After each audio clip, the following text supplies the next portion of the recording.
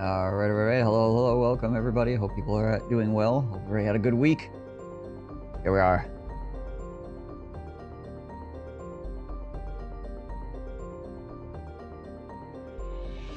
Back at it again with Starving Simulator. Ever want to watch a population starve? Well, you came to the right place.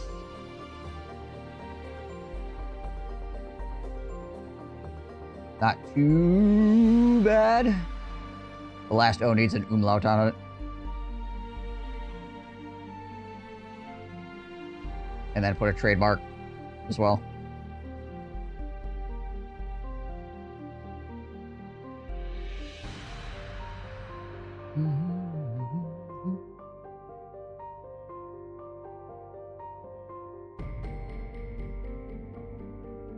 For some reason, I don't know which yet.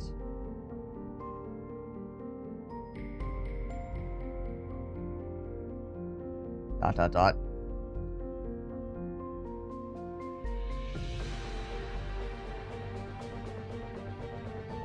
I can't use keys to umlauts when using this keyboard on my PC.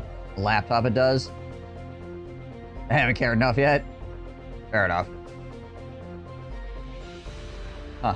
Weird. Weird.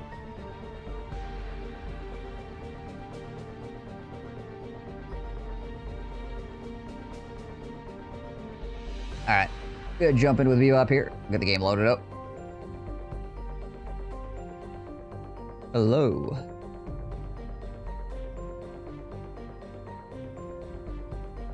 Oh, we're not playing music. Hello.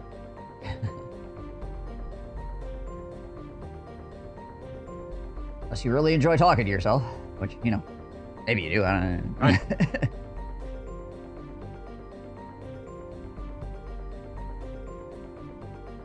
Drove part of the way home yesterday, 5 hours. Thought neat, just another 5. 5 became 8 somehow being traffic. Ah, yeah, that's always fun.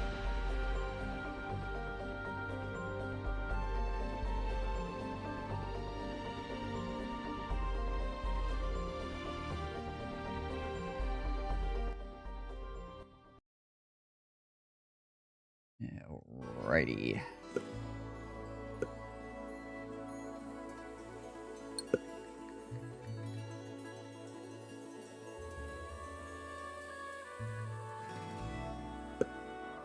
At least you're getting paid by the hour. Yeah, it's still aligning, I guess. Still annoying to have to take extra time. But at least you're not completely wasting time because you are getting paid.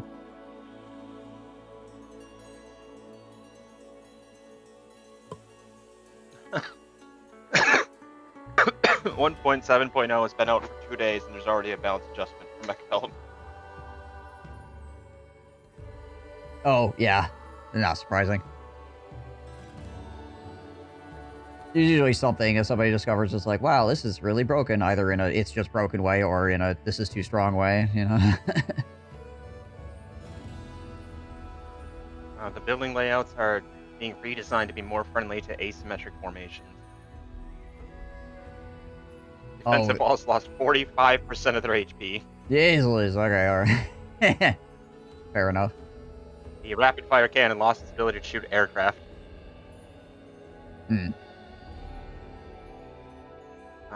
Stormcallers can no longer be starting units. Oh, wow. That's actually a pretty big change. Huh. Fair enough, I guess. They were one of those... It's a free unlock now. It's not that hard to get your hands on it, but... Yeah, but like it's having... kind of a big deal removing it from the starting units. Yep. Having a couple of them like right off the bat can be really game-changing depending on what your opponent happens to get, you know?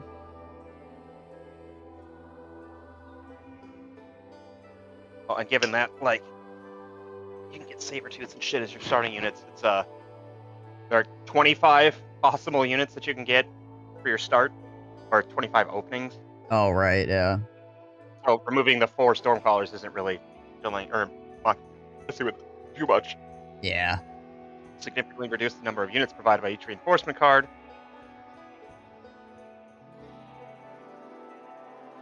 So basically part of the walls was to make it so that snowballing in the first round was less likely.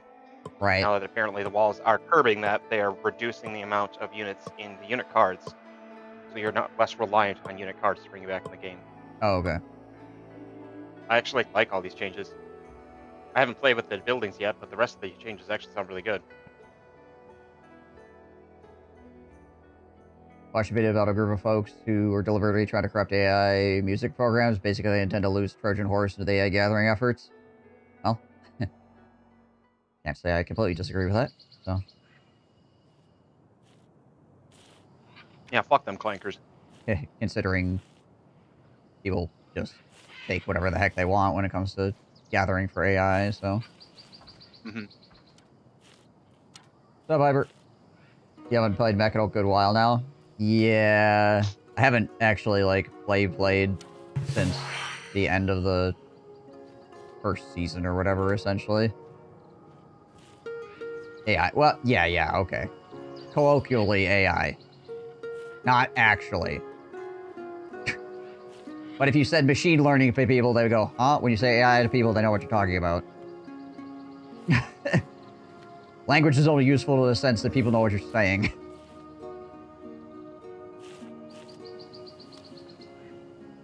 Just like when I say AI when I'm talking about the freaking, like, Warhammer computer, right? I can say AI. It's not an AI. It's a freaking, like, algorithms or something, you know? It's like...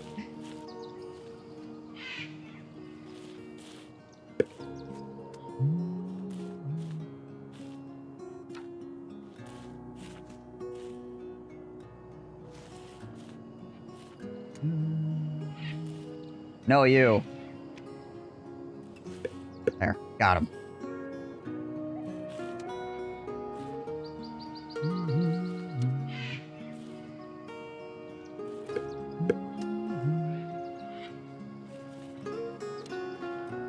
Well, I guess we could... Oh, no, we need the chocolatier for both the museum and the zoo. Ugh. I guess I get colonization, then we can get a bank eventually.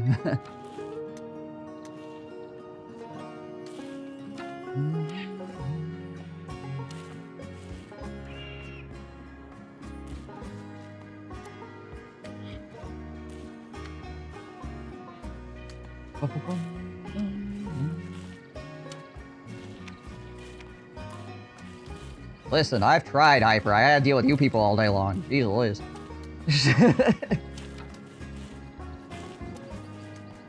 Also, I've tried to make that argument for other words and basically been told, no, it doesn't work that way. Yeah, yeah, that's just not how language works. When I was younger, I used to get mad about this sort of thing, but then I went, oh yeah, I guess this is how language works. Which is why I actually kind of enjoy slang for the most part. Unless it's, like, really, like, weird. I hate it. I don't really like when a whole bunch of, like, slang words, like, overlap each other or whatever, or like, a slang word is, like, totally different from, like, the meaning, a different meaning for the same word. It's kind of weird, but otherwise, I find language to be interesting in that way.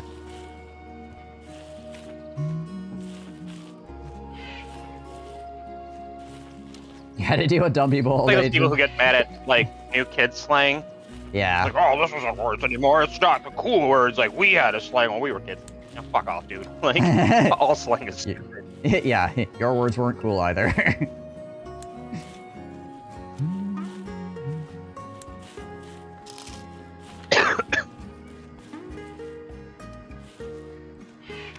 Also, there doesn't seem to be any, like, intrinsic downside to being in the negative, outside of you just can't buy buildings and stuff. There's... Yeah. I haven't seen, like, you better look out or you're gonna, implode or something, you know, like, hey, we'll just end. I mean, if you stay negative for too long, you get into a downward spiral. You can't fix anything, but... Yeah, that's true. So there is a downside, it's just not like a fail state downside, basically. Right.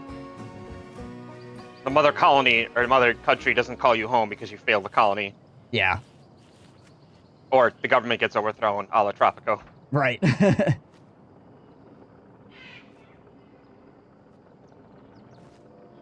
Considering there are some cars that don't cost any money to build, like farms, houses, storage yards, regular dirt roads.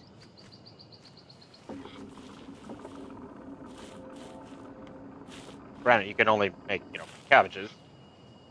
Or wheat, if you were playing as the right faction. Yeah. Oh, look, we got 4 papaya. Look at us. All good.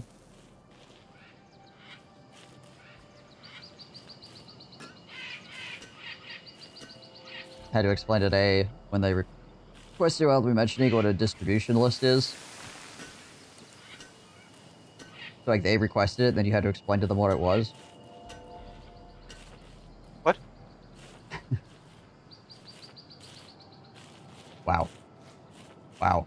Oh, would help if I actually, looked at the chat. Very confused as what was going on. Oh. Yeah, that... pretty confusing. Don't worry, I'm just schizophrenic. Don't mind me. But also, what? The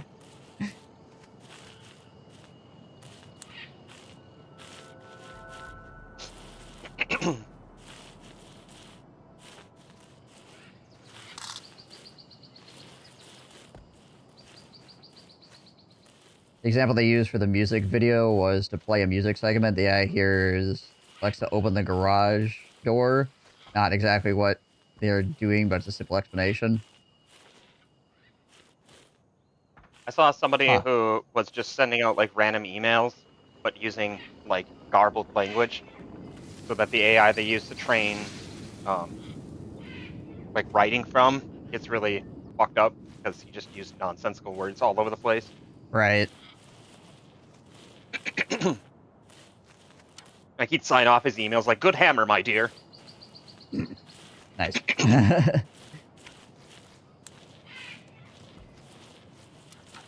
How are you all starving? We have 110 sushi. This is the most sushi we've ever had in our entire history. Rude.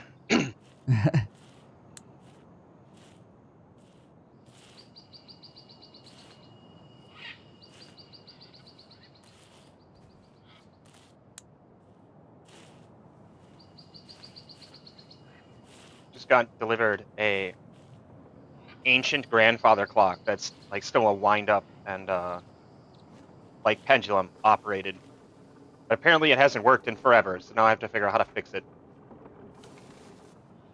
Just take it to a think clock there's a maker. YouTube on how to fix ancient clocks? There probably is. There's somebody who's hyper-focused is fixing clocks. They probably make YouTube videos.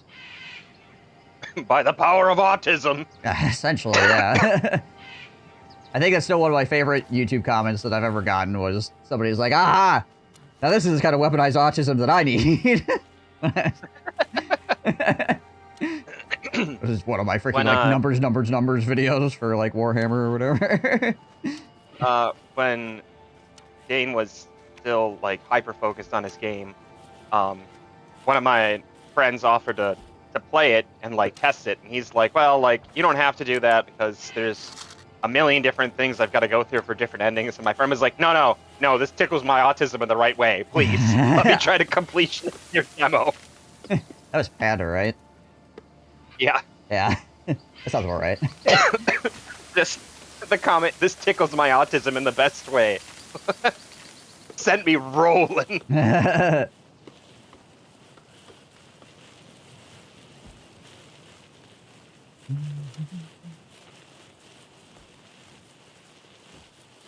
Also, I don't want to say her name because I have one right behind my monitor and I don't want to get it all confused, but I have some all over my house. They're really nice, actually, for primarily music. Big thing I use them for is music, but I also have a bunch of my lights in my house attached to it. It's really nice to be able to get in bed and just say good night, and it shuts off all the lights in my house. That's why I keep a gun in my nightstand drawer. Too easy. You shoot the lights every night? Yep. I mean, I've got some in the closet, but I'll keep them in my side drawer. Not since Idaho.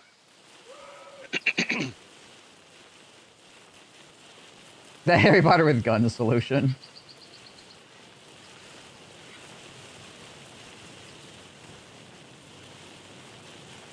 Isn't that the joke that, the Harry Potter universe would never have worked in the US because we'd have just shot them? Well, there is that, but there's also like a whole YouTube video where it's Harry Potter, but they just put guns in it. It's pretty dumb.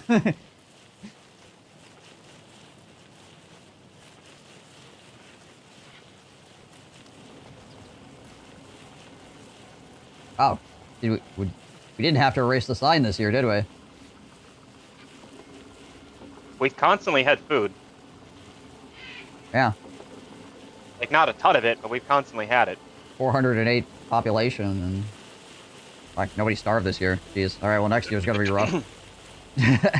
We didn't get our sacrifice in. Well, next year we should have more farms. These ones are almost ready to go up. Yeah. They got all the wood delivered. They just need to have the fields cleared. Hopefully over the winter everybody will finish chopping this stuff down. Plus we need the wood anyway, so it's nice.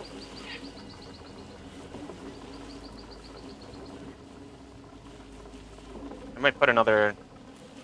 Actually, let me do this before the yearly purchase comes in.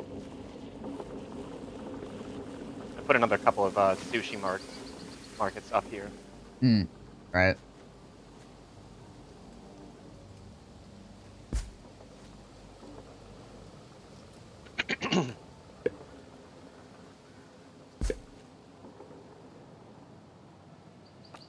I forgot that now we have the option to like set delivery targets on like all of our structures.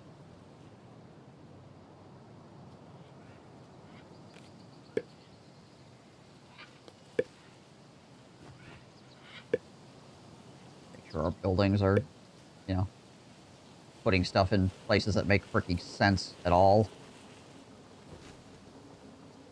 I wonder if fish can go in the granary. Should be able to, because it's part of the 10%, right? You should be able to check what can, yeah, manage. Yep. Deep sea fish and fish can are both allowed in the granary. Yes. You can click on it and click manage storage. Right.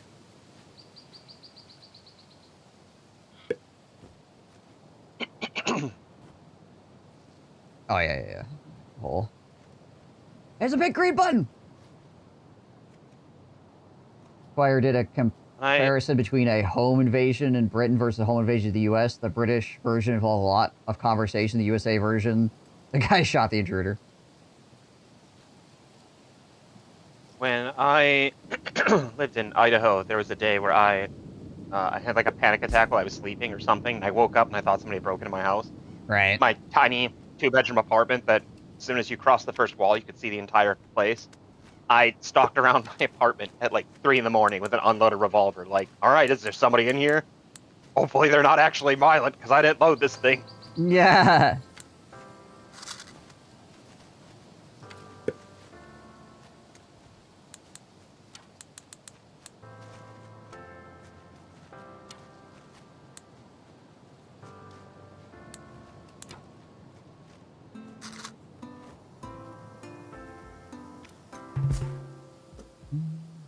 Hey, Hey, there's investment came back. Foreign Full investment. Nice. Nice. Still doesn't do anything because we don't have a foreign quarter over there to unlock the rest of it, but... Yeah. Yeah, if we can somehow get our hands on 150,000, which is not producing enough of anything that's worth, like, that much money.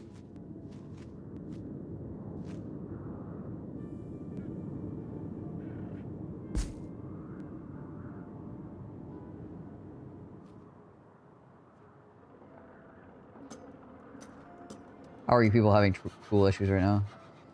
What the heck? We are down to 42 iron tools at this point. Yeah.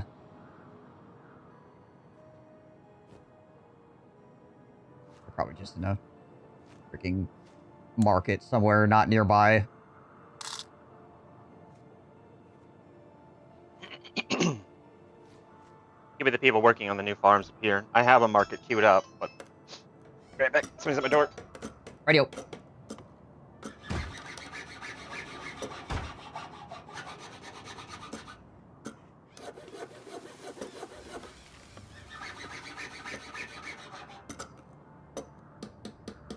This one is actually outside of the...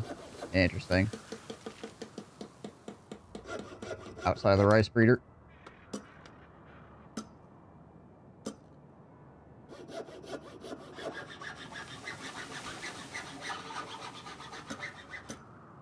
They are building the farm, so that's good.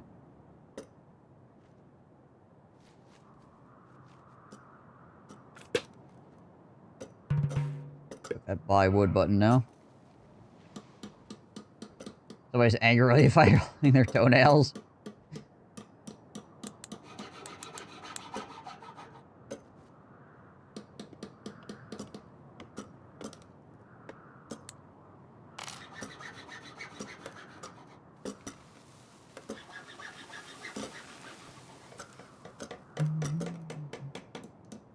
Whoever's got that handsaw is really going at it.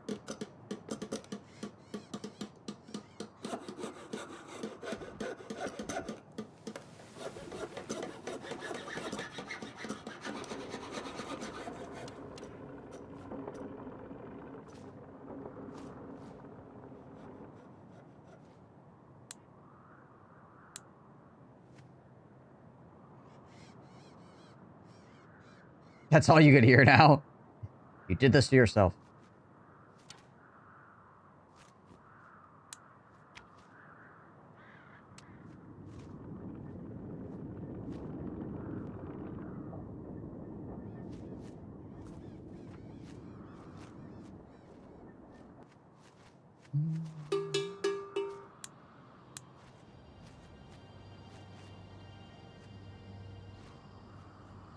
We'll have 2 tools shortly, guys. Don't freak out.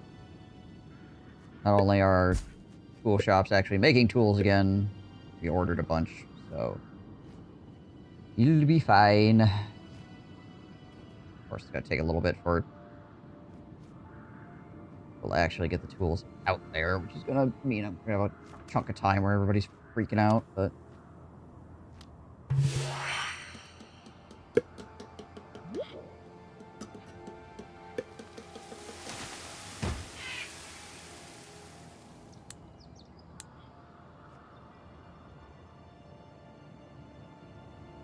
I'll have a couple new farms, at least. For this year. I mean, you could rapid build some of these too. Probably this one we could quick build. I just don't want to quick build on the ones where there's too many trees still. Yeah, this one could probably get quick build also. There's only like 4 trees there. Weirdly, this one can't get rice. Yeah, it's because it's too far, apparently, outside the... Too far outside, yeah, I don't... Find the... It doesn't really tell you when you're going to run out of... It doesn't do a very good job of telling you when you're going to run out of irrigation anyways, so... Oh.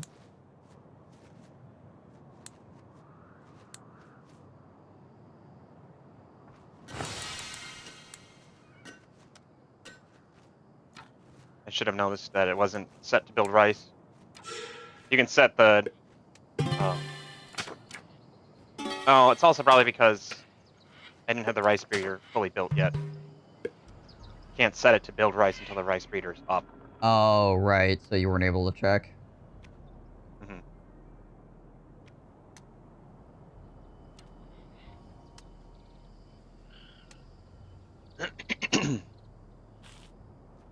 Guess in hindsight we could have left it on cabbage for the year, but... Yeah.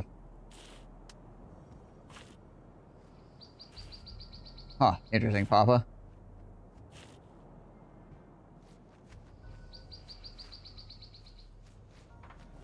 Alright, everybody, get your tools. Tool time.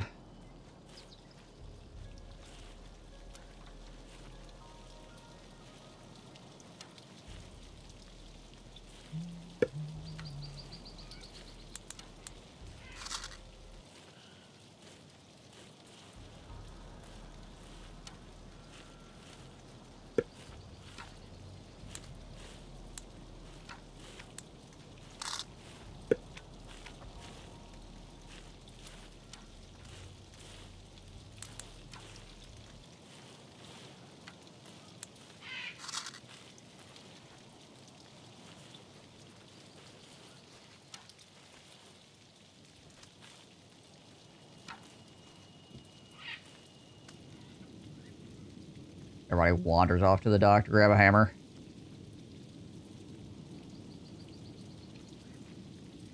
Get me that hammer.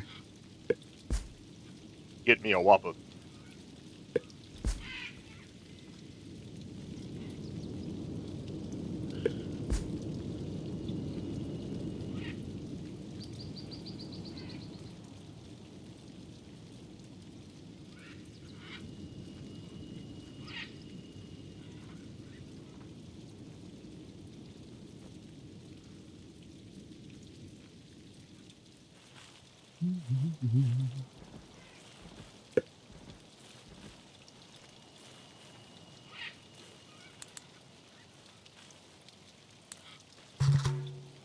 Hello. Oh, I can't remember. Do we need sustainability books for anything right now, or just Sustainability, productivity? we'll throw it on the bonsai. Right. Oh, yeah, that's right, that thing. Eating all our freaking lumber. Mm-hmm.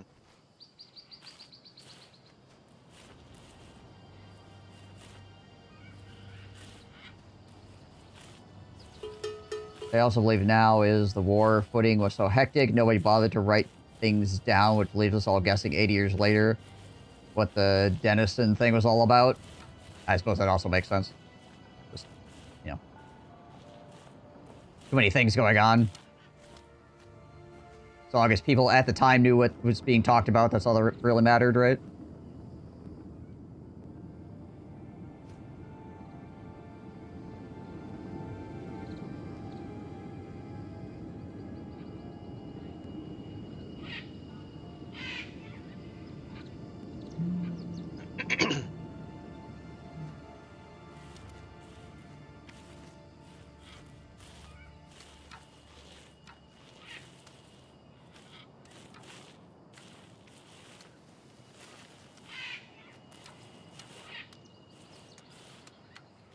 As predicted, population increase. Freaking destroying our food.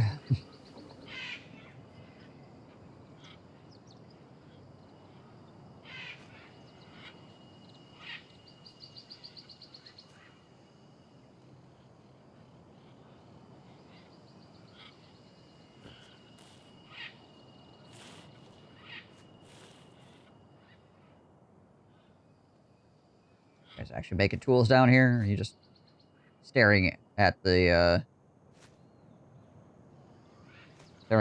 workbench like, maybe if I look at it long enough. Probably everybody's off doing something right now that's going on. Collecting stuff from the marketplace.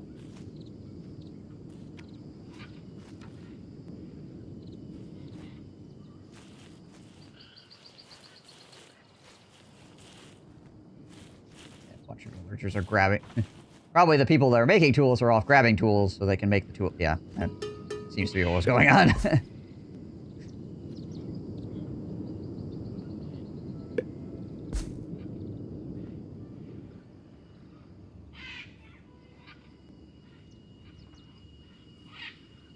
How do I tire myself without sleep and don't say drugs?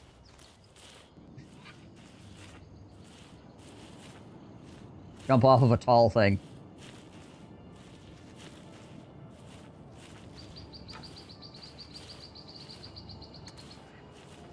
Hey, wake up for like 15 minutes or something. A tall thing? Well, that's a given, because you're Dutch. If you could jump off yourself, I'd be really impressed. Yeah, that would be a trick. It's called double jumping, you plebeian. Wah!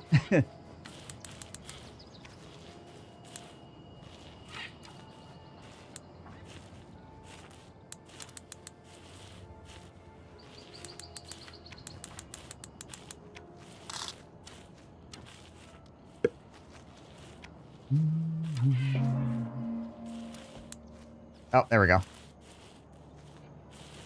All's right in the Starve world. death? Oh, Yep. yeah. Yep. Okay. Audrey was the sacrifice for the year. Right. And we are almost out of deep sea tuna in this closest spawn. So after this one runs out, it's going to be a bit longer in between Right. deep sea tuna harvest. I mean, it won't be too much longer because it's just going to be distance traveled, right? But Yeah. That is time we cannot boost, unlike the production, which we can. Yep. I guess they still have to physically move the boat. Mm-hmm. Do you want to put the sushi bars up there, or we just want to put, like, all the sushi bars in, like, one place, basically? Like, stack them all in one area. I had them up here because there's a market nearby. I just wanted to put them near markets since that's where all the food will be getting delivered-ish. But if you want to reposition them and put them all in one place, we can do that too. I'm not sure what would be more I just efficient. figured the food was getting scattered, so...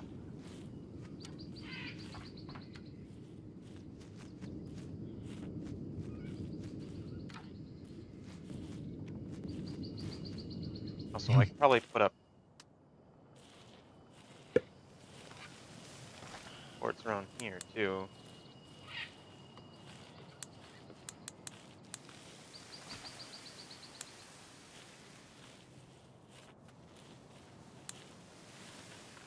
I do hear it is important to give the people what they want. Because the people always know what they want. They want is food. People never know what they want. No, they do not. That's the worst part about democracy. Well, yeah.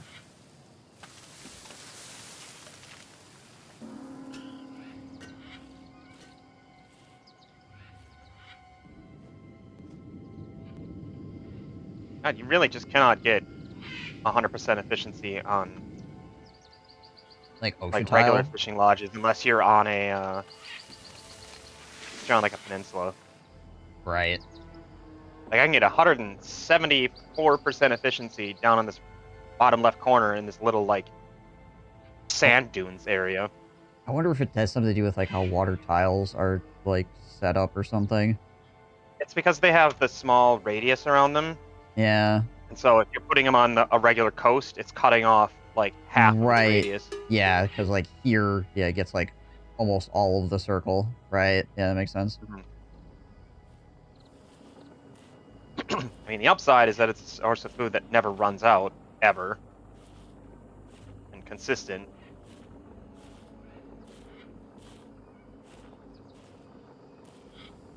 They have a smock in the museum. A highly decorated soldier was shot in the chest by a machine gun crossing the Rhine River. Medics cut off the smock. The soldier said, "Don't take it." Went back to the aid station as a blanket. Oh, they just flipped around and laid it on him. I mean, why not?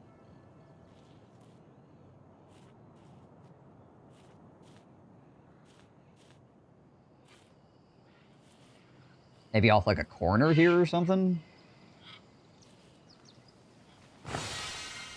Over here might be more? I don't know.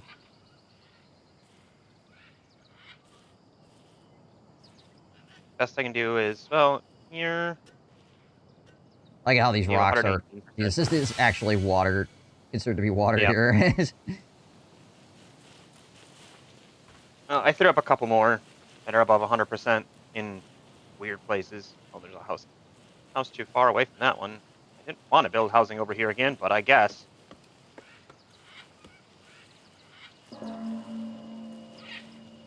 In civilian life, the soldiers stitched together and wore it while gardening. It turns out to be an example of a uniform that changed style mid-production. Back materials is the old style, front is the new style.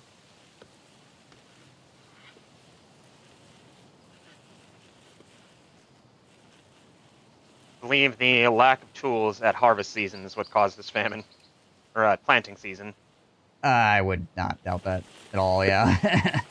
Everybody being slowed down or, like, walking to go get the tools or whatever. Mm-hmm.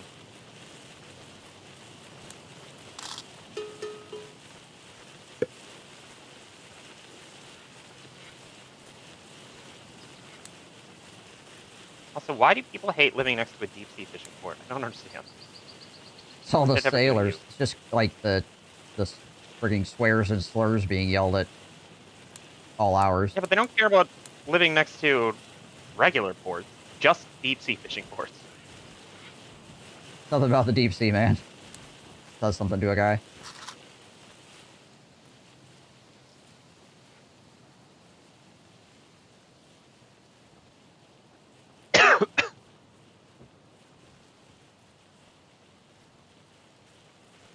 we only lost about 50 people.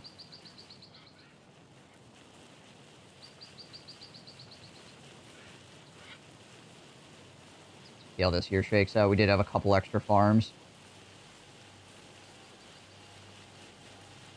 We'd link the video, but the audio is awful. Is it like an older video, or is it just like the audio is bad? Like, just for reasons.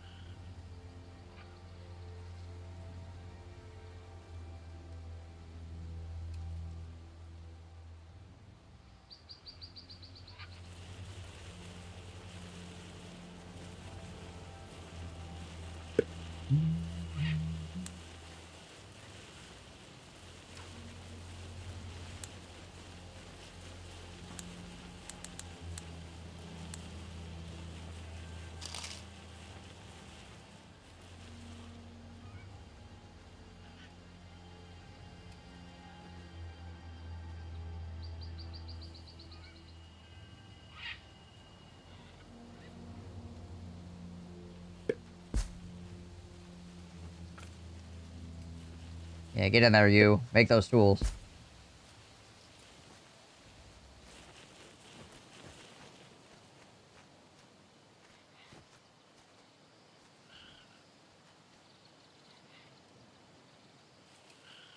I guess we could also, like, if we do put the sushi bars near the markets, we could also increase, like, the amount of fish and rice the markets near the sushi bars can accept as well. Yeah, those specifically. Yeah. Yeah.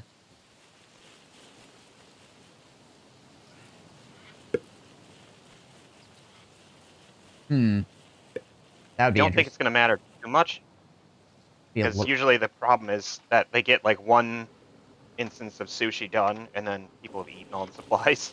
Yeah. And the sushi bars can only store like 20 of each ingredient. Resource. Yeah. I do wonder what would happen if we built sushi bars up around markets, and then said those markets can have a whole bunch, but like every other market that's not the markets near the sushi bars just can't have any. Wonder what would happen. I think the problem with that would be then the people would just be on a conga line to that market. Would we just all walk in a line to the market? Yeah. It wouldn't stop the people from doing it. It would just cause them to take a really long, inefficient route to go get the food anyway. What I have to say about that. There's the market near these two that I've just put up. I'm setting their input to 300 of rice, deep sea, and regular fish. Okay. So we can try it there. And these are two that are right next to each other, so hopefully that'll help out a bit. Yeah. And I also put a couple more fishing lodges that are above 110% down here by where the hotel is. It started a small market and housing construction there. I'm just not prioritizing it. Right. Whatever they get to it, they get to it. Well, that's where we actually do have a paper maker. Okay, I was like, just like 70 random paper. I'm like, how, what? Oh, yeah, okay, there actually is. This is not working very often. Needs to be fresh as the game to represent that. There's no food spoiling in this game.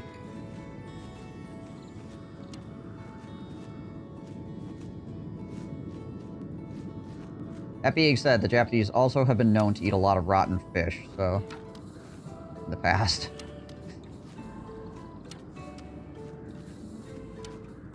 Is it the Swedish or Norwegian delicacy of rotting shark? Yeah.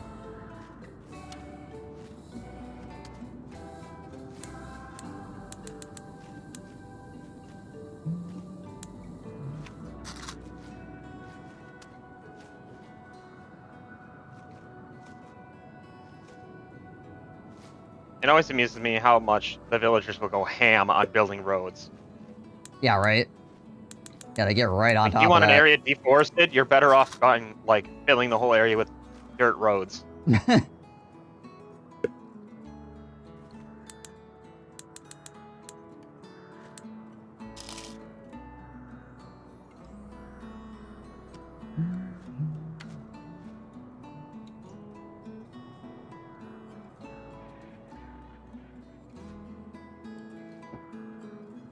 I would never eat. Generally, I don't like grocery store sushi no matter where I am. Oh, I did. You don't. No. No, it was an actual sushi place inside the BX in the DC area. When I was at Fort Meade. I had their sushi. It wasn't bad.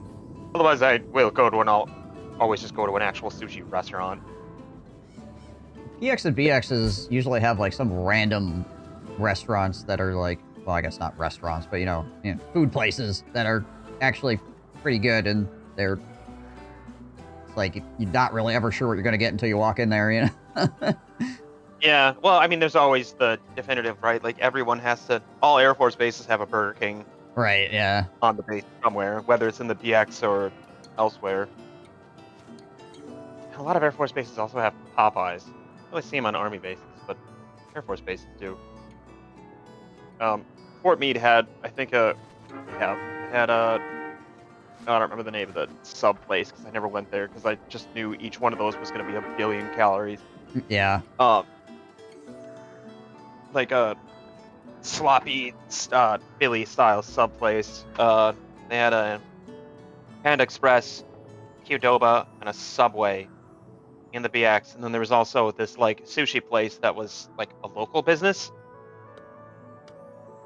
They just Okay. got the authorization or the rights to open their. Actually, yeah. Yeah.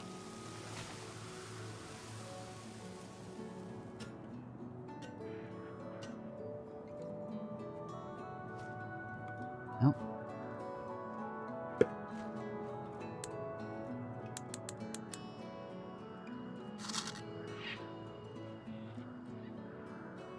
We can probably just sell this foreign quarter building for right now. 'Cause it's not only going to take 1,000 iron bars, but also like 140,000 Yeah, we're not getting to either of those money things to right get. now.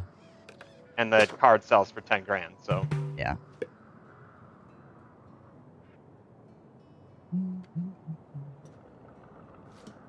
could put up a spy center and see if we can actually start like putting spies in other people's nations for extra money. Yeah, I suppose. I mean, it's not terribly expensive, so... And I don't think it requires any actual workers to work it. And the building itself is free. Yeah, it's just, I think it's just one of those buildings that, like, sets itself up or whatever. Yep. Which means over to the corner. You're going in the corner.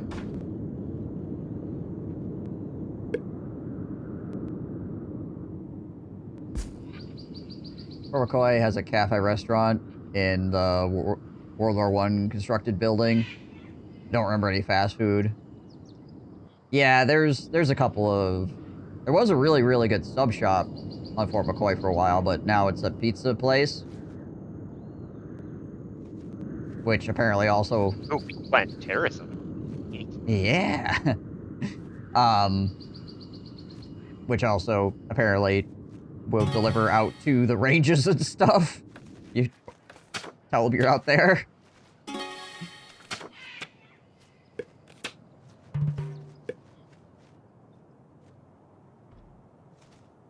think there's another...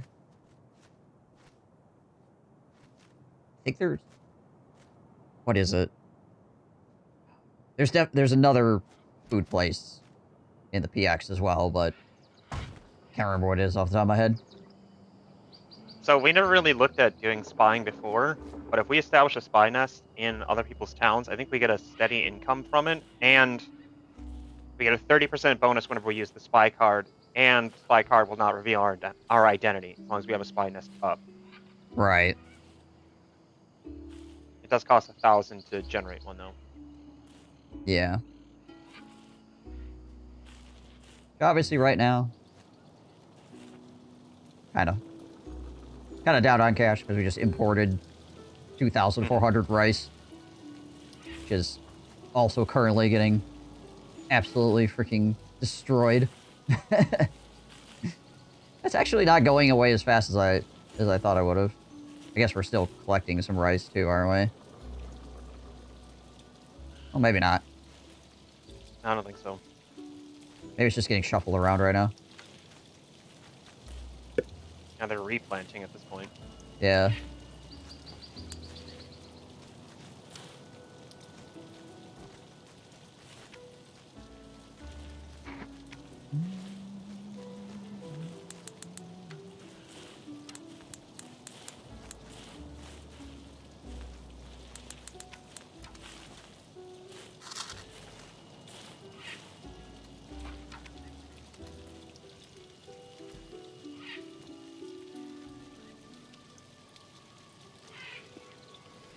guys used to have to order from Sparta delivery to the ranges. Sounds unreal.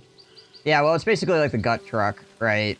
You just go, yo, we're out here. And then they drive up and they have like a freaking warmer in the back and stuff. So you just go around to the back of the truck and grab out whatever pizza slice you want and go pay the guy up front. And usually they have like, you know, like energy drinks and things like that as well.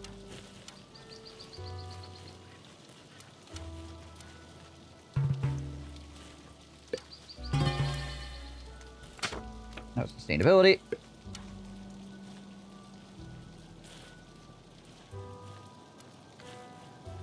I don't know why these immigrant children are so dang happy. They haven't realized what they're freaking getting involved in yet.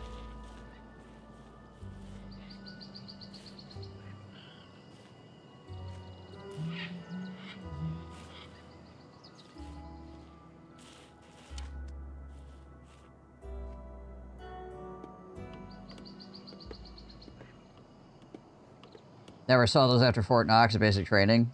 Yeah. They're out there. You just gotta let them know where you're at, basically. It's usually somebody on the range that has their phone number.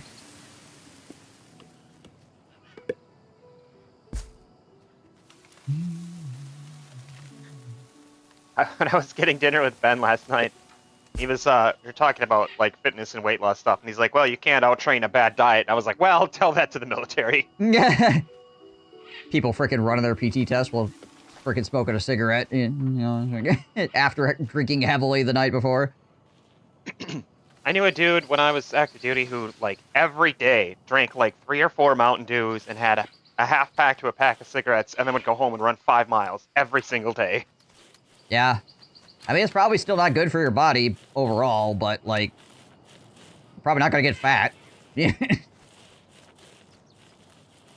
just burning it, so it's probably just really inefficient as far as, like, your body's concerned.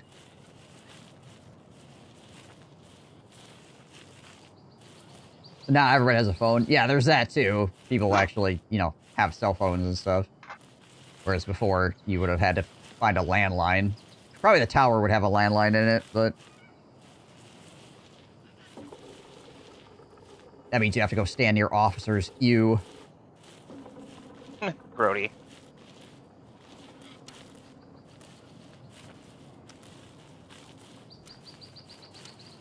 Two-pack-a-day smoker, fast PT test every year. Yeah.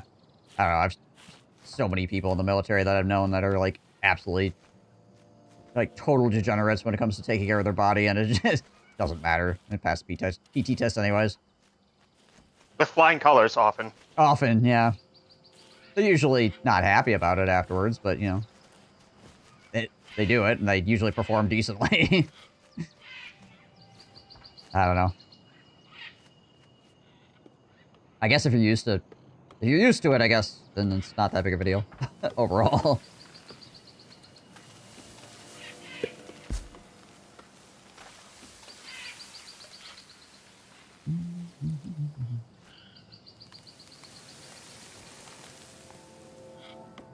Of course, nowadays we got that freaking sprint drag carry nonsense. Jeez Louise. Oh yeah, they want to make us do that too. Gross. Don't let them. We have much of a choice. We're focused on lethality now. Oh, okay. Right.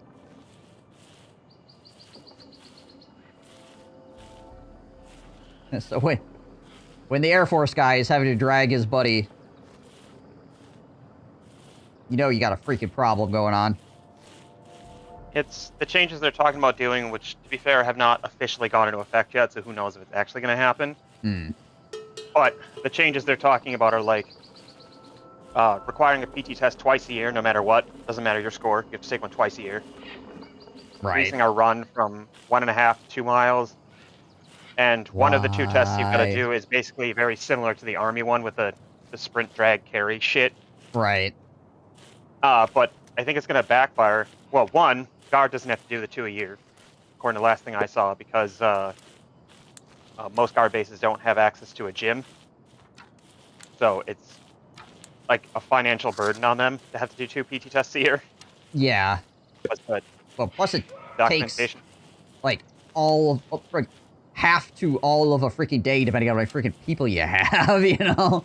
So basically, like ours you got usually the, only takes about an hour normally. Our regular one only takes the about regular, an hour. yeah. But So that was the same thing for the army before, but now like you can only have so many people, and everything is like, all right, you have this amount of time to do this, you have this amount of time to do that, and it all equates to like way more time overall than just like the regular PT test. You just slam as many people through as fast as they can go, basically, right? The new PT test is all these like limitations on how and when you can do things. only the guard is not required to do it twice a year. The reserves are required to do it twice a year.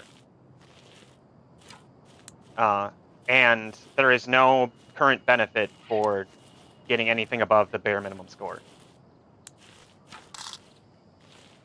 Since our promotions aren't based on fitness standards, and it used to be that if you scored high enough, you only had to do it once a year. And now they're taking that away and telling everyone they have to do it twice a year no matter what. And I think it's going to backfire, and there's going to be a shit ton of people who just are like, oh, fuck it, and only do the bare minimum, because why would you not at this point? Right.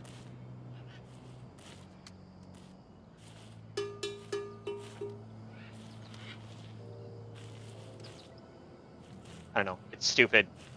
It's all really dumb and political, and it's dumb as fuck.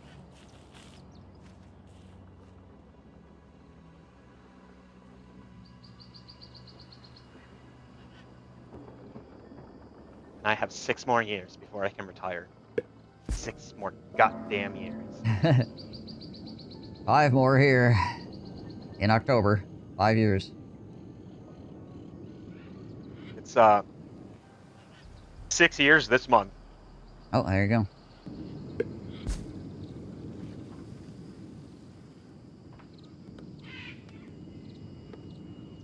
Soldier used I know to the army still. written up as exceed standards, right?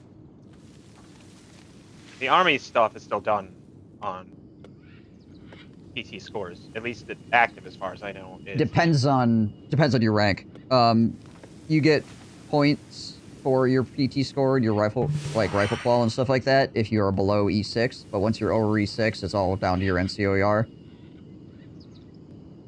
Oh, that's probably good, because I don't think it used to be like that. Because there was the No, it did not. issue with the army of all of your leadership was ass at being leaders. They just could run really well. Yeah. It still suffers from the issue of you need to find somebody that can actually write an NCOER, not be a freaking moron about it, you know, either intentionally or not intentionally. Oh, which reminds me, one of the guys that I did their NCOER last year when I had to do like freaking a bunch of them all at one time, because suddenly it was my responsibility to do like all the freaking almost all the E5s. They went to or they're going to flight school for helicopters, and when they gave the NCOER, the latest NCOER to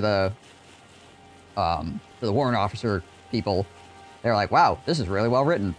Yeah. There we go. Nice.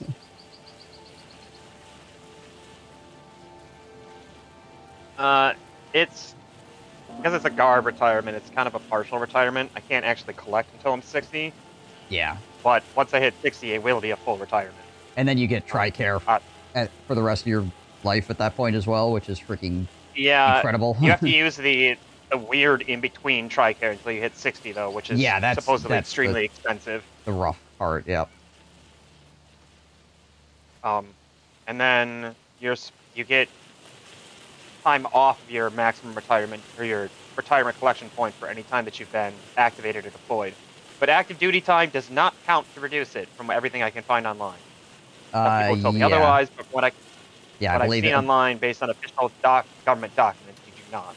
Yeah, the only way to get a active retirement is to get enough active time to retire. Now, if you went like active guard, you could then start getting active time again. Yeah, which is why like reduce the age in which I could collect retirement. Right. Because like if I get put on orders, like right now because of the school I went to, and I now can collect at 59.5 instead of 60. Right. Because I was on a 6-month tour. But my 7 years active duty time does not reduce my retirement age to like 53 like I originally thought. Yep. Which is unfortunate. That is unfortunate. Now, hopefully, by the time I get to, in 6 years, I've put on Master Sergeant for at least 2, which I probably will by that point. As soon as the senior in my office retires next year, everybody's moving up the slot. Right. I just have to go to NCOA, but I'm kind of hoping to just take the online. I don't really want to wait to go in person. Right. That shit, I will be waiting for fucking ever to go in person. I think that's the worst part of the NCOES system or whatever is trying to freaking get a seat. It takes forever. It does for us too, but we have the Guard and Reserve have the alternative that they can do the online only or the self-paced course instead. Oh, well, that's nice. Yeah, the Army doesn't have that. You gotta go to the school. You gotta go. Physically Active be there. duty can't do that. They have to go to a school, but they also get priority for the school, whereas Guard and Reserve do not. Right.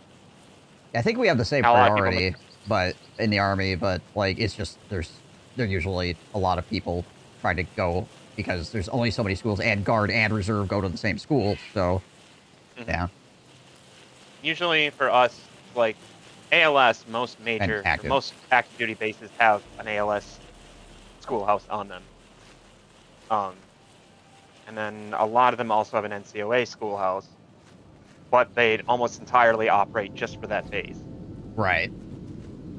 So when you send Guard Reserve, whenever you've got like an extra seat or two, that's when Guard Reserve gets slotted in. Right.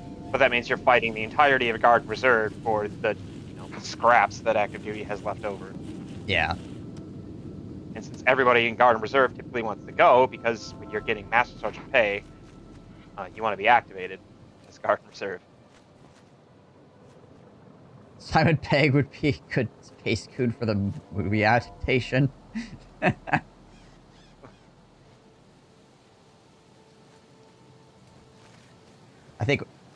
guess we probably have like similar body type and head shape, so I suppose.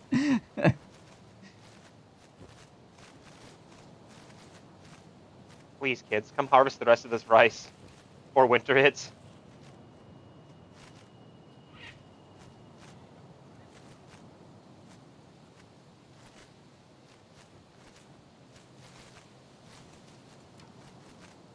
Never mind.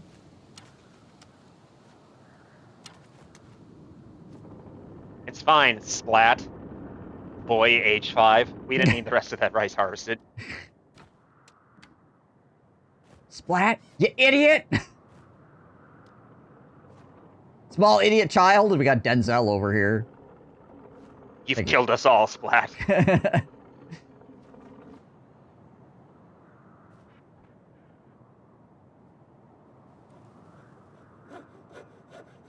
I wish I understood, like, the priorities and when they build shit. Yeah, the build priority seems weird. I think it has to do with, like, distance to, like, the main building or something like that, and then how many people are available for it. Maybe, but I feel like the one that you're looking at now is closer than the one that I built in the south, and they're building the one in the south first. Yeah, I think that's probably... Okay, main building's there. Over there. Yeah, I don't know. Unless it's like walking distance and not just like by the like as the crow flies and the water just like causing them to be weird. I also really think don't know. houses are the lowest priority for building. That could also be, yeah.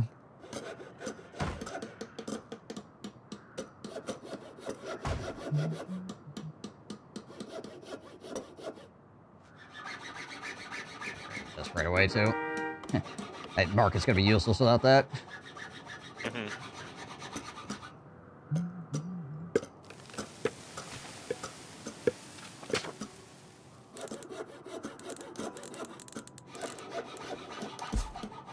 Yeah, tried that. Can't. But farm's right up against the edge. Yeah.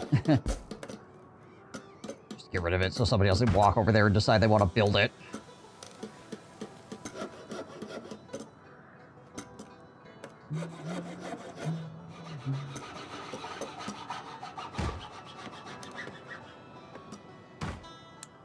There we go. Did you move it, like, slightly north or something? Is that why this is actually could be rice now and it wasn't able to be rice before? Yep. Oh, wow, it's like 2 squares or something. Nice. All right. Because I guess it's based off the center or whatever, right? So... It's the majority of it has to be within the circle of the rice breeder. Right. Some of it can be out, but the majority of it has to be in there. Gotcha. Oh my gosh, we're building a sushi bar. Still have 2,000 rice, and we still haven't hit the 2,000 rice import yet.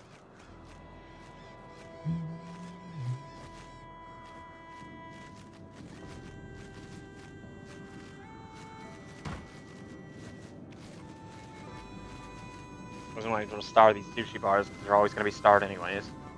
Oh yeah.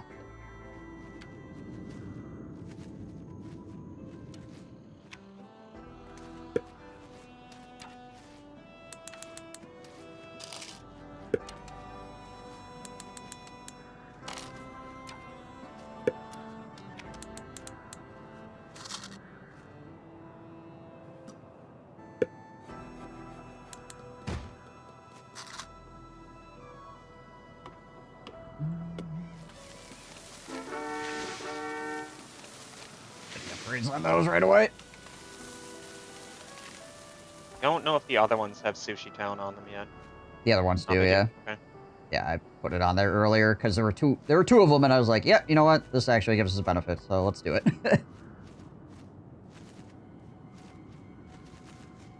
And we have, what, 78 level 5 houses now, so...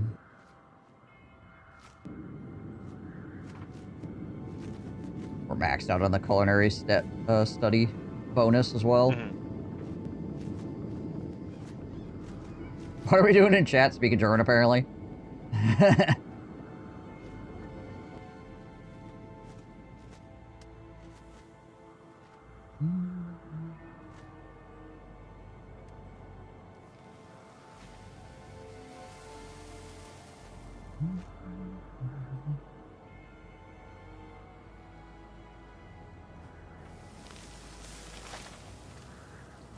The American man and the British man are speaking German in chat.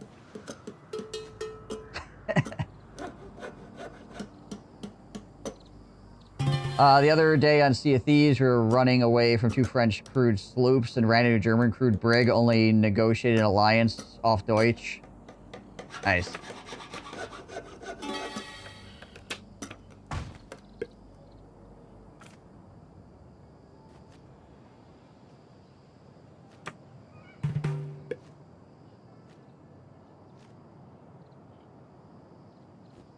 That one. Well, it's missing, obviously, people working there, but it's also missing the freaking deep sea tuna. Mm-hmm.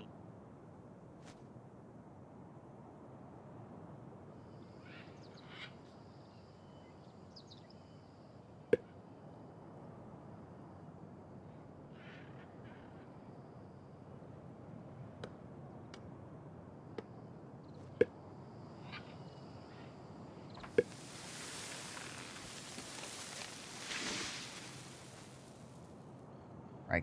Might as well freaking crank the budget up. That budget going.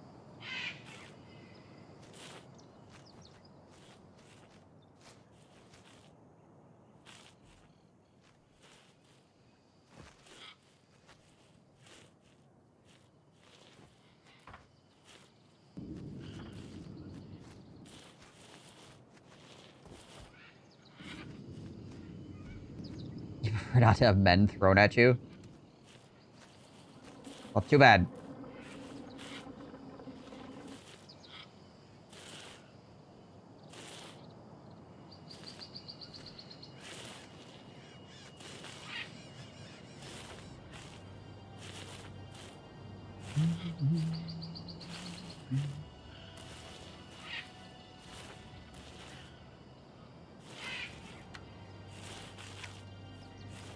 This is a channel where we smash dudes. True.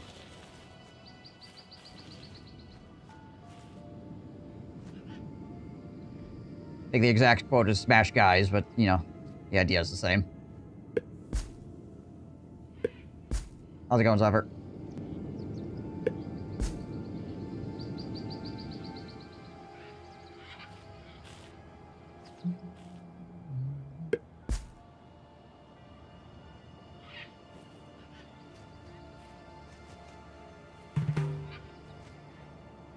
Going fine? Glad to hear it. We got a couple sustainability books. Chillin'.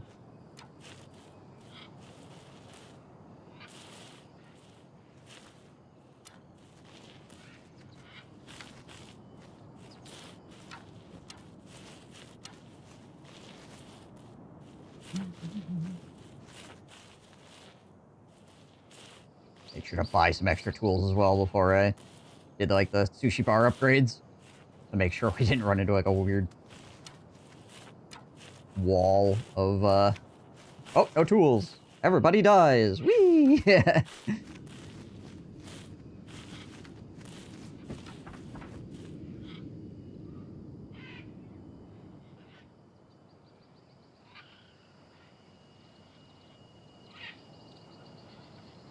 Guild 2.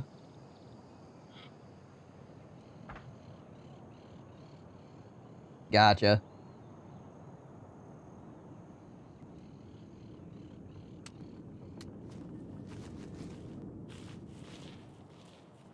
I don't know why guild... I guess the number 2 probably is what sparked it in my mind. You saying Guild 2 made me think of Majesty 2, which I wish they would make more of those games. Games were a good time.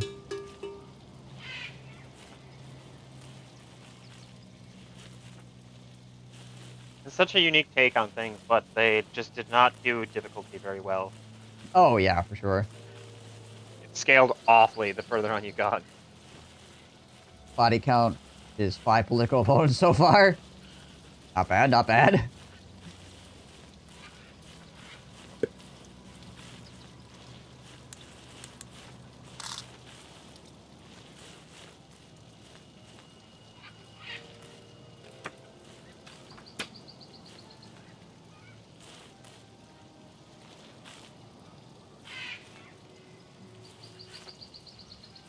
I love these entire wagons full of one fish. I mean, I know it's like 50 fish, but, you know, it just looks funny. There's just like a fish on the back of a wagon.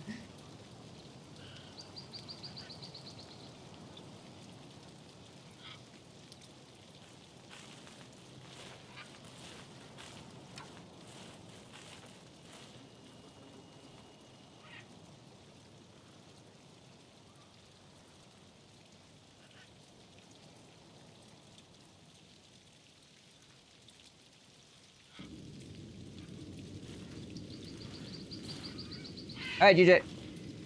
Have fun.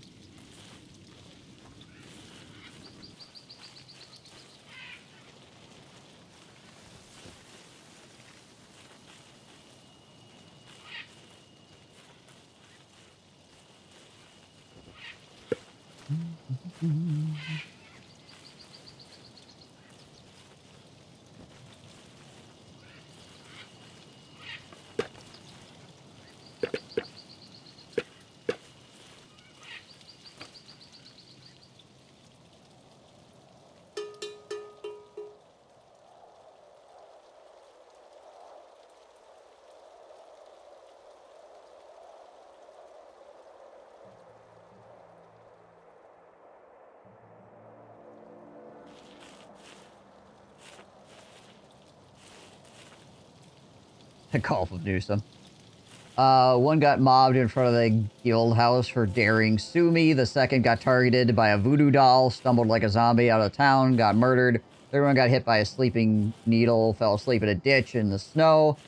Tried to kidnap him, but he woke up, so unfortunately I had to kill him. No anthrax yet?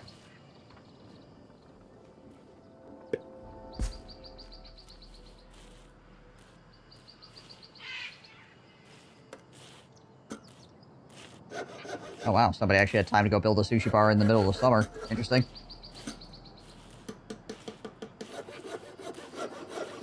Umbrellas or fifth-story windows.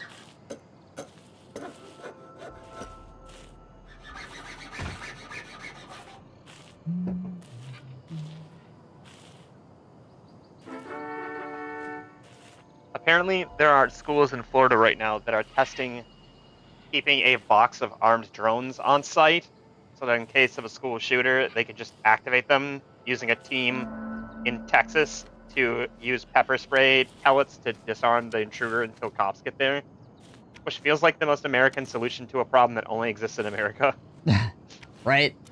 What are you gonna do about it? Well, we're gonna hire these guys. They're gonna sit, like, anywhere in the United States. Could be anywhere in the world, but they're gonna be inside the United States. And then, when they get the little red light, they go, alright, fire these drones up. Yeah, alright, I mean... That's probably way more efficient of a solution than, like, armed guards and things like that, but... I mean, I suppose. I feel like there's also something to be said about having your security manned by somebody in another state. Yeah, true.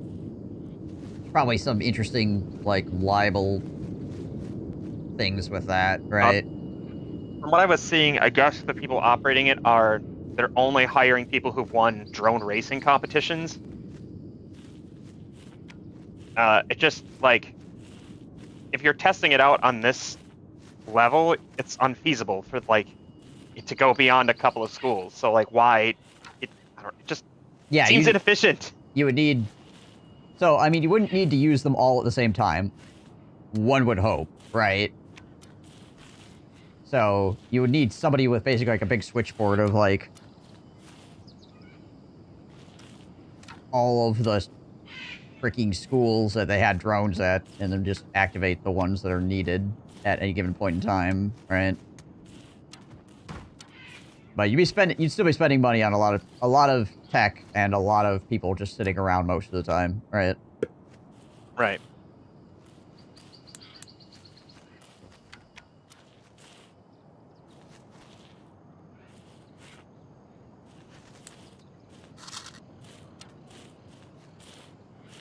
One got mobbed in front of a guild house for daring student. Oh, no, wrong line. Next one spent all his time holed up at a church, so I couldn't get him until he had to get out to fetch holy water from the well. Last one was just mobbed when he tried to be a hero and stop the robbing of a caravan.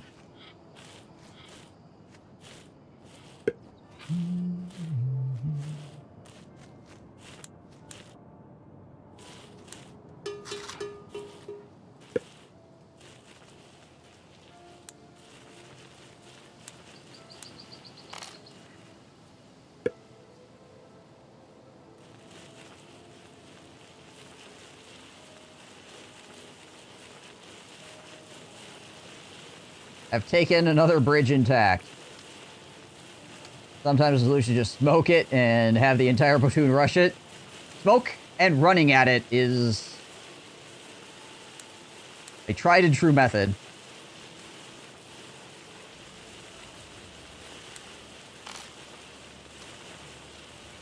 Hey, Dart, fighting all the meetings this week. Woo, hey. Look at this guy. Accomplishing things and stuff. Crazy.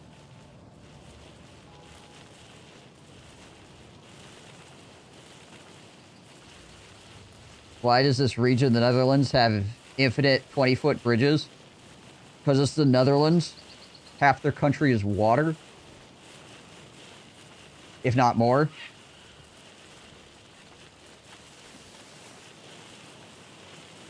Decided to have a nice long weekend. How are things? Things are going alright.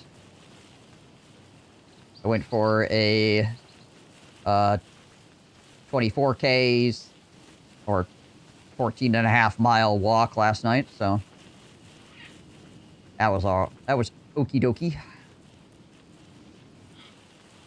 Oh yeah, this population is starving, but they're used to that. This is normal for them.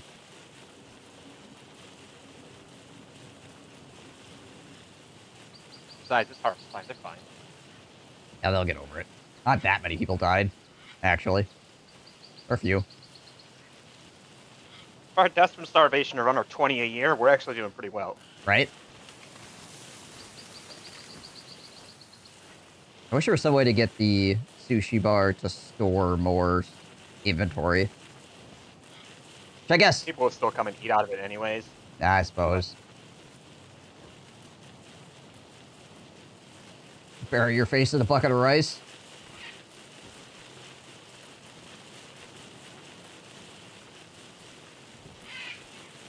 It's a shame to be without meetings.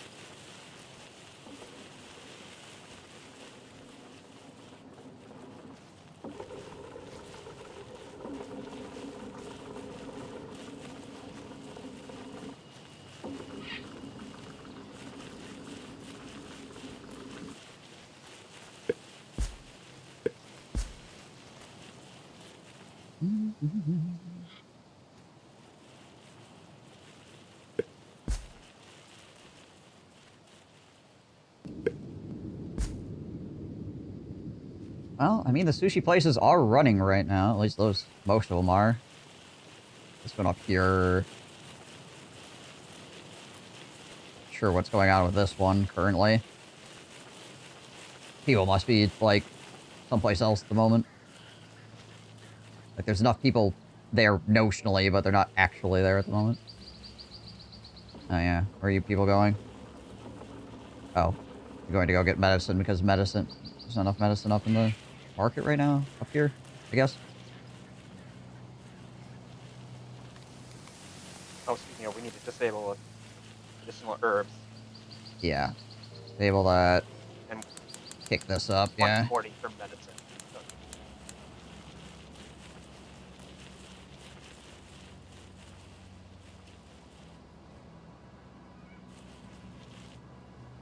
Splat work faster. You'll never experience a growth spurt splat because bad workers don't get fed. Bad workers die of starvation. It's like a karmic thing. Obviously.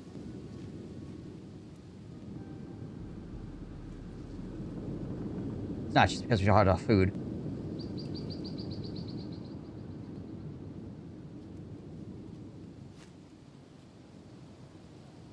Supposed to have breakfast with Dagas tomorrow. I'll hammer him which weekend his people can game. The rest of us would like to know. Yeah, my September is just completely freaking wrecked, and Bebop September is wrecked, and Dart September also. I don't know why September specifically this year is just everything happening, but hey, here we are.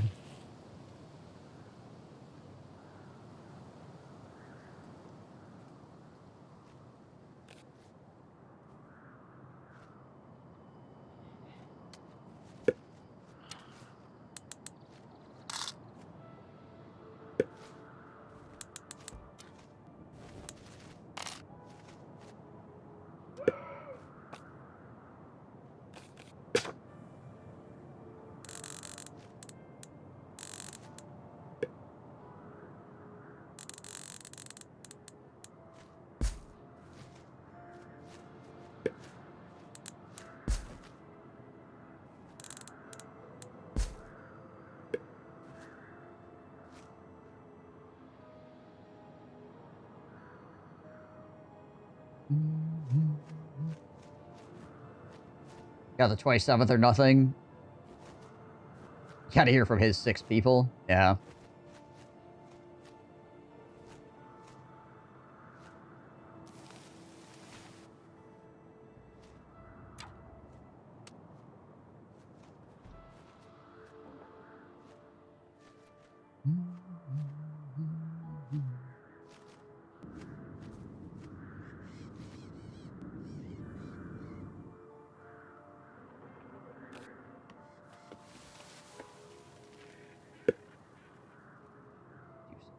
Quick here.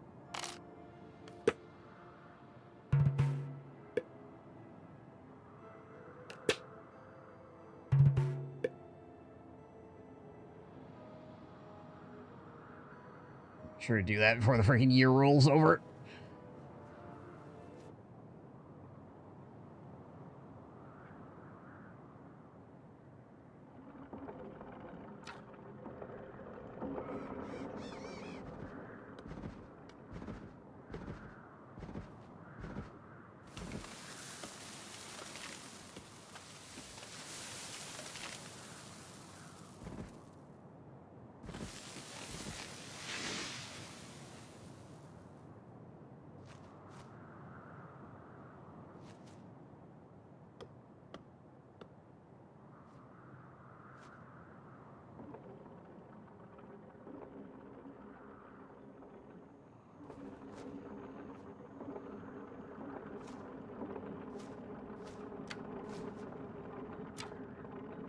Northern Market really needs to freaking get medicine supplied to it. It's got medicinal herbs or whatever, but people would rather walk halfway across the map to go get actual medicine than use the medicinal herbs. They're over there.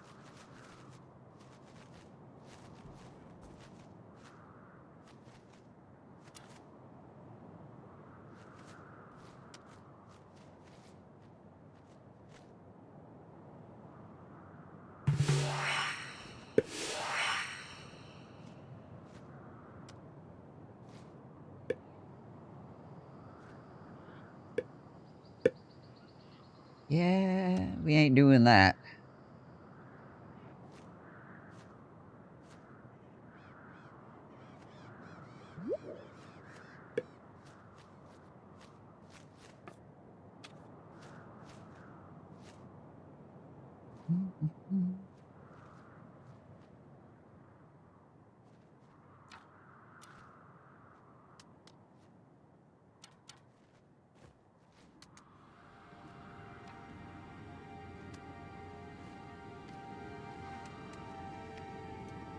So we need... Get level 6 houses. We need... 3 types of tier 2 good. Okay. We got bonsai. Yeah, bonsai and clothes when people are actually making them. Which Right. also, we could look at upgrading our tailor to an advanced tailor. I just figured since we have 2 different goods that we're using. Right, yeah. Of course, we could just go all in on wool and just sell the leather, or vice versa. Also true, yeah. We have... It might be more efficient to just get one big tailor instead of 2 smaller ones. I mean, it probably would be. Yeah, then we'd have to figure out which one we want to... One of those things we We can want to always run. set it for 1. I mean, the odds of us running out of goods based on our limited production time. Yeah, true. And then we also need a 3rd good. Yeah. Which is probably going to have to be for us.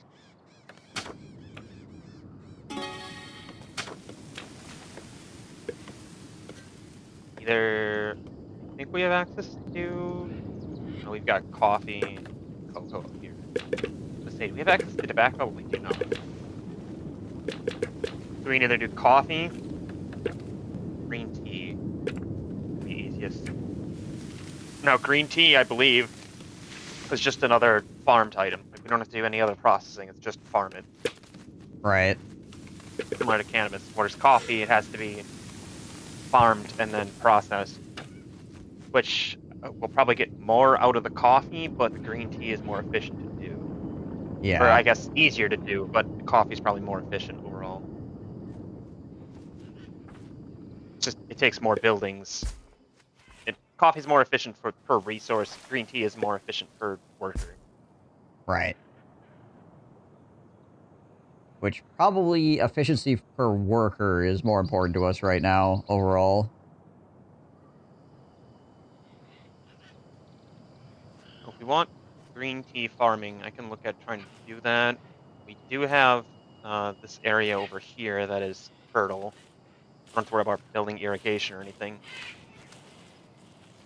Unless we want to save that fertile land for more rice. Right. We might have to, I don't know. I can't just do an irrigation track, which is a less efficient way of farming, but right. for green tea, it might be worth just doing it that way. Yeah, because we're not going to need, like, a lot of green tea. We're just going to need enough to get the houses upgraded and keep them from downgrading, essentially, right? We're not going to use it for anything else.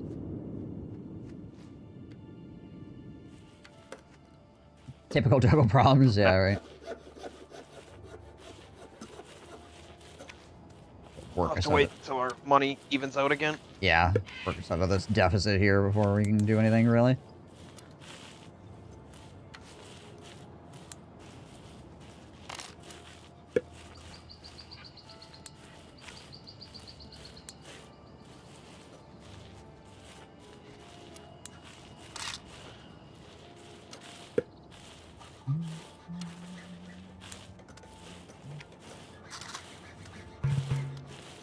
Hello, immigrants. Yes, the promised land. Yes, that. About that.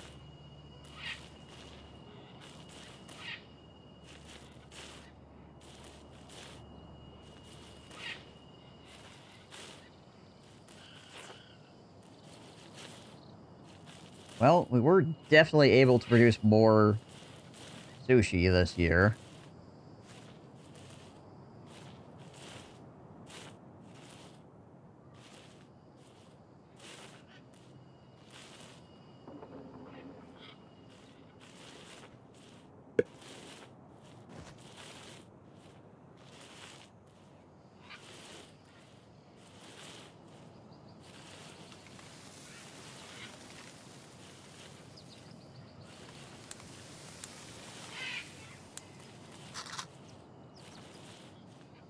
I mean, we just drop another couple right next to these two we made up here.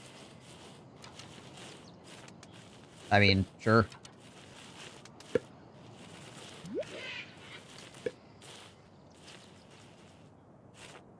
Now that market actually has medicine in it, then people won't have to wander the frick away as much. Mm-hmm. We do actually have a lot of iron bars at the moment as well, so that going for us.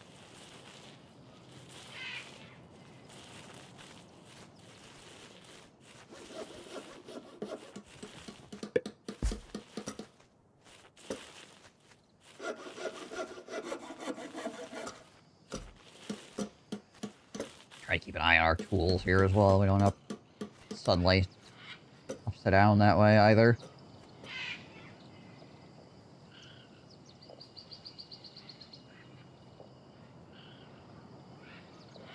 We're also actually up on pottery, furniture, and cannabis. Oh, yeah. We're up on bonsai You know, as if we well. can increase our bonsai production, that sells for 50 a pop. True. We gotta figure out how to increase our lumber production then, though, because obviously We just that... have to throw down a couple more foresters.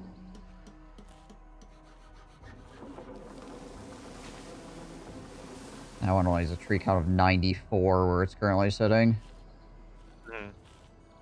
Oh, I mean, we've expanded the farms into that area, so we can just move that one, but we can't do that until we have money, so... Yep. Okay, there's the advanced tailor. Immediately sell these two. Yeah.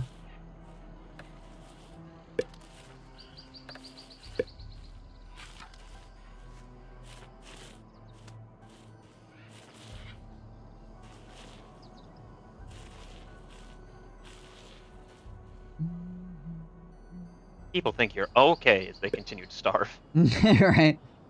Again, they're used to it at this point. I think it's just a thing. What you do. Remedy against cold. Yeah. Clothes don't actually give you any bonus against cold in this game. It's just a thing that people need to have higher grade houses.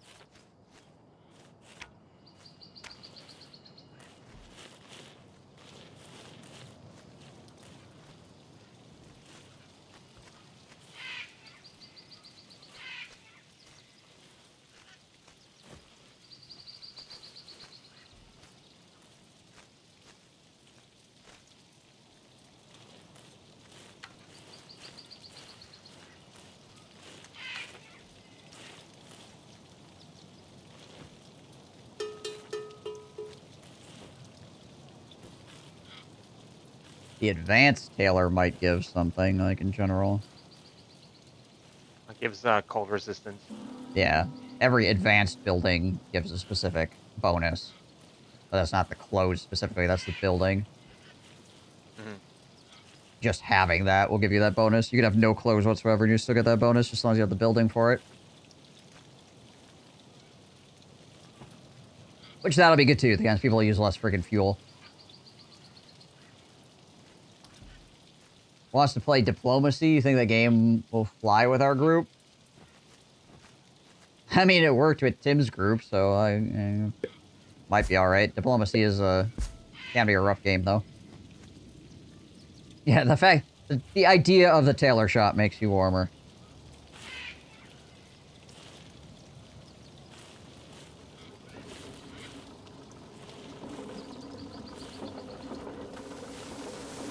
Did you go out to eat yet, Nimwin? Or are you,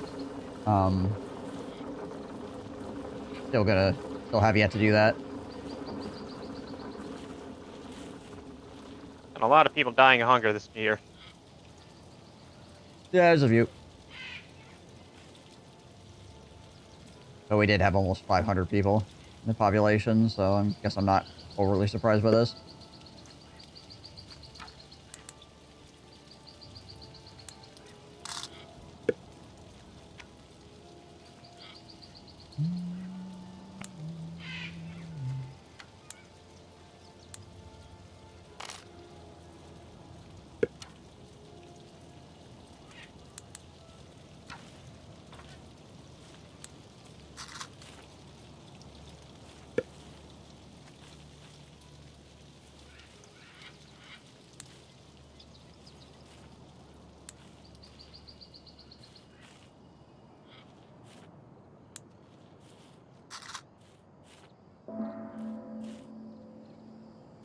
Wow, a lot of people with O names just bit the dust.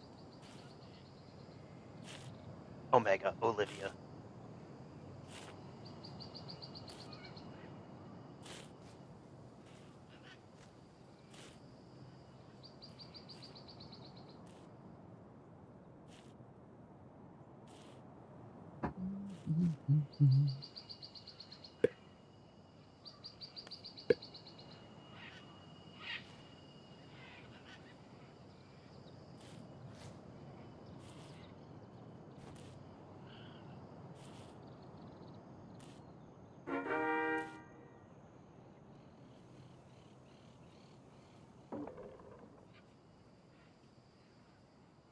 Movie about a cutter called The Outfit, British suit makers for Chicago crime boss. Okay movie.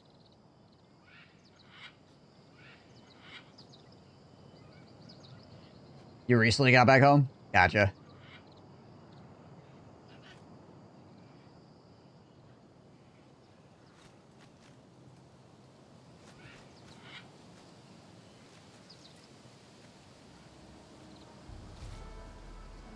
I mean, these sushi bars are taking 6 deep sea tuna and 6 rice and turning it to 69 food.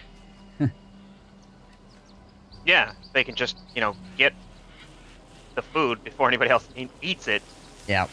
And make multipliers on it. If we were playing at any less of a difficulty where they weren't eating all of our rice immediately upon harvest, we'd be, We'd be swimming in sushi right now, yeah. swimming in food, yeah.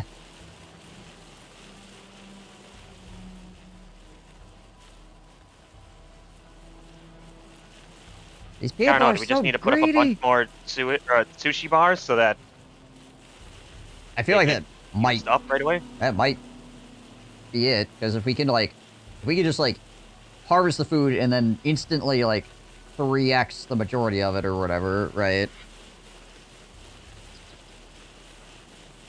Well, not instantly, but Quickly. quickly, 3x it.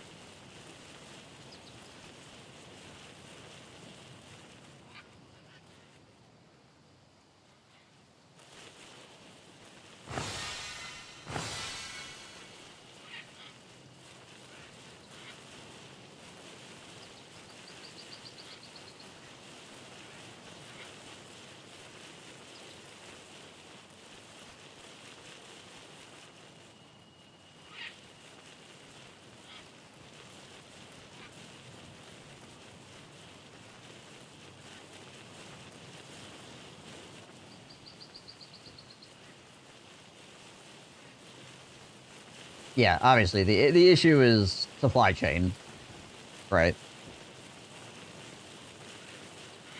Well, it's also the consumption rate. Again, if we were playing on any less difficulty where the people weren't eating everything the moment it's harvested, we'd be swimming in food. Yeah. Problem is, with the 300 or 400% or 330 or whatever the fuck it is multiplier for consumption at this difficulty, you cannot produce enough food. for your population without having your entire population only making food. And we still have a majority of our population just making food. Yep.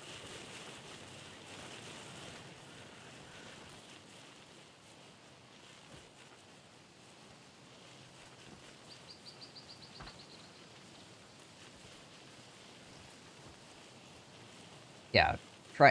Stockpiling food's not a thing.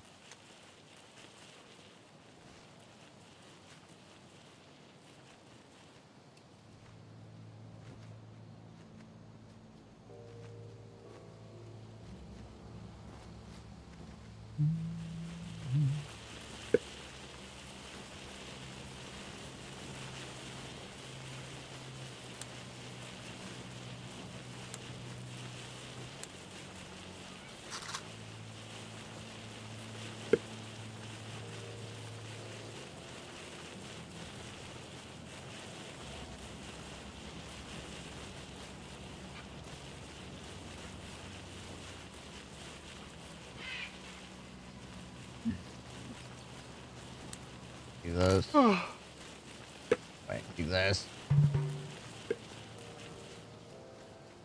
Buy us some freaking wood.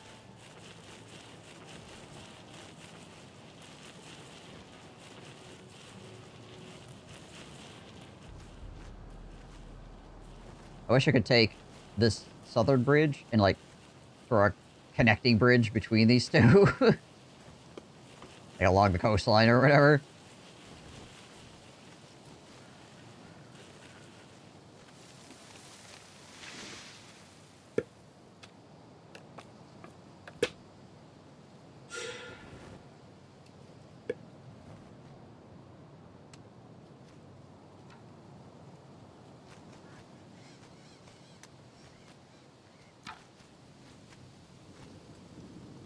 So, some of the other issues we're running into are that we're playing in the jungle, so that's not helping, because our medicine is also, like, way higher. Our consumption on that, so much higher.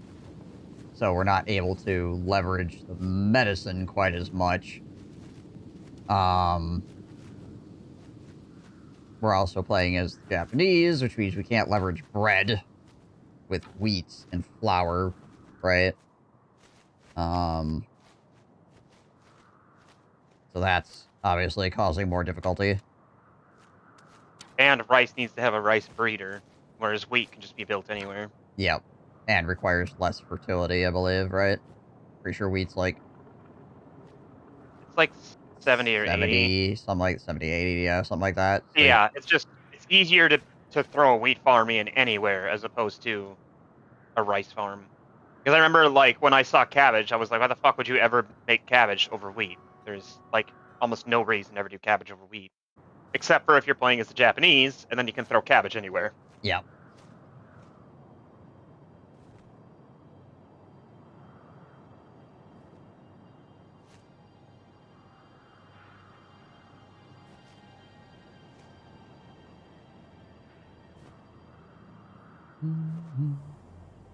And what's crazy is that there's a difficulty that's higher than this one. Mm-hmm. Also, because we elected to put ourselves in an island, it's much more expensive and harder to trade with the AI as well. Yeah. We literally accidentally our way into one of the hardest scenarios we could possibly put ourselves into. Pretty much, yeah.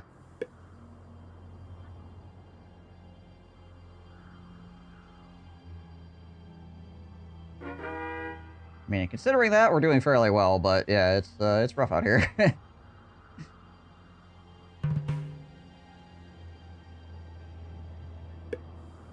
How do you actually build a spy nest? Like, that, you can, like... Go to a home in somebody else's city. Oh! Click on an actual house. Yeah, you and actually it's click build on a a... spy nest for 1,000. Right. It looks like it's 40 per house that you activated in. But you can increase the effectiveness of... Yep.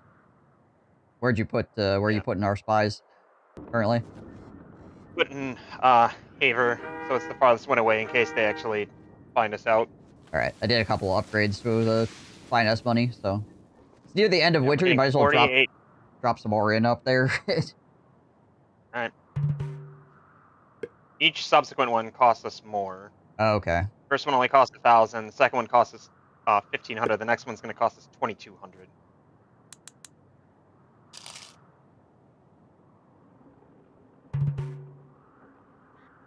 But the cost does reset for each town. Right.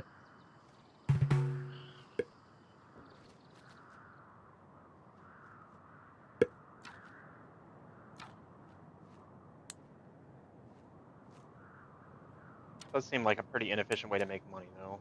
You're not really getting a lot out of it. I guess it depends on how much the spy nest Oh, I guess if their money. populations are higher. Yeah, the higher their population, obviously, the more money you're gonna get out of it, and also the spy nest upgrades or whatever. How much are we getting off of those ones now with 52 per round.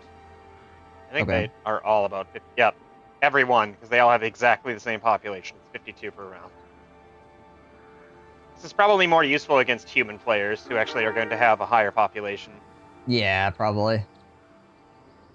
Against the AI, it just doesn't seem like it's going to be worth it because it's going to take us years to recoup the cost. We don't have access to, like, oats and rye. It's just wheat is the grain.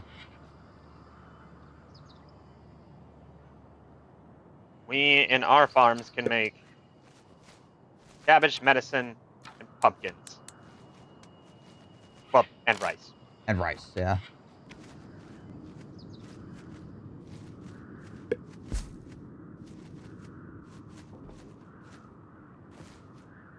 Oh, apparently this one does not count as a rice farm anymore. That's why nobody's been making anything there. Oh, what the heck? It was zeroed out for rice. There's nothing there. Interesting.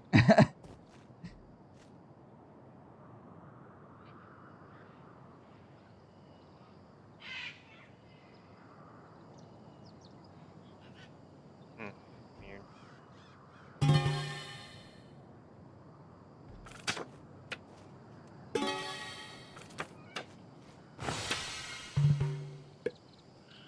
It can be rice like that, but if it's one more over, it's too far into one end. Okay. So it no longer counts as rice, even though it's mostly in both of them. Right.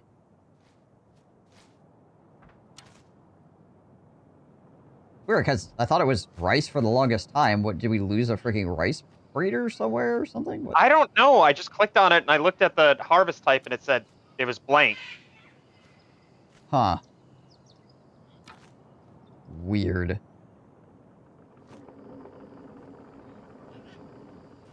Like, I'm pretty sure I started it. This is one of our original farms. I don't know Yeah. how. Yeah, I don't know what happened. That's so freaking strange.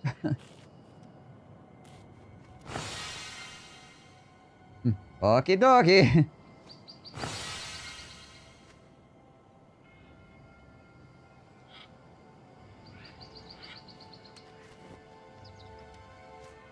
Just make it 2 farms now that each produce, or each have 1 person working it instead of 1 bigger farm that's 2 people working it. Right.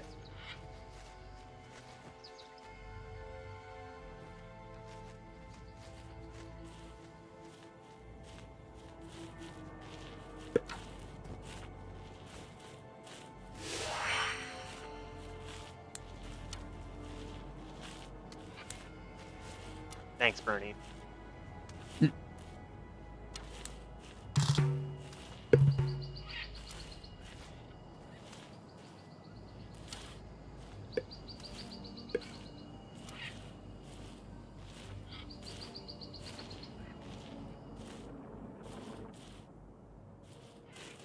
So both those sushi bars have enough now.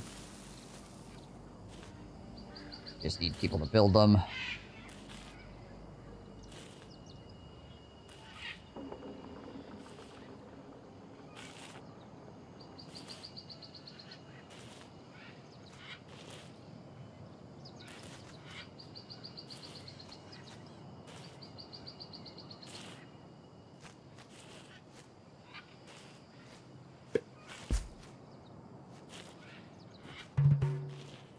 Hello, immigrants.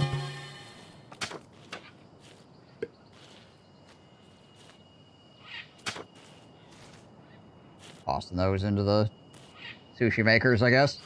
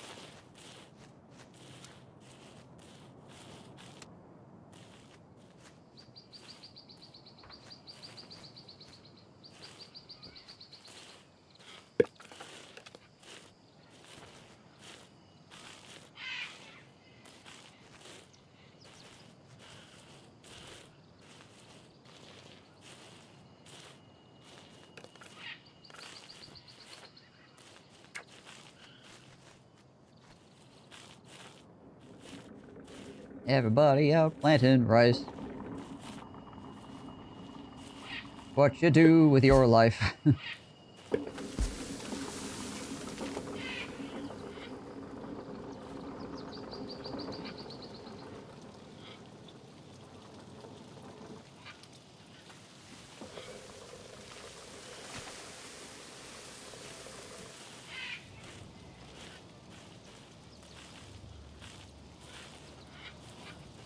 At least one nice thing about foresters is they don't take many people to run. It's like a two-person operation. Right.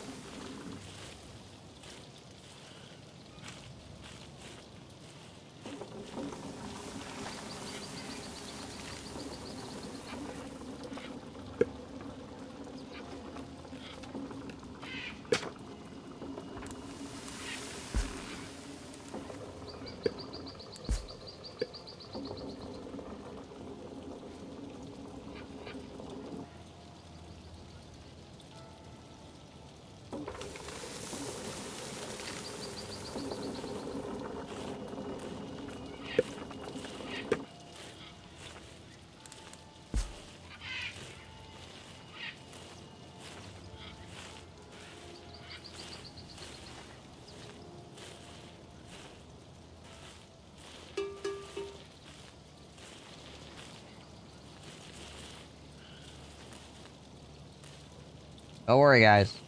Everything's gonna be fine. Just, you know, think about food really hard, okay? You'll be alright. Picture it in your mind.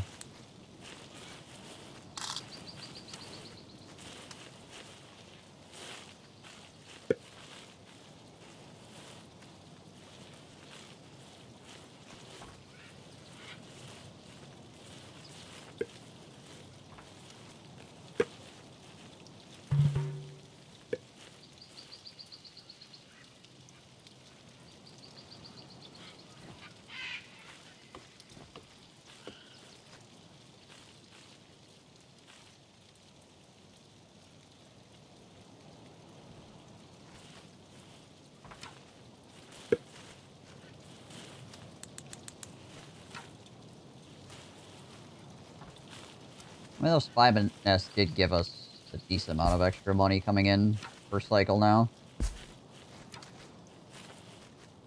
I mean, it is consistent money that can't go away, so that is a positive to it. Yeah. I guess unless the spy nest gets discovered or whatever, but... Which I don't even think the computer puts up spy nests themselves, so probably fine on that.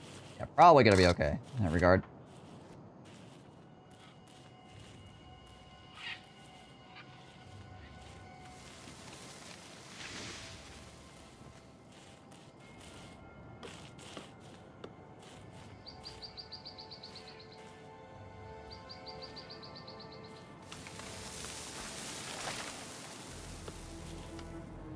Frigging Sushi City up here is what we're working on, basically.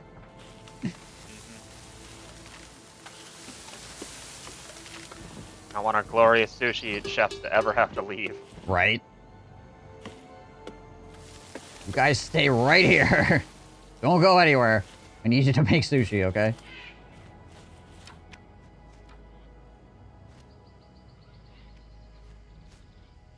Do we have our foresters starred normally? No, we don't. That also might be why we don't have a lot of wood. Yeah, that would probably do it. This would not... Does not help.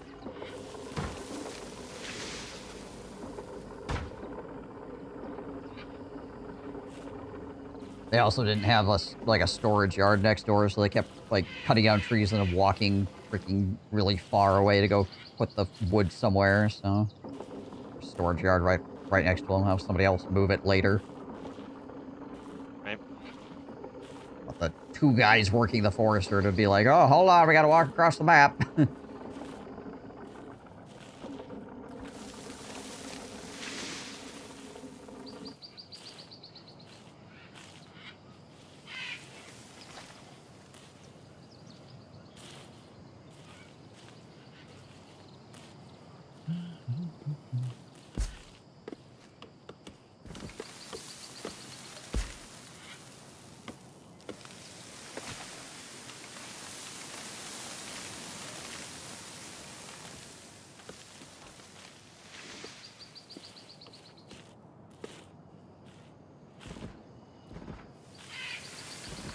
Yeah, make those roads.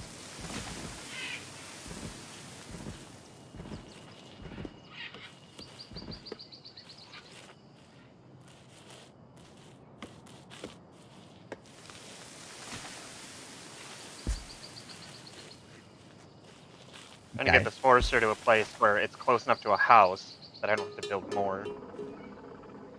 Oh, right, yeah.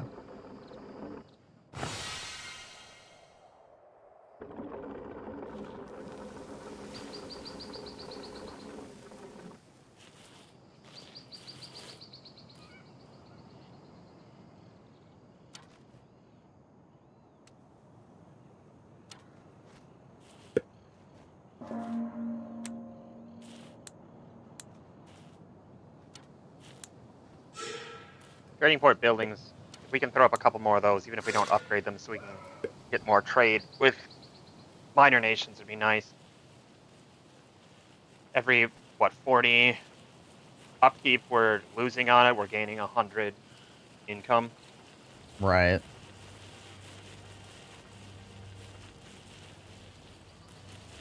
And they also don't require workers, so that's good too, obviously. Right. Oh, they're only 30 upkeep. Yeah, I think the one upgrade you get for 240 goods quantity, but it gives you plus 50 upkeep, right? So, yeah, if you don't upgrade the goods quantity at all, then they're pretty cheap.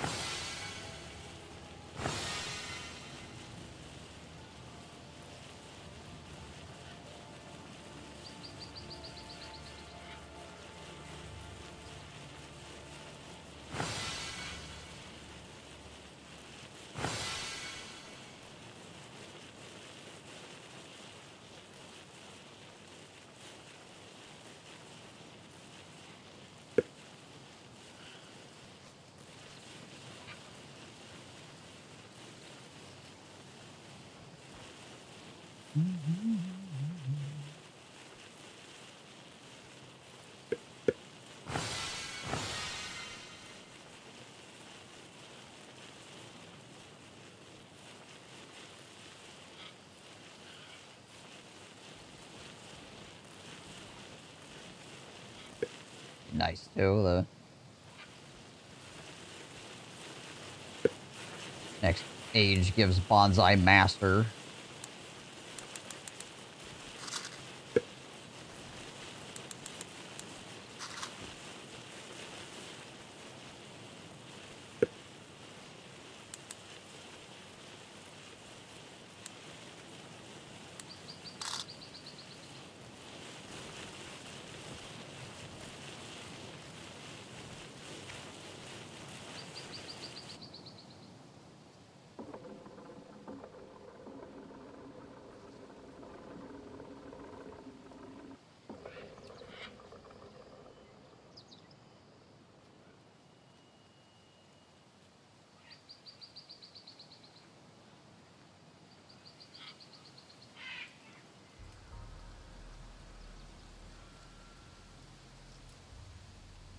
Get that other forester in somewhere?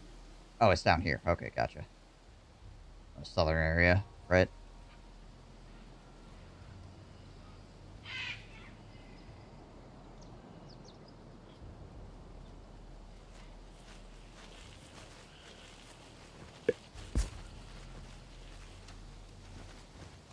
Keep making tools. Keep doing it.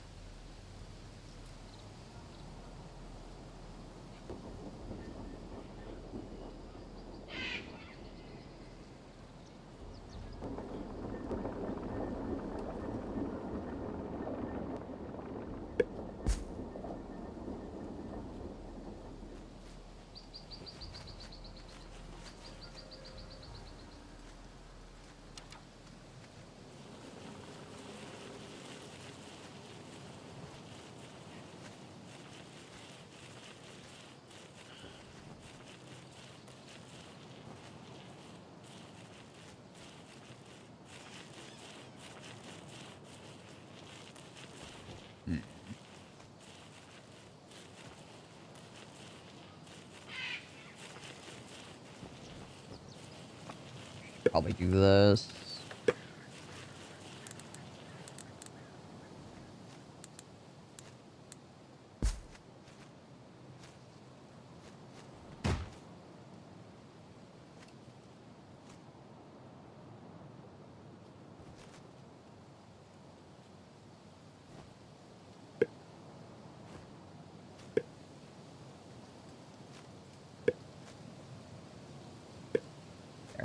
Oh, those sushi bars have a place nearby that they can throw. They can just pitch sushi. We're running into a problem where they will get full, and then during like harvest time, I was having them pitch it in this granary down here, but like the granary gets full of rice, and then they can't actually get the freaking sushi out of the sushi bar, which is just a problem. So, yeah, a storage yard right here. Hopefully that'll fix that problem. Oh, they're actually building. Nice. Get out of it, you weirdos.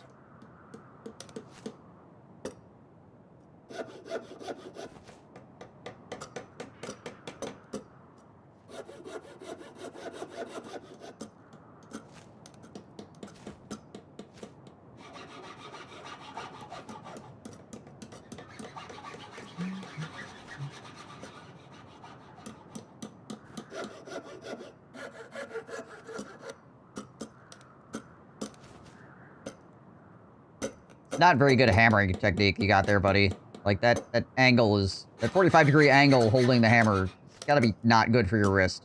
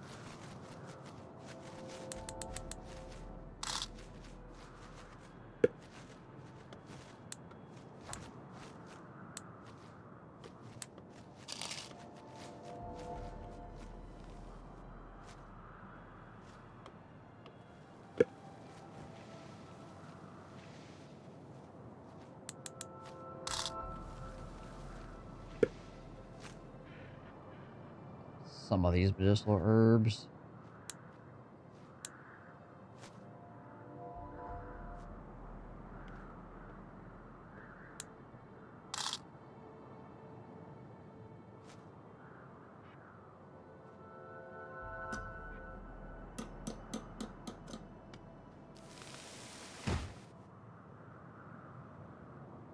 Hey. Alright. We got even more sushi bars. I don't really want to upgrade these yet. Our tool count is not super high at the moment.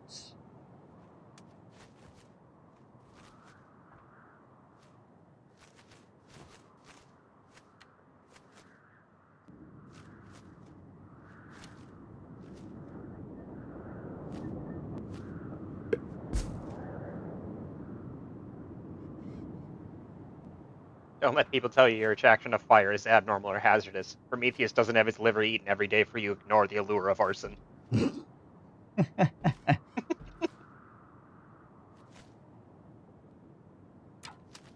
Funny, wheat practically grows everywhere and is a high-volume crop comparatively, so in most places here in the U.S., we push it to the margins where other crops simply don't do well. In other countries, it's practically the only thing they grow. I mean, also consider just how much fucking space we have in the U.S. Yeah.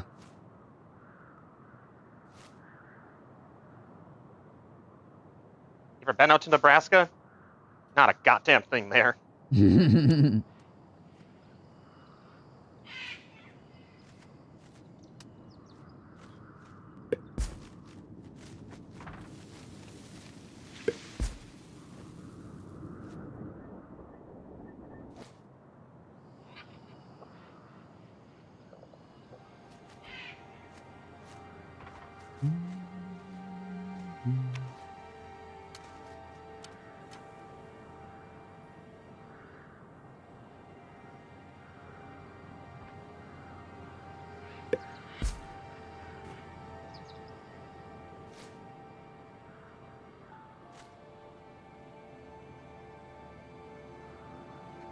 Also, surprisingly, I don't know if anybody that's been to Washington State, like the whole eastern part of the state is wheat fields. It's just wheat fields. Further than the eye can see. Curvature of the earth, wheat fields. It's honestly insane.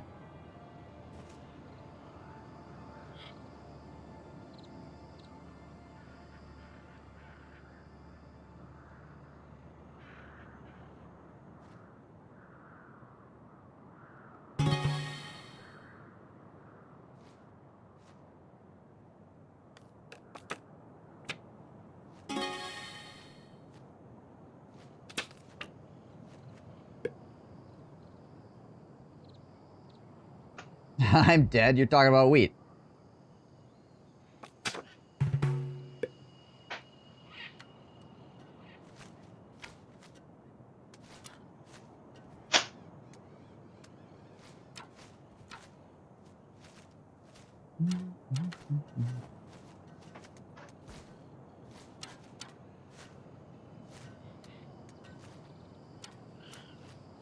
Yeah, until I actually drove through it, I didn't really think about Washington State as being, like, absolutely freaking coated in wheat fields. Wheat? Yep.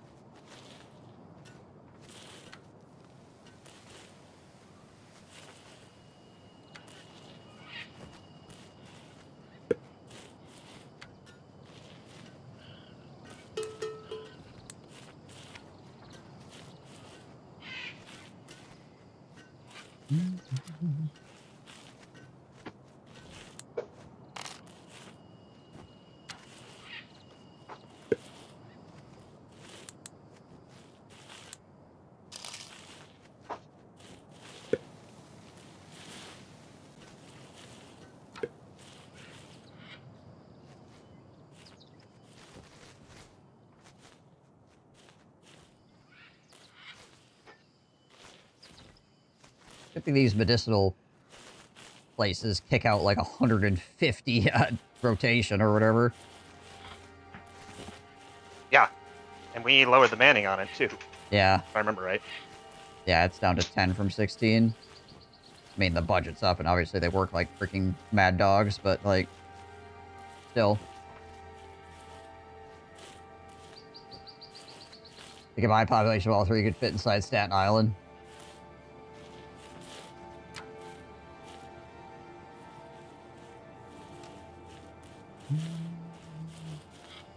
All the sushi bars are going.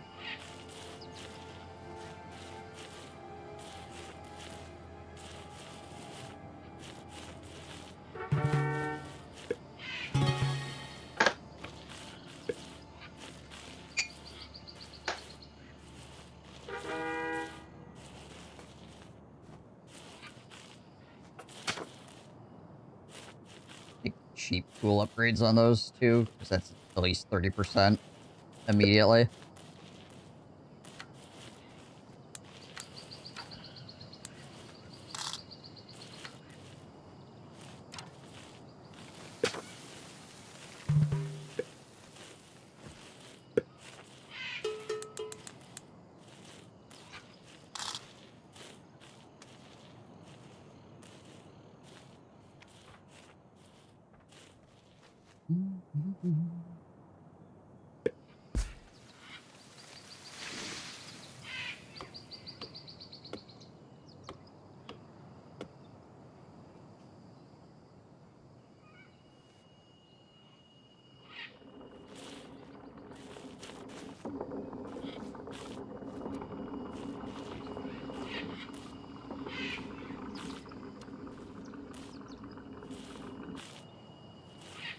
I guess that is the downside of the foresters, though, is they don't have like a budget option.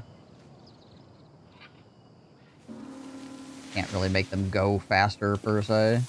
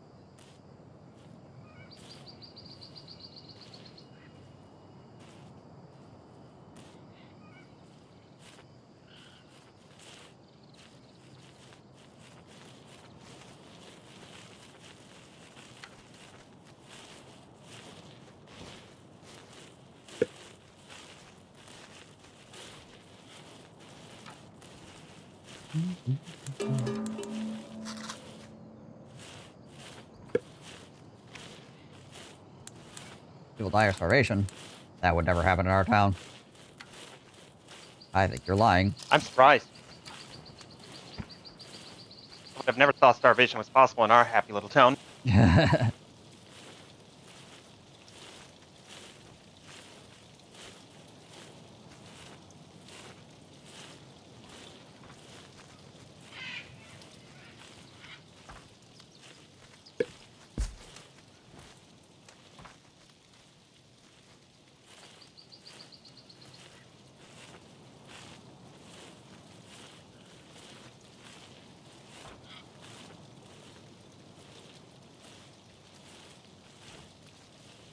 The downside when we build sushi bars is I have to be like really cognizant of our tool count because it uses up the iron bars. So I need to like import tools when we build when we're building the sushi bars. It's fine. I just need to remember to import. What's going on?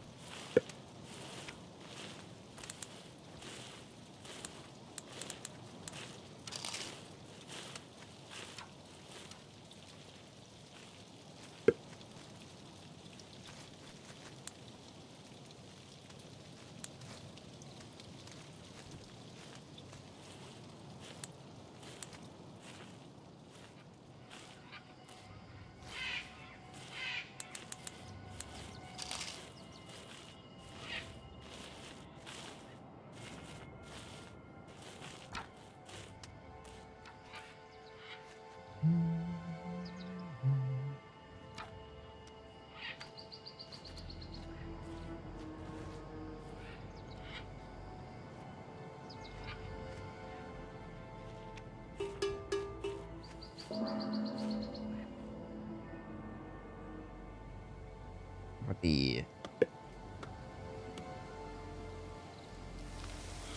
iron bar costs are 29. It's about half the cost of the tools. Suppose I could just import a bunch of iron bars too. We're not like needing tools like right this very instant sort of situation.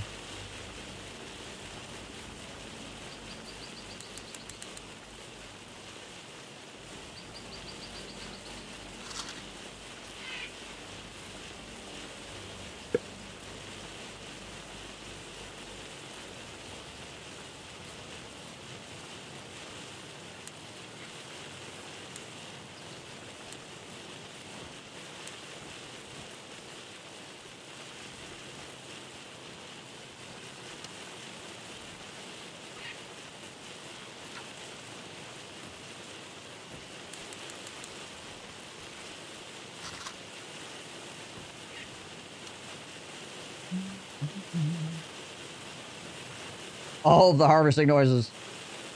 Rustle, rustle, rustle, rustle, rustle, rustle.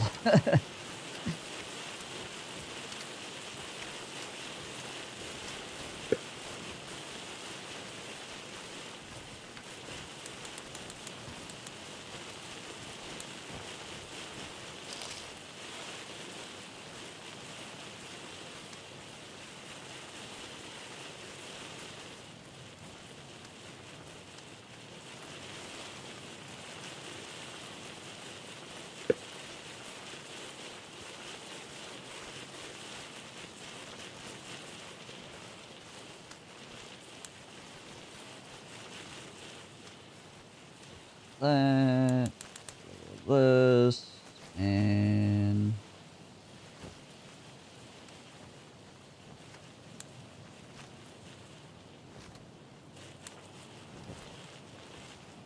that'll work.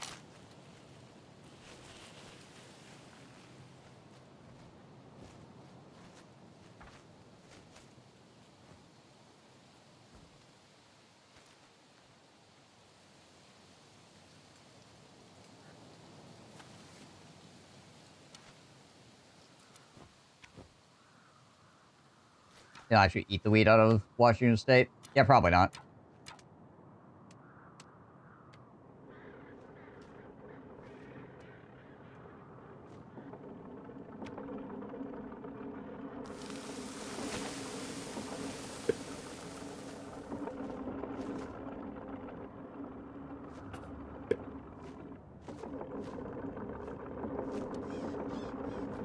That's because we're playing on a high difficulty level. Kill cannon. This is not... Our first game we put on normal, and we had freaking food coming out, or freaking behind. We're playing on the second to hardest difficulty level right now. So yes, the numbers are skewed because they are skewed by the game. Because of difficulty.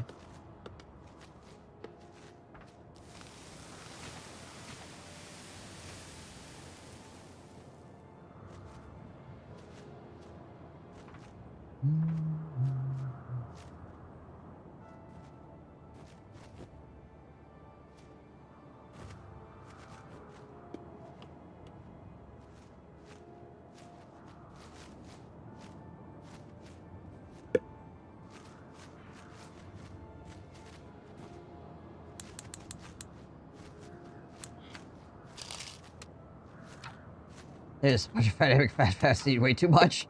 Basically.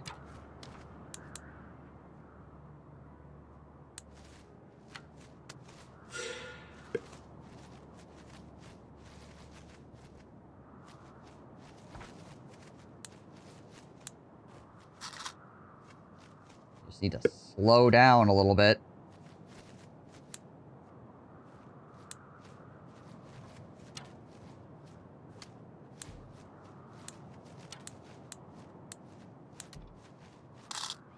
Probably freaking consume the table. Everybody's got a tapeworm. We do live in the jungle, so I suppose that's also a possibility.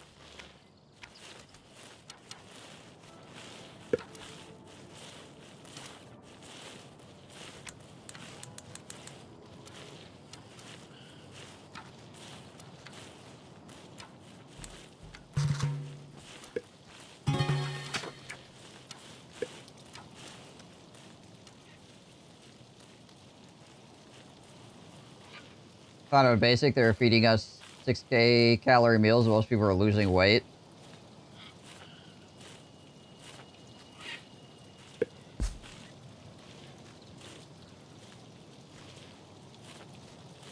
I can believe that.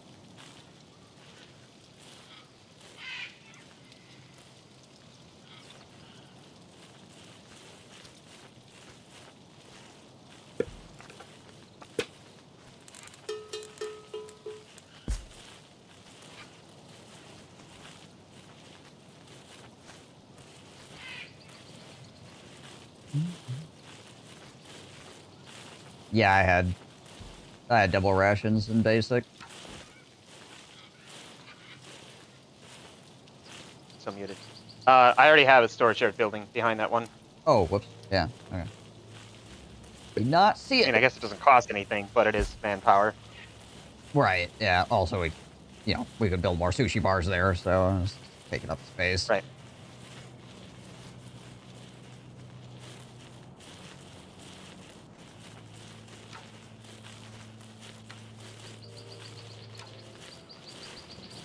Trade them for drugs? What? What are we trading for drugs? Our sushi or double ration?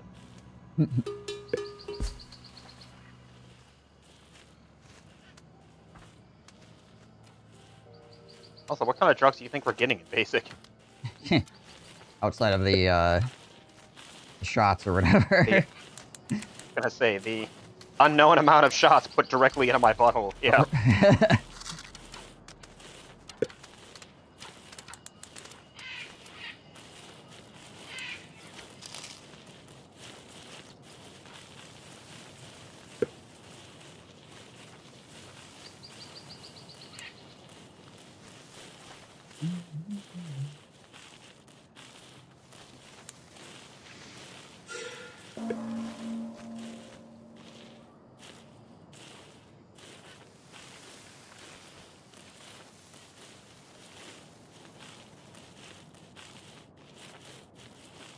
What the heck is...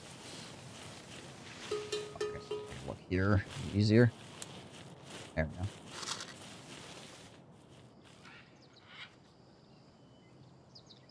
Importing some stone as well here to make sure that these work projects get completed.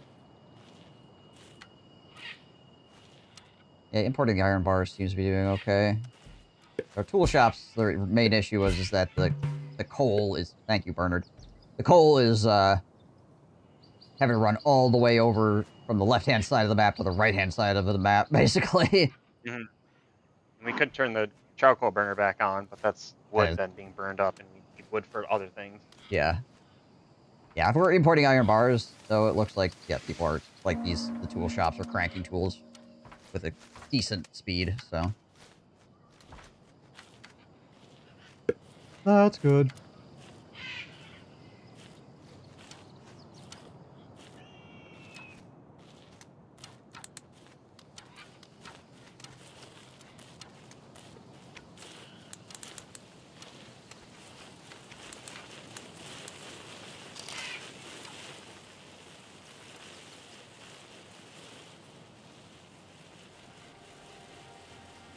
Got a lot of children right now.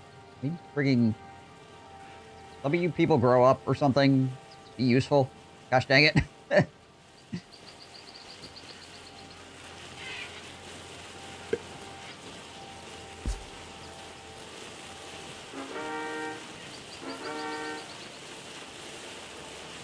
Looking at you here, Splat, age 5. So with Splat... Although I think the kids still... I believe the children still haul things. They do haul, yeah. They just don't participate in, like, actual work-building activity. Mm-hmm. Eat the kids is an option.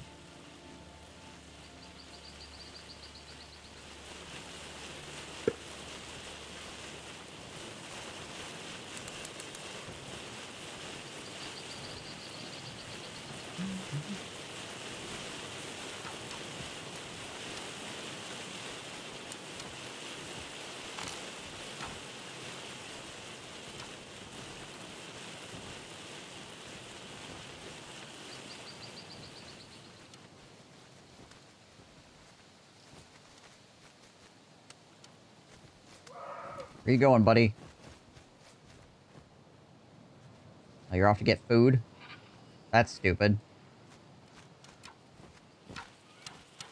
That's not in keeping with our traditions.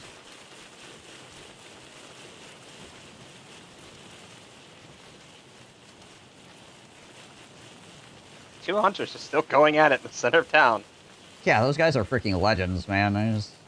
We got these two boar burrows that have spawned up here.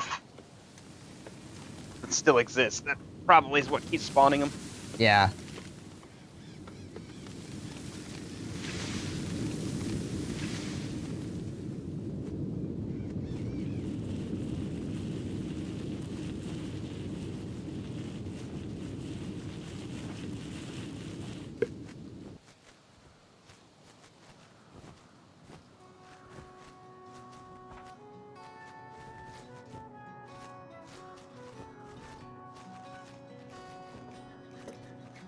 Also gonna set sushi bar as second priority. Just goes farm sushi bar. Try to make sure people actually freaking get in there and start working as fast as possible. Right.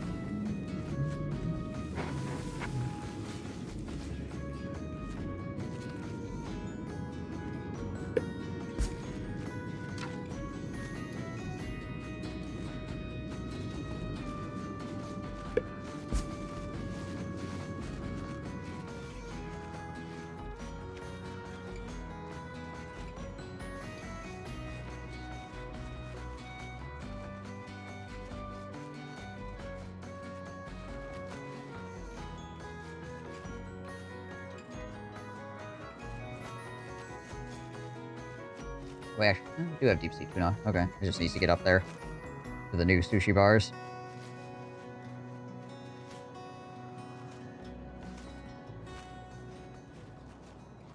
We can build this freaking storage yard next to these sushi bars as well.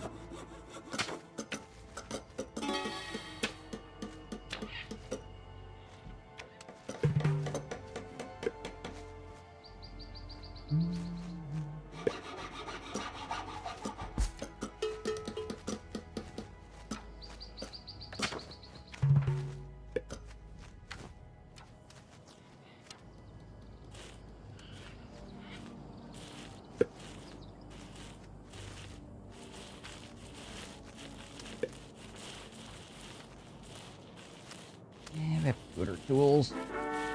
Hit this bar stuff real quick. Should be fine.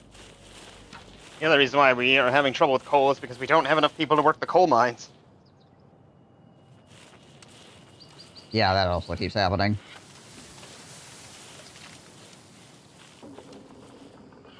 Why can't we shove the children in there? Don't they yearn for such things?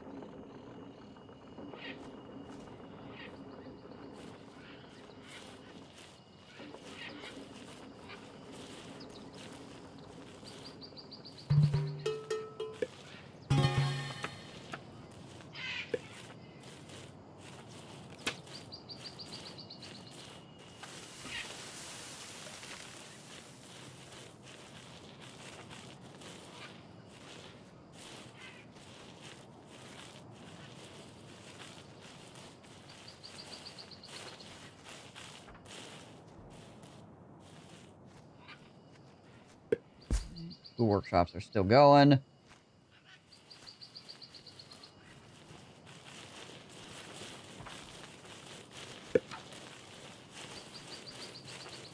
Yeah, most of the time.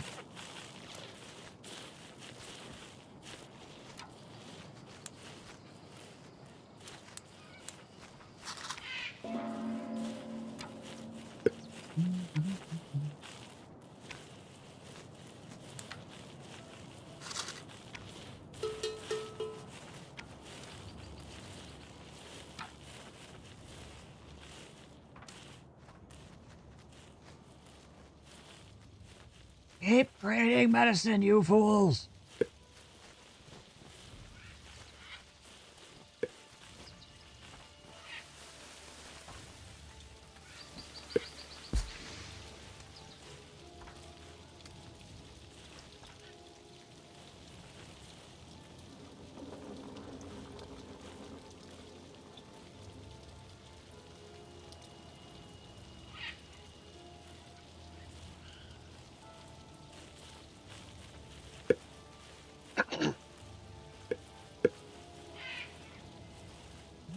Oh, we can do this.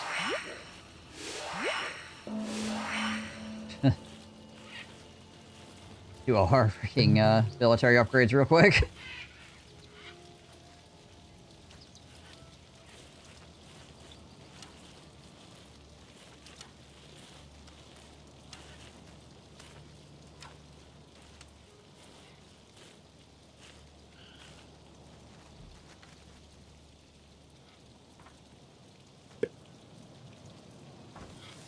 Cancel this auto trade for the moment.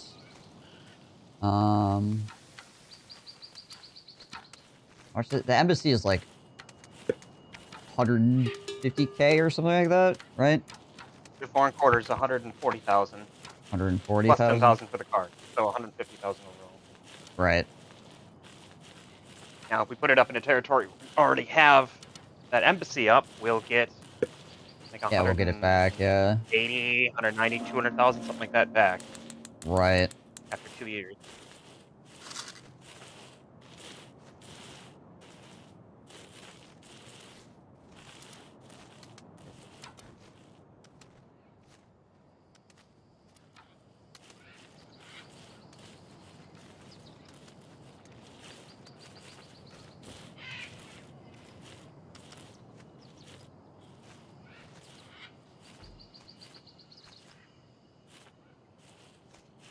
Almost as many children as we have adults right now. I think this could be a problem.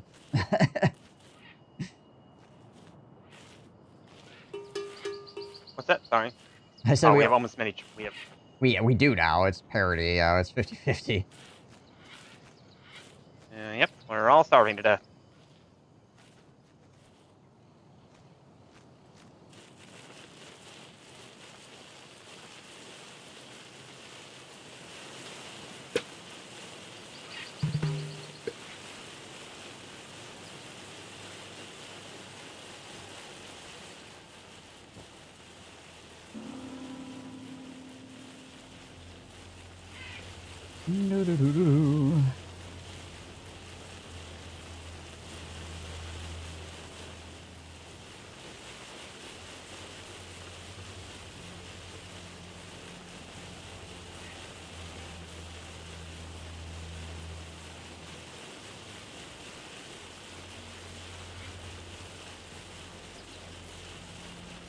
I wonder if it's only adults that starve to death. I feel like the kids were starving to death. As soon as the adult number went below the kid number, they started starving immediately. Okay. So maybe it's just whatever number's higher. I imagine you can't have more kids than adults, so it probably kills off the kids if you start to have more kids than adults. That's it. You're done.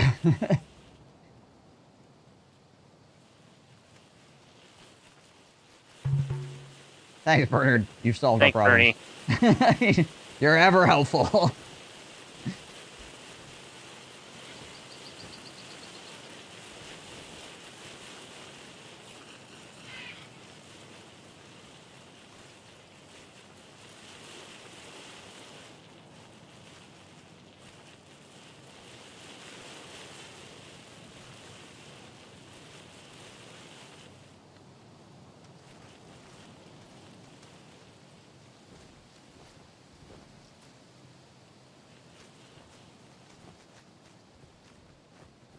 Well, on the upshot, this year we have significantly less people to feed. Jeez, Liz, that was an event that just happened.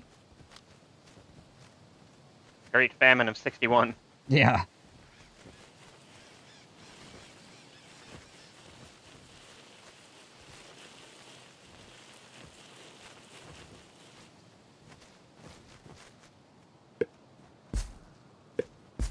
I guess we'll see how things shake out here.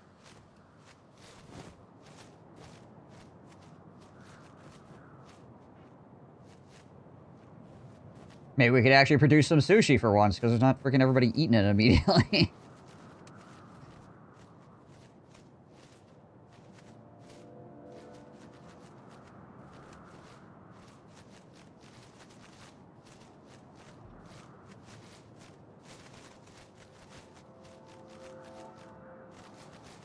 Yeah, right. Oh, I think I could just sell off a bunch of medicinal herbs. Pretty sure our medicine makers are not going to be able to keep up with 3,000 medicinal herbs. Just saying. Probably not.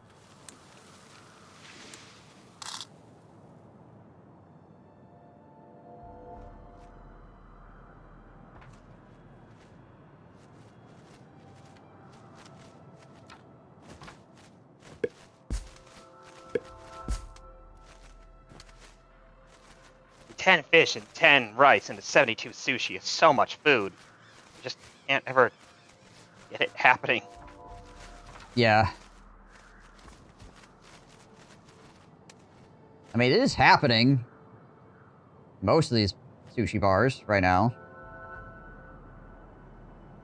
This one is not happening just because there's not a person there working it currently, because I had to go freaking run and get medicine or some nonsense. Only the poors get sick. You want to slap down, like, a bunch more sushi bars at this block over here? Just freaking go for it. I think we just need, like, maximum saturation sushi bars and just see what happens with that, right? Just kinda... Could also reposition the other ones we have over there, although that means we're out the we would burn the tools, yeah. It's like 40 tools a piece or something, which is kind of expensive. They seem to be doing okay as well at their current location.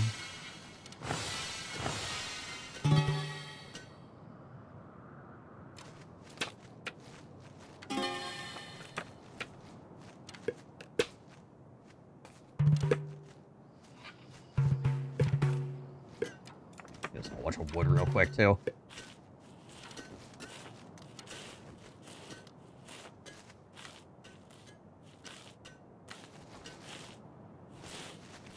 We're sushiing so hard right now. We got more room for sushi bars down here. It's the whole freaking everything sushi bars. Plaster the whole town.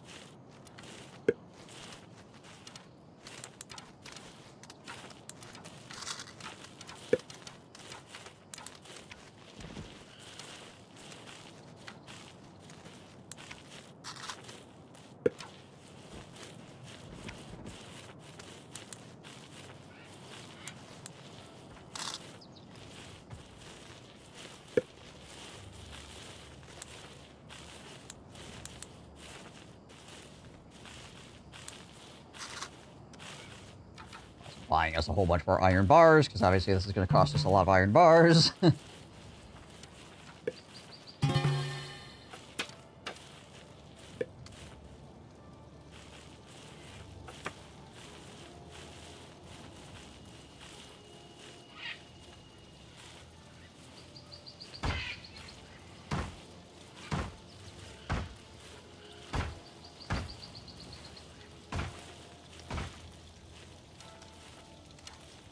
Just full steam ahead on the sushi bars, yep.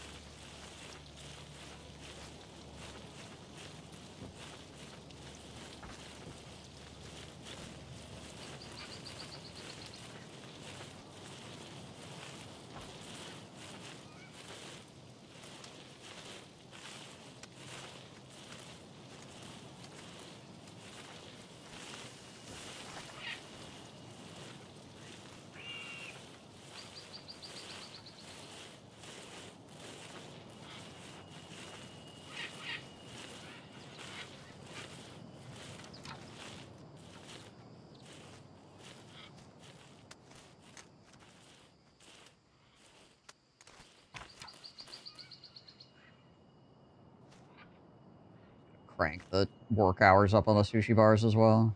Never freaking max it all.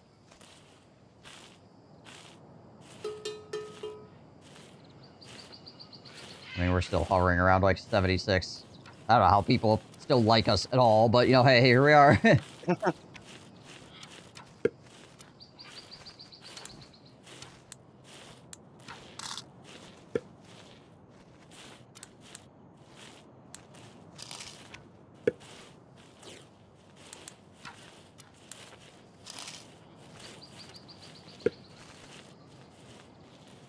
I need to buy more stone here, too, I suppose.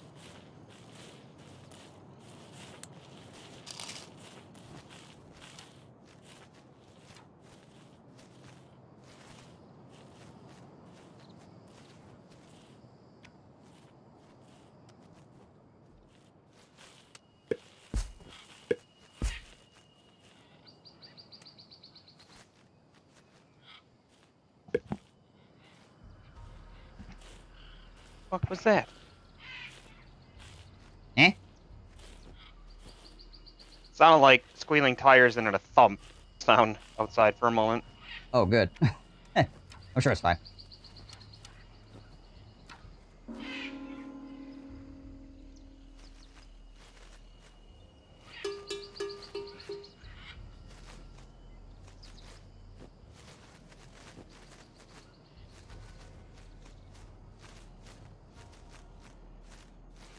The DOS boat crew runs forward to dive faster. American crews do not have to do that. Water was pumped between ballast tanks to accomplish that weight shift. Ah, okay. Interesting.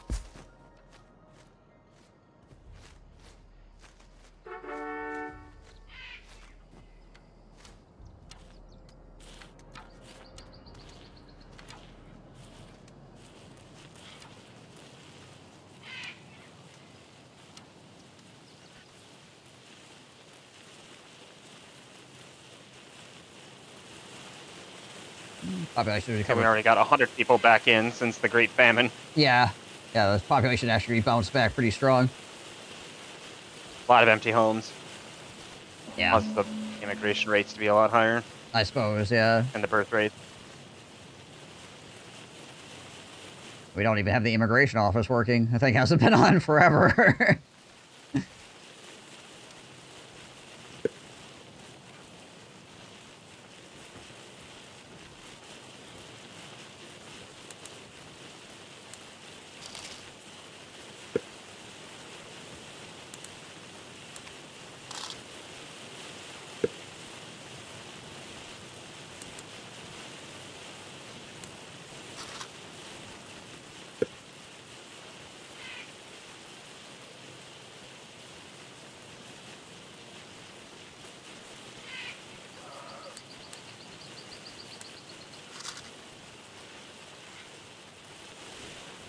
Love is in the air.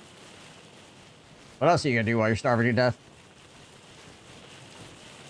Make more people come starve to death.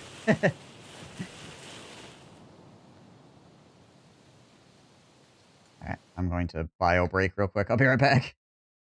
Yep.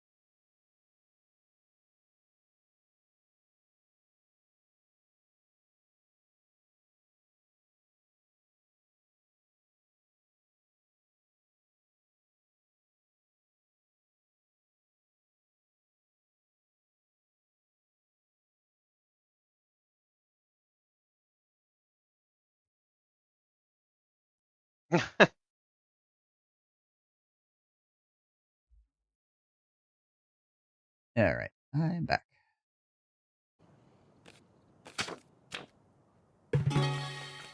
More immigrants!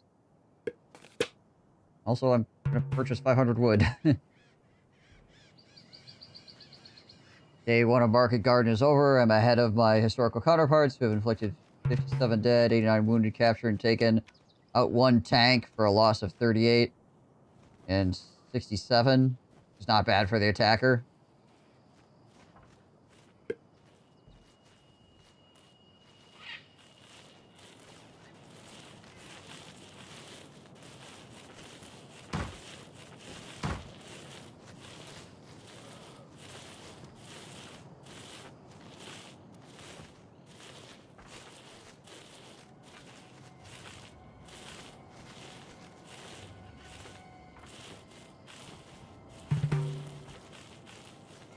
Hello?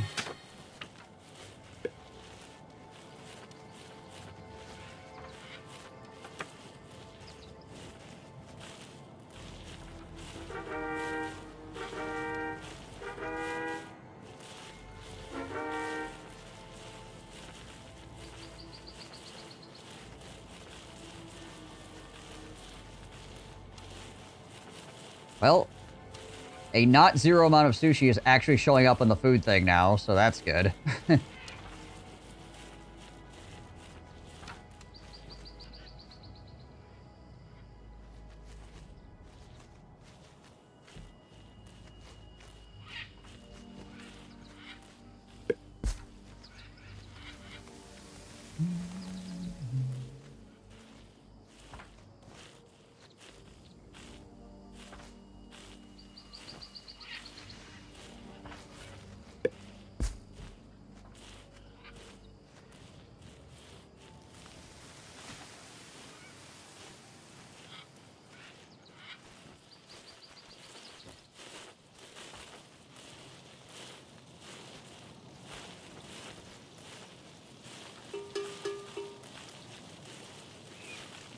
Well, 4 sushi bars?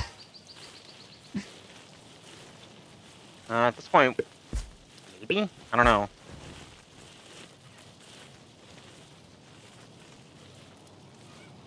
We're also going to run into the problem, though, that if we keep doing it like this, that our entire citizenship is just going to be planting, then manning sushi bars, then planting, then manning sushi bars. Won't have time to do anything else. But I mean, I guess theoretically, eventually we'll get far enough ahead that we can disable some, but... yeah, I mean, if they plant and then do sushi bars and then make 3 times the food that they currently have,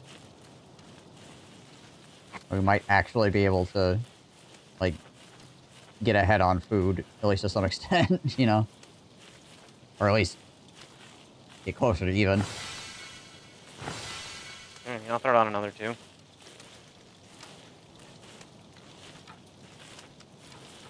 Because if they all go from, like, harvesting or, like, planting and harvesting, and then, like, and then all immediately shift gears to go make sushi, I think that's probably, like, probably the best case scenario we can get, right?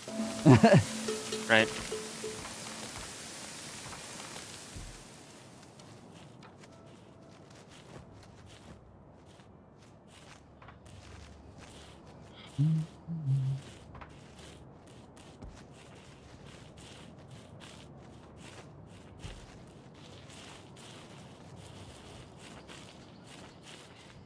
Hey, remember when we were trying to get away with only feeding our people mushrooms?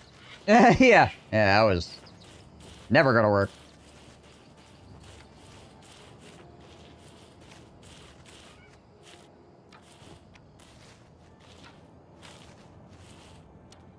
That was a dream within a dream.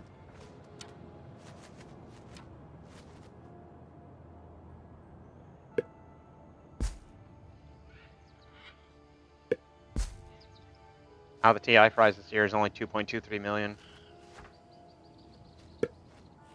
Yeah, the last few years it's been way lower, because Valve changed up the way that they have been running the prize pool. The compendium still gives money to it, but like they haven't been pushing the compendium to increase the prize pool. Like the compendium doesn't have as much stuff to spend money on. Because they felt like they were like saving content all year to put it specifically in the TI compendium, and they didn't want to like feel like they were depriving people of content throughout the year just so they could put it all in one place.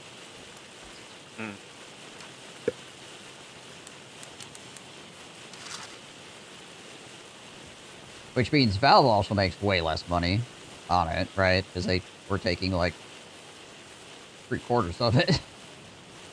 Right.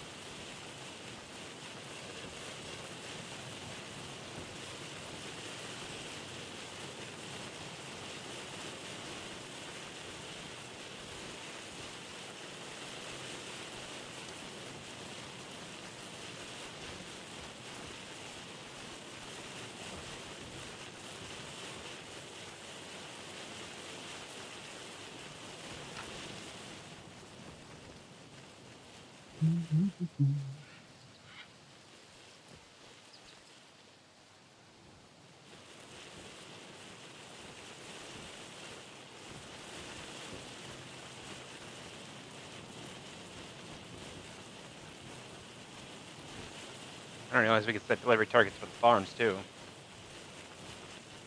Oh, I suppose, yeah.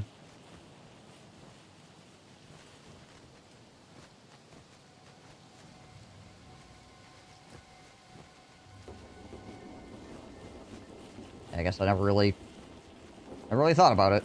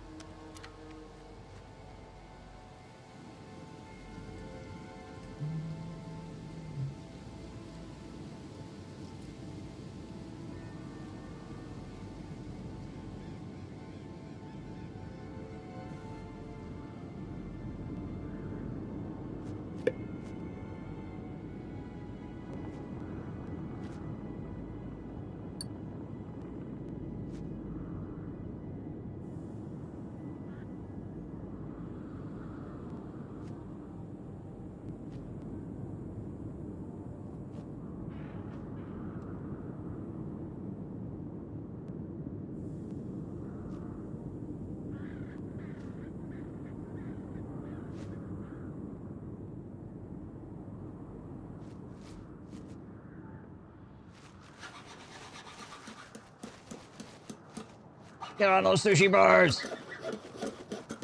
Make it happen! Yeah, like right after the harvest, like all these sushi bars are friggin' slamming it out.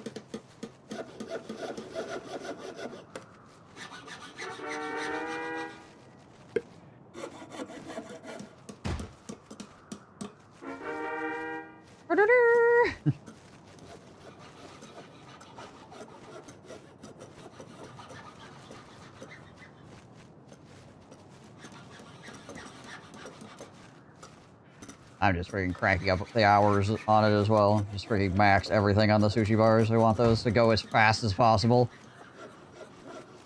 Oh my gosh, there's sushi on the storage pads. I repeat, there's sushi on the storage pad. I mean, it's still getting vored pretty quickly, but... And every single one of those is 3 times the amount of food. It's more like 8 times now. Oh yeah, I suppose. Yeah, it is like 8 or more times, depending if we've got sustainability books in there, because they're cranking out 80.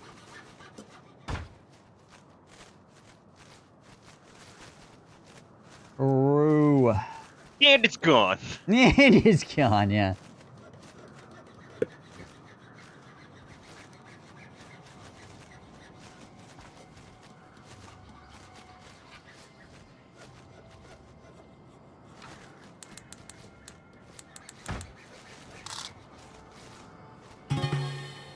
We have no coal either, so everybody's getting cold.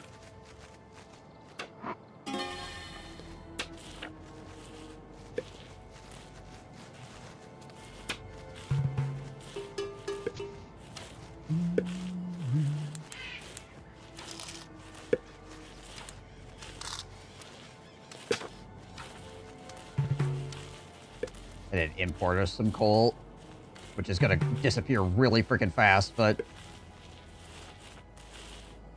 Why do you keep eating? I fed you 2 seasons ago.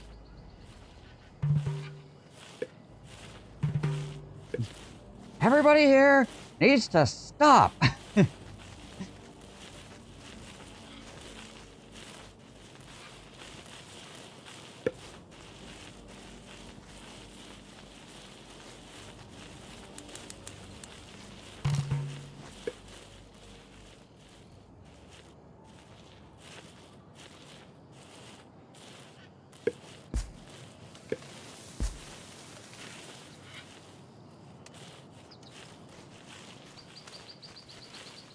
Should be getting offered another sustainability book here somewhat shortly. Yep, here we go. There's another one. We have the ability to build scholars and paper mills, so we could start creating our own, but we just don't have the manning to do so. Yeah, we're not cranking out paper at all, so... Unless I started importing paper. But then also we still need people to run the freaking... the scholars. I was gonna say, we can make our own paper, just, like, need people.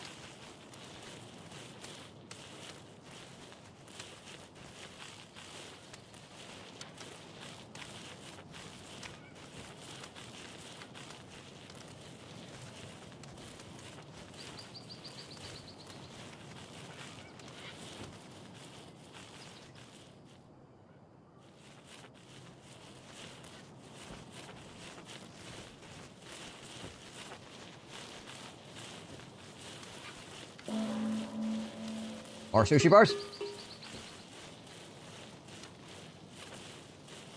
Make a whole freaking line of them over here.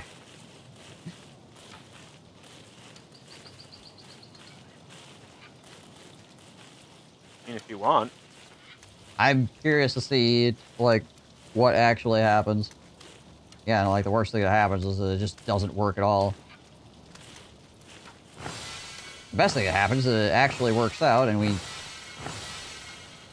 are able to go from harvest to, like, freaking making a boatload of freaking food.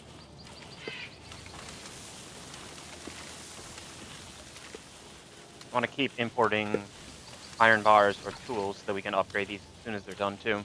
Yep.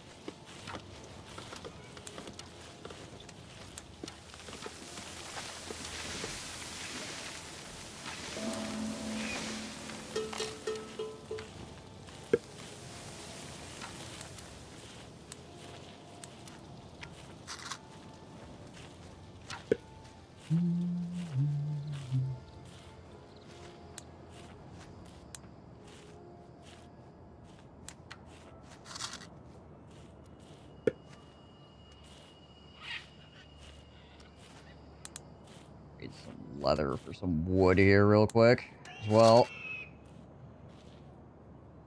Because we gotta throw a whole bunch of wood into these as well.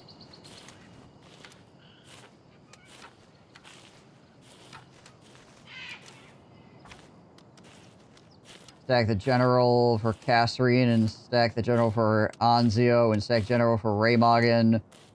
But Gavin cannot take his objective and we cover for him. Don't know what to say.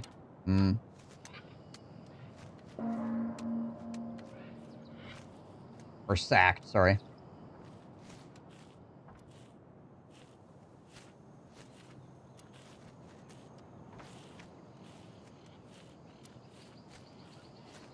Guy knew somebody, I guess, maybe? Who knows?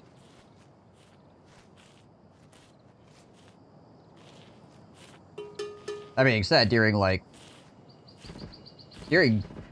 World War II in particular, but most wars, sacking generals is like a totally normal thing to do. Happens constantly. Even if they're successful, generals still get sacked.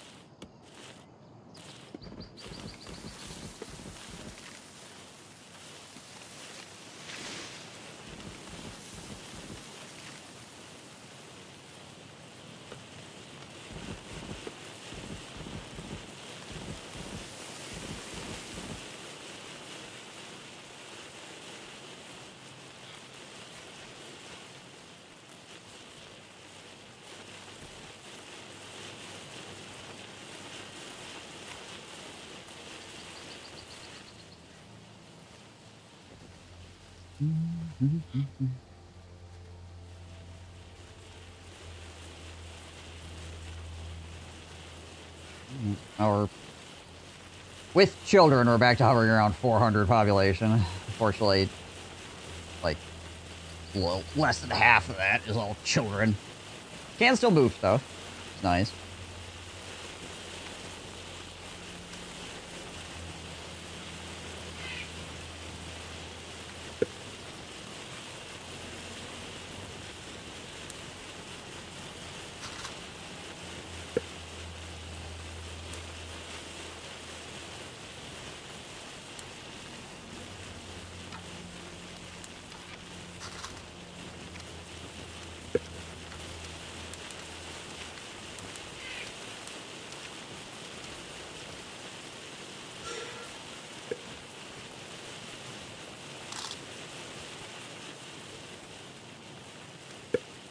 Dragging in a bunch more lumber here.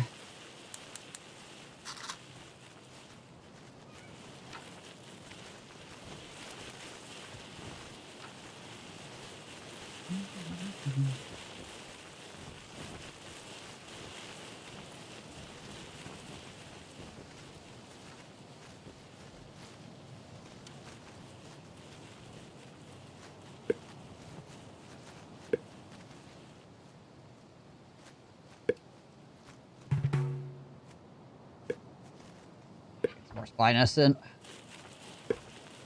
I couldn't remember if we had one in that guy's city or not, so. Apparently the answer was no. We must have one, because it cost 1,500. Oh, okay. Just didn't know what it was. We don't in this guy's city, though. It only costs 1,000. Oh, I'll try to get you 1,000 real quick.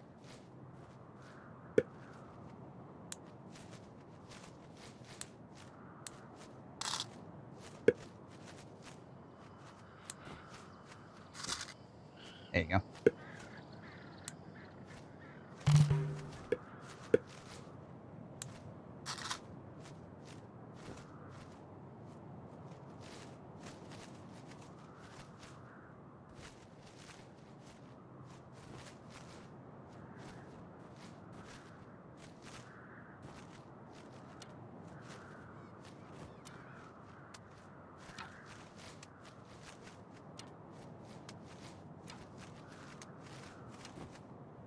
Deep sea tuna that's causing issues with that one.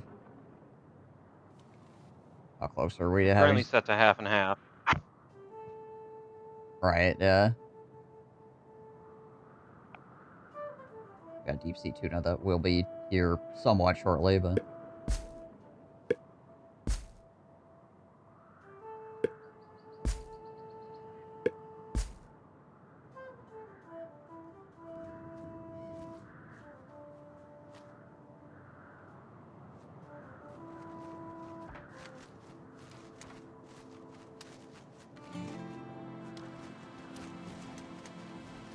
Rank that sushi.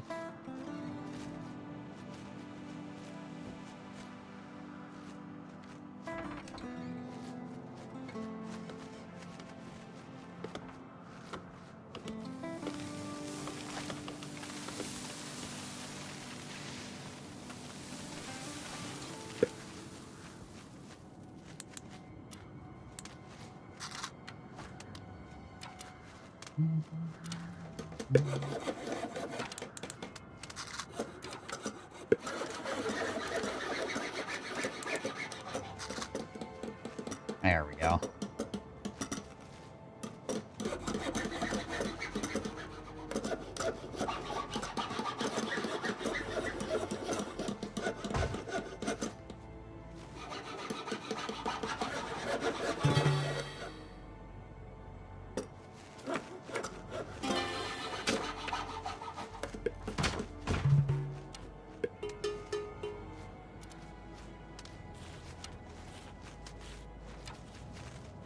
We got 400 tools right now, so yeah, we should be able to get them upgrades. Nice.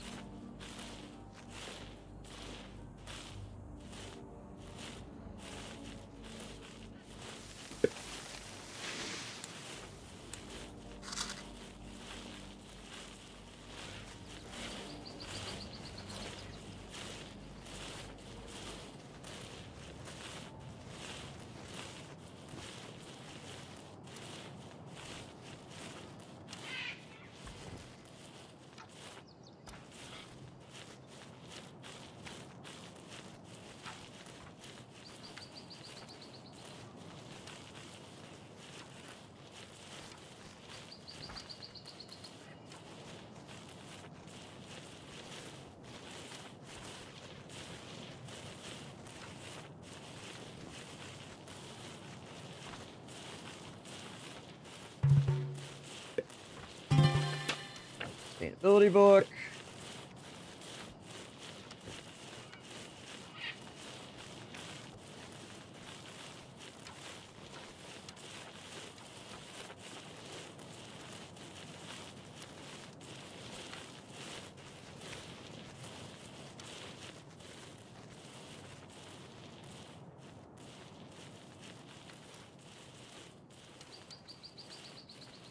Subs are gonna come due. That's nice your dad for a few days. Suppose, yeah, September is happening here.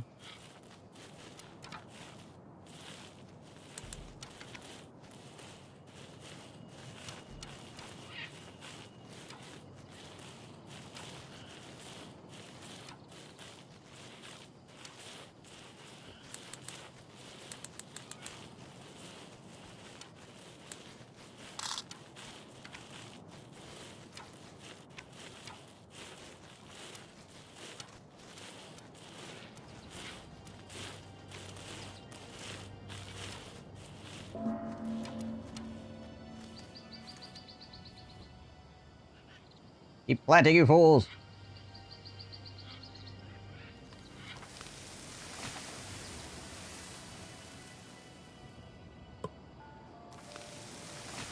Discord, taking a crap. I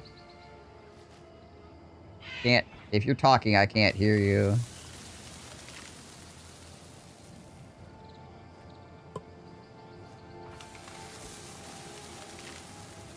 Hello, hello, hello, hello. Nice. Alright, well. Restart Discord, I guess.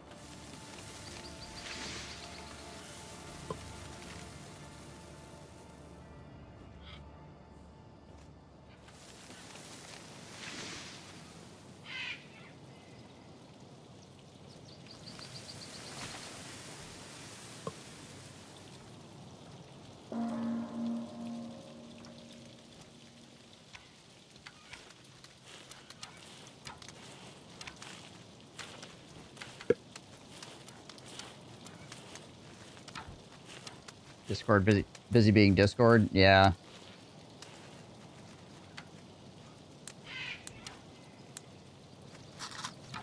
Everybody was shocked. And that, I mean, nobody was shocked.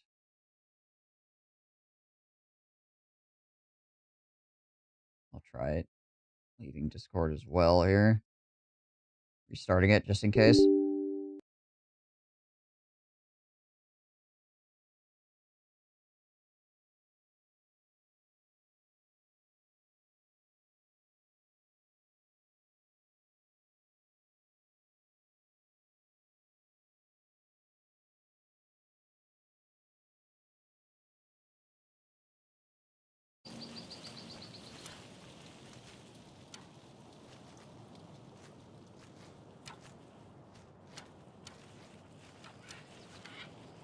Discord has been quite good. I don't want to go back to Ventrilo or Skype or something awful. Yeah, overall, Discord's been solid.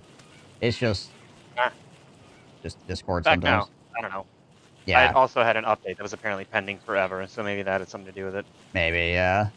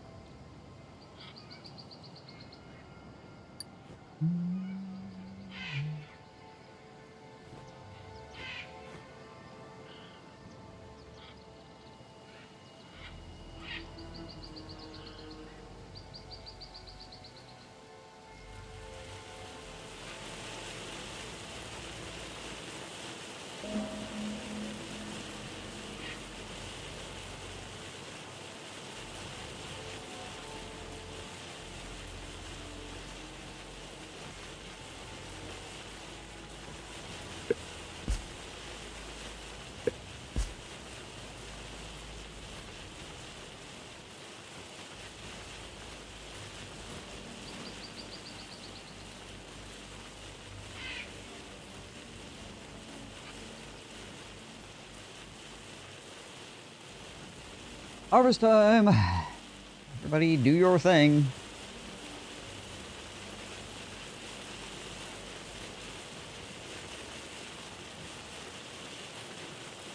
Alright, here comes the rice.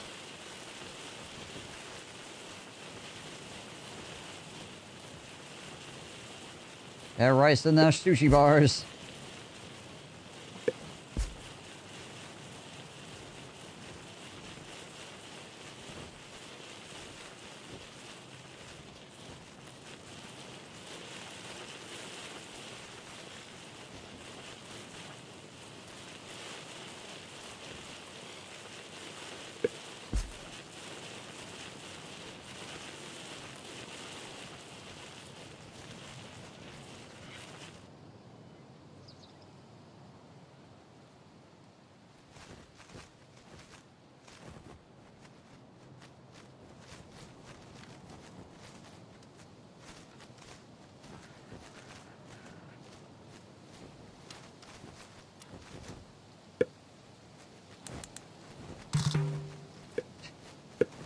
This guy. Oh, I see you're having an issue over there. Yeah, have $100. Freaking Bernard.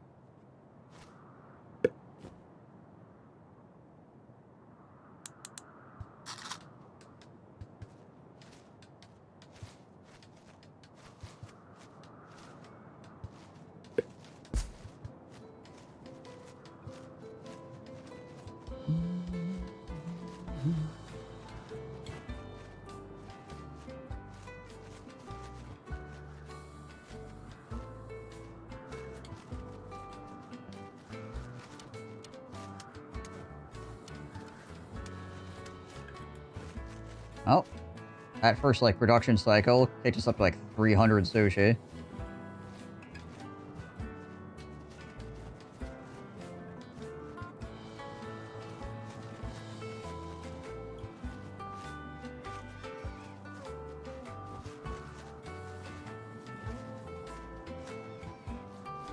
Keep it up, guys. Keep it up.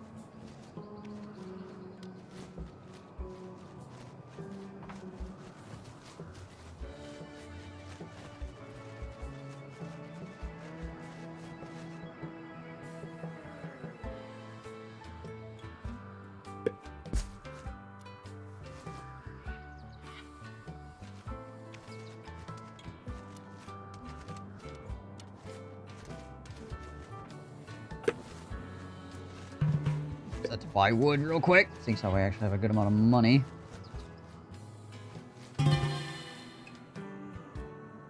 Before that happens.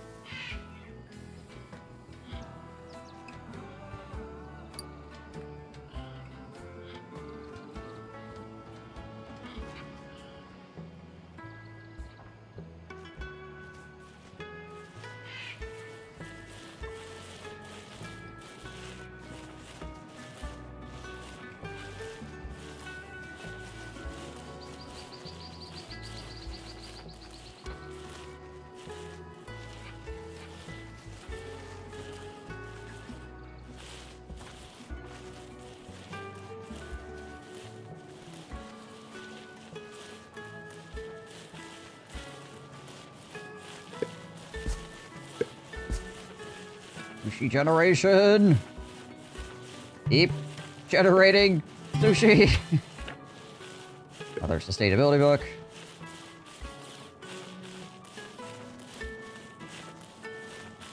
Oh, it's mid-spring, and there's still some sushi left. And there's still some being made. It also doesn't count any of the stuff that's currently being made. Yeah, it's in our like... supplies. Yeah.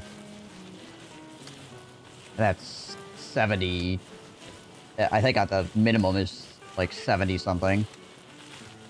78 or 79. Yeah.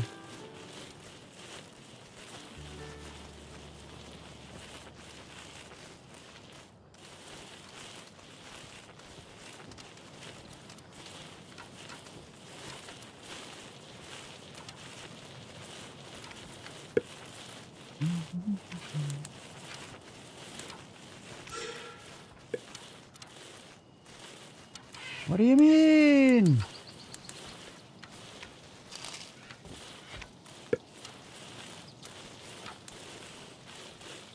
Here I am trying to sell medicinal herbs. You're all like, oh, you don't get enough money. Oh.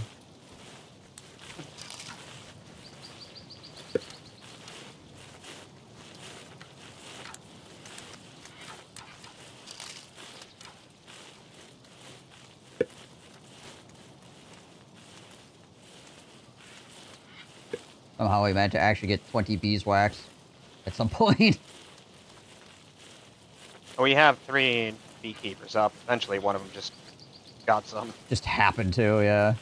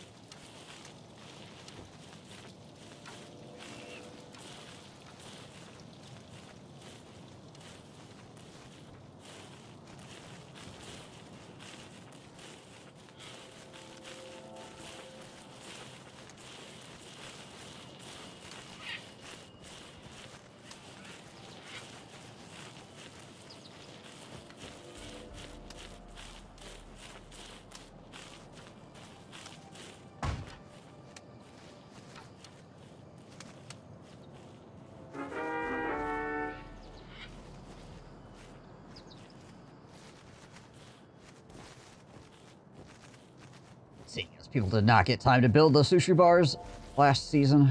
Spring.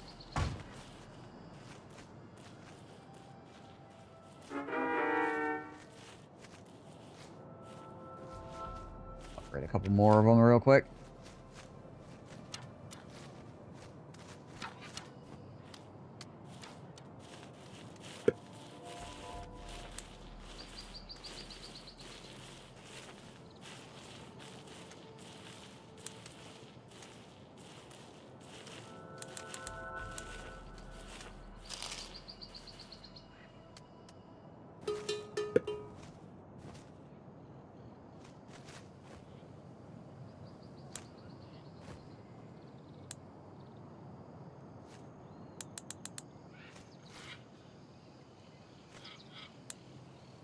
Oh, right.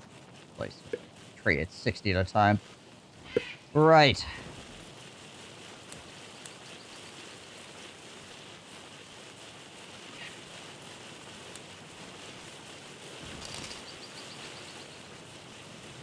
Now, here goes the harvest.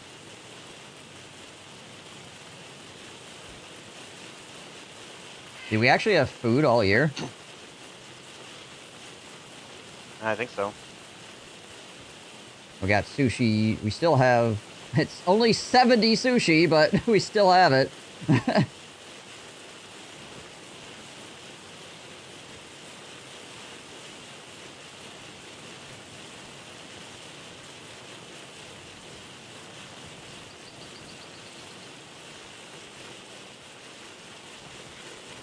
No starvation. Yep, nobody is starved yet. We're up to a population of almost 500.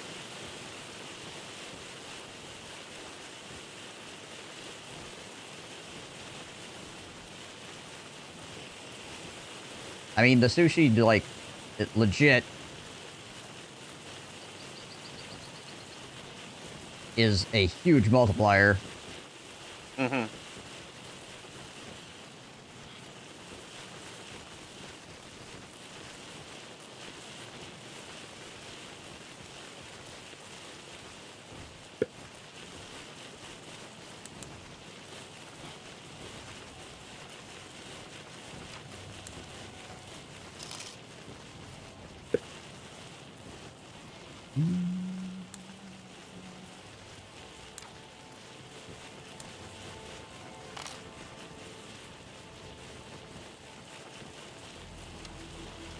Iron bars in here.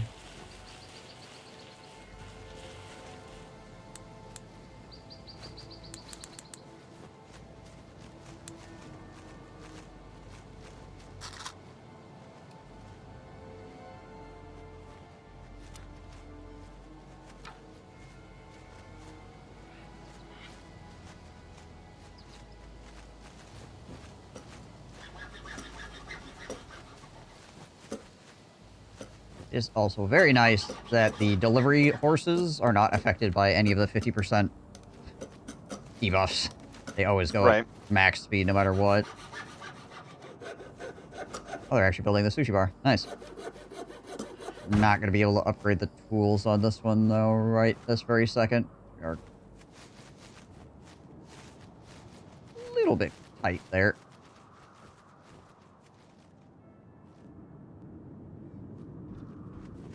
Tools are being created down here.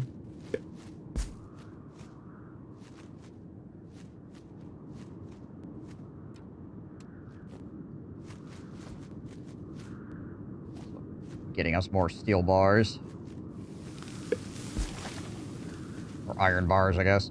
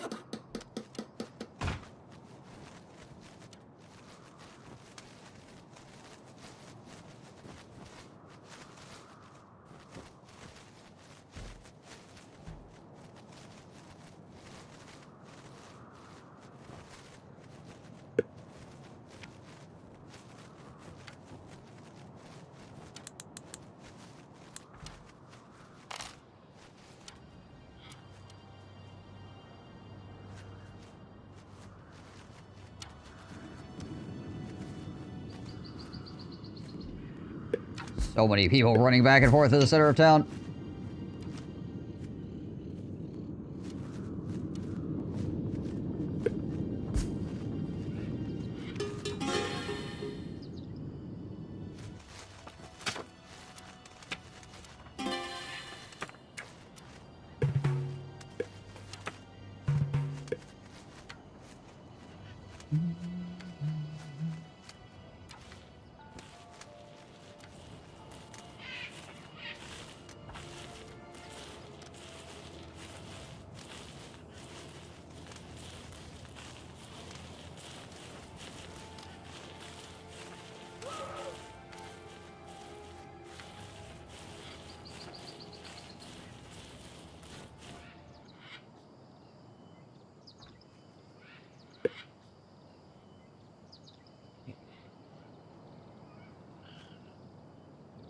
This.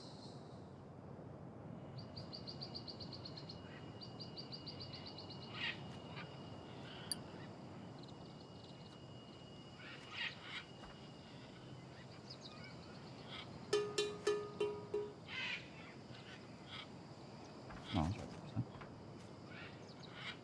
Okay.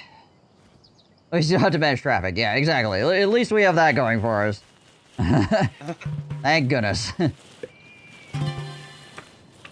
Sustainability book.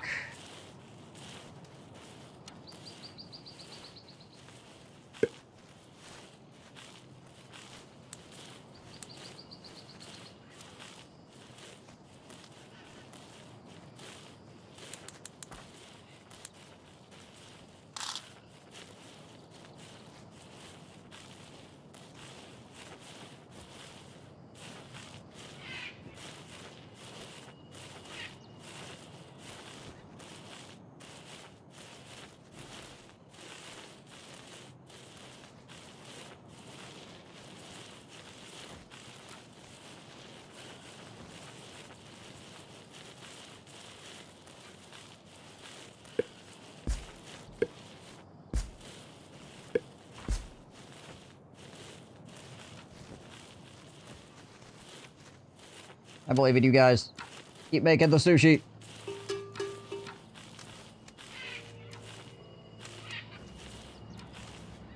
Freaking industrial scale sushi output occurring.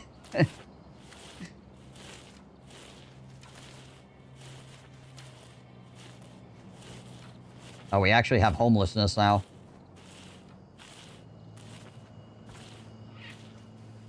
That's not a problem we've had to deal with in a long time. Yeah, no kidding.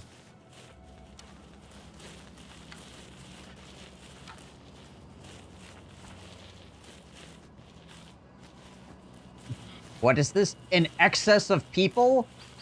That's a thing? That can happen? Oh, okay, well. Clearly we're feeding them too much. Some of them are solving the problem right now.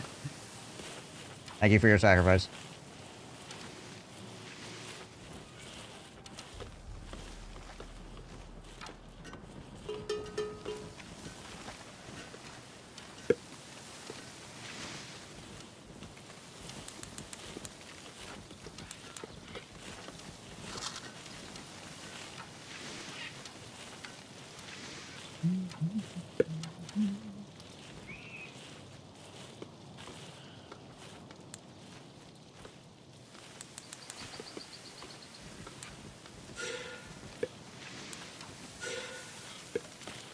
Oh, Jeebus. Okay.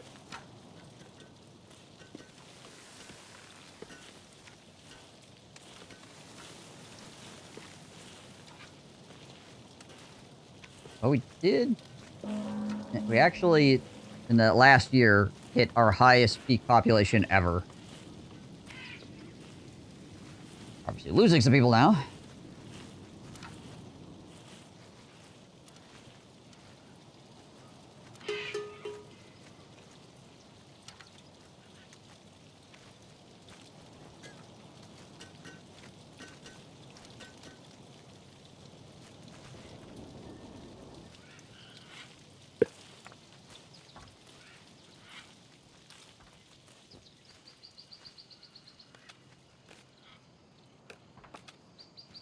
Suppose I could do this as well. There. Buy a couple sustainability books from the bookshop.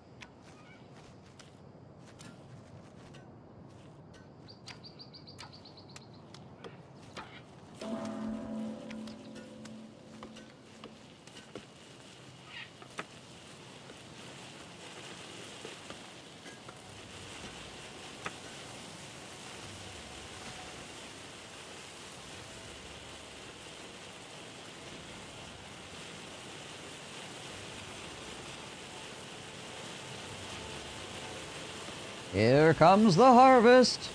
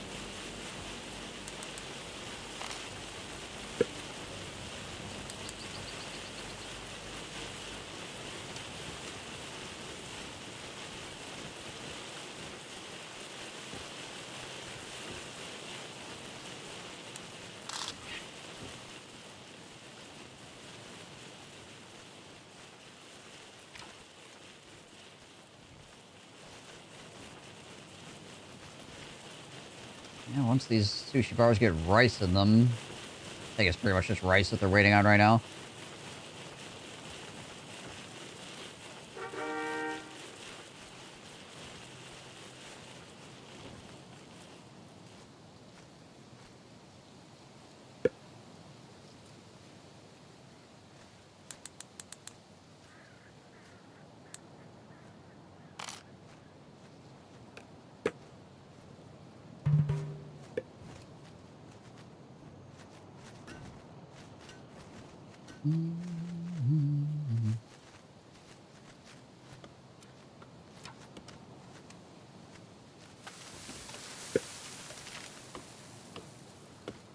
Hey, we're getting 420 from our spy nest. Fucking blaze it.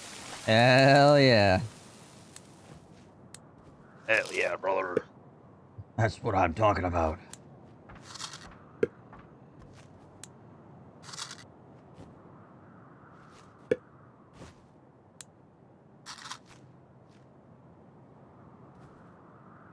What is that?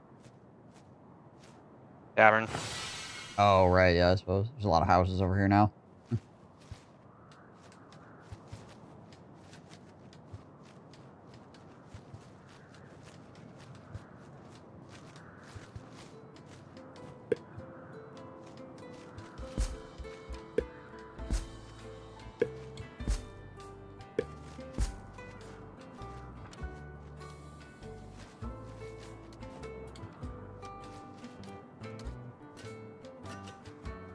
15. So, all these sushi bars kick out a round. That's like 1,500 food per rotation. Currently.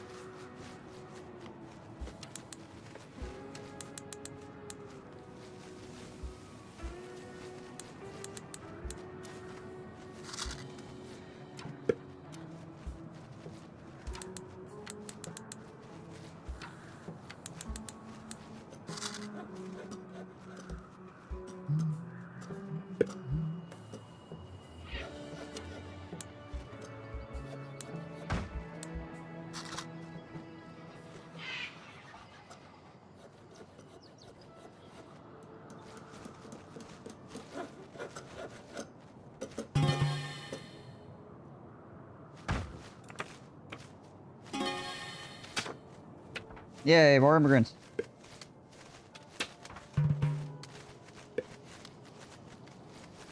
Come on in, guys.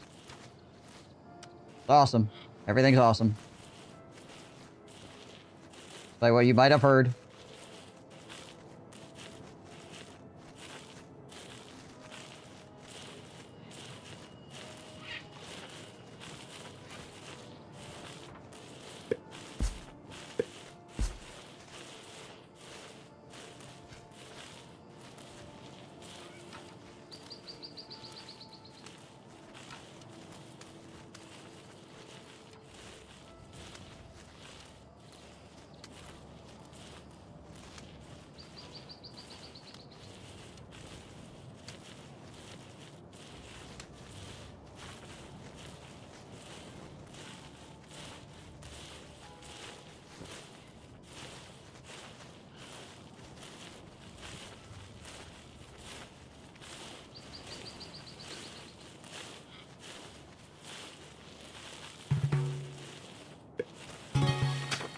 More sustainability.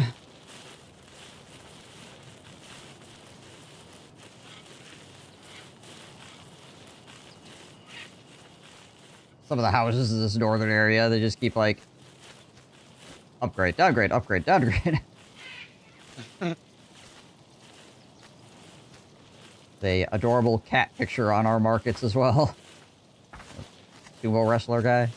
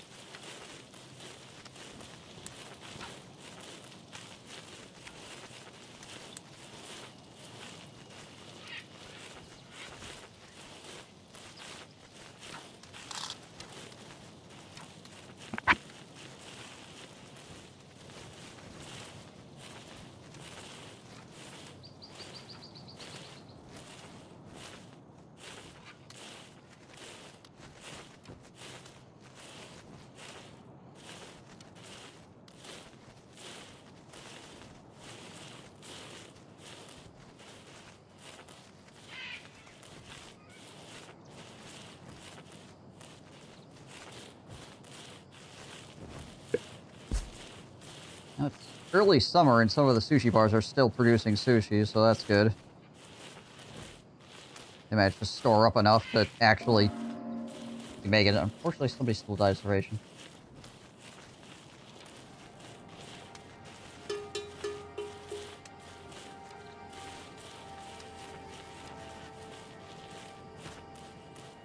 Somebody somewhere.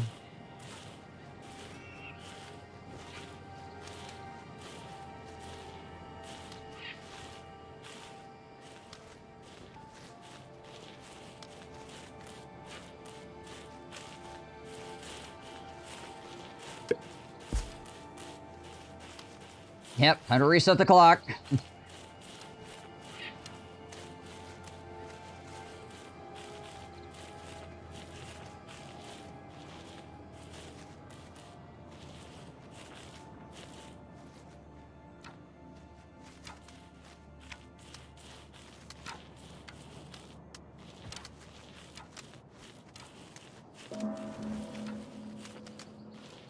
Chan, Maxo, Willie, Sandra, Sam, Natalie, Joffrey.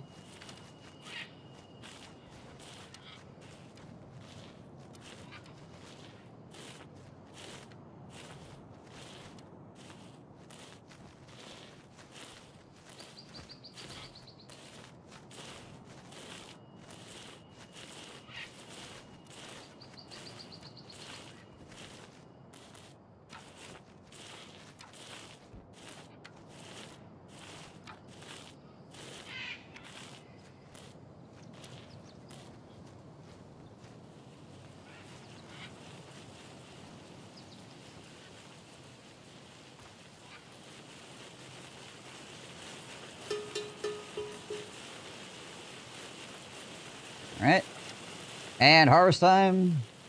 See how it goes, I guess. See what this next year looks like.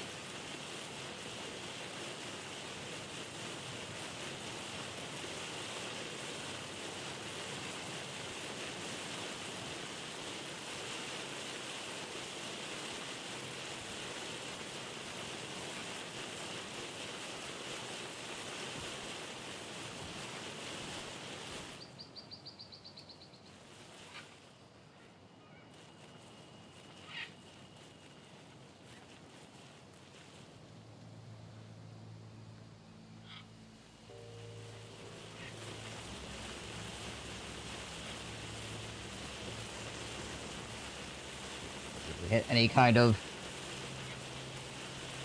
sustainability level whatsoever.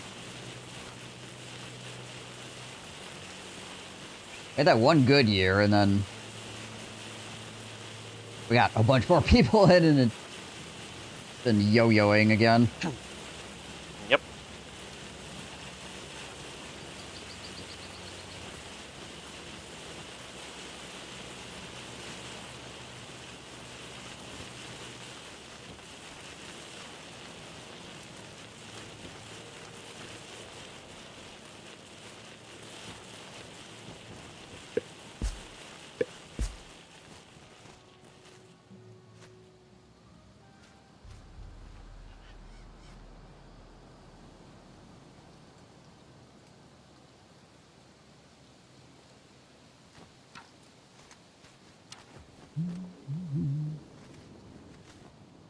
What tool makers doing down here?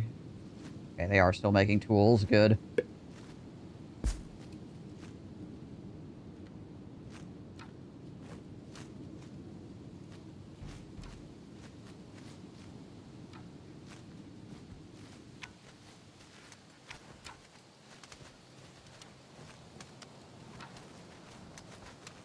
How does it feel like it takes these sushi chefs an entire year to prepare 70 units of sushi?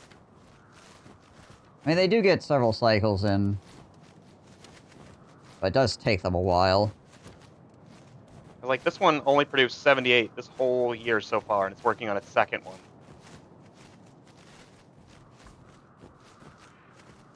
Which is another issue, is just like the building itself takes a while. Looking at all these, only 2 of these have actually produced sushi this year. A long string of them. Well, that's got to be wrong, because I watched these produce sushi last year.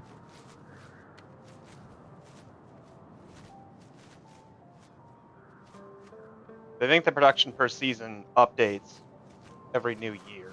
Or, oh, I suppose it's every season. Never mind. Yeah, so this winter they hadn't produced anything. I was watching it over autumn because I was just thinking about how it takes for fucking ever. So Right. It looks like they're getting about twice a year they're producing. Which is about 3,000 food-ish. They're all... that is if all of them are producing consistently.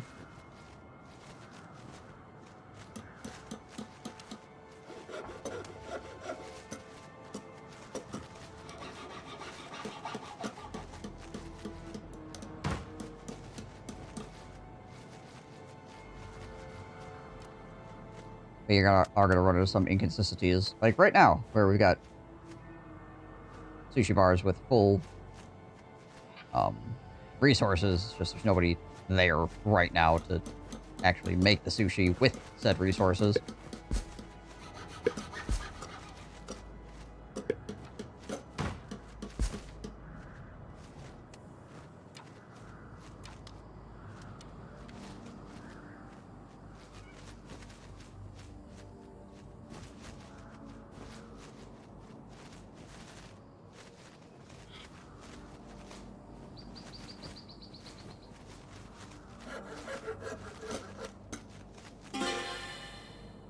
So we have, just did the math, we have about 18 sushi places, right? Yeah, roughly. That's how many I counted? I think 18. So we have 18. Let's round it to 80, because some of them produce more than 80 and some of them only produce like 76. Yeah. Do 18 times 80, that's 1,400 a cycle. So we're making just shy of 3,000 a year out of them. They only seem to get one cycle in every 2 seasons. Yep.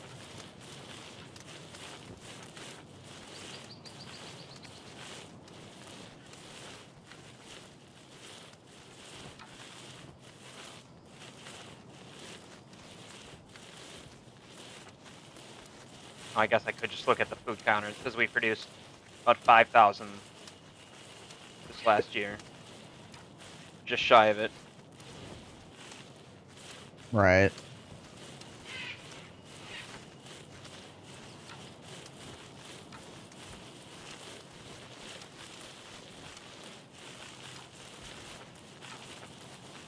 Is quite a lot, but also, I don't know, we'll see what happens this next year, I guess. Also, the more sustainability books we get, the better off things are.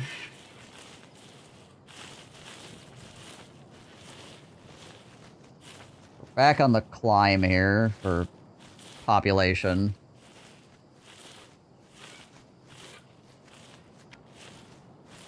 Make sure we don't run out of freaking medicine and tools and crap as well, which is another, another factor. We like run out of tools or something. We're in serious trouble.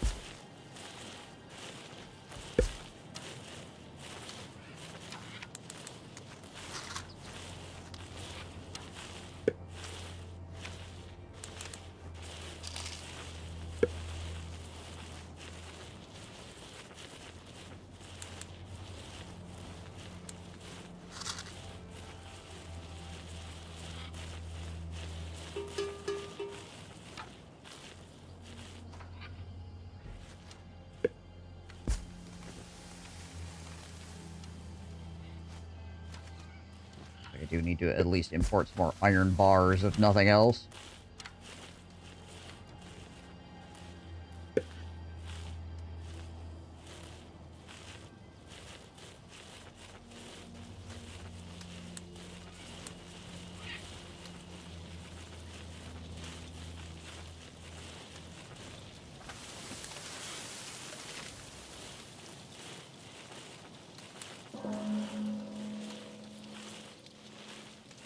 Iris died of starvation. Alright. First one down. Early summer, eh? What's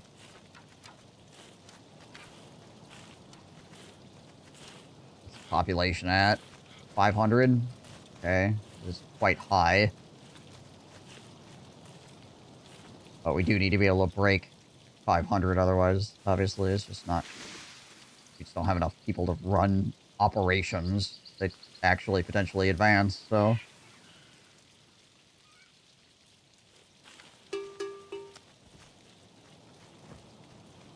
Yeah, then a whole bunch of people are dying again. Alright.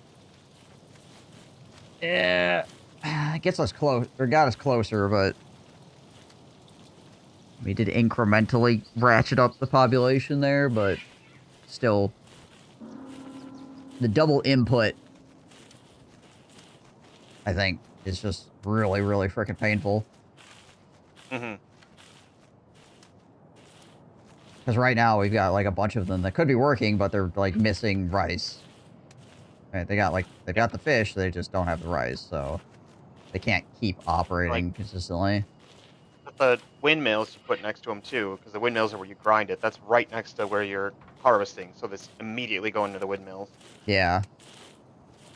And then you got multipliers for, you get more flour than wheat you put in, and then you get more bread than wheat or flour you put in. Yep. So yeah, just like So the multipliers like stack. Whereas we don't have anything to turn this in, and it requires a double input. And our other high-end food building also requires a double input. Yep.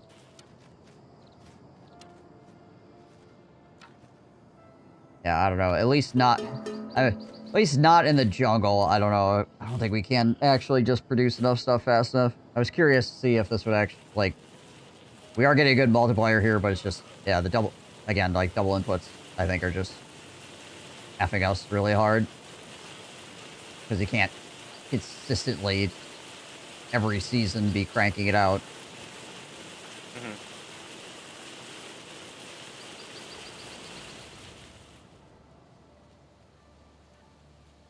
Alright, well, I'm willing to toss the towel, unless you want to see more. Yeah. I just wanted to see how these sushi bars worked out before we freaking chucked it. I'm willing to play Shogun again, even in the jungle, if we go into a lower difficulty. This is just... Yeah, the game got kind of boring, because it was just a cycle of, and we just don't have enough food. Okay.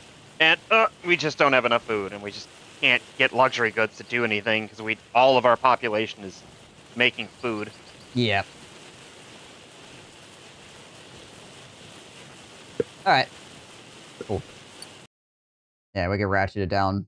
Even if we ratchet down 1, that's still like 100 and some % reduction from what we're currently working with as far as consumption is concerned. So, pretty significant. Yeah. The Immortal is 320%. Even Emperor is only 200. Yeah. I would even say if we're going to try the jungle again to go to Brutal. Right. It's still 120% increase.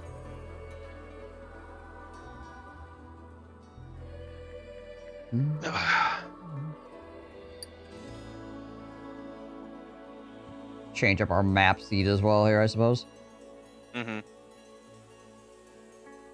Hair Sea Sloth. Sea is above platypus.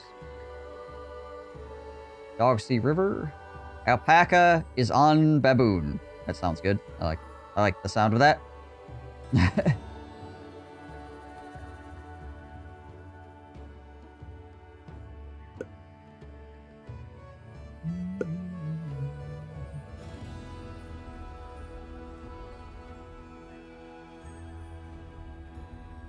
Oh yeah, apparently it was an accident. Literally, block away from my house. Oh. Yeah, Well, with the city bus, I guess. great. Don't enjoy Starving Simulator? Didn't say I didn't enjoy Starving Simulator. I'm just saying that it was probably like, we've hit a wall, at least in the jungle. At least with the Shogunate. The multiplayers are just not working out properly. The, if we were playing somebody that wasn't the Shogunate, I think it'd actually probably be okay. Or we could make it more okay, because the multiplayers are way easier.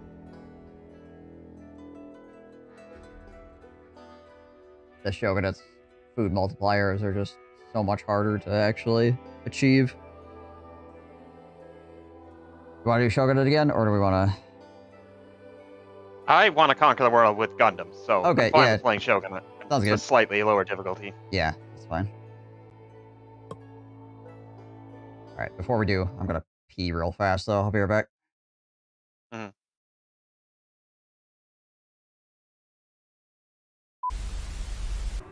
What is going on with the freaking line here? You see this? There are people up there, too. Yeah, okay. Alright. Okay, yep. Yeah, alright. That land belongs to the ice trolls now. What in the... There's this dude that's just like, he's barely hanging on. He keeps like ping-ponging in and out of existence. They keep like falling and then re-hovering. They're like doing Mario hopping. That guy just kicked himself in the ears. What in the heck? I feel like we've discovered a glitch. Solid snake mode, go. Trying to sneak up on Dagoth the clapping of my ass cheeks keep alerting the Ithalids.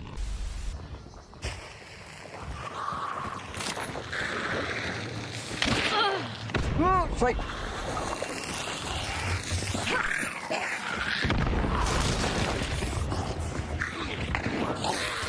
Oh. Ah! Ah!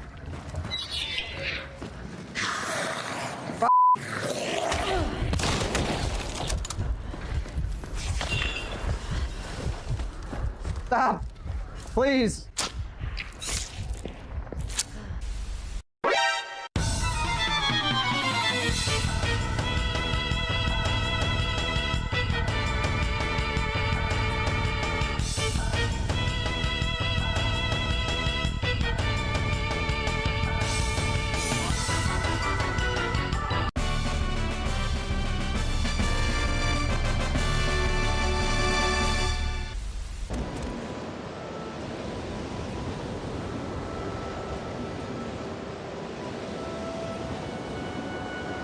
Pardon me?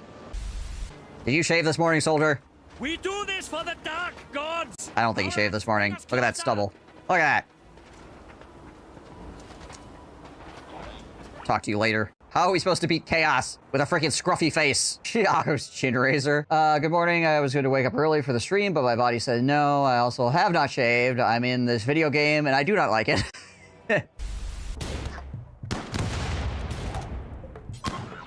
Oh, Jeebus, that's a grenade. Ah, frick. A few moments later. That's a guy with a shotgun. I got how Small's just standing over here like, huh. How's it feel? Small industrial forklift just freaking jacking you in the balls over and over again. Well, somebody shoots you with a handgun. Shredded frag grenade. In the head. Wow. Alright, how close to... Ooh. Your personality boost. Have a drink. Oh yeah, that's true. I could get drunk. Yeah, let's do that. Let's freaking get completely smashed off our rocker here and then try talking to her. That'll impress her. She hates men. I'm gonna get totally freaking wasted and then try to hit on her. I'm sure this will work fine. And for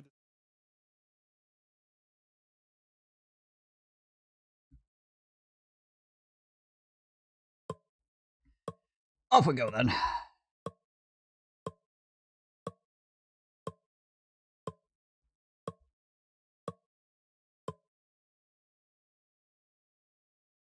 While I do not have rehearsal tonight, I would like to cook the flank steak that I've been marinating all day. Oh, right, yeah. So probably about somewhere between 6 and 6:30. I'll probably drop off to go cook that before it gets dark and too cold outside. Right.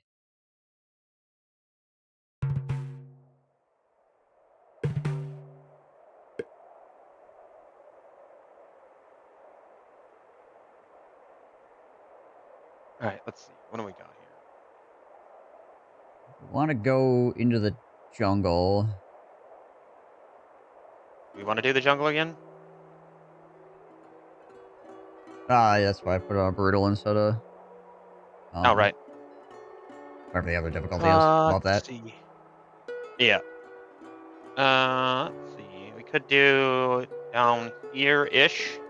Yeah, we could run down by the cannabis or whatever area, because there's that jungle temple over here as well. Yeah. There's 3 back-to-back areas with fertile soil. Yeah, like all the way through there. So what's the... Mm-hmm. Seems to be a pretty good animal count in this cannabis area as well. A little bit. Plus, there's crates. Crates, apparently. Where the heck that is. I've seen it before. We were just never close enough to actually use any of them. That area is pretty freaking tight on space.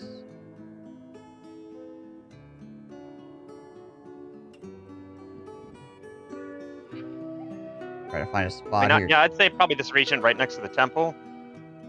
Yeah, like And then we can south of the buy temple one here. over into the cannabis right away for farming. Yeah. So we're relatively close to a bunch of diamonds for late game, or gems, I guess. Yeah. Decent amount of arable land and the coastline.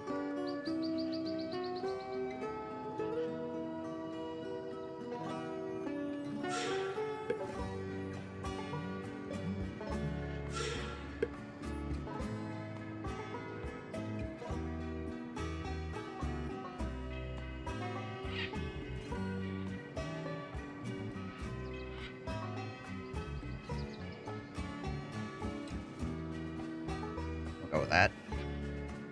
Alrighty. Where do we want to put our home base here? Or just freaking right down in the middle of it, I guess. Sure. Have it.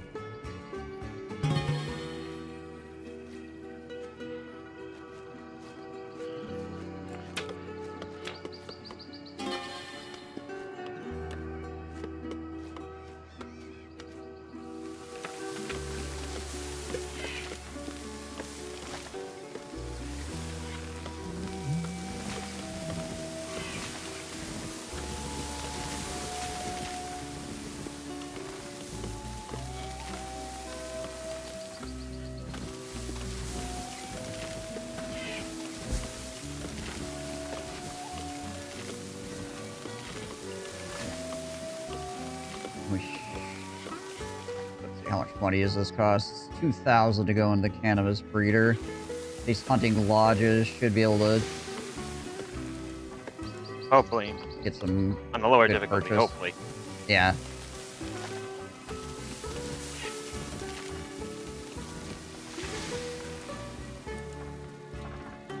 I can tell you 100% that that papaya would be gone already on the difficulty that we were just playing. Yeah.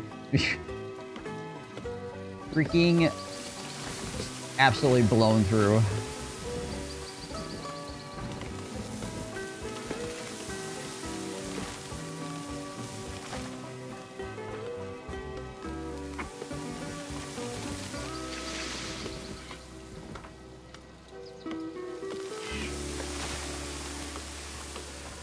Oh, there's a lot of animals around this area.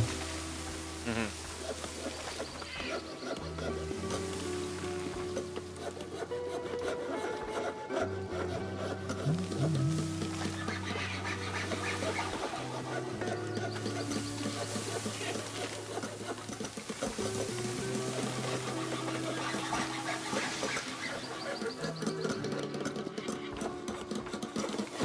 Also, it's been a whole quarter of a season and we're not out of medicine. Right?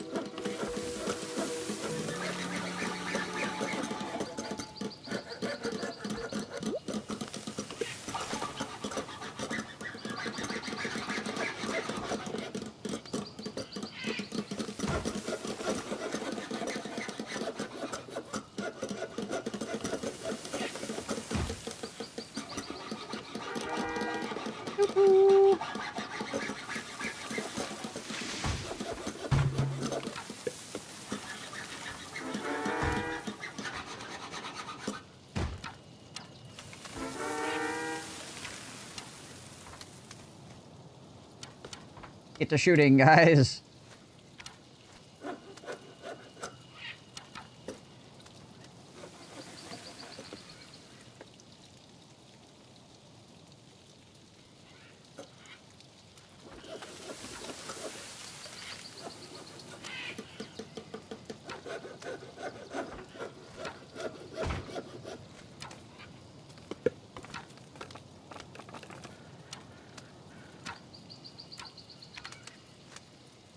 Don't even have the ability to make a field yet. We gotta buy the rice builder first. Or place one. Yeah. Don't have any seeds outside of the rice breeder. Mm-hmm.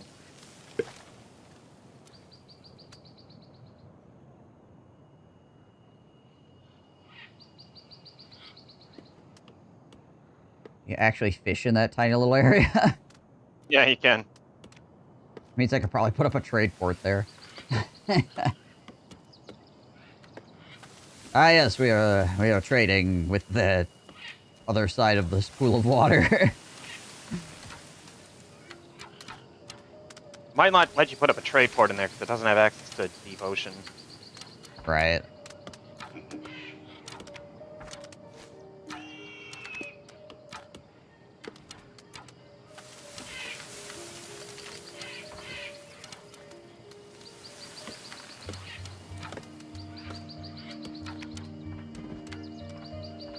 And look at this, we actually have meat. Right? It's able to exist. And get put on the pad and just instantly get scarfed.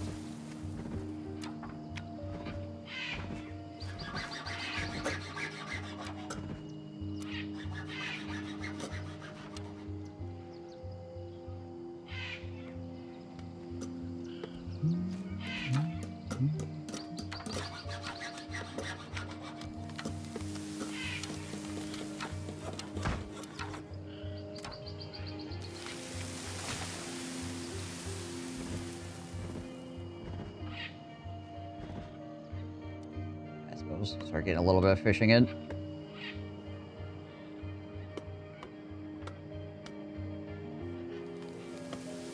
Area here being a mountain tile is a little bit rough as well.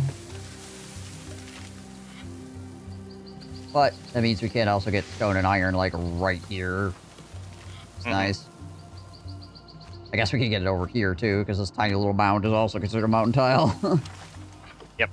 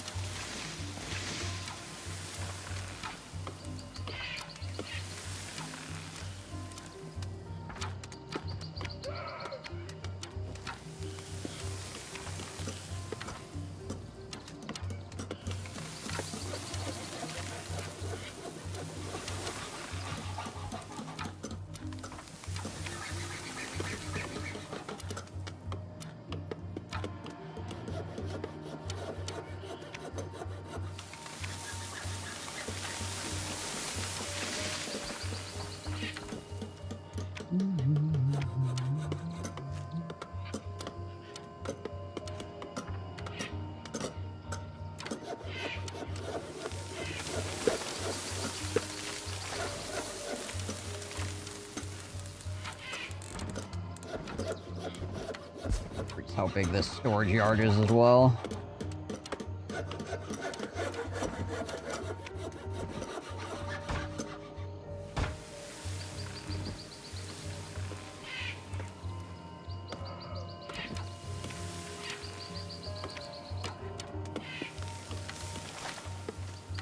It's very counterintuitive. It's interesting that the that putting hunting lodges like in the middle of your town seems to be like the most efficient thing you can do. There's just always animals wandering in. Yeah. As long as you keep it on sustainable hunting, they don't seem to ever be able to fully kill them all off. Yeah.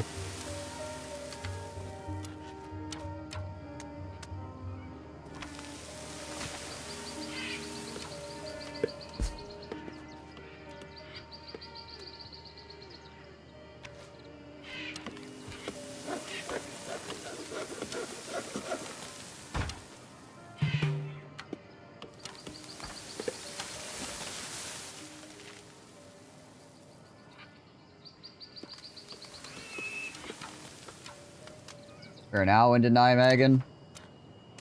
But it's one platoon versus one platoon in scale, which makes for messy, high casualty. Good luck.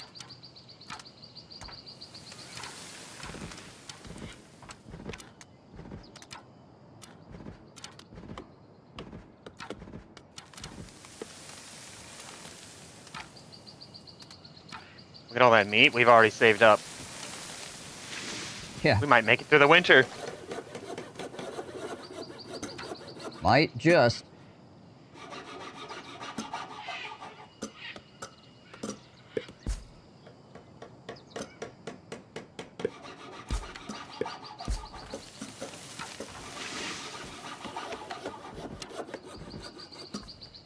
Stack that meat. Stack it. And we still have meds. Which is also good. Right? Yeah, ×3 disease multiplier doesn't matter so much when it doesn't take 4 instances of meds to cure it. Yeah.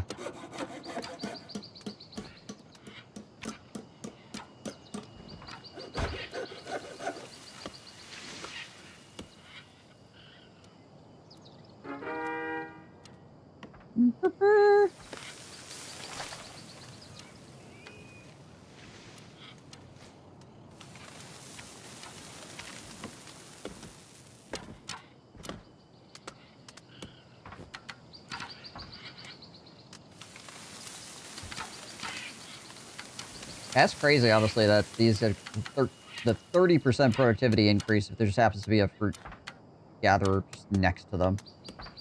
Yep. Yeah, so we put it at 200% immediately. Yeah.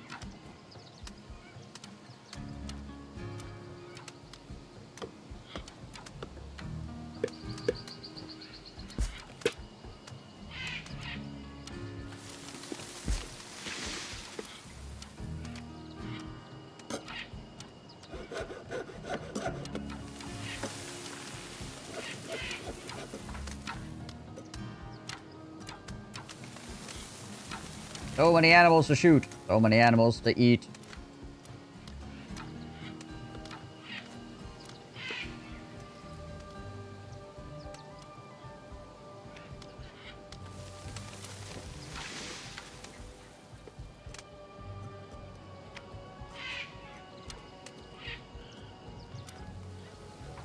At this point, we just kind of need to save up for that 2K to buy the adjacent territory.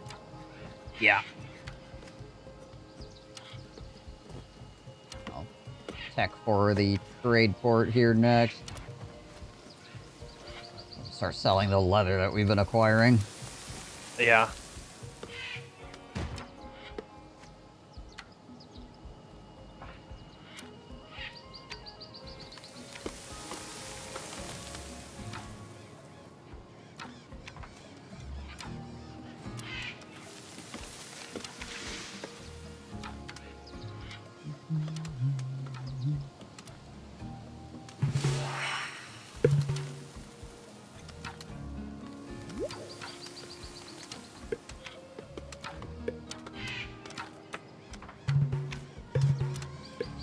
Go. Unlock medicinal seeds.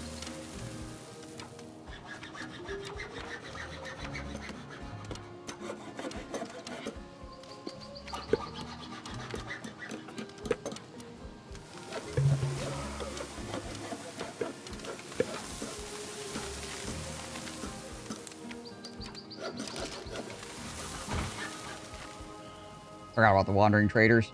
We'll sell some leather to them as well, which is nice.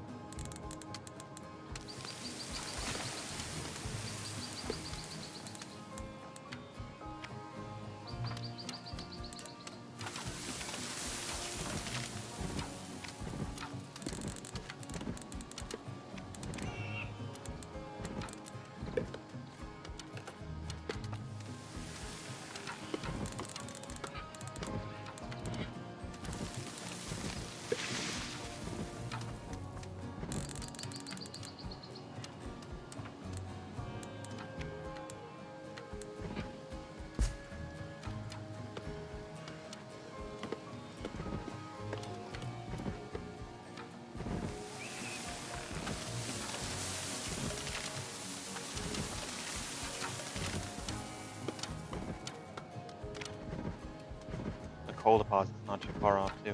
Will help. Yeah. That being said, we were able to actually run on just like 2 charcoal burners pretty effectively for quite a long time. The last run.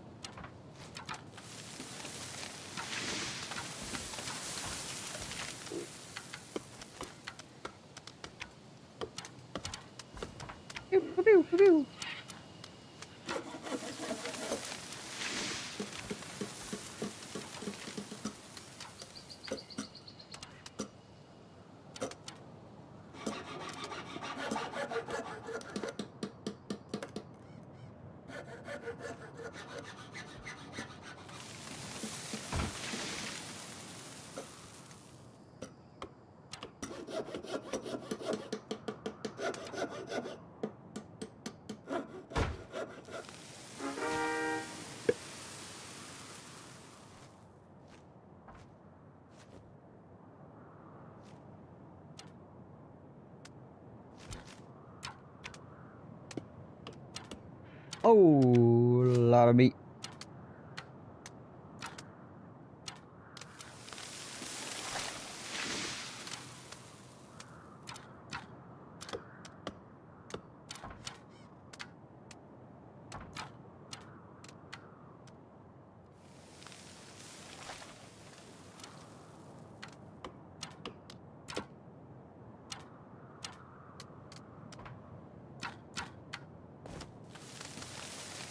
So much range as well. Like, I don't think they had to move from standing right next to the hunting cabins this entire time. I think that their range is basically almost the entirety of the hunting cabin production range. It's pretty freaking crazy considering that's how freaking big that is.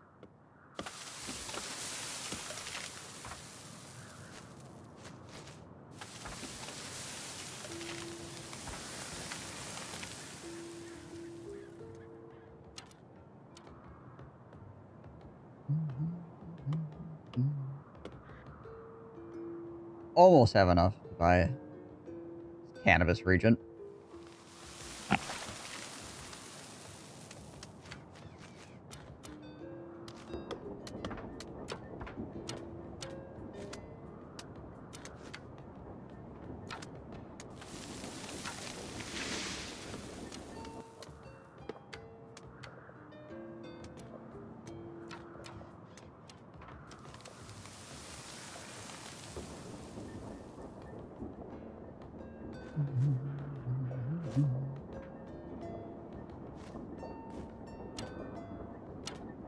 Low fruit tree count.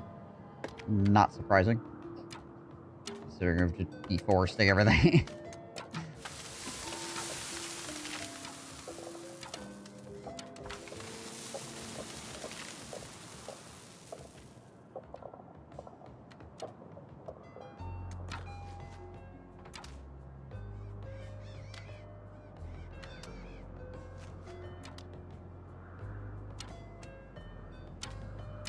And we actually have, or we had enough people there for a moment to grab some stone as well.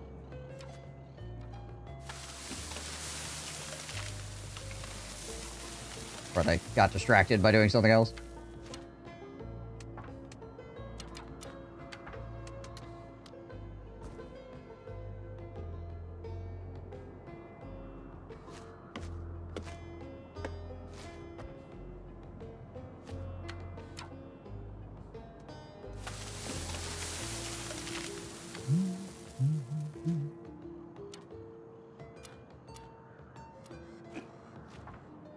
Or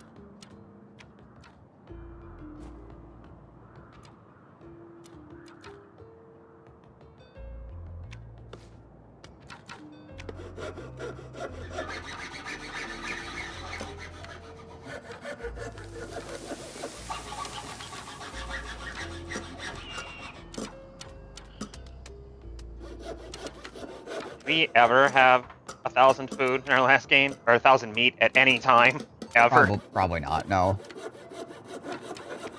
Is it still snowing in the jungle? It is.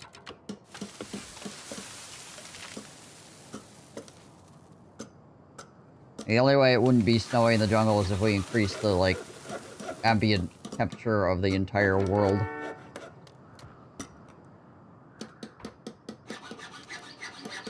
You can do, but, yeah.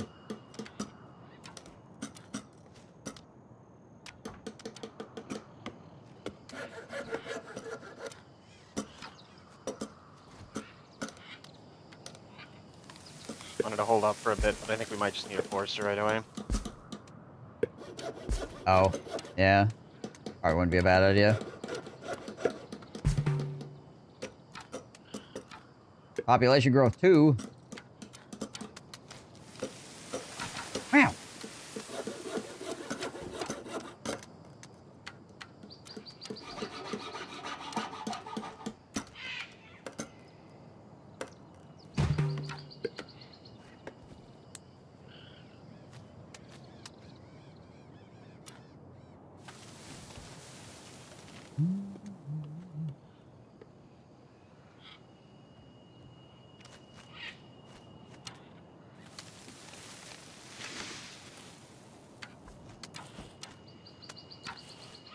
There is a significant difference here. A marked and significant difference.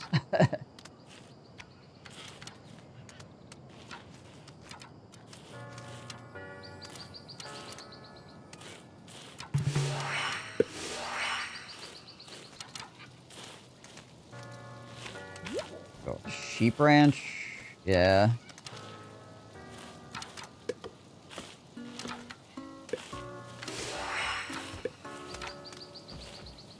Grab that trading port as well.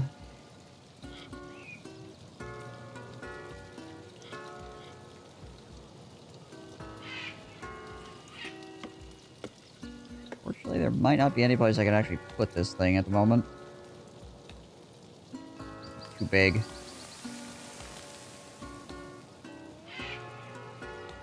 Because of this hill here.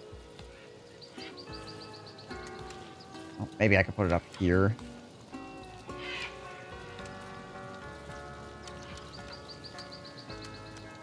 No, because this is a deep sea tile up here.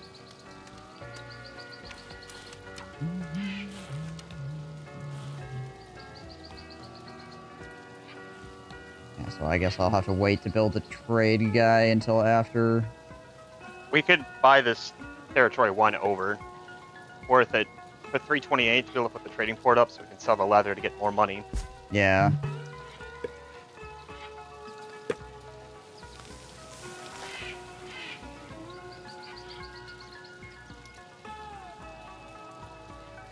Big outbreed of traders here.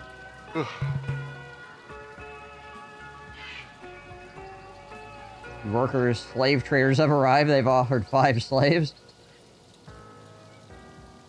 Sure.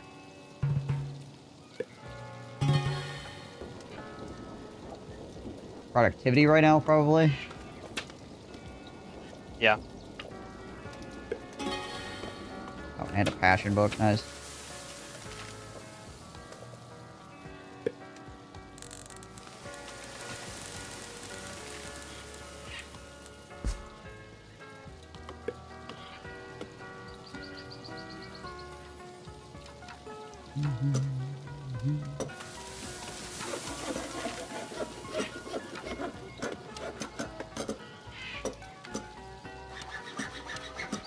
Interesting. I don't think I've ever gotten that dude before that comes in and basically is like, "Here, you want some? Yeah.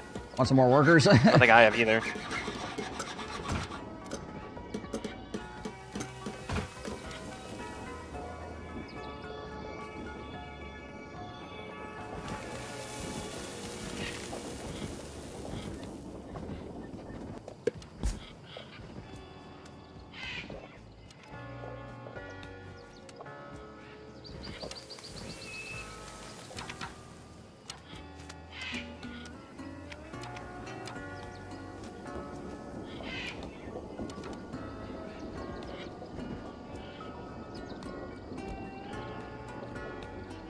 getting more stone from clearing that area that the trade port's going in as well, so that's useful.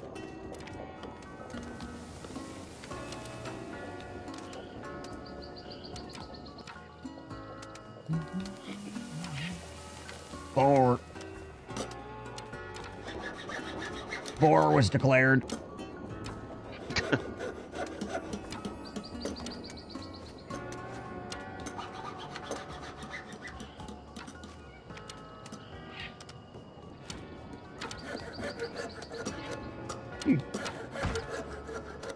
Interesting.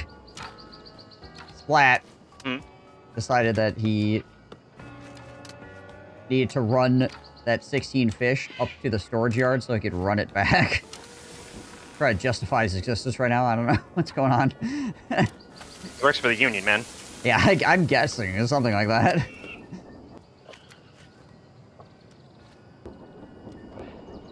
Oh, we still have 1,300 meat. Yeah. And the wild animal count is 9 on both of these places.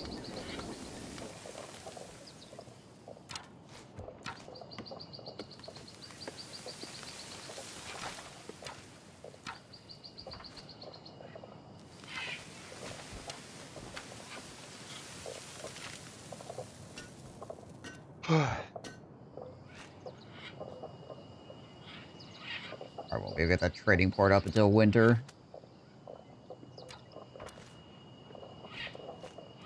But also, we're gonna get well ahead on our medicine count here, which will be good. I don't have to worry about everybody freaking getting sick and dying.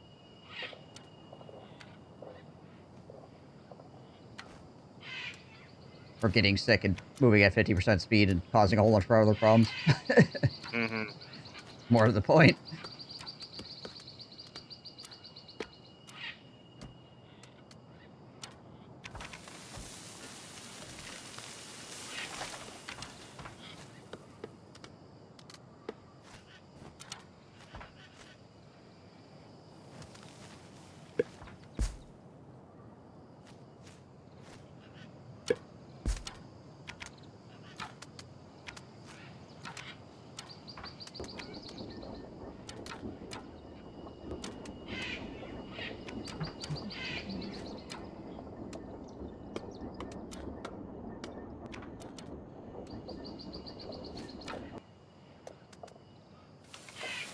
Our ship is sailing through the land over here. Oh my gosh.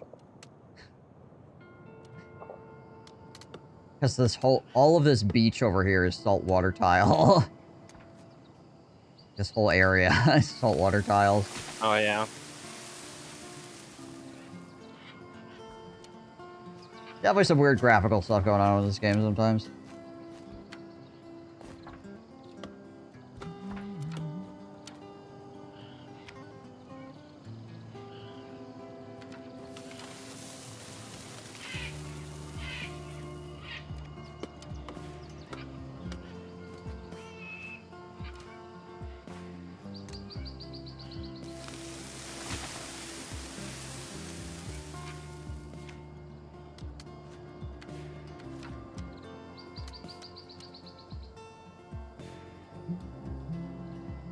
Oh, hey. Actually gonna start building the trade port, I think. Oh, no, they might need to clear more stone first before they can actually build it. It's got everything it needs. Yeah, oh, yeah, they just need to clear more stone now.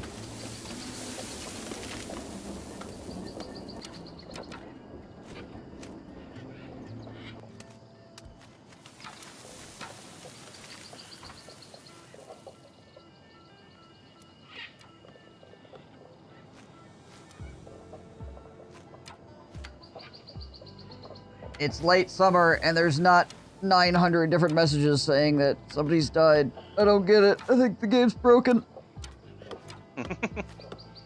Ugh.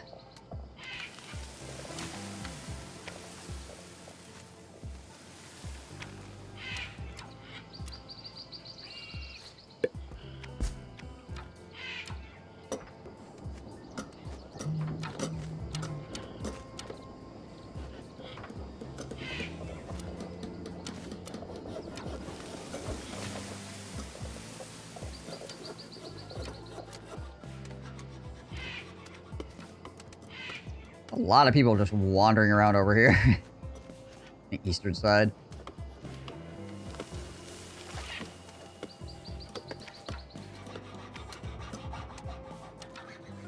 Oh, hey, there we go. Build the forester. Nice.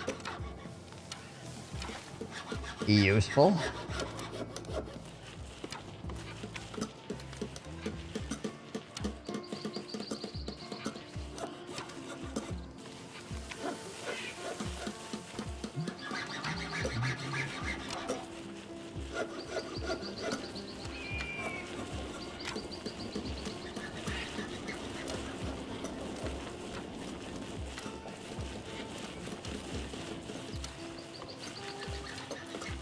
Give us a pretty sizable stack of medicine as well.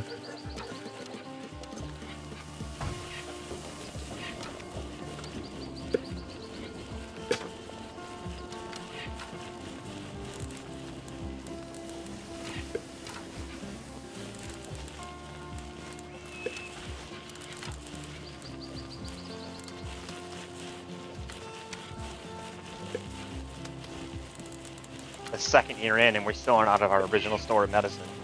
Right?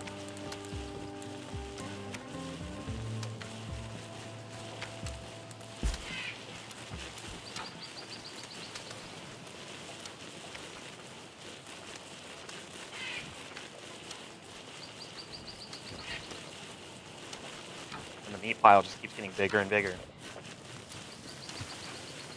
Big old pile of meat!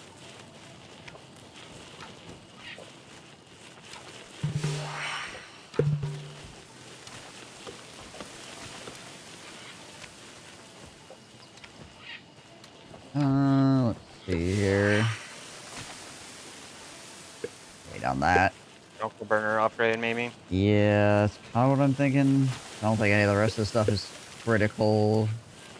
Farming technology, I guess, could be nice. Yeah, we'll just get charcoal burner improvement for right now.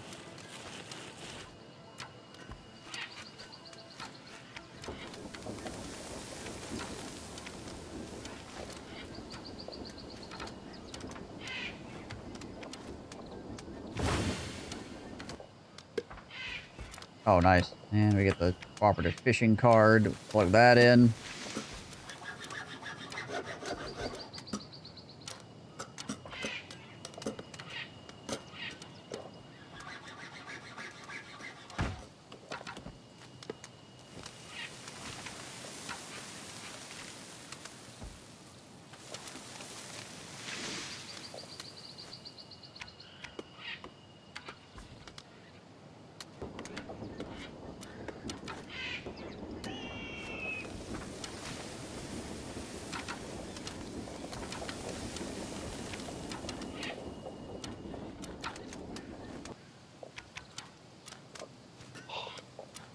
Hey, we might actually be able to make sake this game. True. Oh, here we go. Sell off this leather. Quite get us enough, but all good.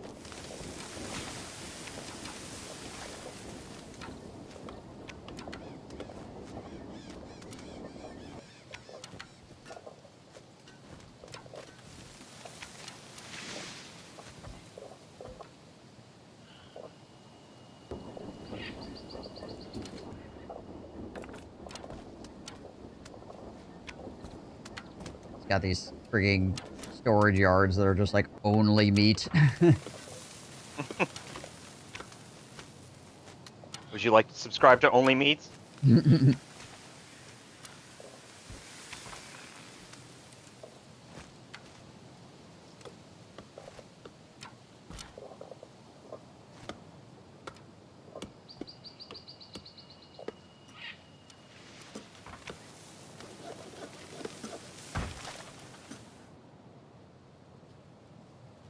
This is a weird map. A lot of like very disparate kind of areas going on here. Mm-hmm. Like there's no really big solid chunks of land. There's just a whole bunch of... Maybe like this northern guy up here has like the biggest like single piece of land without a bunch of freaking random lakes in the middle of it.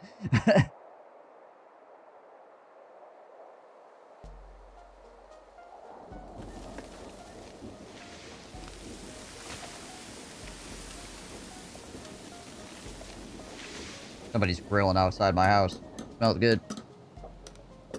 Somebody's growing inside mine and it smells good. Soon I will be too. Ugh, I've been marinating this steak all day today. Granted, it's flank steak, so. But plan is to put on a pot of white rice and then go sear the flank steak. Yeah, okay.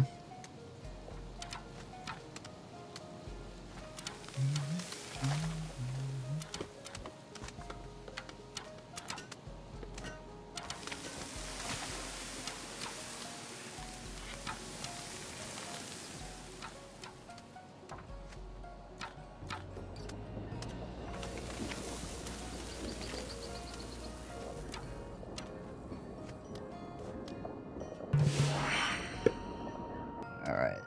Charcoal burner. Let's do quarry improvement, because that's a one-time tech for 30% reduction for quarries. Pretty good. Yeah.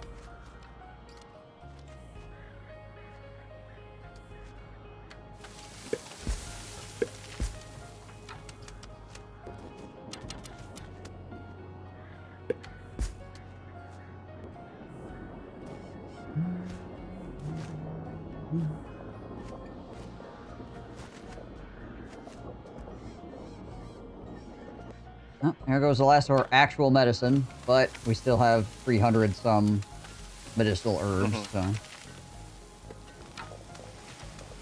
should be aight. Really need this trading port to go up. Yeah, we do. Just a lot of objects in the way. It's taking them forever to like walk over there and chop down a few trees or mine a few stone and then walk away again.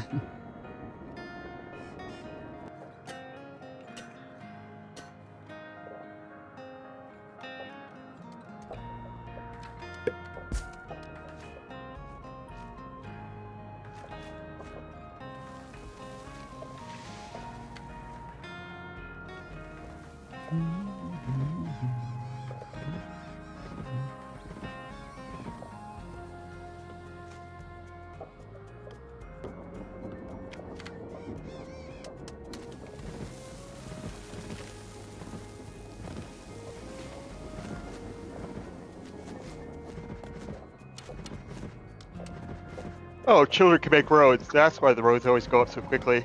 Oh yeah, I suppose because they're not really doing much else.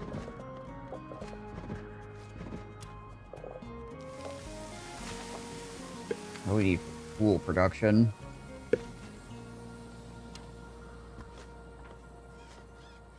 Yeah, we're gonna need that soon.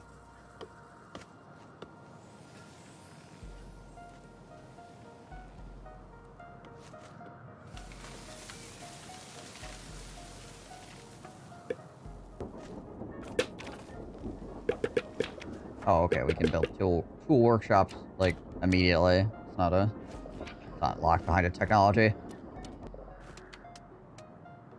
So you have the materials to do so.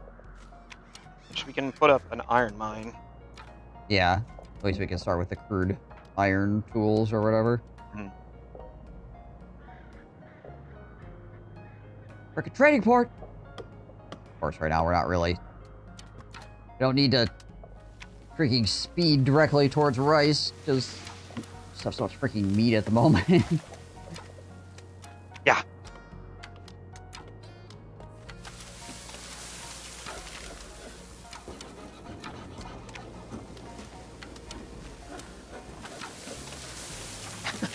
Arcing the arrows over the mountain. He's watched these fucking missiles go to space before coming back down. Hey, the training port's finally been cleared out. They can actually start building it now. Huzzah. Also, let's not forget to do markets in this game. Yes. When do markets unlock, anyways? Probably in the Middle Ages.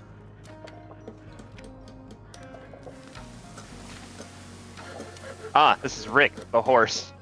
Oh, Rick turned back into a person. He's a werehorse. Yeah, markets in the Middle Ages. Okay.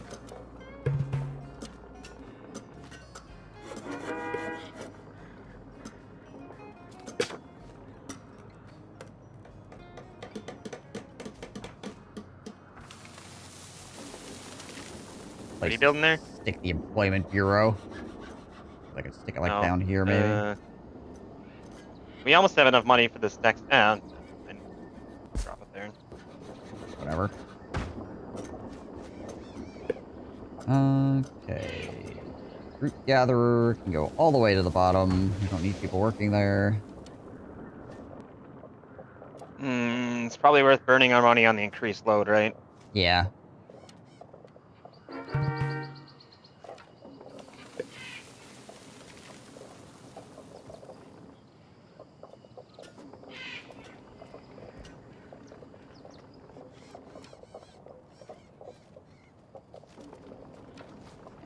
Oh shit! I only sold 100. I probably could have done more than that, couldn't I? Well, Yep. Could have done 300. Yeah. You increase the load, and then you don't use the increased load. What the heck? I mean, you did a little bit, because I think the base is 60. Mm-hmm.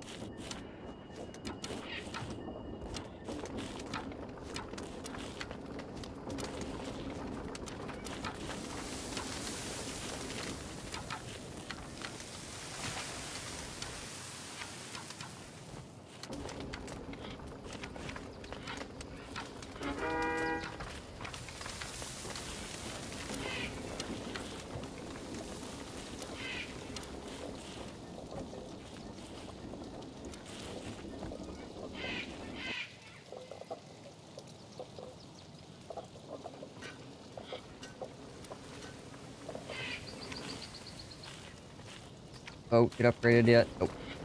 There we go. Improve that fisher's boat. You go for a steak right now? Did you just have a big meal?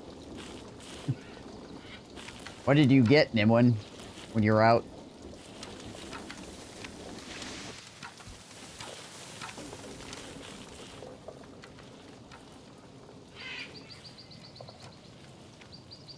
.5 hours ago?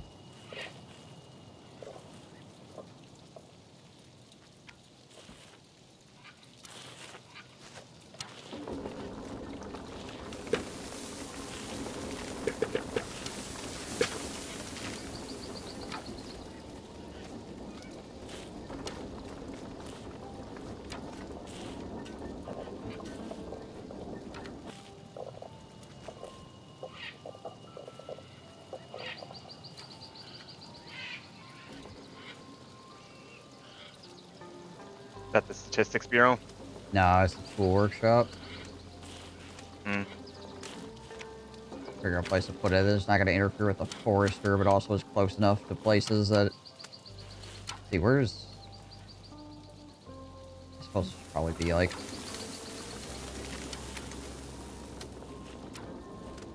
There's not really... We can just claim this province over here to the left. We're gonna be selling enough leather, we'll be able to buy that other one we need, and we don't... Not, like, desperate for farmland right now. I just bought the one to the left, so you can put it over here. Oh yeah, I suppose. Put it like the other side of this freaking mound or whatever. Mm-hmm.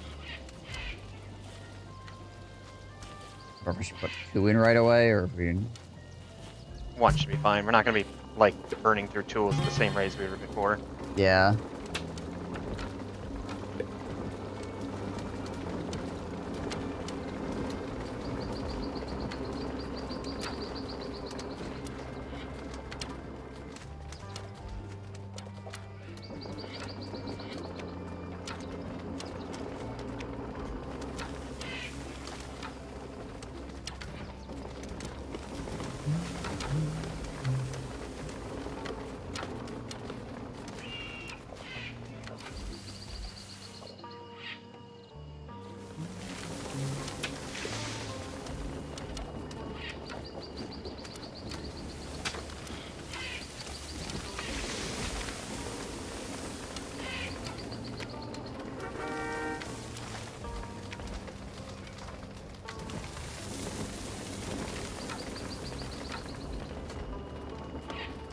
Starting to get some charcoal as well. Nice. Do this also. Storage. yard here and make this be iron.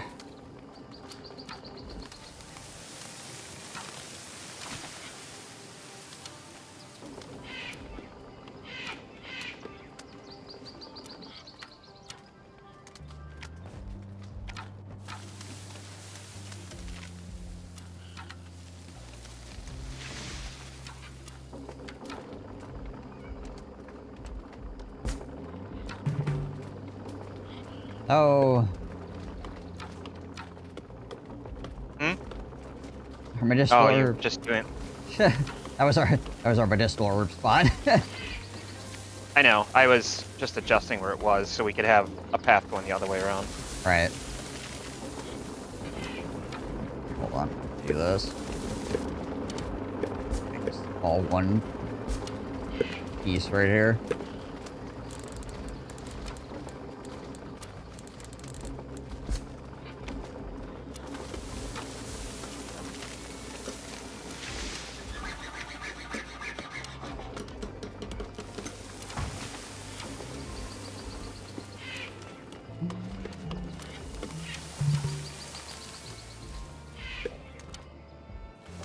Yay.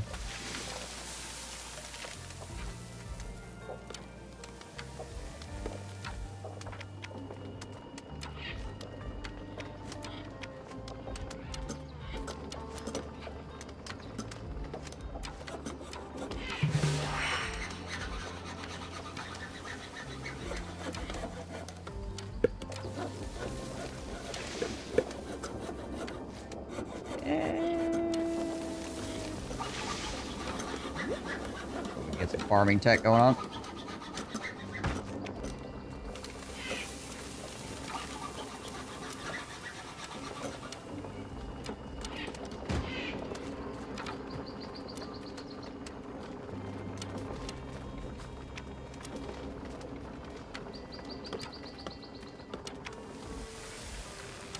Oh, your blood sugar is just all wacky.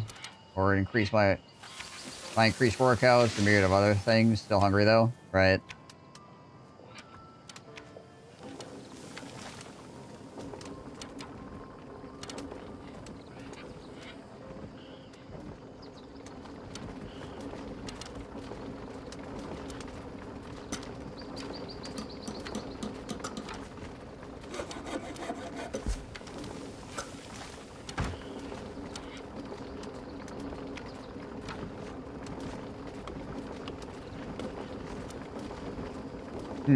That's okay.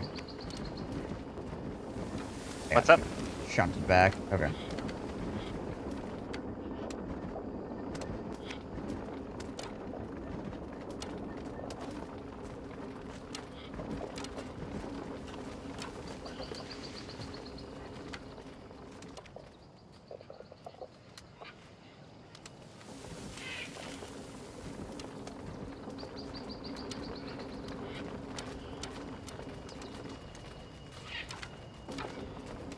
Alright, well. Starting production on the crude iron tools now.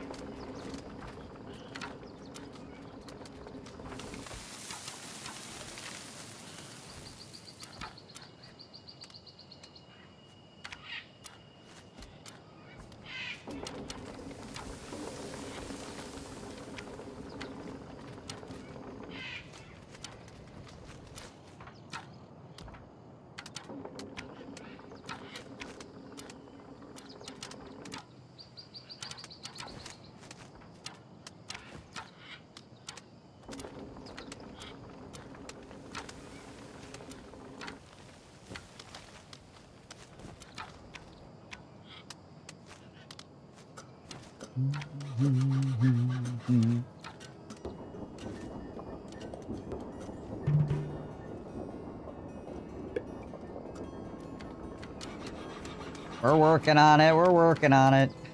Almost got our first batch tools out. Man, only making 5.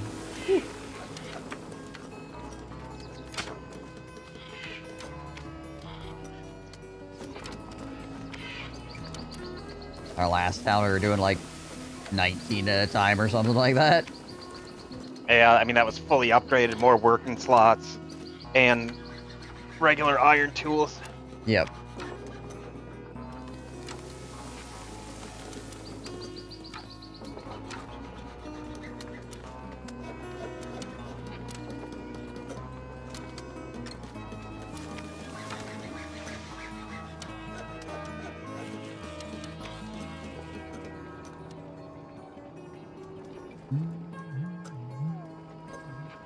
Somebody's homeless.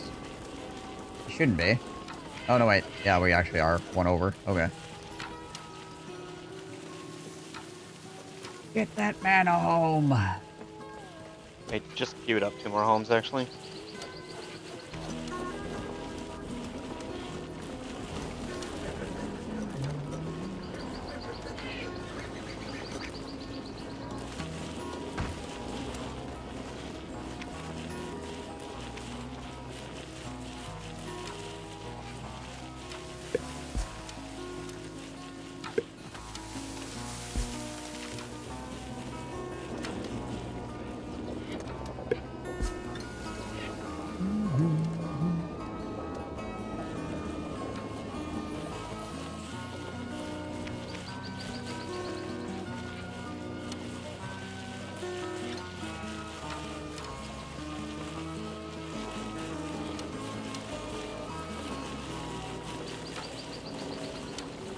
Yeah, the animals in the middle of town are still holding steady. Got 2,000 meat right now.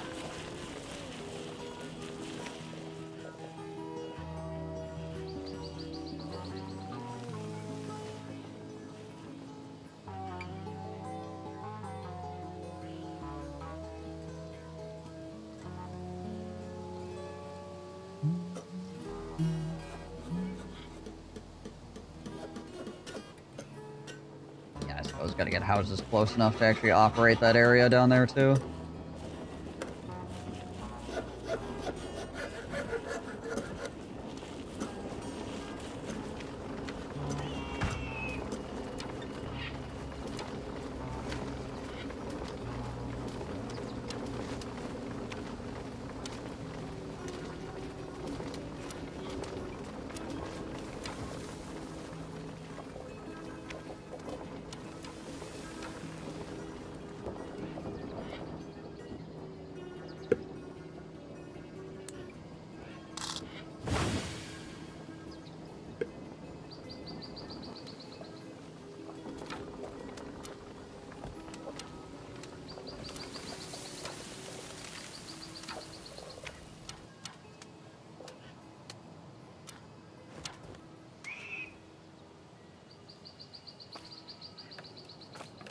And the Trade Companies Act would be great if we had trading companies.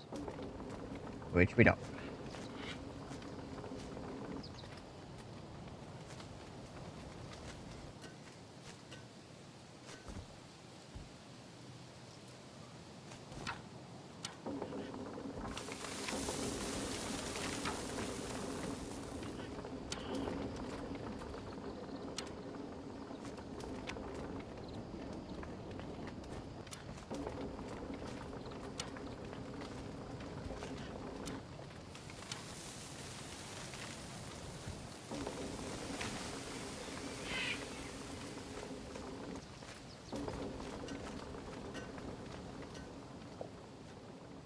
See how it's looking for employee-wise. Employees, 20 of 22. Alright. Nice. That's useful.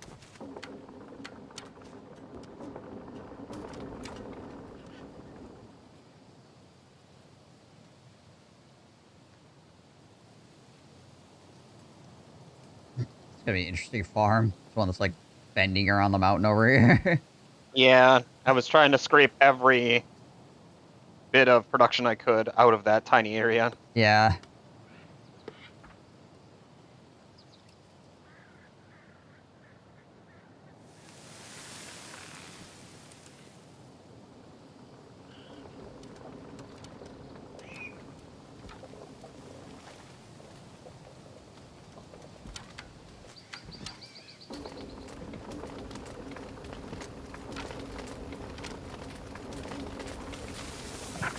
I mean, on the bright side, this time around, we could probably get away with only having like 2 to 4 sushi places.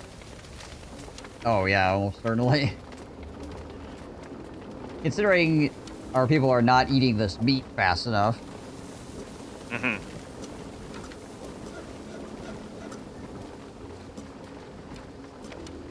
Stacking up all over the place.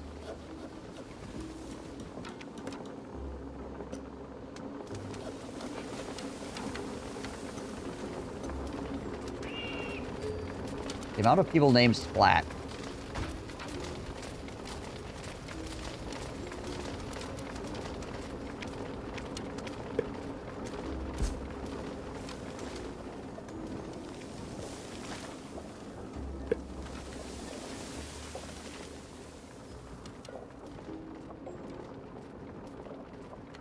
People hate you. What? Yeah, I should probably put up a tavern. That's 70%. That's a freaking some strong language there for 70% favorability. Probably either pottery or sake brewing next, I think. Yeah. Our wood production isn't quite high enough to do furniture yet. Yeah.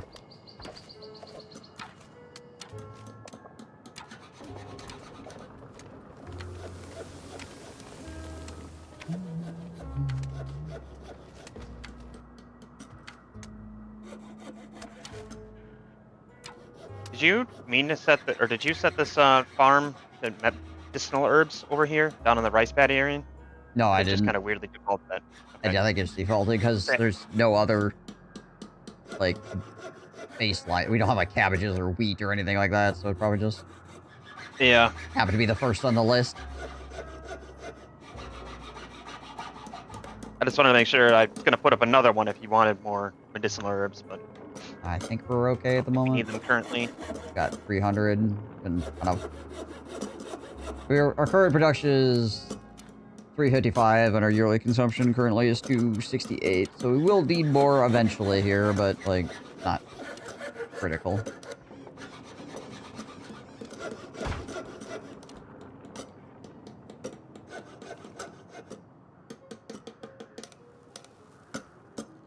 Out here building a farm by hammering the air as a Dunbar deer walks by.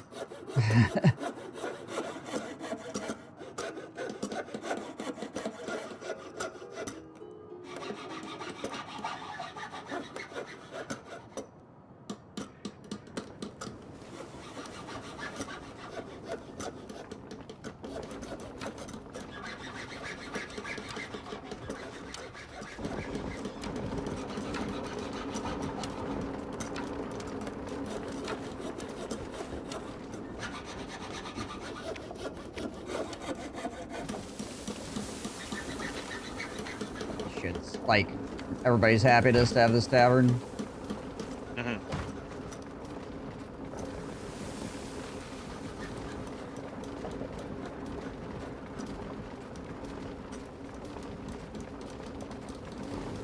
Everybody go visit the tavern. Even though we don't produce any alcohol. Right? And go hang out.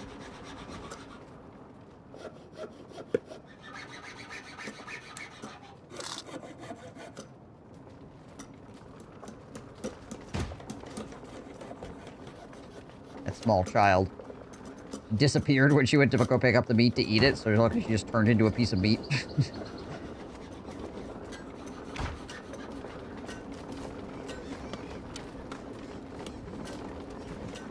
We might need a second tool workshop. We are burning through tools pretty fast, actually. Yeah, we can grab one.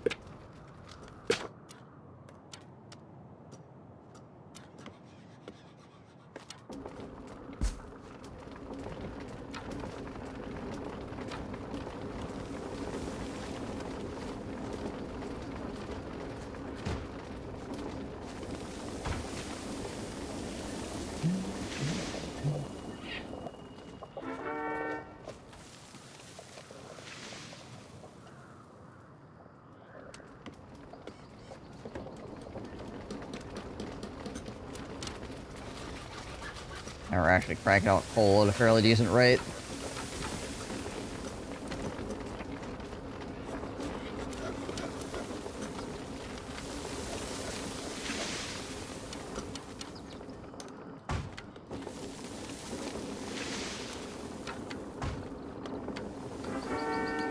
Also do this. Give our tool workshop more people. Seems how we have the money for it. +7. Wow.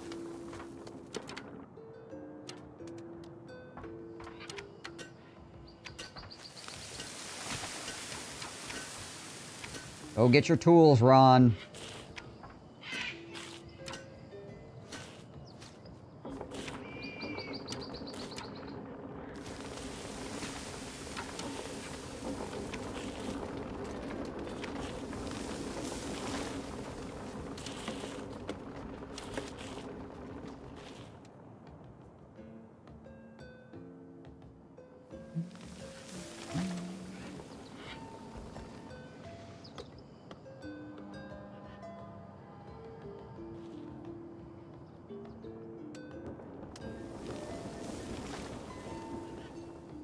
One of our farmers died of old age in the field.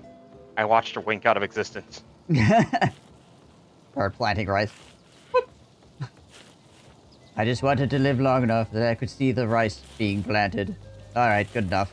Dies.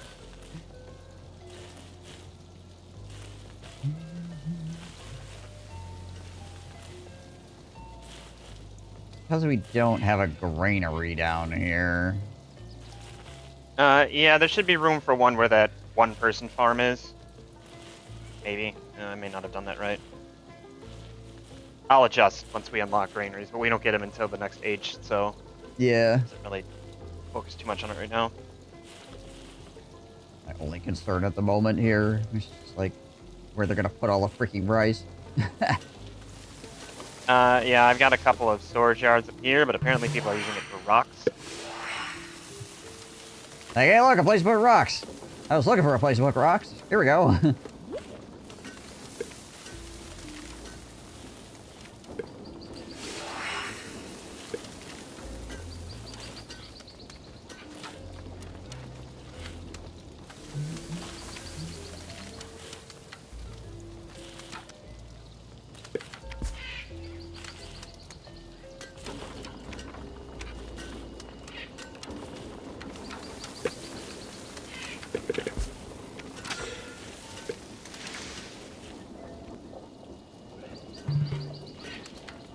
Hello, immigrants.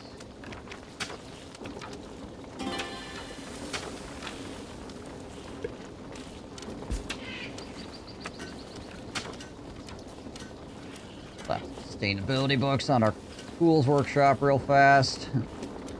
Burning through iron like crazy.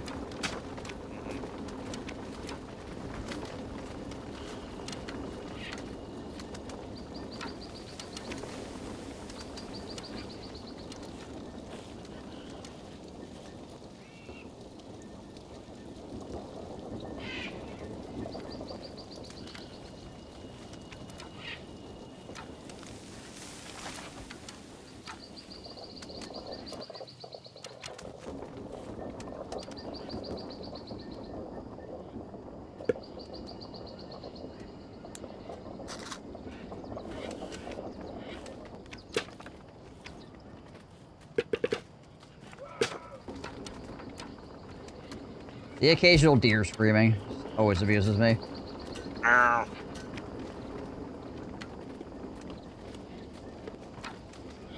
But why? But you have 2,400 meat. Why? But.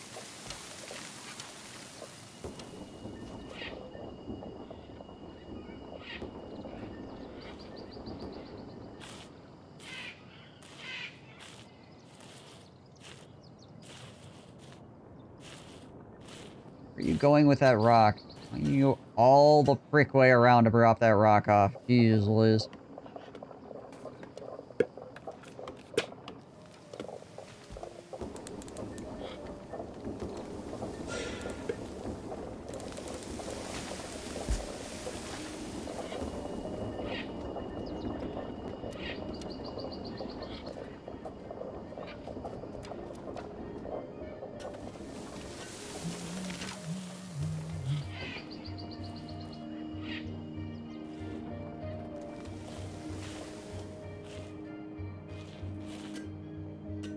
decided that these two, like, storage yards over here are, like, the closest.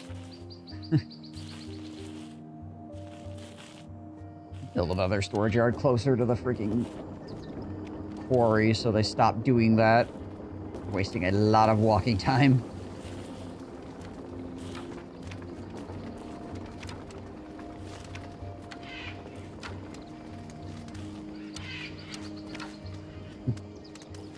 Hey, morons! Stop!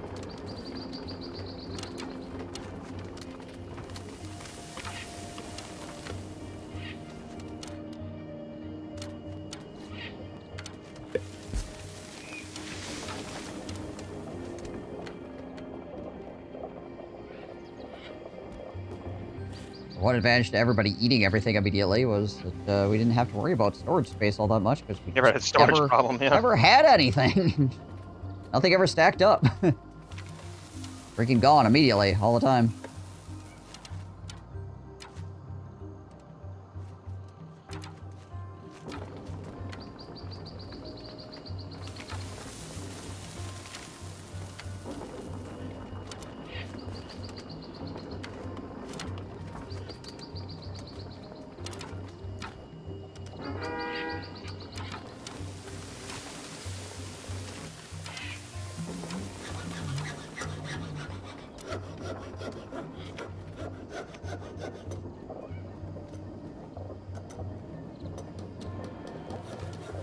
I like Kanye's little one-man plot of rice here. Just over there tending it.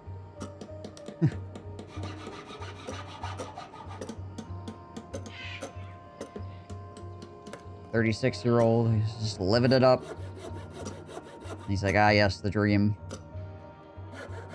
A one-man plot of rice. Hi, in the my name is country. Kanye, 36 years old. I never learned how to fucking read.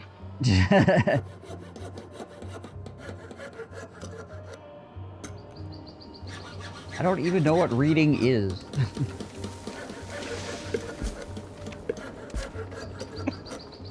You know, it's one of my favorite jokes ever. Somebody's like, so elephants have a specific word or a specific call that means, don't go over here. There are bees there. I wish humans had something like that. Somebody responds with, we do. It goes something a little like this. Hey, there are bees here. Don't go over there. Right.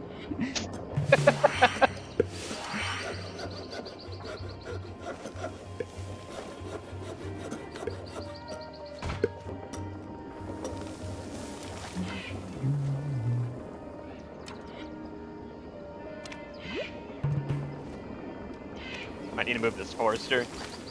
Quickly encroaching upon its territory. Yeah. The sake brewery is actually kind of big. Wouldn't know. Never built it. Oh, you can make sake out of oranges and plums as well. Interesting. Oh, that's what the plum breeder's for. Yeah.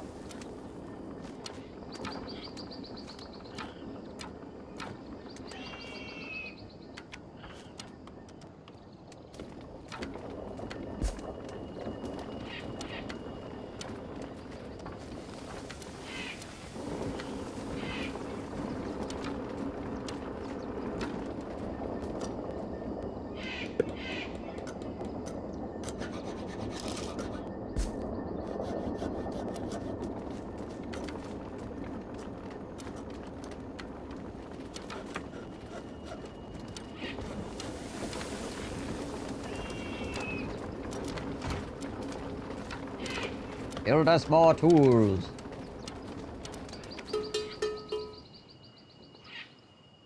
I think that tools happen to be the thing. I guess the conversion rate is just freaking terrible on tools when you're making crude iron tools. Yeah, it is. 8 million freaking iron ore to make like 5 tools, and it takes a whole bunch of people to actually go over there and do it as well.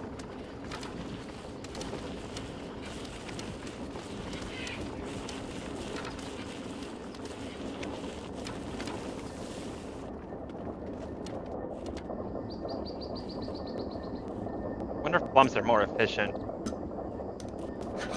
Maybe. And maybe the fertility is lower on plums than it is on rice. Also, the advantage to plums over rice is that the plums might I don't know if plums are considered to be food or not.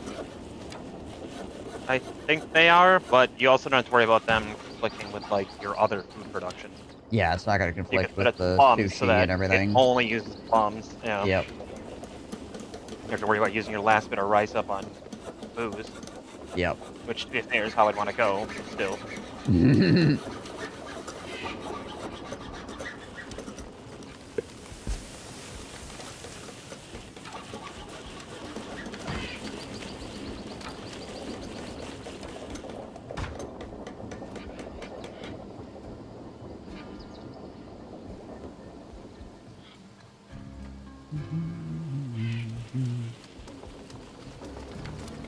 A boar walking through our clay pit right now.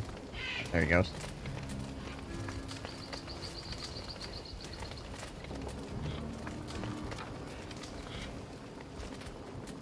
Mr. Potter.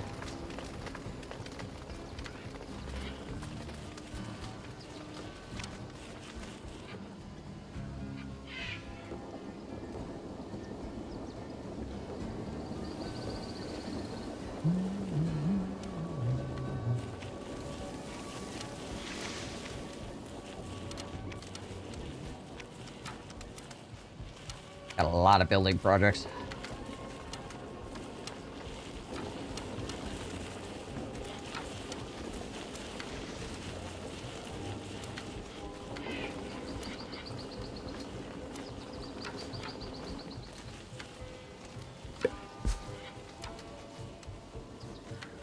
Oh, make those tools.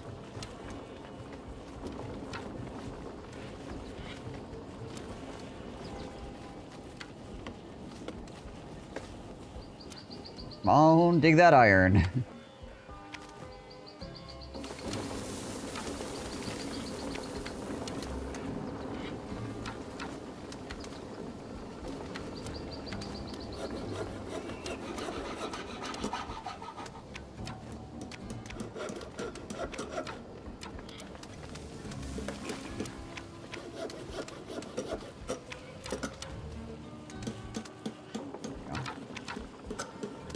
Finally constructing the second iron mine.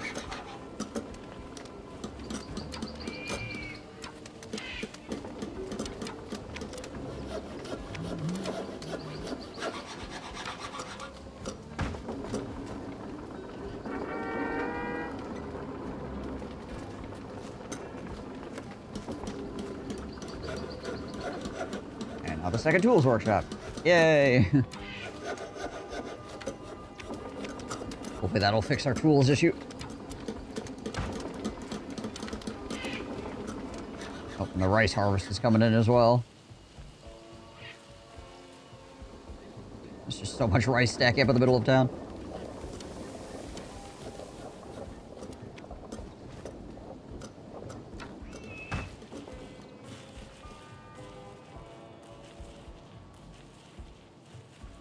Kanye cleared his plot already. Good on him.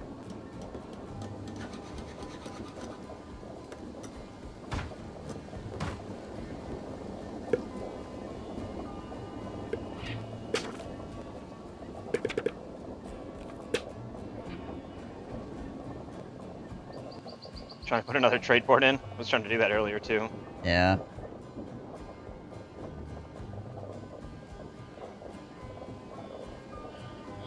What this line is right here, but there's just like a spot that makes it not want to go in.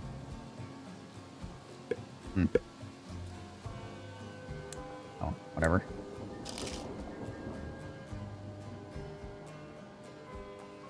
Do this.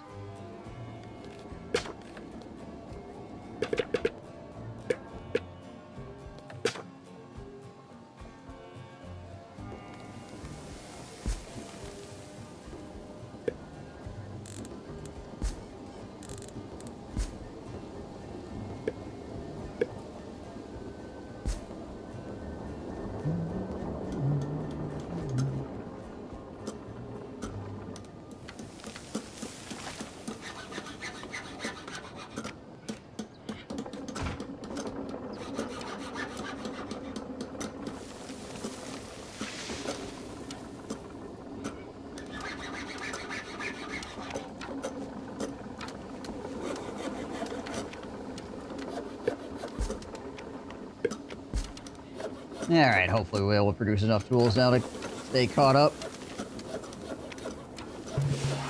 I also just ordered like 40. Gotcha.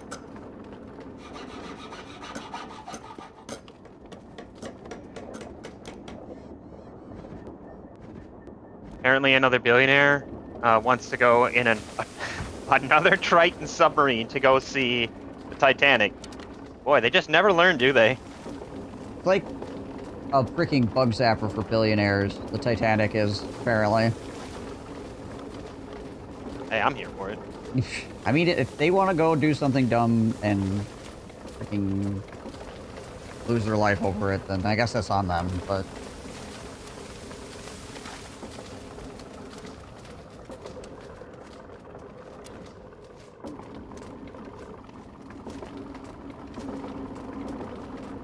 Like, I'm not going to stop anybody from climbing Mount Everest or something like that, right? You know, there's a high likelihood that you're going to have a problem.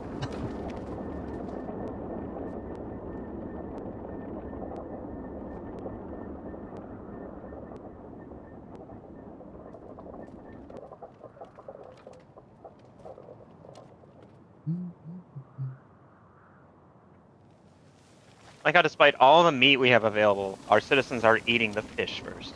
'Cause of course they are. Yep. Could you guys prioritize eating the freaking meat? Because we're going to need the fish for other things later. No, gotta eat the fish. Especially given how far down the tree ramen is. Yeah.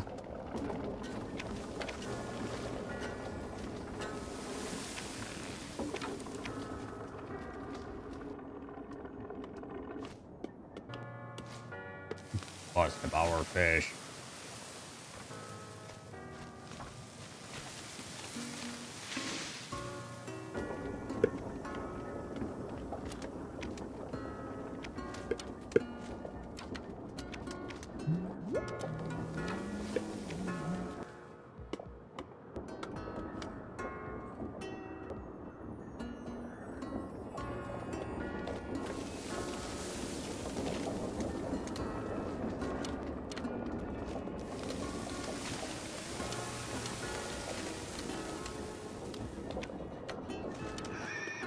Eat the food that inconveniences society. You got it, right?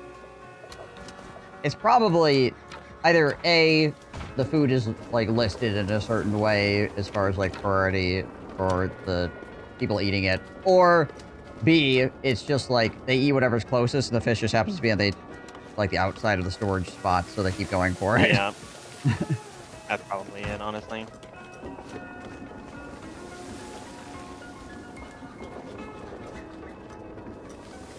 Although at this difficulty, 2 of those deep-sea fishing ports are going to keep us, like, stocked up on fish forever.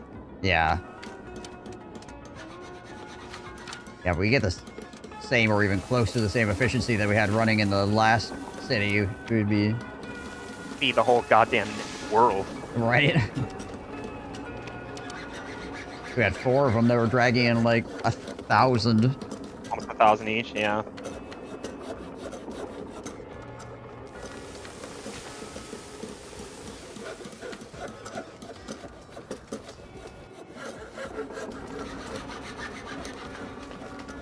Which also, probably should prioritize passion over productivity. I think the bonus to work, Yeah. that work happiness is better than the 5%. Yeah, I always grab passion when it's available. It's just that sometimes it doesn't give it to me. It just gives me, like, the blue book, the green book, and then sometimes it gives me motivation, which motivation can be good if your guys are really happy, because that gives you, like, a 30% increase or something like that. Up to, yeah. But everybody has to be, like, freaking super jazzed for that.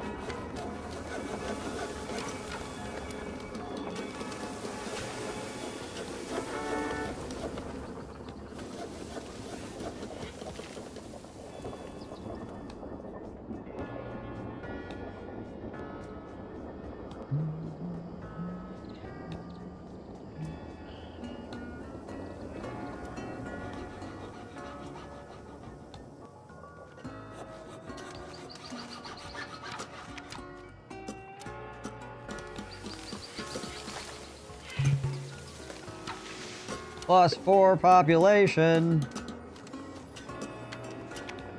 Do you want to save it up here? Yeah, I can do that. I can go prep my meat. This man's prepping his meat. In public, even.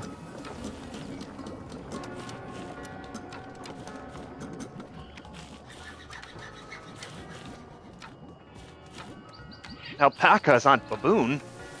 Yeah.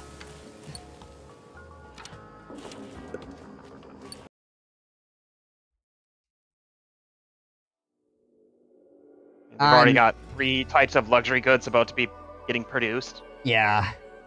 I got 2 cannabis fields up. Freaking It's just insanity how much faster it is. Yeah, we probably could have gone one difficulty higher and been totally fine, too. probably. But yeah. I wasn't sure That'd exactly about how double bad it what was our- going to be with the Yeah. jungle debuff, obviously. So, but yeah. Not too bad. Yeah, we'll do our takeover on this one, and then we'll up into another difficulty, and then go on the Emirates and be like, holy shit, this is fucking hard. Yeah, right. The highest difficulty is pretty nuts. Yeah, the highest difficulty is you basically have to optimize literally everything to the nth degree. You need to have like the correct building placement. You need to have like an idea of like, I need to grab this and then I need to grab this. You need to have a good map. You have to start in a good location. You have to be playing a faction that has the easiest capability of getting the bare necessities to survive. So, yeah. And you have to know your faction pretty well to know where you're going to place everything, and like make sure that you're future-proofing your city too. Yeah. And don't forget things like markets for about 80% of the game. That probably would help too. They would have aged us up a little faster, but I don't think it would have ultimately changed much. Probably not, no. Because we still got freaking shunted at the last age up, essentially. We just couldn't get enough workers to get the luxury goods to get to the last upgrade. Right. Maybe with enough finagling, we might have been able to eke it out just barely, but it would have taken forever. Yeah, and then we were going to get to a point where, like, I don't know, it just... We needed to know what we were doing earlier on how to make sushi and sushi work in general. Yeah. And by the time we, had a good grasp of it, our city was just too poorly designed. Yeah, it was just bogged down. Poorly laid out for it. Because that design would work on lower difficulties, but not when you need perfection at the higher difficulties. Yep. Agreed. Have a good one, Papa. Alright, I'm gonna log off and clean up the kitchen a little bit and prep to cook, so Sounds good. I'll talk to you later. Later.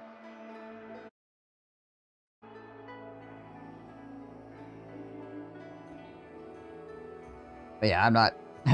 to answer your thing earlier, Nimwin, I'm not going to get into Path of Exile.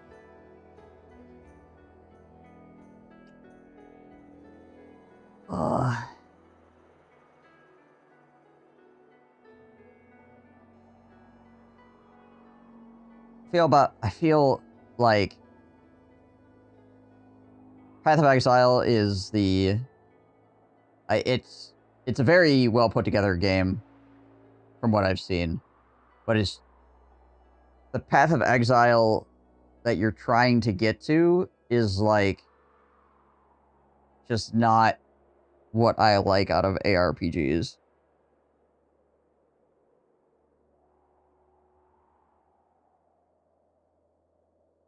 Because it seems like the main goal in Path of Exile is to just absolutely cream your way through maps, right?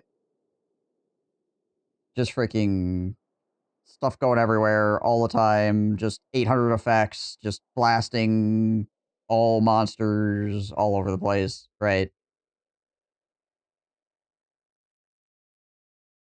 Which is kind of endgame Diablo 2, and I had no interest in playing after the storyline in Diablo 2.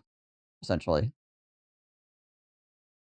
Like, there are people that would just run maps over and over and over again to get, like, the best drops, things like that, and it's like, I enjoyed going through the story and the leveling process and things like that, but the end game of just, like, shitting on 800 million monsters to get a incrementally better piece of gear just sounds like a really boring experience for me. I know some people really, really, really like that, but yeah, it's not my bag.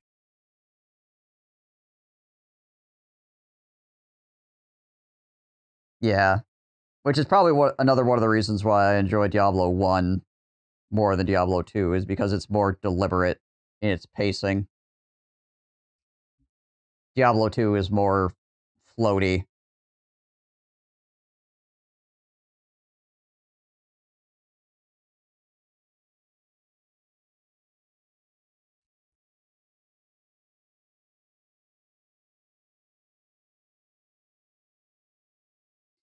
Problem with PoE 1 is anything works to a point, but if you really want to actually do endgame, you're still at very specific builds. Yeah, you have to. Again, this is just from hearing people talk about it. Yeah, you have to have a really good idea of like what you're going for. Not really the target audience for this stuff either. Same with Memorpagas. Like the social aspect, story immersion, and the occasional loot extravaganza. Yeah. Like I enjoy experiences that are going somewhere, whether it be to the end of a round because we're starting a game and we're going to either win or lose it at some point, hopefully in the near future, or there's a storyline that we're traveling down, or there's a set of parameters that we're moving down the line of that eventually will end.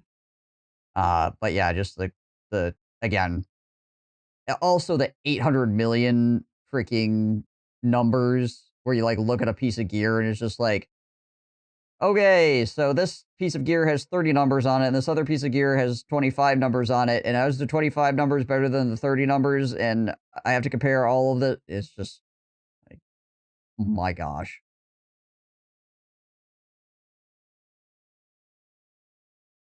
That was a huge problem with Diablo 3, if I remember right. It was just so difficult to like, picking up a piece of gear and trying to figure out if it's better or not, taking you, like, freaking 20 minutes is just not fun.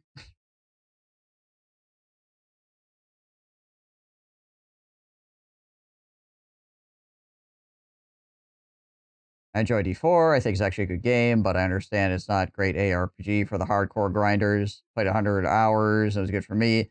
Play with the expansion at some point and play that story and then maybe 1 or 2 sessions and I'll be done with that as well. Yeah.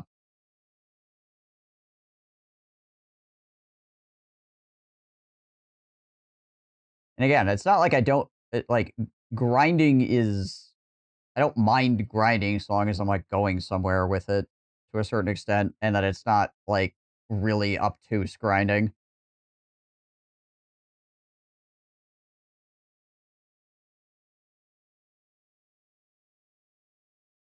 9 out of 10 games to be, at best, fine. Yeah.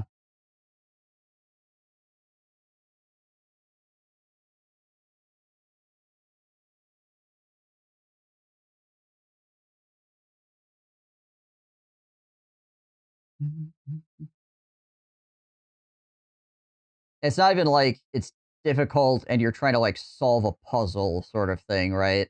Like, you'll see me grinding on games that are, like, really difficult and trying to, like, sort it out, right? And I'll be doing the same thing over and over and over and over and over again. You're like, wow, what's the difference here? It's like, well, this is a puzzle that I'm trying to solve. Grinding for gear is just hoping that the random number generator spits you out something that's good enough, which is my input there is just to be there, essentially, right? As opposed to actually, like, engaging my brain.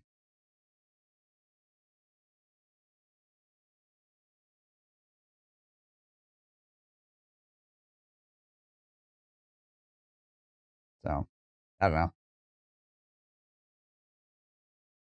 Like I said, I know lots of people enjoy that sort of stuff. It's just ain't me.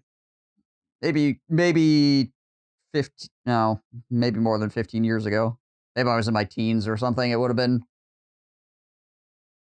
something I would have been into. Because I used to play freaking old school RuneScape, and freaking click on rocks for 25 hours.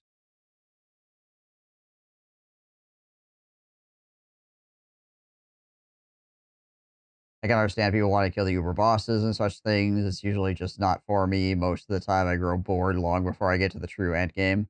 A lot of those types of games, too, that are like the larger ones, that aren't quite as self-contained, right? That are supposed to give you freaking infinite hours of content, are not very pointed, right?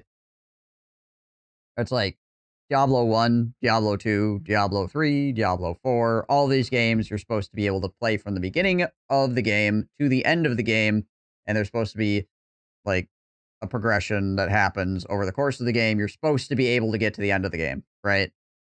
By just going from point A to point B. Whereas something like PoE is like, all right, you can start at point A, but you gotta go frickin' wander over here for a while, and you gotta spend 8 million hours doing this stuff to try to get the things that you need to. It's like it's not a path, right? It's a freaking spider web.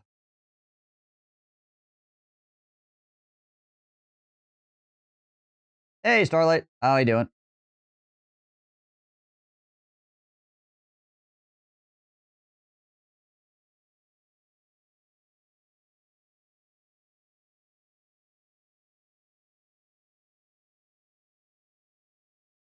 But yeah, like I've said a million times before, it's the same thing with MMO, right? Freaking MMORPGs and stuff like that. It's like, eventually I just ask myself, what the hell am I doing? And then I stop playing. So, playing some Foundation.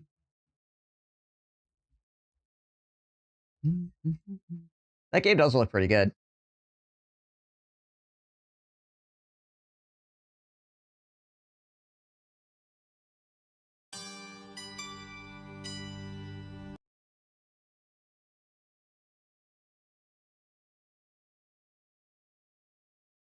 Like for a single player city builder.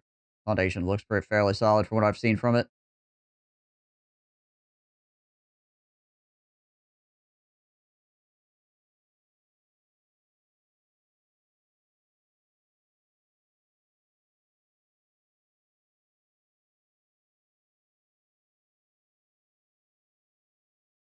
Yeah, it's just like a pure city builder, right? Yeah. Nothing wrong with that. Not every single city builder needs to have combat.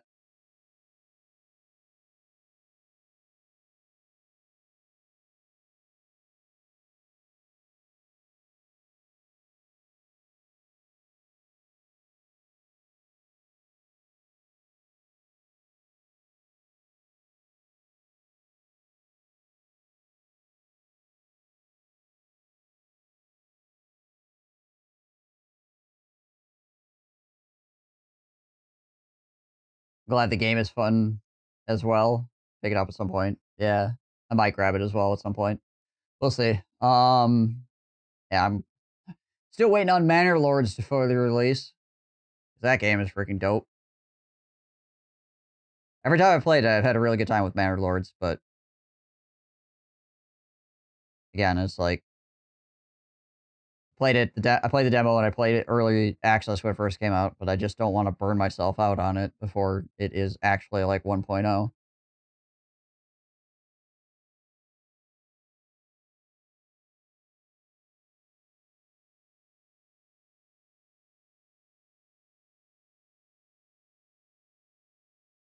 Manor Lords.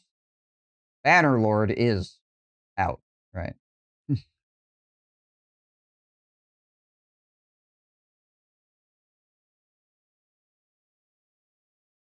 Yeah, exactly. If I fry myself on playing it too much, well, it's not in a polished state. Like I said, though, I think the developer for Manor Lords, I think he listens to people too much. I think in some ways, bogs down his development. Because everybody on the internet thinks they have an idea of what they want. I guess some point as a developer, you just need to put your foot down and be like, no, this is the game that I'm making. Because this is what I want. Scope creep, yeah.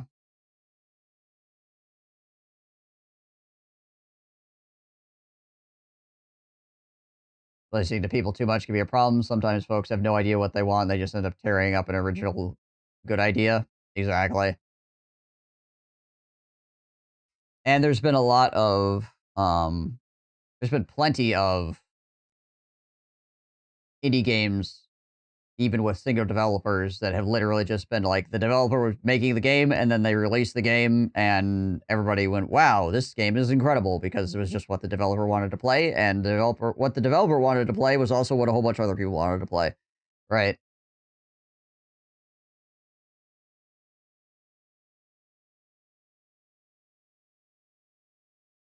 A la, like, uh, Stardew Valley, you know?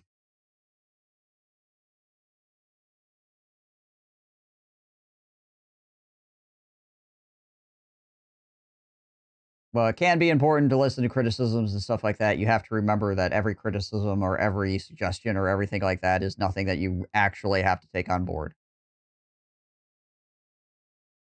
There's nothing that says you must listen to what other people have to say about your project.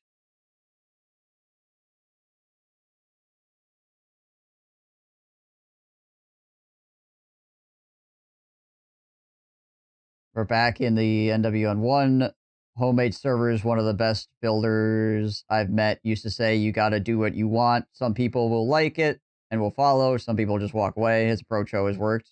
Yeah. Stardew Valley is probably either on or very close to my top 25 games I've ever played.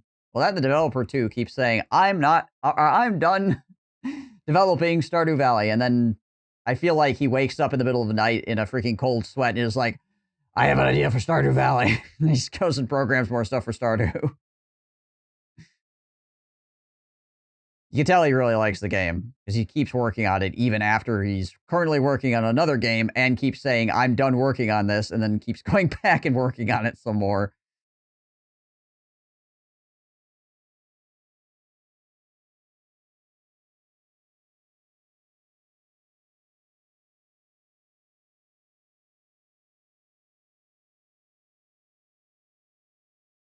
Yeah.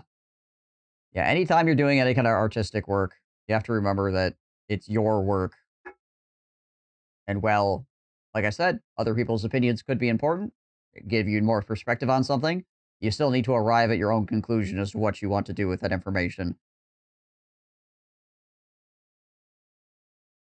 And completely disregard it and throw it in the trash is a completely reasonable option.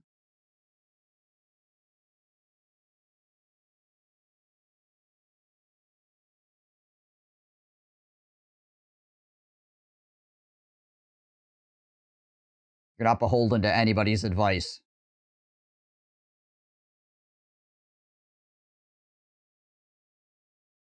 It's a high likelihood they have no idea what they're talking about in the first place. Particularly when it comes to the internet.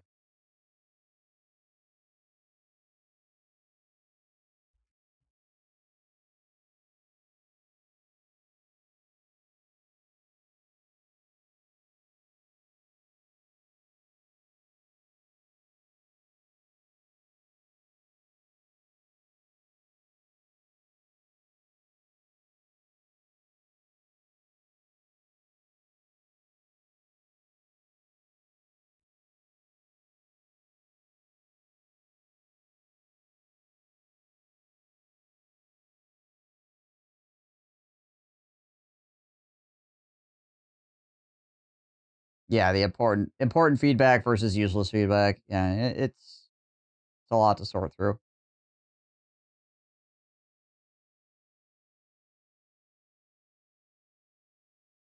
And there's plenty of feedback I've gotten in the past where I've been like, I don't know if that's true or not. And then I've thought about it later and been like, well, some of that might be true. You know.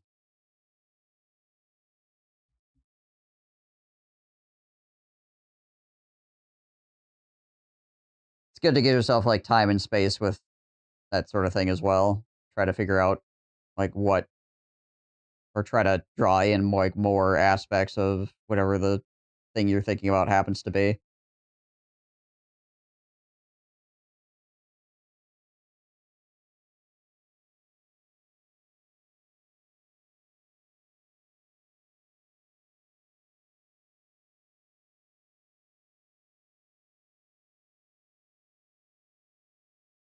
But yeah, there's plenty of iconic and awesome examples of games where they didn't ask the audience at all. They just made something that they thought was going to be good. And they've become amazing games. We live in an age where everybody, well, not everybody, but, you know, where a lot of people feel like they need to be involved in the creative process.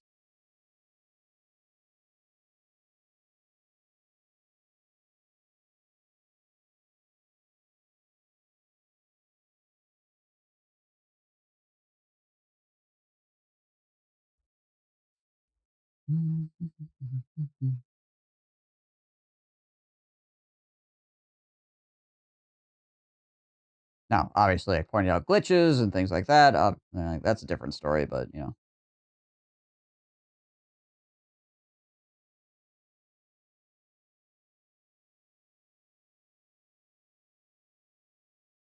Somebody comes to you with a piece of advice, yo, you should probably fix this glitch. Yeah, you should probably fix that glitch at some point. Depending on how, like, bad it is. I feel like most of the things that actually make games bad in the AAA sector is because the artists aren't allowed to be in charge of the art. Oh, yeah, because everything's got a freaking committee behind it, right? Or everybody goes, "Well, here's what the numbers say. They say this, that we should make a game that's like this." It's like the artist is trying to make the game, and then it's like, well, look at the chart. People like this thing. Like, I don't want to look at the chart anymore. Please. I hate being involved, to be honest. I generally prefer not to be spoiled with the surprise the devs cooked.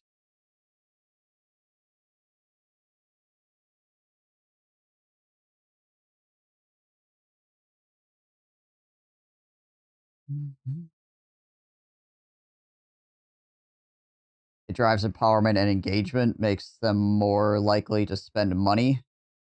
But the people giving advice or what?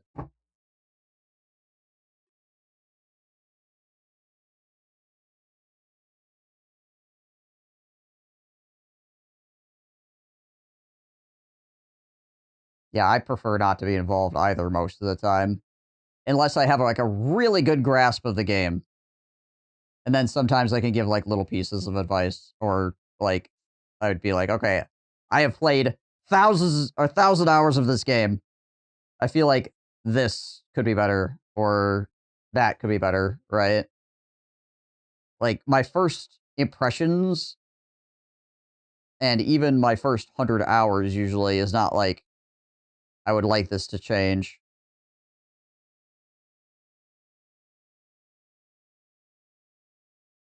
I will voice complaints sometimes, or like, well, I don't personally like this or that or other thing, but like, it's hard to make completely like prescriptive statements about stuff until you put a lot of time into it.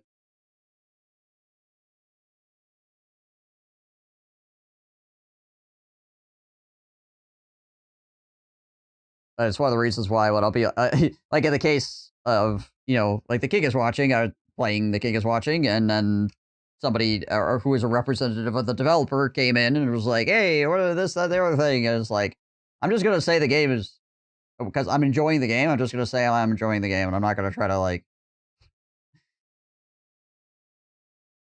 give you any, like, you need to change this or anything like that, right? Like, I don't know enough about this game right now. All I know is that I'm having a good time at the moment. Like, after, like, now, I could probably, there could be a couple of things that I could be like, yo, like, Which they actually did fix a couple of those things even today. One of them was the little, um, digging guys, right? Not being able to consistently put them out, like, that feels very annoying, which they fixed now, so cool.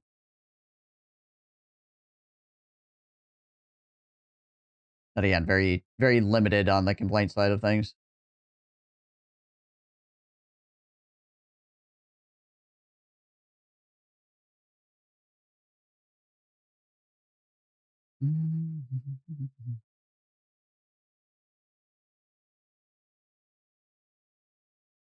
And also, I always, like, even in the case of if I give a bunch of feedback on something, I always expect that there's nothing to be done with it.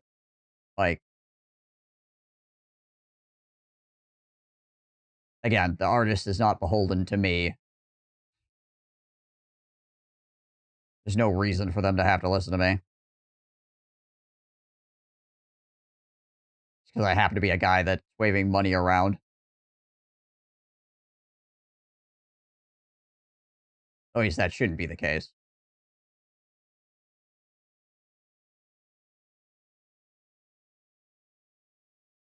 Yeah, I mean, able to access the encyclopedia while on the run is nice.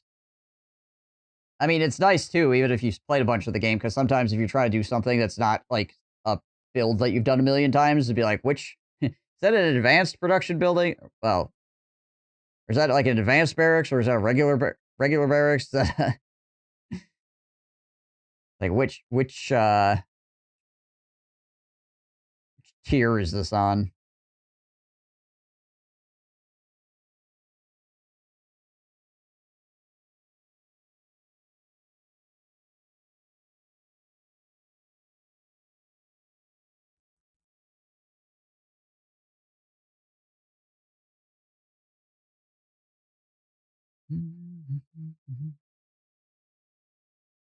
My memory's not what it once was. My memory was never good. I guess my short-term memory is not good. Let me put it that way. My long-term memory will remember, like, random freaking crap for freaking 30 years. But my short-term memory is set keys down, take 2 steps. Where are my keys?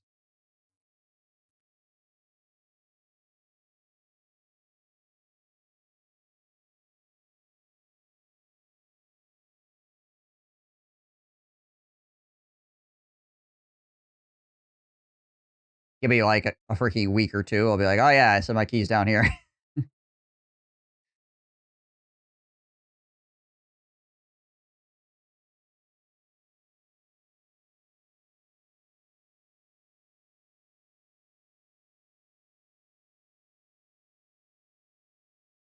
Have a good memory of just struggle being in charge of what is going to be remembered.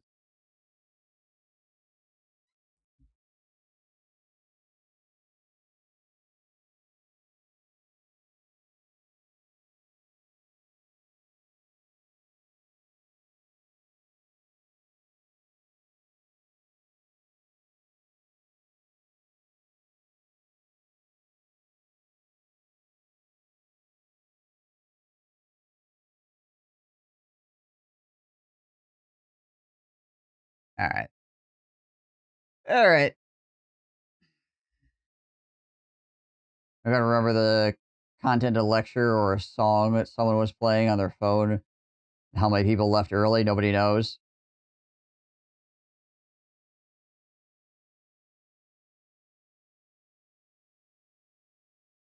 Yeah, I don't know. I guess I would qualify. Like, there's a whole bunch of things that I remember randomly as well. I don't know. I would qualify that as having bad memory because, like, not actually be able to control what you're remembering.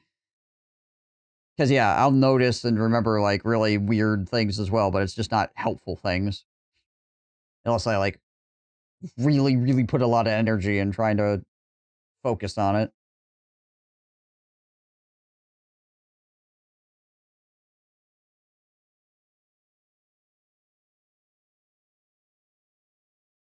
Which is why, again, I can remember somebody's random name from freaking 20 years ago, but I'll have, like, some important piece of information I need to remember, like,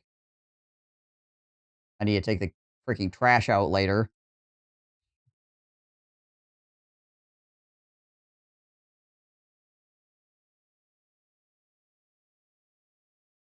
It's better when I get to read things.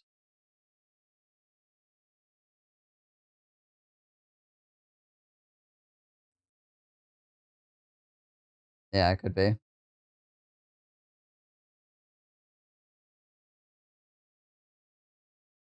I don't know. I struggle a lot with being able to read longer things nowadays.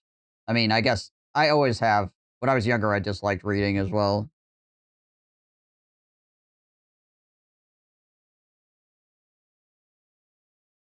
I just can't. I have such a hard time focusing on it.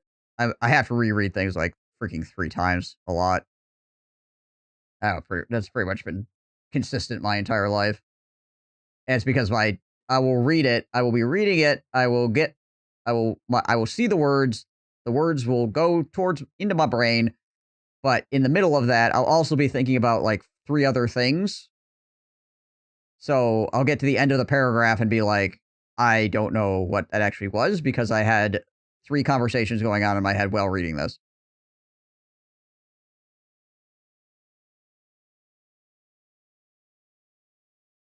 I'll be like, "Hmm."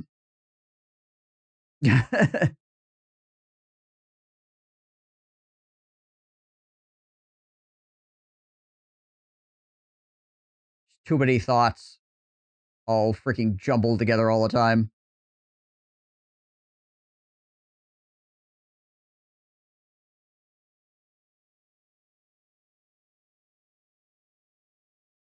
Start thinking about something from the first half of the paragraph, lose track of the rest. Yep. Yep.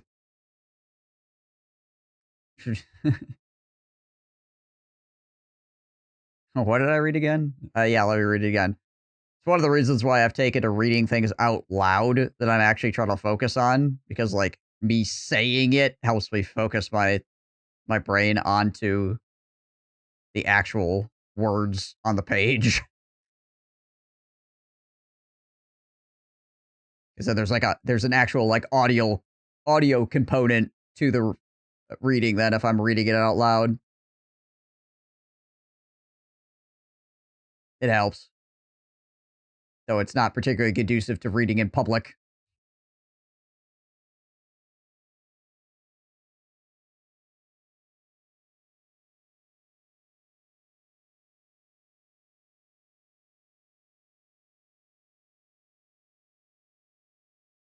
Closest thing, I'm getting autism diagnosis for my ability to tune out everything while reading. I forget to eat, sleep, or go to the bathroom. If a TV is on in front of me, I tune out the middle of conversations.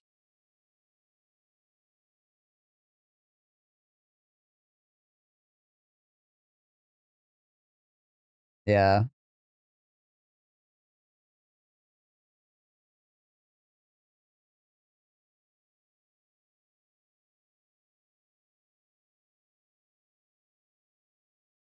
Yeah, I get a lot of hyper focus as well, but it's usually not, obviously, it's not on reading. That's the weird thing, though, as well. I guess I'm just better with audio in general than I am with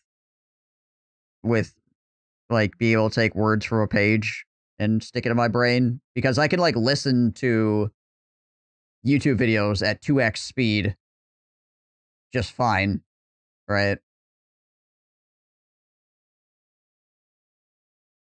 Unless I pretty much always run my YouTube videos at 2 times speed. Like, that's not a problem for me.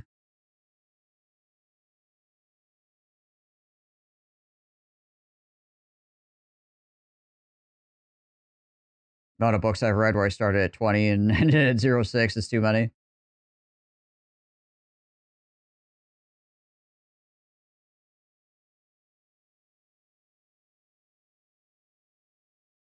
Yeah, obviously, video games and things like that I can are things that I hyper focus on. Video editing and stuff like that too. I hyper focus a lot on that stuff.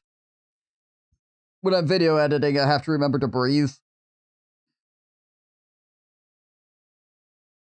I'll be like freaking like moving things like minutely, trying to get like the exact right thing, and then I'll be like, I haven't breathed in like I've been holding my breath for like the last 2 minutes. I should probably breathe. You know?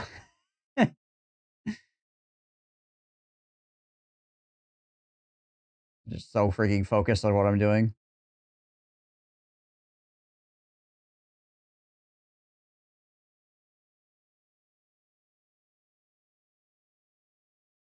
Well, yeah, that's another reason why I do.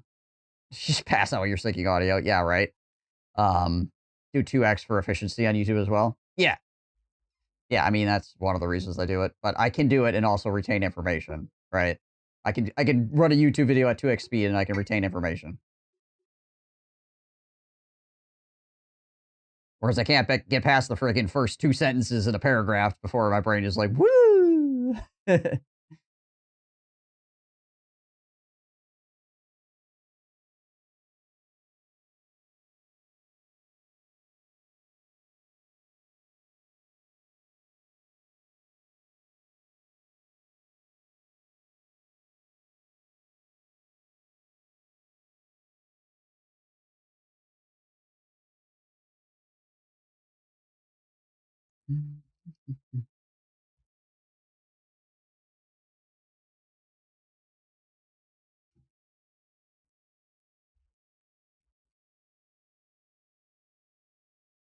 I can do it, but I much prefer original speed. It's just something that feels wrong to me at 2x, so I rarely do it. Original speed always just feels like it's really insanely slow. I mean, I listen to a lot of things at 2x speed now, like in general, but I feel like people talk way too freaking slow. Like, come on, let's go. Let's go. We could have had this point out already.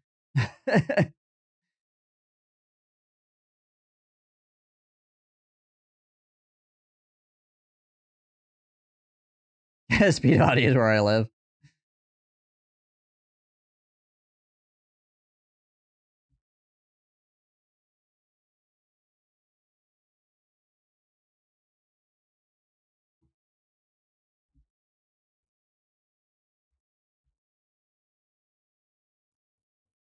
Two XP is pretty much my standard now when it comes to YouTube, unless it's something for leisure, like pure entertainment. Yeah, I wouldn't watch a movie at 2x speed.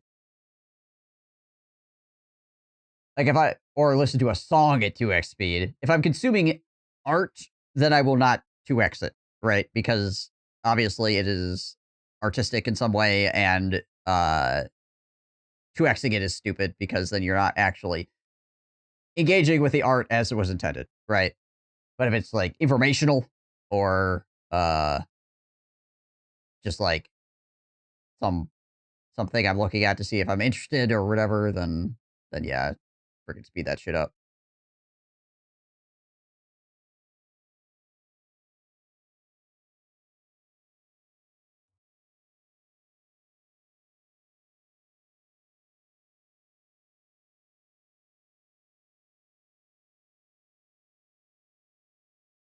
Hang out with my friend who's also slow, he becomes lost. His wife is not a fan.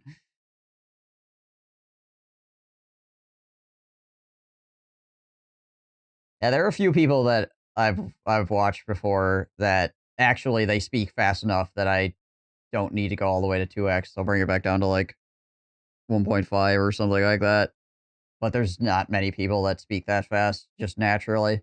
Most people are like very down here. They're the speed of speech.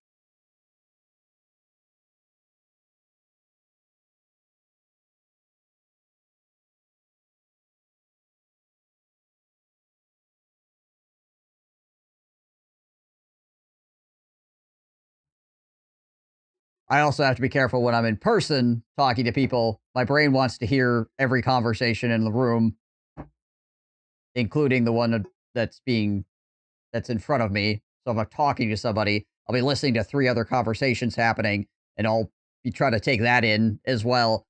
I have to remember that gotta remember to retain enough focus on the person in front of me that I'm not seeming rude.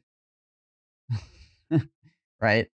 And the worst part is when you hear part of a different conversation that sounds way more interesting than the conversation that you're currently in. And you want to go become part of that conversation instead of the one that you're currently dealing with.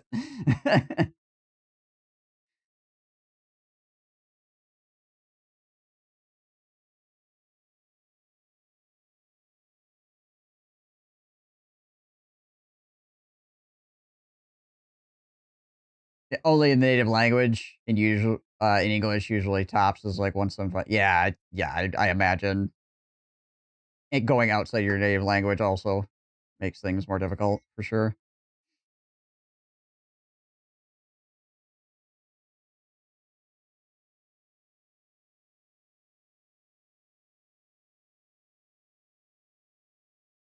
It's something I've always struggled with, and I didn't have a cell phone until I was 20.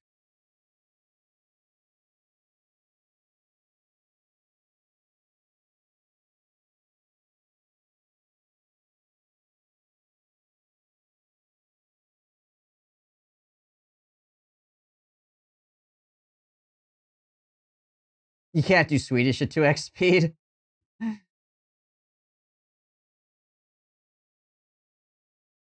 Interesting.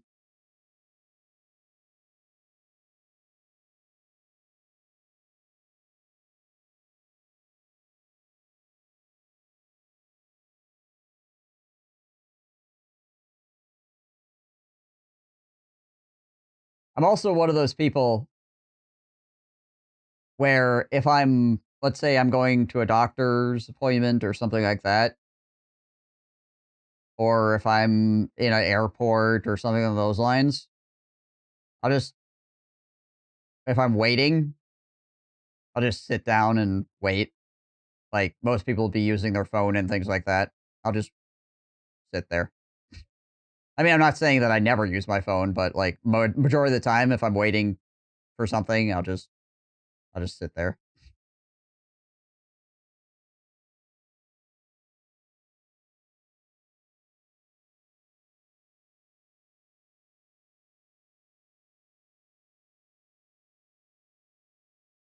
Just soak in everything that's around me.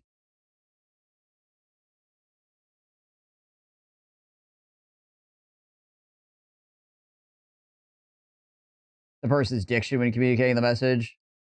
Food speaks fast, but speaks well. Some people speak fast, but diction is not on point. That's my case. Yeah, no, I agree. There are people that listening to at 2x speed is like way easier than it is than other people, right? I do slur sometimes though. Like if I'm tired or if I have been doing something for like a really extended period of time, my diction can become crappy occasionally. I try to keep it as sharp as possible, but I do slur words together here and there. I do also suffer from having feeling only half of my tongue, which is probably another reason why I'm more aware of it. So I have to talk around that as well.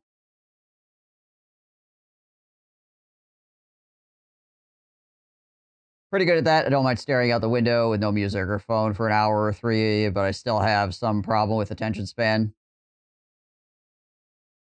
Slur a lot when speaking. Bad habits.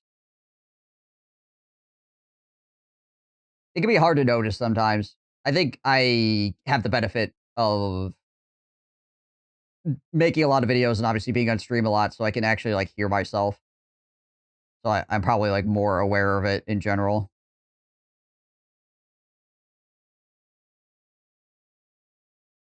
Your town is thriving, but it looks boring.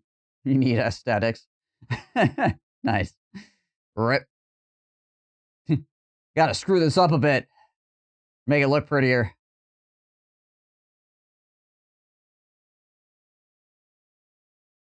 That it is a tragedy that efficiency tends to be disinteresting. At least aesthetically.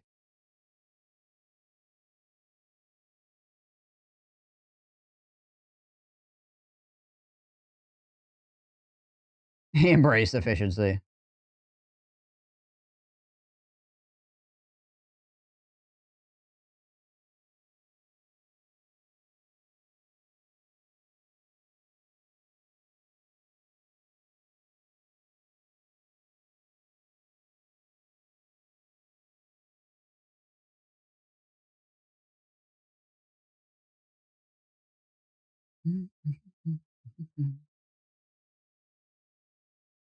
The beautiful spreadsheet.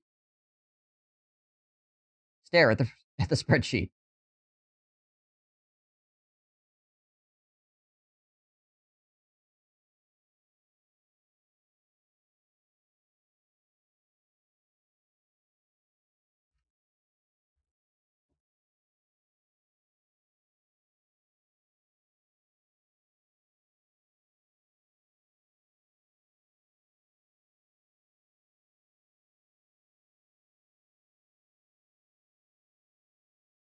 I used to talk better what I had to do in front of people.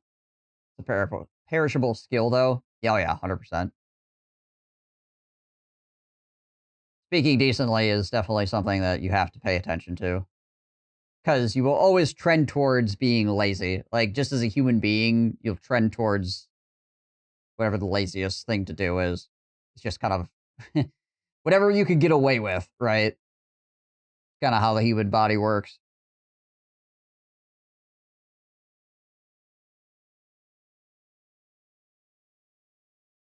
You have to push it back towards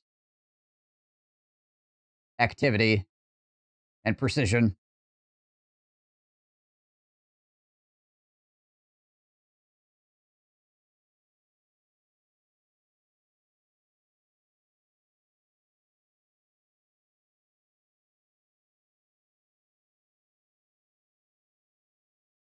I mean, it probably helps that I did theater for a number of years as well.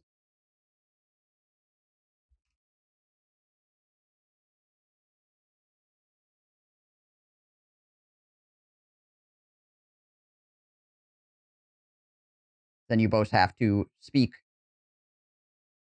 with enough diction that people understand you and be loud.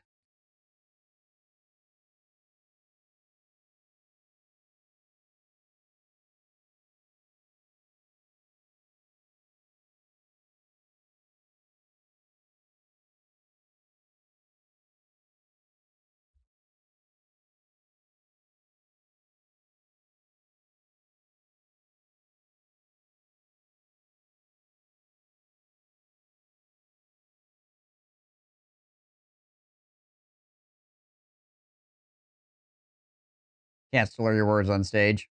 You're not supposed to. A lot of people still do, though. Not in the, like, freaking Broadway or anything like that level, obviously, but depending on who you're working with, not everybody that does theaters, to the point that they should be, you know? Some people either new and they need practice, or they just don't put in enough effort. Or they legitimately just have a speech impediment that they have to try to work around, which is also an issue, right?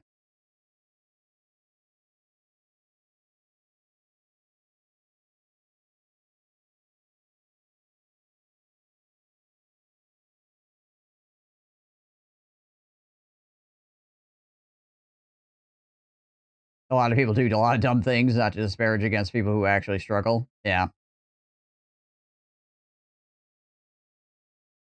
I've worked with both kinds of people. Some people struggle honestly, some people, you know, just don't put enough effort in.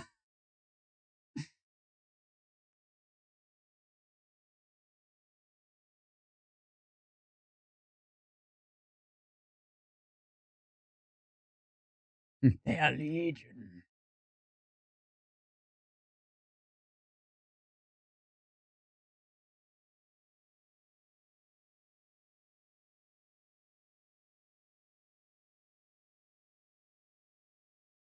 Oh, once we're done with this Kingdoms Reborn game, I wonder what I should play next. Once I'm done torpedoing my my audience.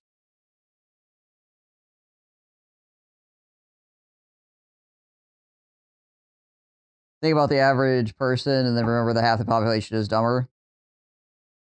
The other tragedy, too, is that if you're intelligent enough to self-reflect, you're going to feel like an idiot all the time. But the issue is there's a whole lot of people that aren't smart enough to self-reflect at all.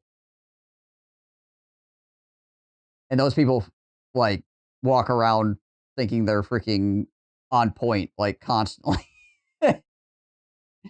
But they're just too low. I wouldn't even say, like, low IQ, just, you know, they just don't got it. They just don't got the ability.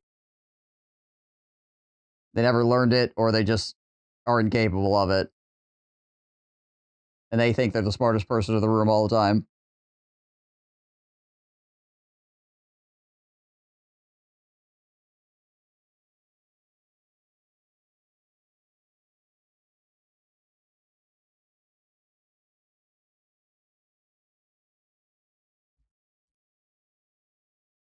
Ugh.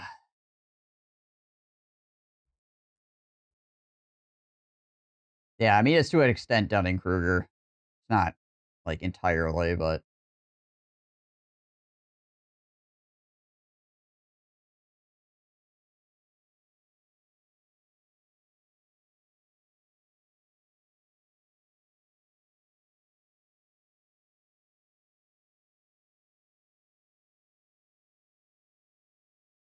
You've written a minor paper about it?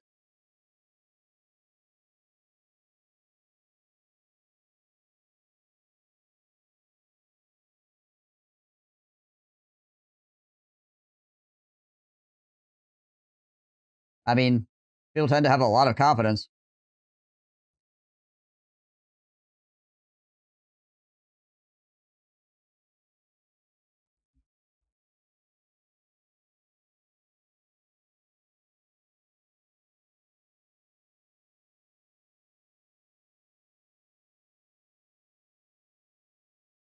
Oh, that reminds me.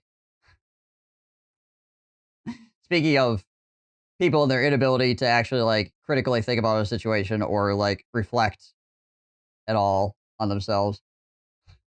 In real time, I watched this happen on a larger Twitch stream. I think it was, yeah, it was during the Battlefield 6 when they were dropping the keys or whatever. Like, people were watching to get the keys.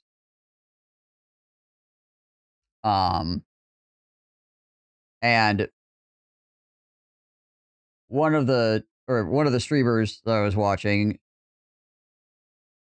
they have it so their bot bans you for like 10 minutes or something like that if you do !claim, because there's a lot of people that will just type that, you know, for whatever. It wasn't specific to the Battlefield 6 thing. It was just a command or a thing that they had the bot banning people for because people would type it in a lot of different situations, essentially, right?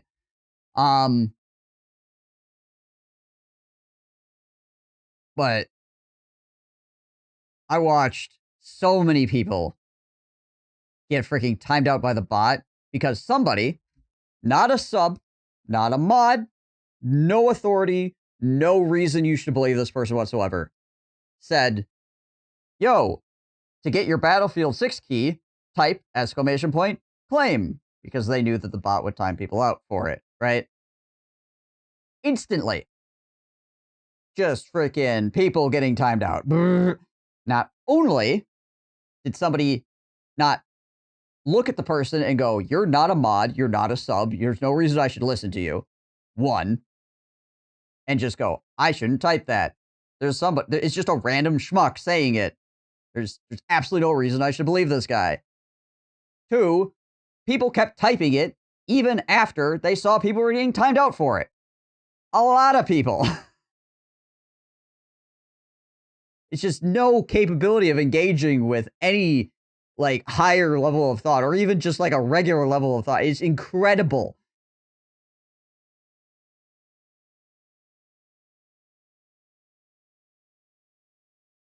It's like zero situational awareness whatsoever. It's like, I believe the first thing that I'm told from anybody that says it. Right, yeah. Because I want it to be true, right? They wanted that Battlefield 6 key so bad that they were willing to just completely run over the fact that there's no reason you should be doing this whatsoever, right? If you stopped and you thought about it for less than a second, you would go, yeah, I shouldn't do that. I shouldn't type exclamation point claim because there's no reason for me to do that. There's absolutely, other than just this one guy saying it, there's no reason for me to believe that that's true.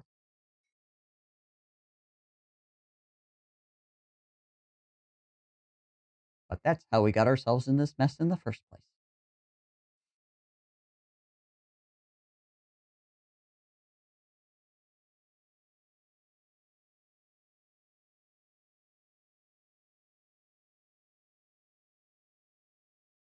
But yeah, anyways, it's just one of those things. I remember watching it happen over, and it wasn't one time. It happened constantly throughout the course of the stream.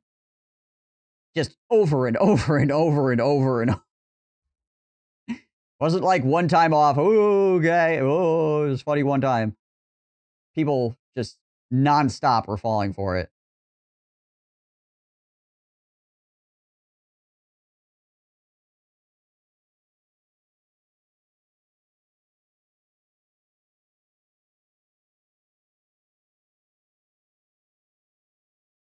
So I'm missing out problem. There's real life examples where people were told prior not to do something, then someone comes in and says, win a prize if you do the thing we told you not to earlier, the people will do it.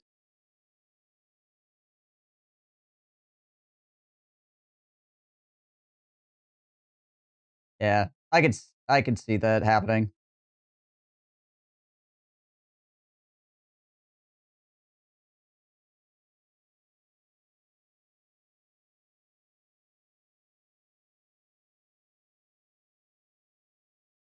Particularly after observing any of this kind of stuff, right?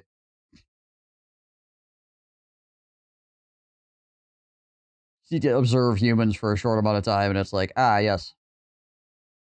Fantastic.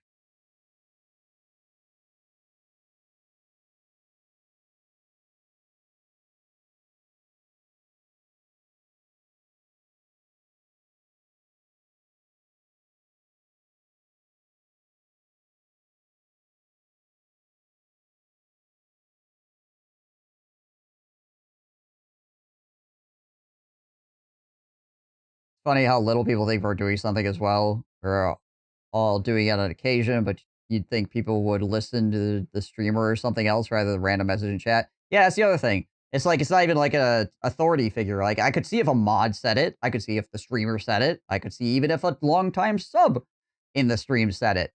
It's none of those things. It's not even like somebody with a white lab coat walked in and said, you need to do this thing, right? It's not like like there's an authority figure involved at all. It's just a schmuck. It's like a guy stumbled out of an alleyway and told you that you should do this, right? And then you engaged with it 0 and just went and did it. Guy stumbles out of an alleyway. I need you to steal that car. Oh, I should steal that car then, I guess.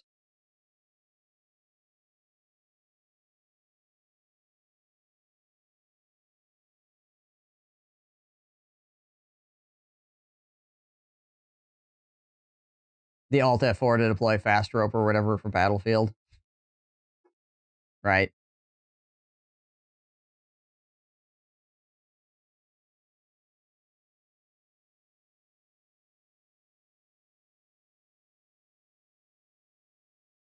You see just a random person or two vanish from the server.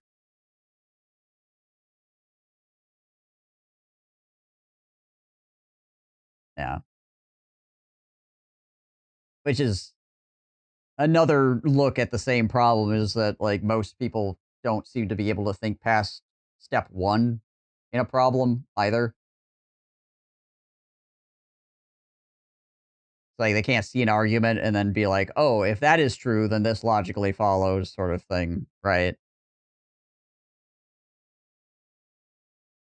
Or be able to fill in gaps. With, like, having disparate pieces of information and then being able to, if this is true and this is true, then the in-between is this, right?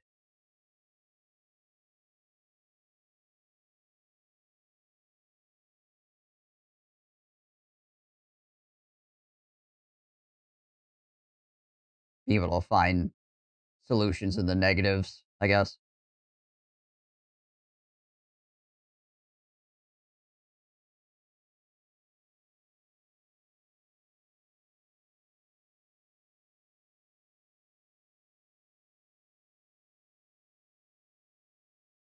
The Alt F4 thing gets somebody every time. Seems like it.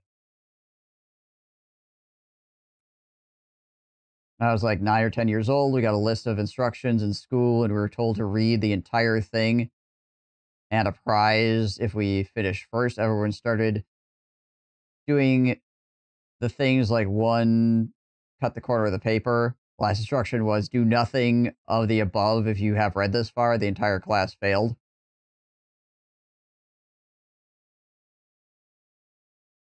Yeah. Following instructions is difficult for people sometimes, too. People will get ahead of themselves.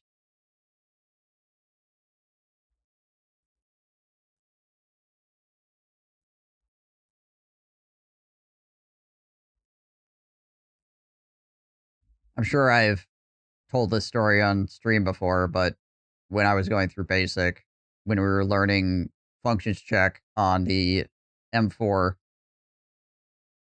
we spent, I don't even know how much time. It felt like hours, late into the night, trying to go through the functions check.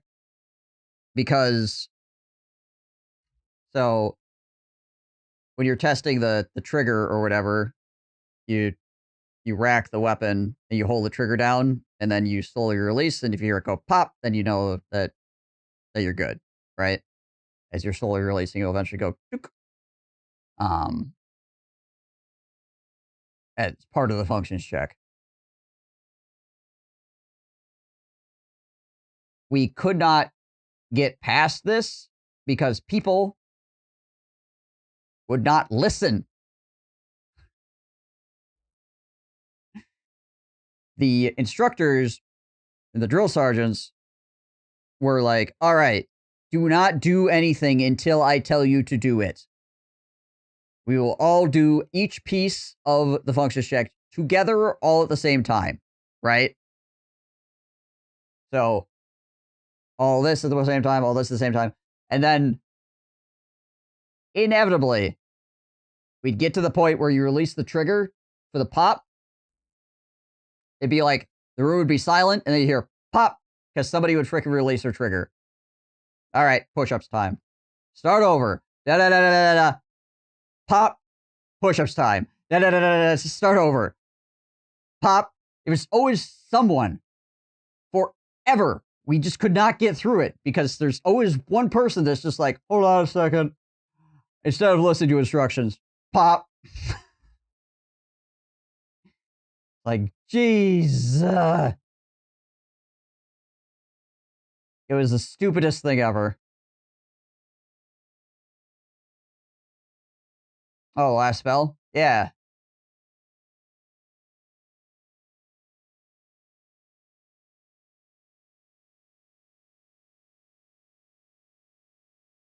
There's a trick with that one. If you're supposed to read the entire thing, you started the last step, done none of the above steps. Are you supposed to go back and start?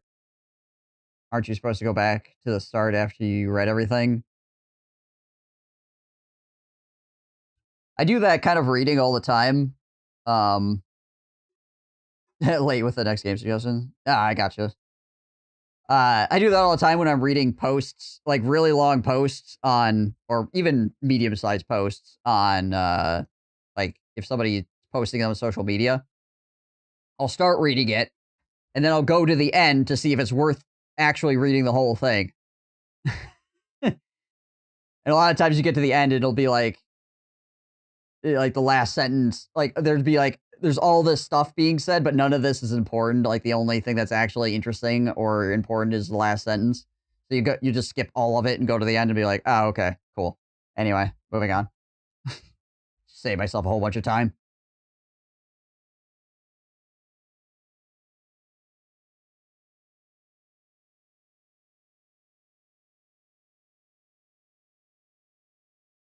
Don't remember the wording, but I remember we were supposed to do no other steps and just wait 5 to 10 minutes or whatever instead. Right. That is fun, though. You would think that by round 3 of push-ups, people would stop screwing up, but alas, there's either no limits or very few on stupid and carelessness. Yep. Yeah, you'd think so. You'd think so. I did a lot of push-ups that night. None of them were my fault, but I guess whatever. Probably physical fitness was important during that time period anyway. I mean, it's important always, but, you know, basic training, obviously. Physical fitness is pretty important. So it didn't hurt me to do a bunch of push-ups, but I sure was annoyed.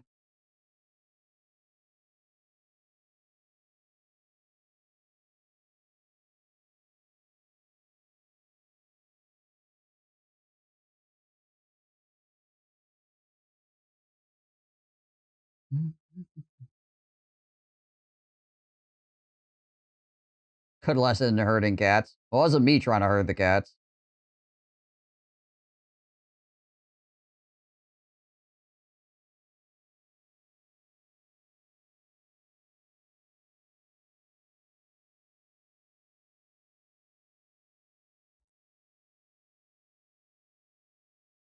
The groan after the 5th round when somebody failed the instructions, right?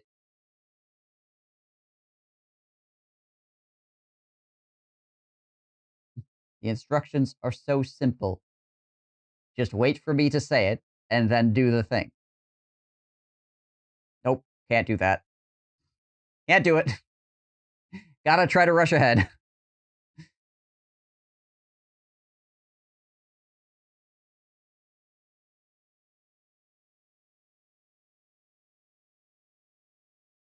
Gotta go to university would rid me of these things, but it's just slightly less.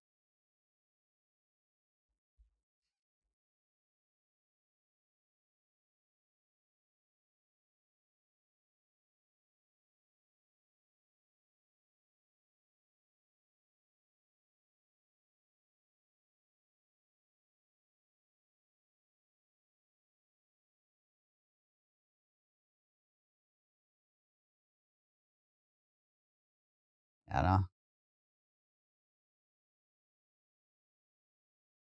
University can breed its own form of psychosis, but, you know, any kind of training can.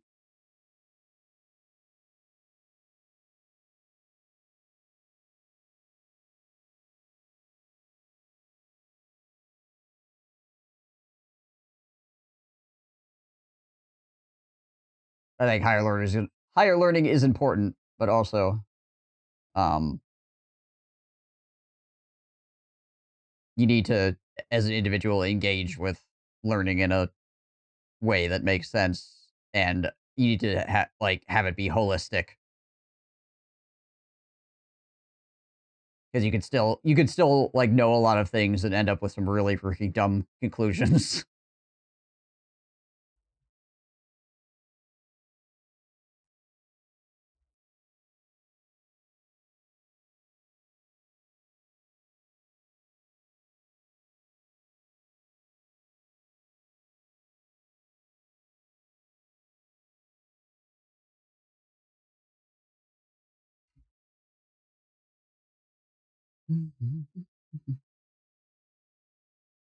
Had a person who had done actual research be confused why you need a bigger sample size. You're going to be able to draw conclusions from it.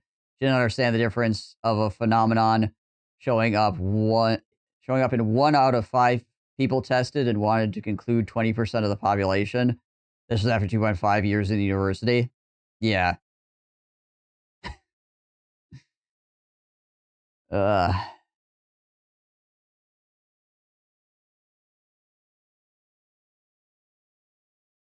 remember one day in tech school, not basic tech school, we'd done something like 3 sets of 30 push-ups, 100 jumping jacks, 15 ground kicks, and 25 squats. Then someone failed the instructions again. The guy next to the person who failed freaking jumped the dude and wanted to kick him into next week.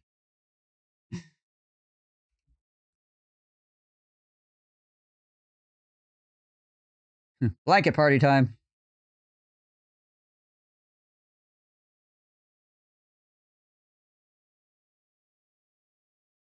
She's really smart, though, in general. Somehow missed the part. People are weird. Oh, yeah.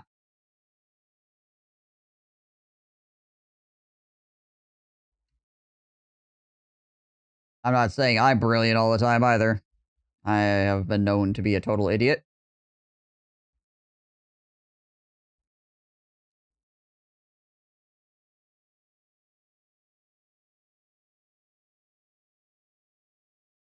I'm sure there's plenty of things that one person would be like, wow, that's really obvious. Why aren't you getting that? Right. Let's be over here freaking twiddling my thumbs or something.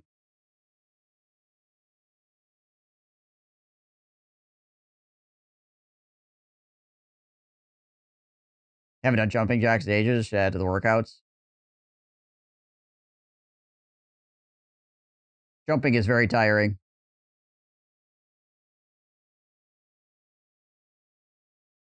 But it's one of the reasons why jumping rope is like really good.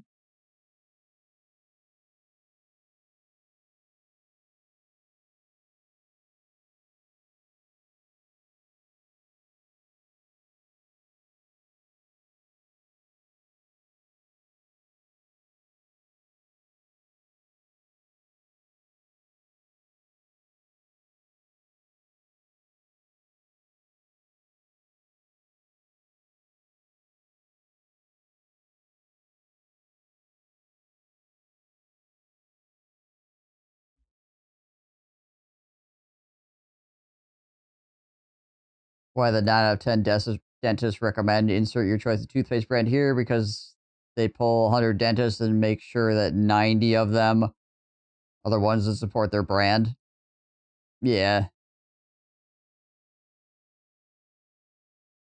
Well, it's the whole, like, people are bad at statistics in general, right? Statistical analysis is either, there are certain people that are really built for it, and those people probably look at everybody else and go like, wow, you people are dumb.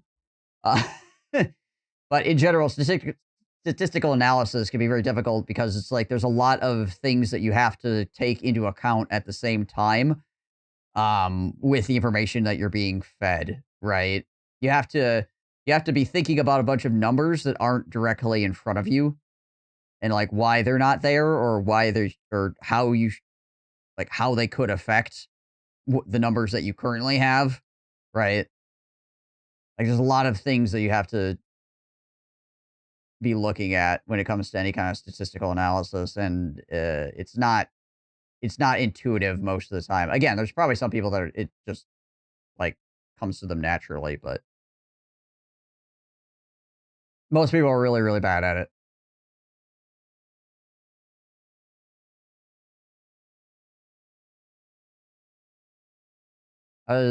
Stay old when I learned control plus backspace from 9gag because I scrolled it while eating breakfast. Hate that site. Just end up there through bad habits. Is it really that Oh my time gosh. again? It seems as if you only just arrived. What's all this then? Oi! What's all this then? Articles. Thank you so much for the 63 months. My guy. How are you?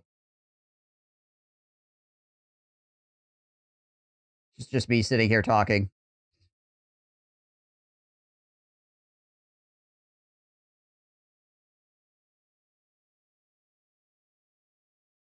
Control plus backspace to remove an entire word. Give me back all the time I spent spamming backspace the last 30 years. It's like when you're doing anything on your phone, if you hold on the space bar, you can like scroll back and forth with the line.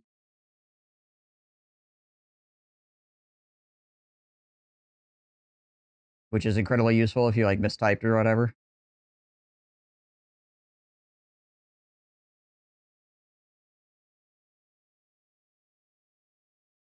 But yeah, it's like little things like that. It's like, man, if I had known this sooner.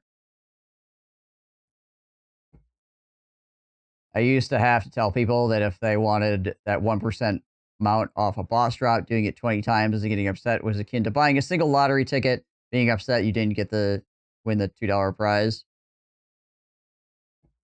Yeah. This is why people get themselves in trouble when going to Vegas. I had to buy an Xbox controller for for the PC so I can play Lies of P.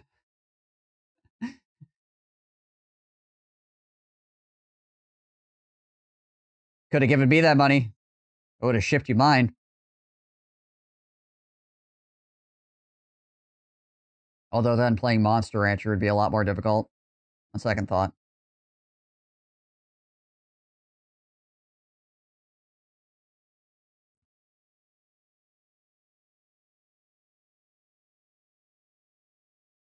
Watch their faces drop when I explain that in order to have a good chance to have it drop, they need to do a minimum of 1,000 for a good chance for it to drop, and then at least 10,000 before it was likely bugged. I think this is one of the other reasons why I stopped playing things like Borborgas is because the, like, thankfully, I'm able to understand what you're talking about, right? And I would end up looking at those kind of things and being like, wow, I'm not spending that amount of time on that. So I just wouldn't start. I wouldn't start grinding for it because I was just like, nah. It's just not, the numbers just don't work.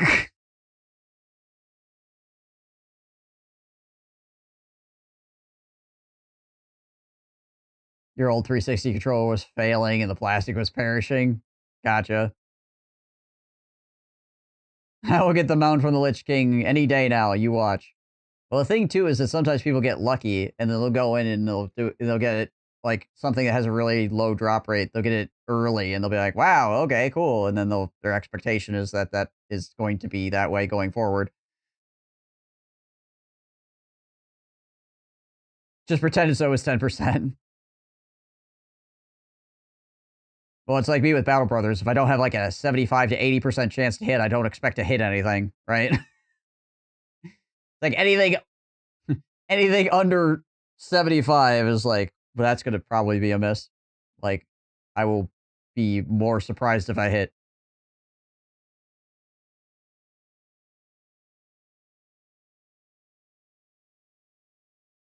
It's like a 0.01 drop rate from memory. Oh my gosh. Yeah, F that noise.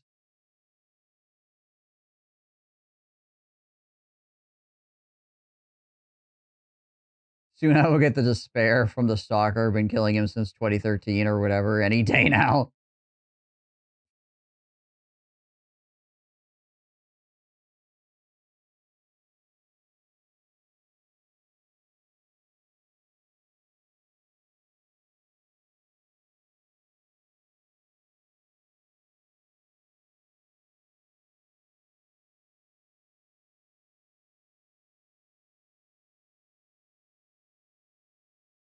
I've gotten the Baron's mount from Strat 5 times. The blue Proto Drake from Untgrad Pinnacle has remained elusive. Against the Storm next, by the way, there's some pressure here in the community that, for what I hear. Bruh. Bruh. Bruh! Sorry.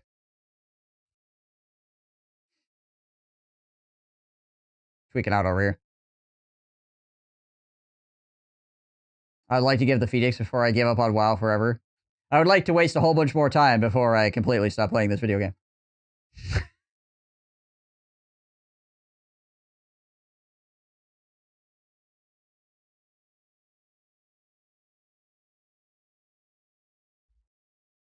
So my issue was last time, I own Against the Storm.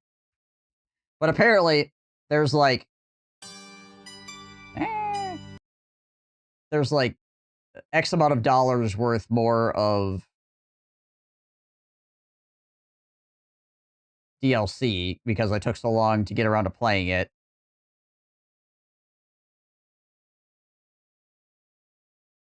What is it? It's like $30 worth of DLC right now.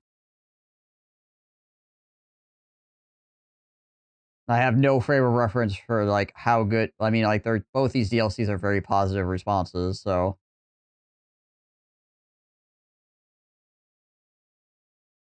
Don't kink shame me. I mean, some of us like to put our balls in a vice. I mean, who am I to judge?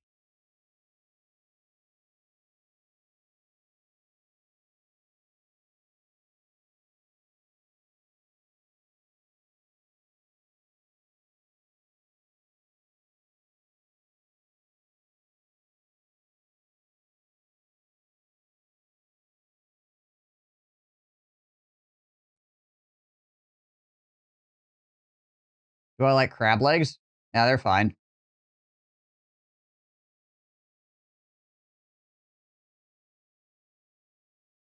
The Hearts of Iron 4 DLC are $100 behind now, maybe next sale.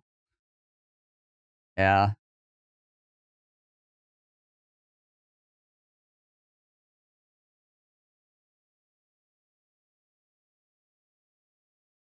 one of the problems as well with gaming nowadays. It's like, I appreciate the fact that people continue to support their game and add more to it. But then when I go to buy the game, I'm like, all right, cost of game, $100 of DLC. How important is this DLC? And then you're like, well, maybe I'll play it without the DLC. And then you get into a bit and you're like, I'm enjoying this. And it's like, well, now I'm going to go buy the DLC anyway. And I got to start over.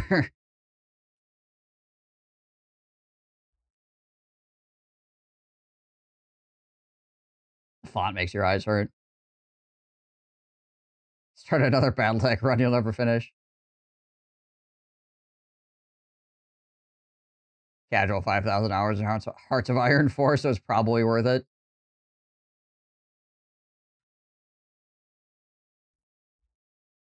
Quick, Particles. If you have 5,000 hours of Hearts of Iron 4, I need some really bad takes about combat. And, like, grand strategy, like, right now.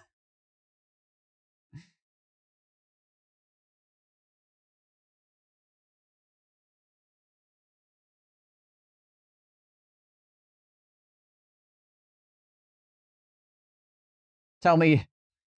I was going to say, tell me now exactly how Germany could have won World War II.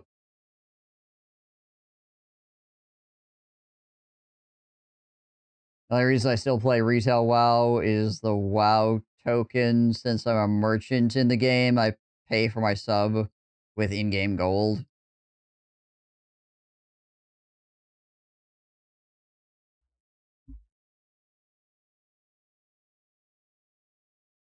Warhammer 3 is $80 for me on sale right now if I want everything I don't own.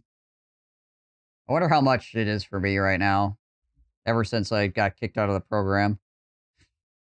I haven't been getting free stuff.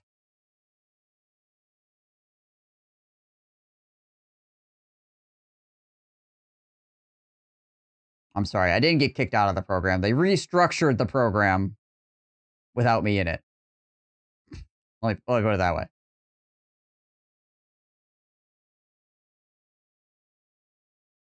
Your last run died because the game crashed?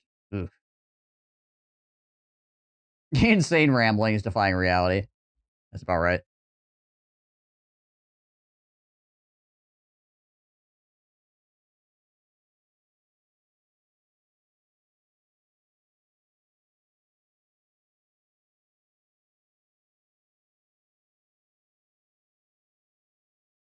Wait, do I still have all the DLC?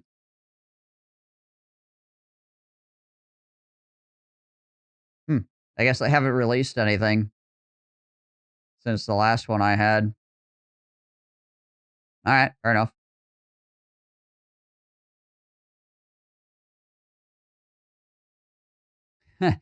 Yeah, it is my problem with Warhammer 3 right now. It's not that it's bad by any stretch of the imagination. I think Warhammer 3 is pretty fine. It's just, I've spent so many hours playing that game. My brain is just toast. Thousands.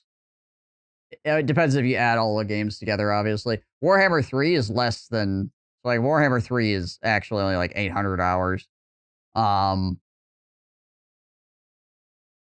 But if you add in like Warhammer 2 and Warhammer 1,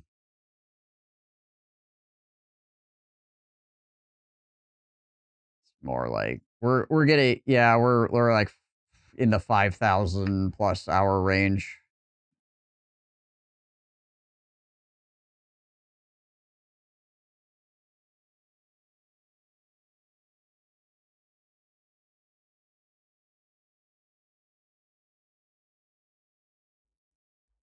Also, like when the program got restructured and I got dropped,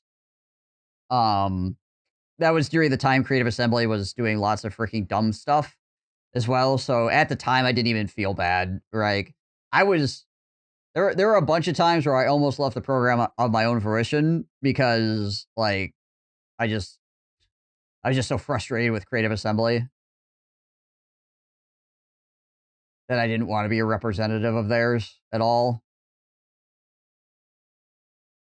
I feel like they've gotten better here in recent times again, but I don't know what it is with Creative Assembly. They got to get really stupid and then they fix themselves. And then they get really stupid again and then they fix themselves. Kind of like Games Workshop. Is this a UK based company thing? Is this just what UK based companies do?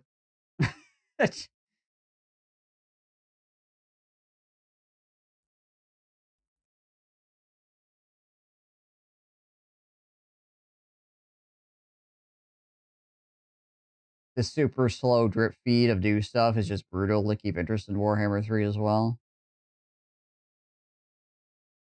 Keep tabs on the patch notes for Warhammer 3. They've been doing a lot of total gameplay overhauls, also core mechanics. Yeah, that's fine. Honestly, when I played a lot of Warhammer 3, that's what I wish they would be doing more of, as opposed to just like adding another freaking different looking elf.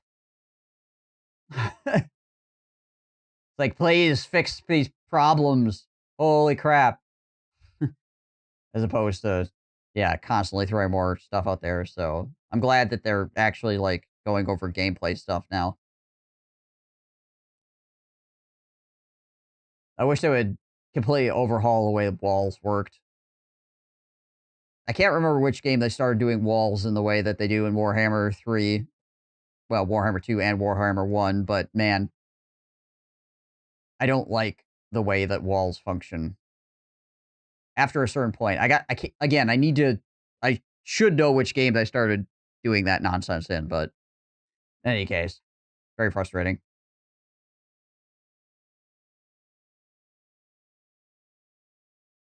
It's insane. I had like 3K hours in FF14, and by the end, I was completely sick of it.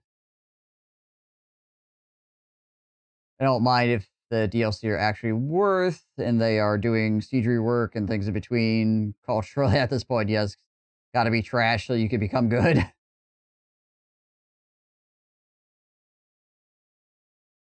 Stuff they're doing is fine, but still not enough to make me drop $100 to catch up with the new things to try out. Yeah.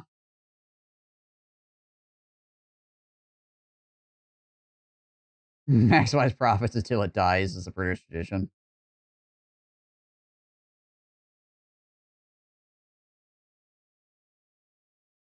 Yeah, the butt ladder. They apparently did away with the butt ladders, which is a good change.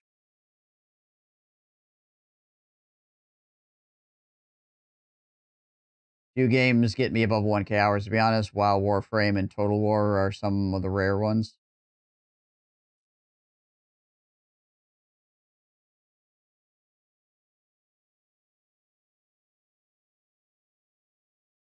Do you sort your games by time on Steam?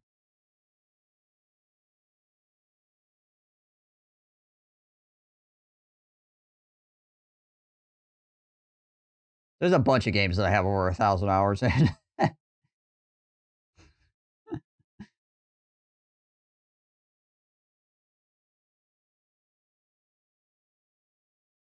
Which probably says something about my personality.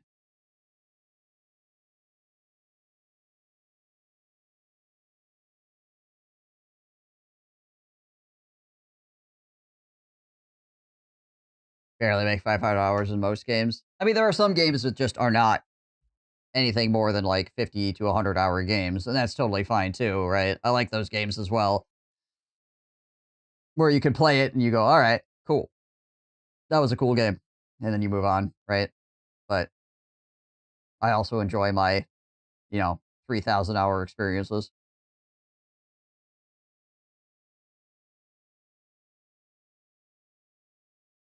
Well, 3,000 hour plus experiences.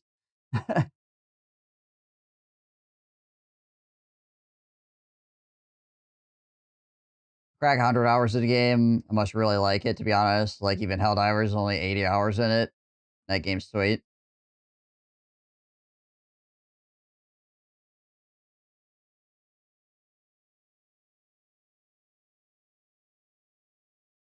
Yeah, like, I feel like I didn't even play RimWorld, and I had, like, at all, really, and I have over 100 hours in RimWorld. I feel like I spent not a lot of time with RimWorld in general. Like, I had a really good time playing it, but it does not feel like I played 100 hours of it.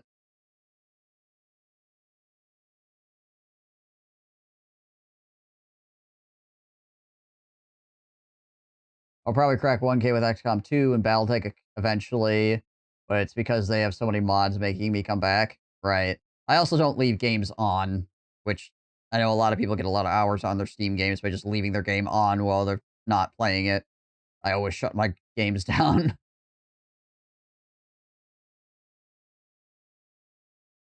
Apparently, there's plenty of games that you put 30 hours in, go, that was amazing, and move on, totally fine, as long as it's not putting 100 hours down for it. Yeah, that too. But also, don't make me play your game that's a 30-hour game. Don't make me play your game that's a 30-hour game for 500 hours and then have me spend $100 on it and be like, well, you get 500 hours of gameplay. It's like the 500 hours of gameplay is trash because you took 30 hours and made it 500.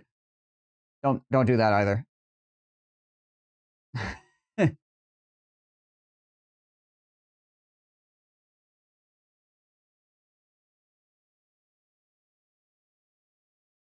Only got 90 hours of Cyberpunk, and that game is freaking golden.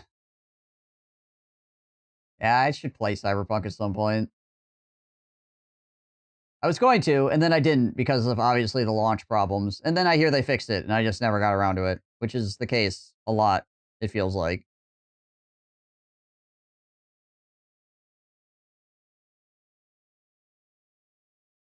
Not when it came out. Yeah, not when it came out. It was... Cyberpunk was awesome in a different way when it came out.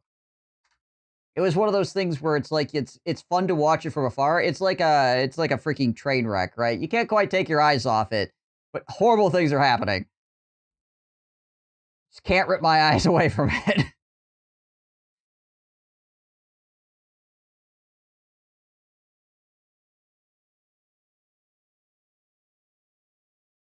I think you would really like it. Game is really good now. The PC release was never a major issue. Real problem was the consoles, but now it's fantastic. I know there's a lot of problems on PC too, but obviously the consoles were like really messed up.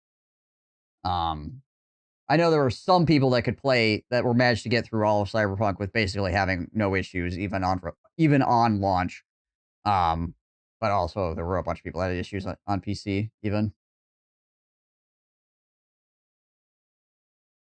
I had one minor graphical bug on PC in my first playthrough within the 1 month release. The PS4 problems were out of this world. Never seen anything like that. Yeah. Insanity. Usually it's the other way around. Usually the freaking console release is fine and the PC release has got a bunch of problems. It's weird to see it go the other way.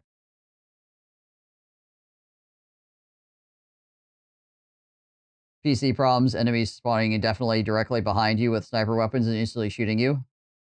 Halo 2 on Legendary, is that you? Yeah, the infinite police appearing directly on top of you was obviously not a glitch, but it was a really dumb gameplay choice for immersion's sake as well. But then also, yeah, there's not just the police, there were other things, obviously.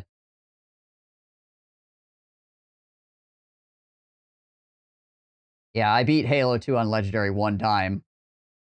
Just to prove that I could do it. Because I refused to not beat every Halo game without it being on Legendary. But I would not voluntarily do that again. It is miserable. It is truly miserable.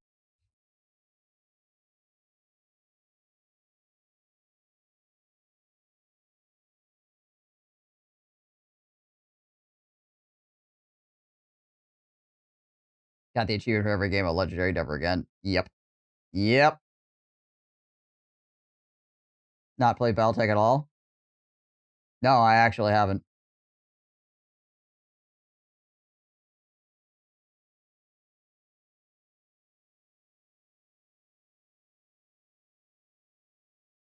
Sounds like your Dark Souls New Game 9 run. One thing about co-op Legendary in Halo 2 is when you dies, you restart with the checkpoint. Yep. Which was one of the cool things about co-op in Halo games was the out of combat respawning, so you didn't have to go all the way back to the checkpoint.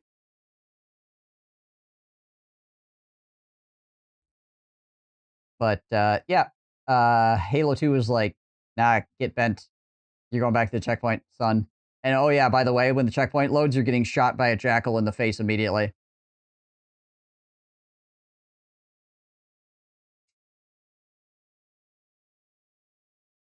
Joy doing it, real challenge. You're going to have to pay me a lot of money to do it again.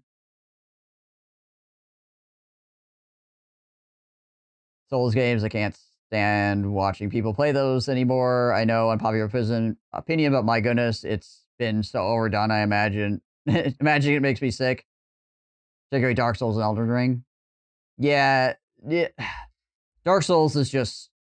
Dark Souls has become the new, like, open world game, right? You know, for a while there, like, everybody wanted an open world game, and it was just, like, open world slop forever. Now we have Dark Souls slop forever, basically. Like, that's the stage we're in now. Actually, I think we're kind of going towards the tail end of Dark Souls slop. We'll see where we go from there, I guess. What the next new hotness is.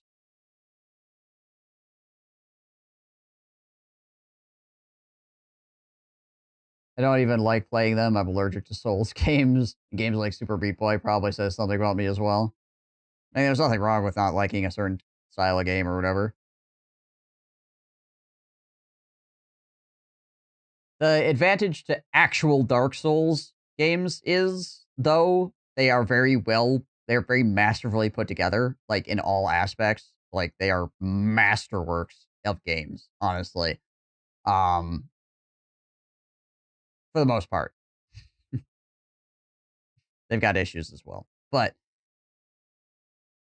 like, they're just put together with such intentionality.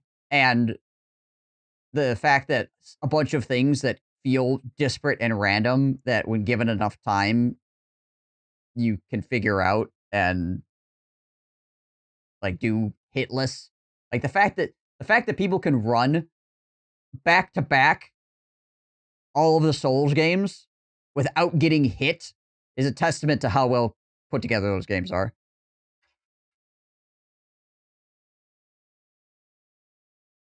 But, again, I can totally understand not wanting to play them. I get it.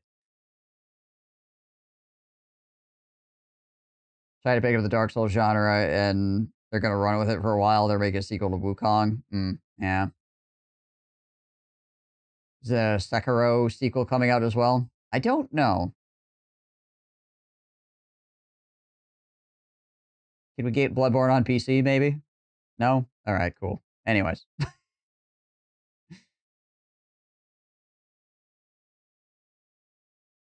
Ghost of Tsushima? Oh, okay.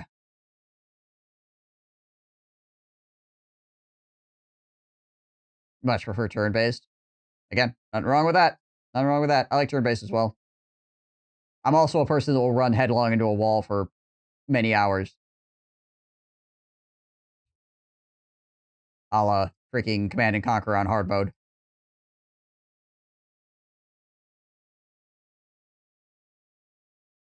So long as, like, I will run my head into a wall for a incredible amount of time, provided I can see that what I'm doing is actually making some headway on coming up with an answer to the problem, right?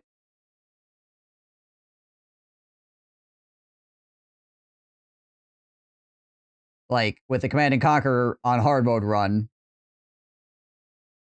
even though I would spend hours trying to figure out missions, right? I could see a path.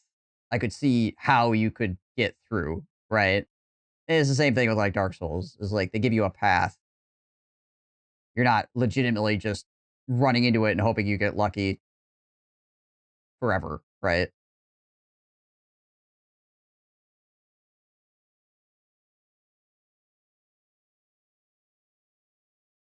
get all the achievements for Gladius. I got them all. How can it be?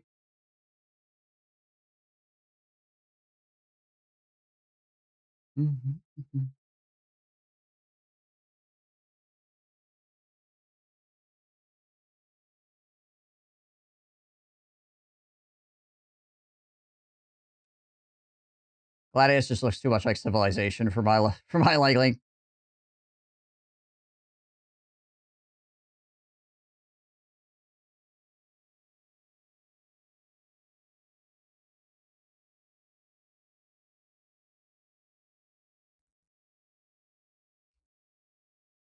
I have like 2 achievements from Warhammer 40k Inquisitor, and they're both multiplayer.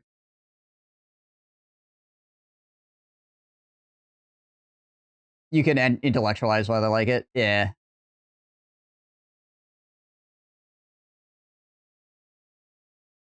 It's like, I get it. It's just not me, right?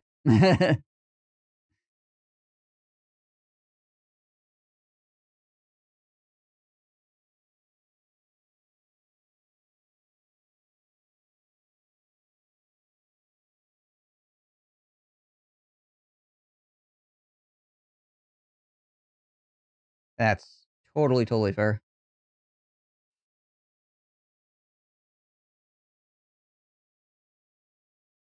Yeah, I still need to get the last Command and Conquer achievement, which is do like 10 comp stomps or something like that.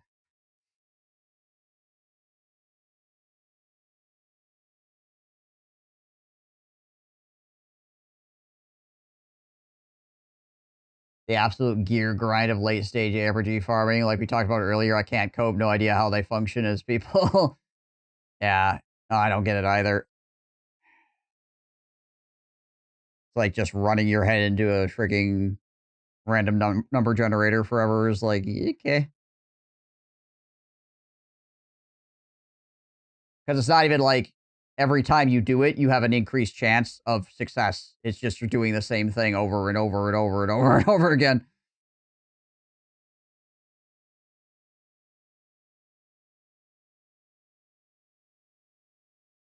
They've gotten scripted in how they play. You play one, you have a basic pattern for all of them. Yeah, that is a problem for sure. Which is why I like that FromSoft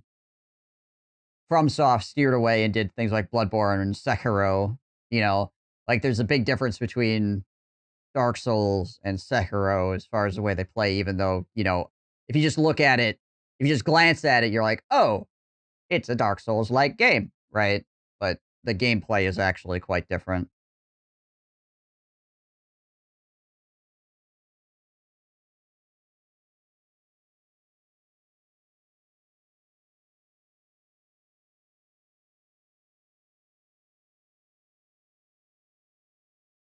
Only need to do a Joja Mart run for Stardew Valley, then I've got all the achievements in that game, but I'm never doing a Joja run because fuck them.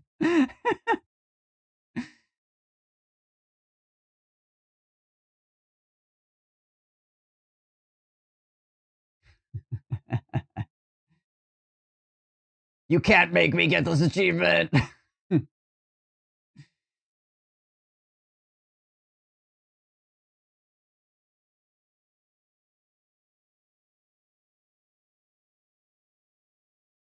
Simply press 4 buttons and go.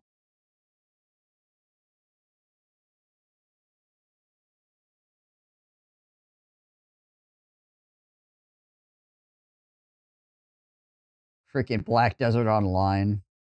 You really do like freaking getting the pain.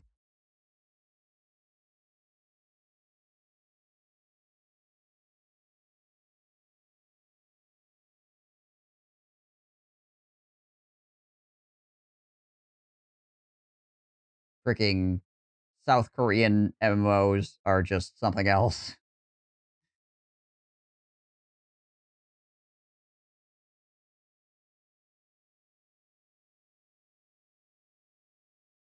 That being said, I played Ragnarok for a while.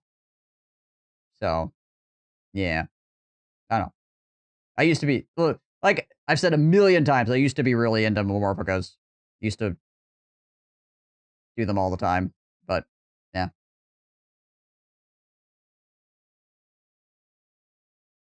Something changed in my head. Can't do it anymore.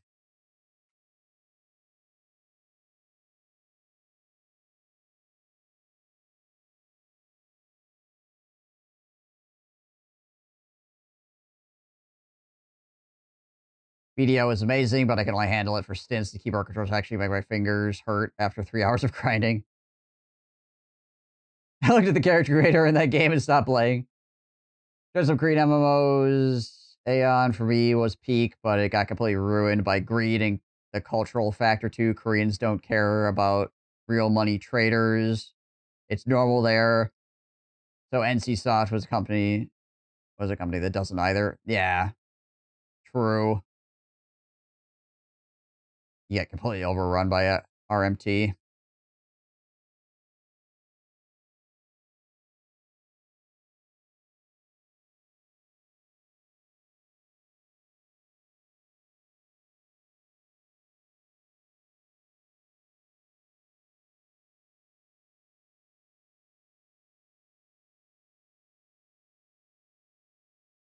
Yeah, everywhere you go, you're going to run into real money traders, but like, yeah, not if the company itself doesn't care to do anything about them at all. Yeah, they're just going to be rampant in those environments for sure.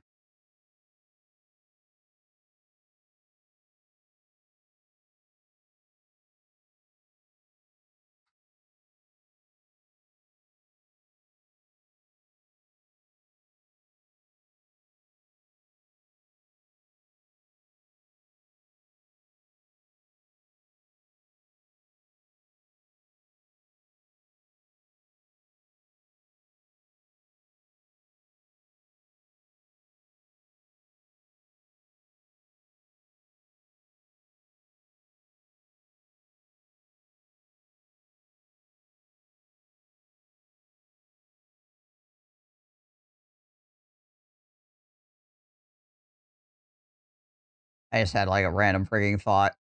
I wanted to go check. Apparently, this game does still exist. I guess it's on Steam? Really? It's a game that I used to play alongside old school RuneScape called Dransic. And I was like, I wonder if that game is still around. It says it's on Steam?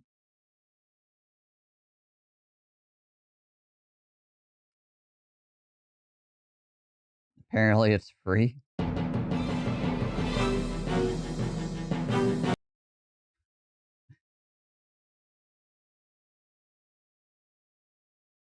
Reviews are mixed. That's understandable, from what I remember.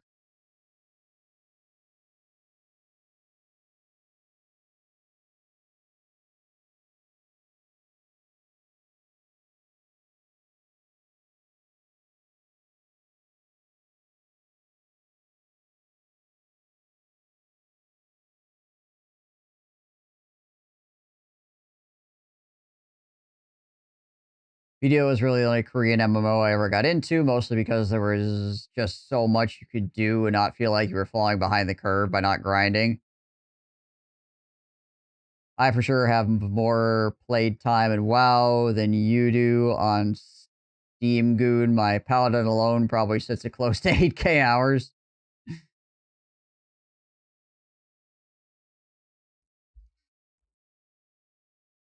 100% have more WoW time than I do, considering my WoW time is 0.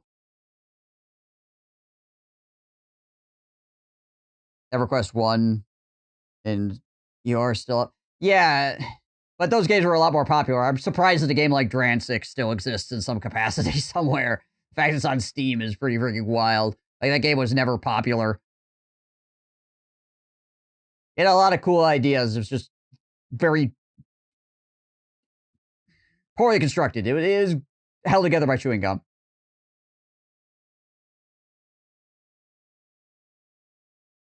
And it was so good for about 4 weeks. Right, another 3 weeks, and then disaster for me. 3K hours on your druid.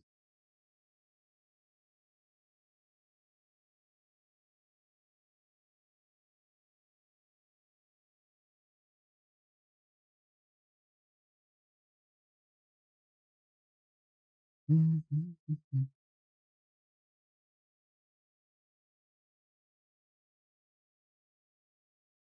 of the other weird things about WoW, though, is like how much time, like hours wise, there's a lot of time in WoW where you're not really actually playing the game as well. It's like not don't always just log into WoW and they're like, I am doing every moment is a task, right? You know, sort of thing. Like a lot of people spend a bunch of time in WoW just kind of thinking around, you know. So you can spend like all day on WoW and not really even accomplish a lot.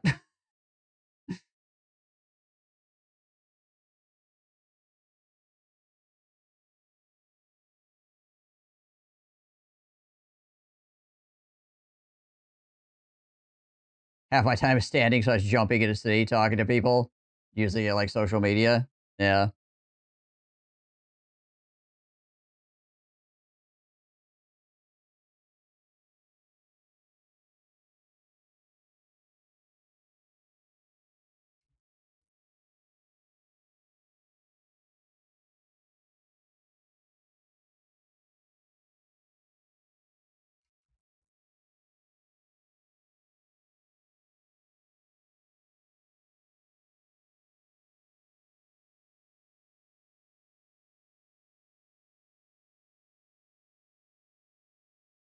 I should play Frostpunk 2 at some point as well. Speaking of games that I should be playing.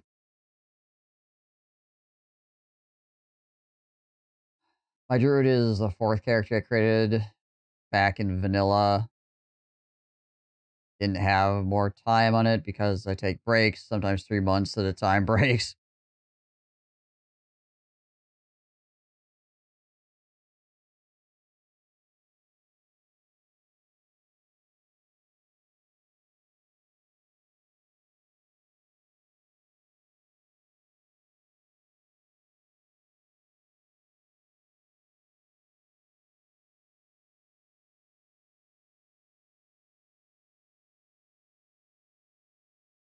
While everybody was playing WoW, I was just grinding StarCraft.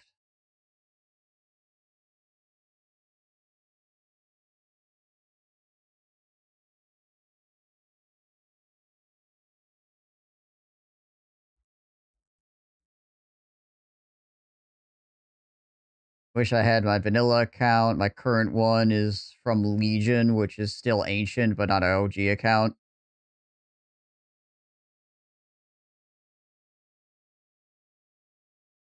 Healthy. I was out of school / job for pretty much all of 2008 and half of 2009. Turns out you can rack a lot of hours if you play almost only one game.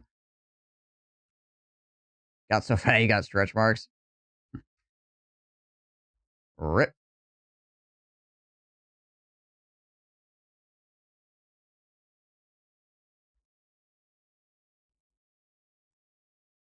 Getting winded walking up a freaking like 4 stairs or whatever. OG account is collector's edition with the Zergling Diablo pet.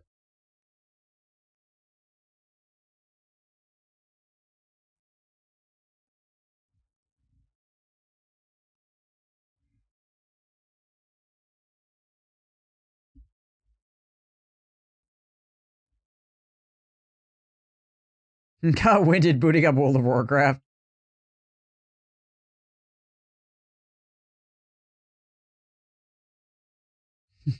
Getting out of bed to play WoW.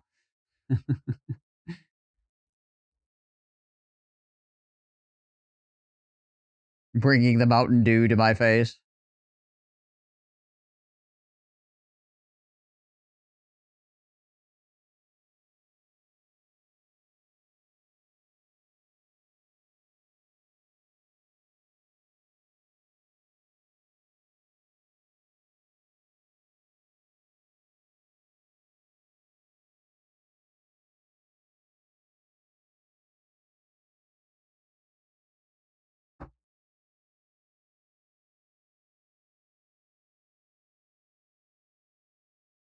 Oh, the good old days. Right?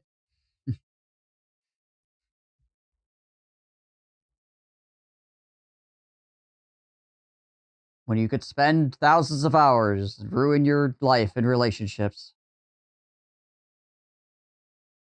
playing WoW, but yet still recover from it because, you know, you were 20 at the time, so who the heck cares? Weren't doing anything important anyways.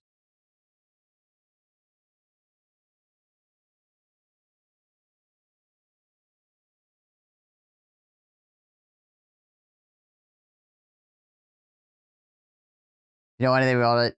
A game master could possibly link it to your BattleNet unless you got it banned. I know my rogue has done a bunch of raiding and a bunch of PvP ranked titles, but can't remember much else.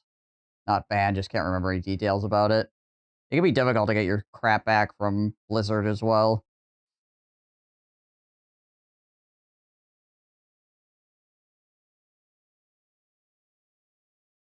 What colors will go with an Ula mercenary team in Battletech? Blue and white and orange and green? Yeah, there you go.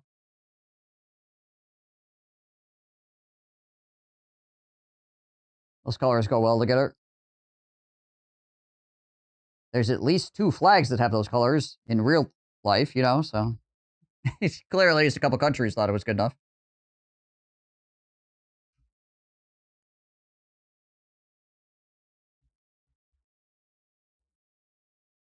Orange and green. Orange and green are pretty good. Then again, white and green is also really good. Blue and orange is also interesting. Definitely a different vibe.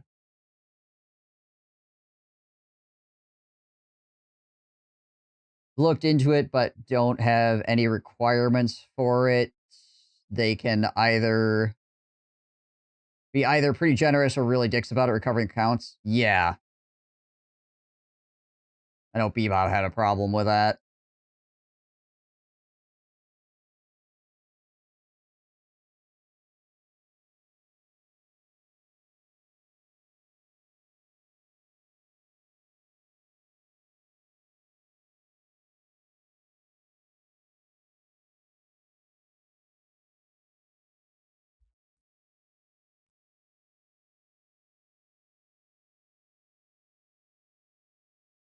I still have my, where is that? It's over here somewhere. Oh, there it is. I know I've showed this on stream before. I still have my keylogger.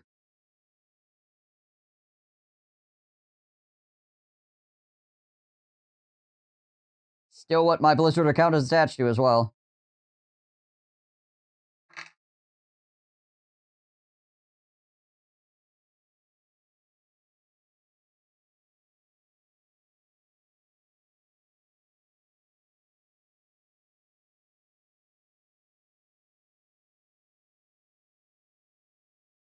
Back in the day when to get two-factor authentication, they had to send you a physical object in the mail.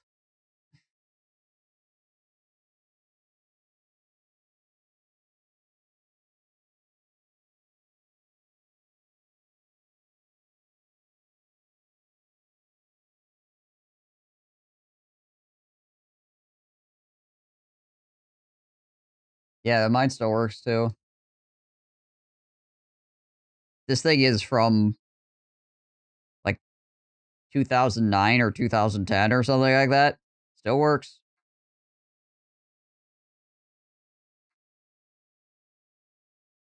Those things don't... This thing? I can guarantee you it does.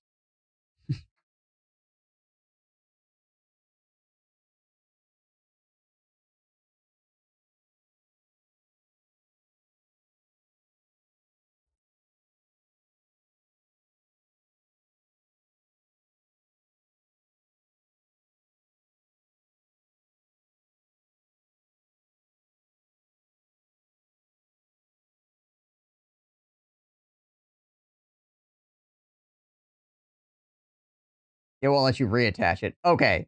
Well, that's a big difference from it. Those things don't work, but okay. Yeah. I've never unattached it from my account, so it still works just fine.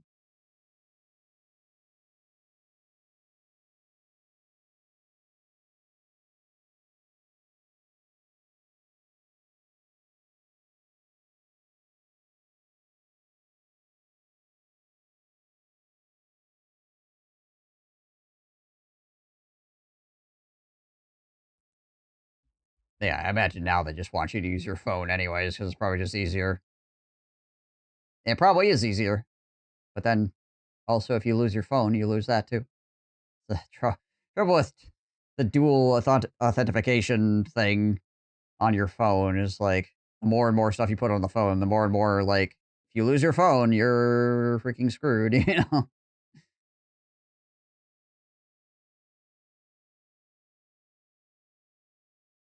It's one of the reasons why, like, having a bunch of apps for, like, starting your car and things like that always kind of, like, concerned me a bit. It's like, I would like to have a separate thing for that. I would like not everything to be on one object.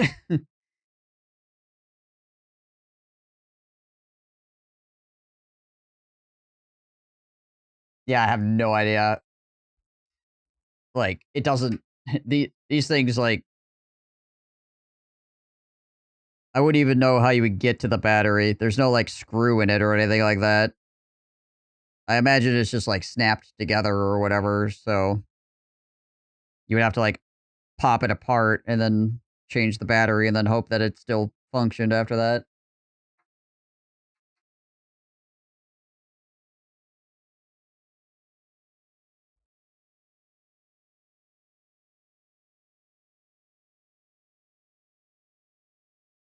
Had to keep releasing new versions. Yeah. Though some of the issue is that back in the day, obviously, like, not everybody had a cell phone. Not every single person in 2009 or 2010 was walking around with a freaking computer in their pocket.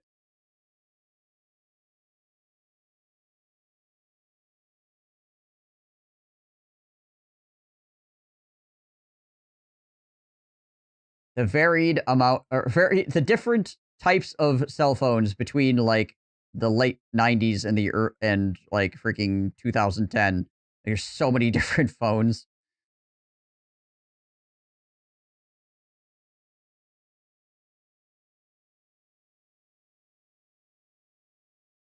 The like, your phone is a box with a screen is actually, like, somewhat recent.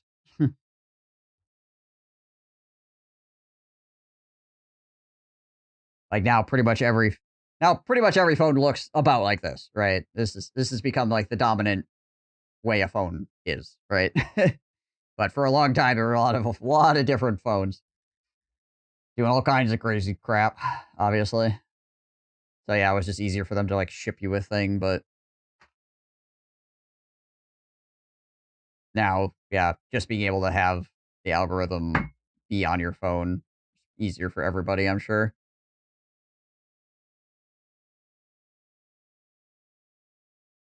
For both the reasons that don't you all have phones? And then on top of that, they can actually update them and things like that too, like you're saying.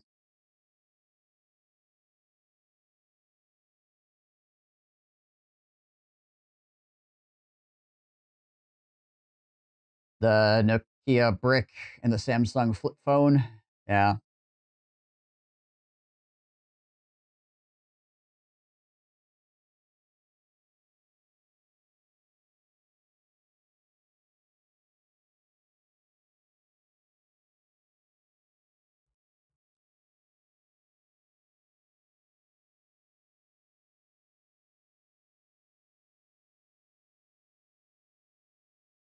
Yeah, like I said before, I didn't even have a phone at all until I was like 19 or 20. You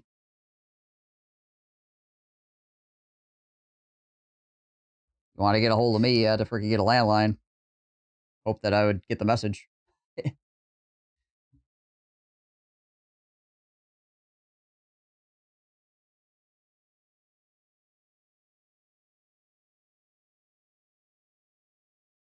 is probably one of the reasons why a lot of the time, like, if I'm in the house, I'll just set my phone on a countertop somewhere. I don't even like bring it around with me in the house. Just put it somewhere. Then every once in a while, I'll check and see if I got any phone calls or anything like that.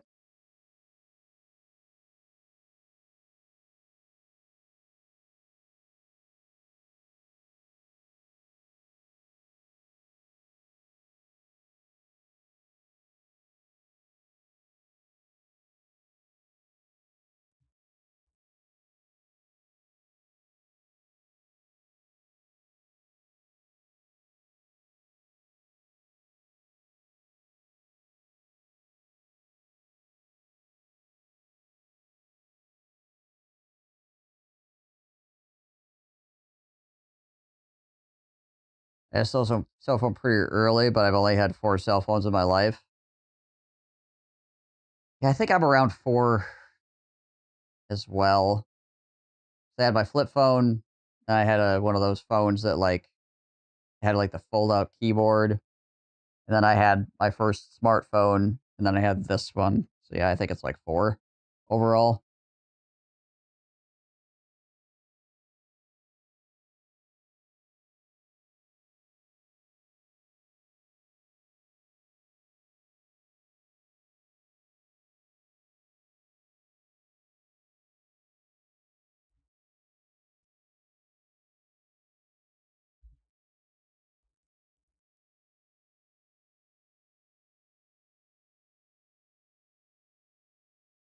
Also on your second smartphone.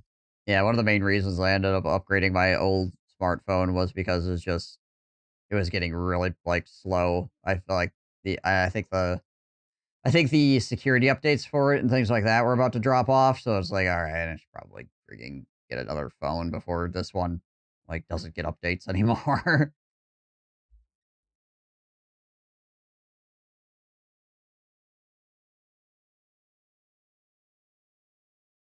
The one I have now is pretty nice. It does the job.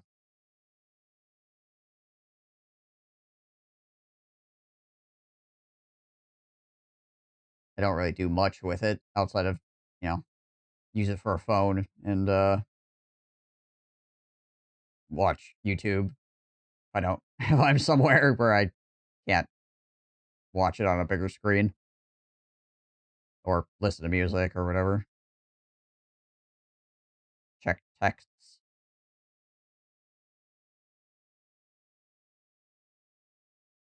It's essentially useless as a smartphone. Couldn't load internet pages and stuff, but then I also dropped it, so I guess that problem solved itself. I spiked my last smartphone one time. It still worked fine. I got lucky, I guess. Freaking spiked it right to the floor. But of course, it had an otter box on it as well, so I'm sure that helped. But didn't so much drop it as just like freaking.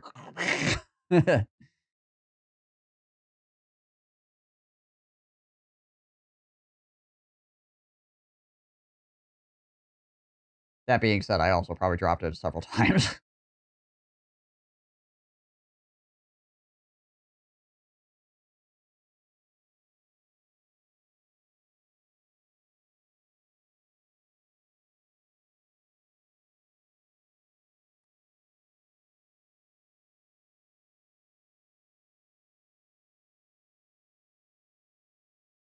Samsung Z Fold was a little bigger, but I get 2 screens, and one is twice the size of, and the one is twice the size of most phones. Right.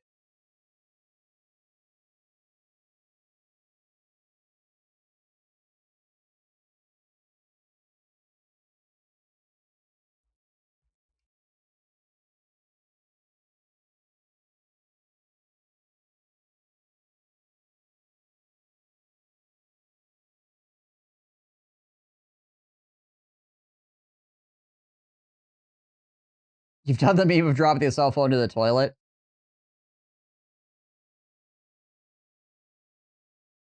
Yeah, whenever I'm anywhere where I could, like, drop a phone in the toilet, drop a phone down a sewer grate or something like that, I become really, really hyper aware of it. Like, anytime I walk by, like, a sewer grate, I'm like, if I have my phone out, I'm like, "Hold on to your freaking phone. Do not drop it down the sewer grate."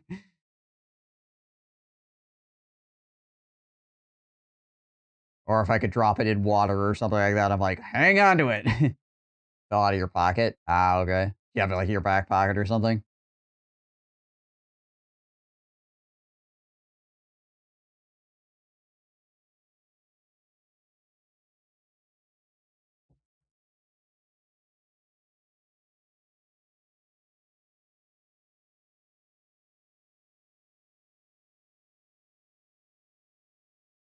I almost had that happen once. Now, every time I go to the toilet, I take it out of my pocket and put it on the counter or hold it in my hands. Right. Yeah. It only has to happen once, or almost has to happen once for you to become really paranoid.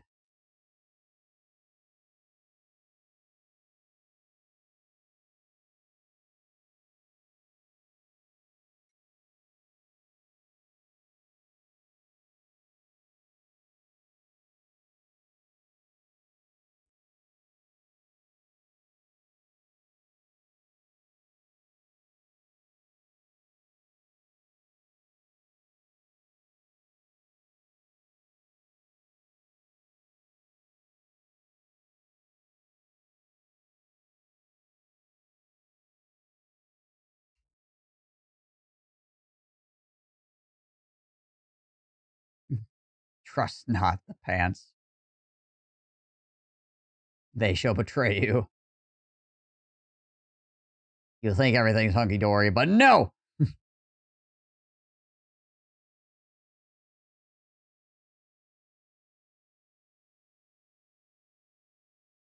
And they must be folded for they lie. That's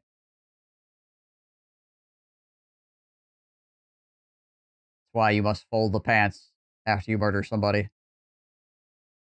You must free them.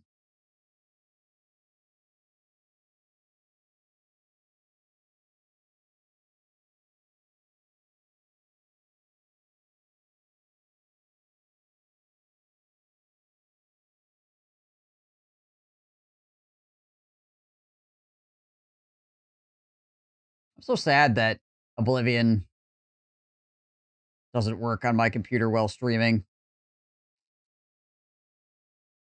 Yeah. I mean, it runs. It just runs really crappily. Ugh. After being in Thailand, encountering the pickpockets there, nothing is trusted. The pants doesn't have a button zipper, chain, or other physical attachment. You can secure contents in said pocket. Yeah, the remastered one, Starlit. The sewers were fine, but the second I stepped out into the open air, frames equaled no.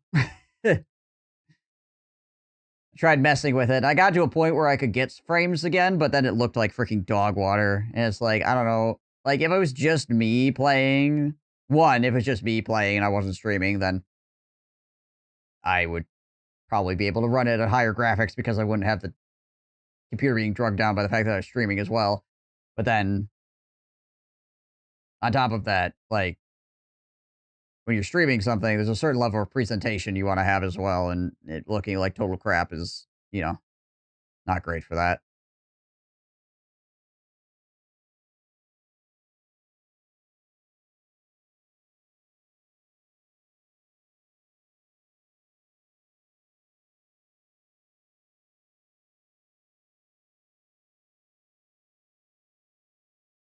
But yeah, at the very least, kill cannon, I keep my stuff in my front pockets, and if I don't have like a pocket with a button, not that where I live is like a high crime area or anything. I could probably walk around with freaking $100 bills falling out of my pockets, and people would be like, "Oh, you dropped your money here, have it back." In most places around where I live, because Midwesterners are, for the most part, fine people. A little silly sometimes, but they do okay.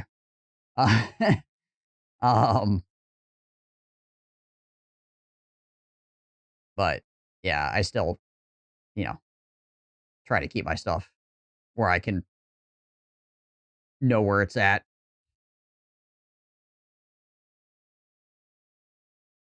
Yeah, the frame rate dropping is a huge problem. That is a gigantic problem. And the fact that to get any amount of frame rates, I think it looked worse than the HD mods that I put in for Morrowind was also not great. I was thinking I might play through Fallout New Vegas on stream before the new season of Fallout comes out. Again.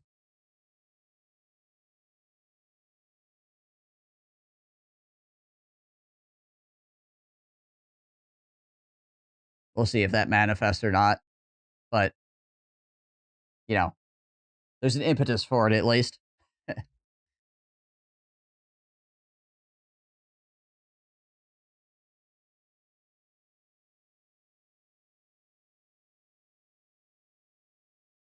Yet I see Wisconsin all the time in the body cam police videos where I peruse a particular part of the internet being bored.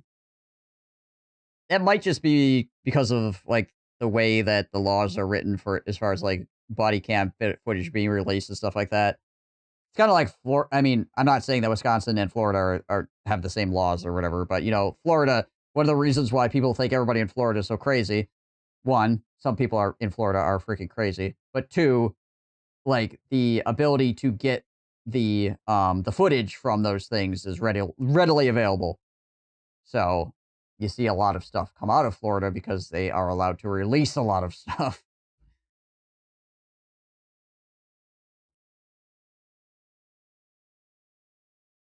It might be the case that, like, Wisconsin body cam footage is, like, more readily available to people on the internet, so therefore you see it more.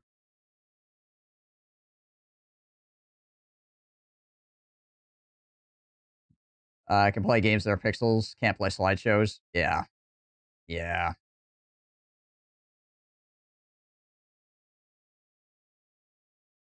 Sounds likely. I expect there to be about 1,200 different biases going on, so I try not to consume much of it, lest it seep into my judgments involuntarily. I mean, Milwaukee can be kind of a wild place sometimes, depending on where you are. Madison is, can be a little bit here and there. I don't know, we like to drink a lot up here as well, which can also cause problems.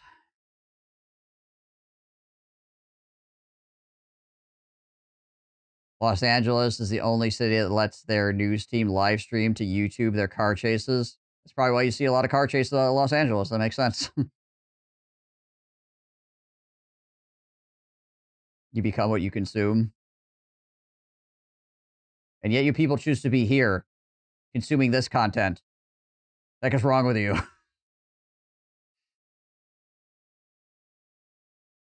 Yeah, take of my brain rot. Enjoy.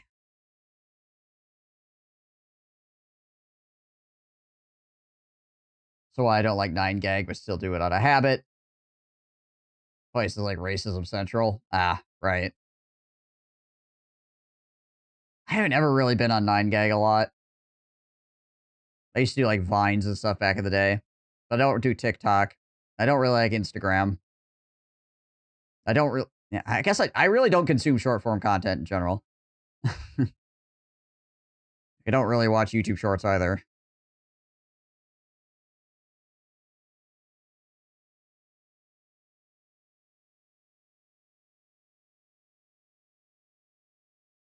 Read 2 comments and wish humanity ended. I tend to scroll their wholesome pages, though, for dogs and cats. Right, yeah. Try to stay away from social media as a general rule. Yeah, probably the worst social media site I'm on is frigging Twitter. Which you spend about, like, 4 seconds scrolling that, and you just want to freaking, you know, end the human race. In a video game. Got sucked into YouTube Shorts for a while, but managed to get away from it.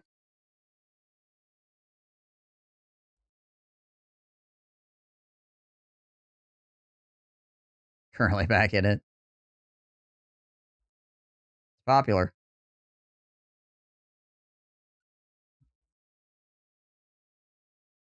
A funny thing is that companies that do short form content don't really make a lot of money on short form content. Despite how popular it is, it's really hard to monetize. Like, YouTube makes way more money off long form stuff than they do off short or off YouTube Shorts.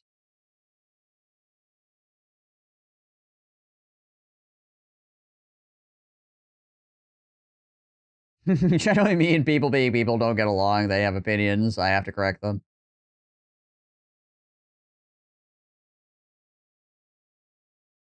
So easy to just go look at your shorts and, with a phone in bed. Yeah. No, I hear you.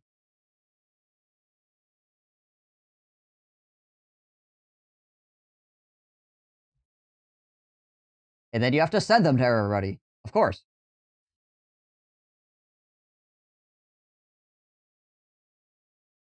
So by morning, your friends have like a backlog of 300 videos.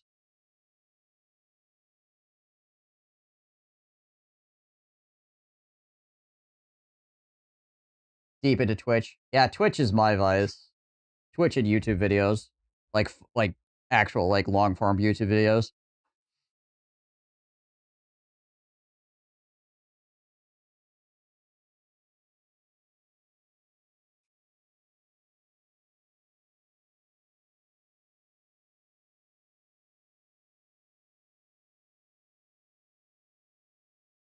interesting to see what the heck's going on, you know?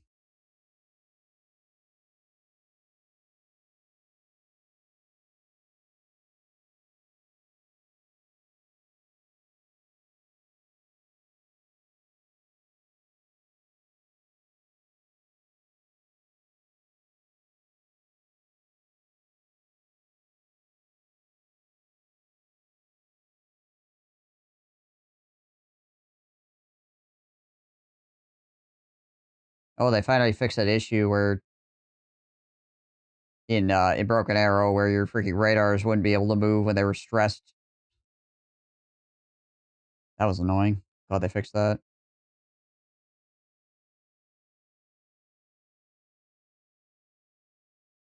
Anyway, randomly looking at freaking... I just noticed that Broken Arrow had a patch note thing that I didn't read before. Wasn't a lot. That's probably the only, like, really interesting thing that they changed.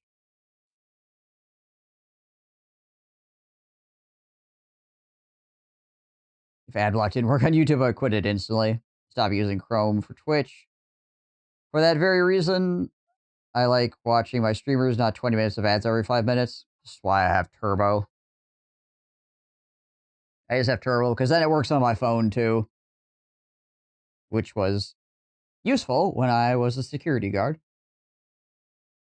So that way I could have a stream running while, you know, hanging out by myself for hours and hours and hours.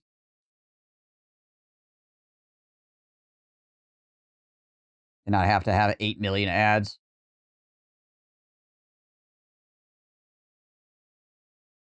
Don't actively watch that much Twitch and YouTube. I have it on the background most of the time.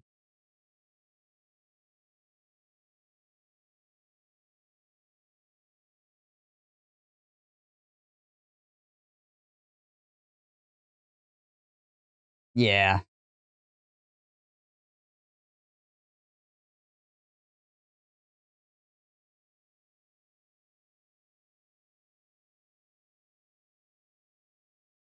I still think Turbo for Twitch is a really good deal.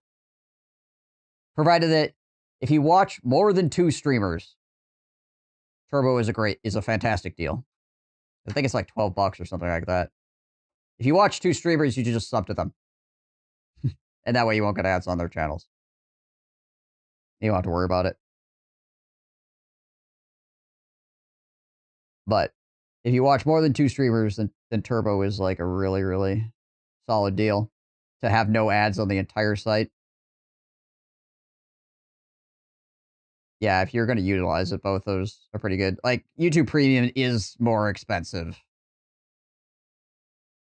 But, considering how many ads are on YouTube, and again, it works with your phone, which is another nice thing. Unlike most ad blocking, you need to be on your PC to actually have it function, right? You have freaking Premium, then you're good to go. No matter what device you're using.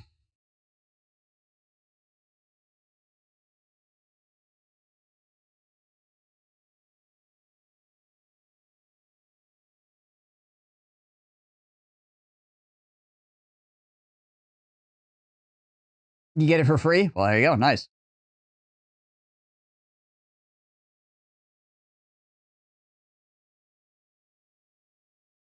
The ads on YouTube is what pushed you back into the shorts on phone. Yeah, because they're not able to monetize them as easily. Yeah.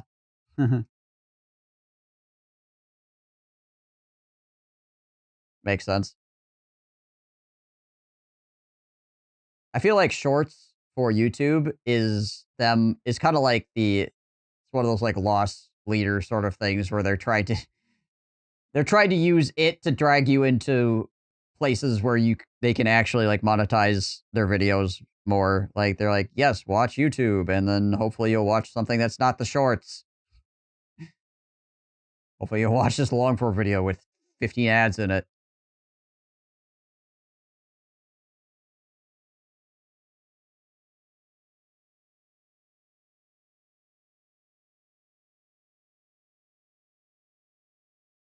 Yeah, it just drives up the engagement on the site.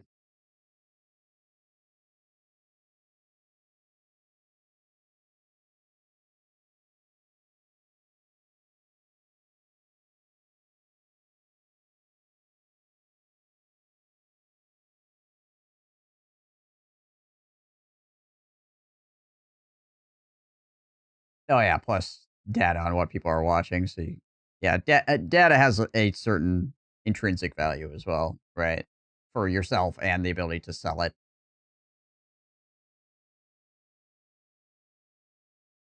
Truth.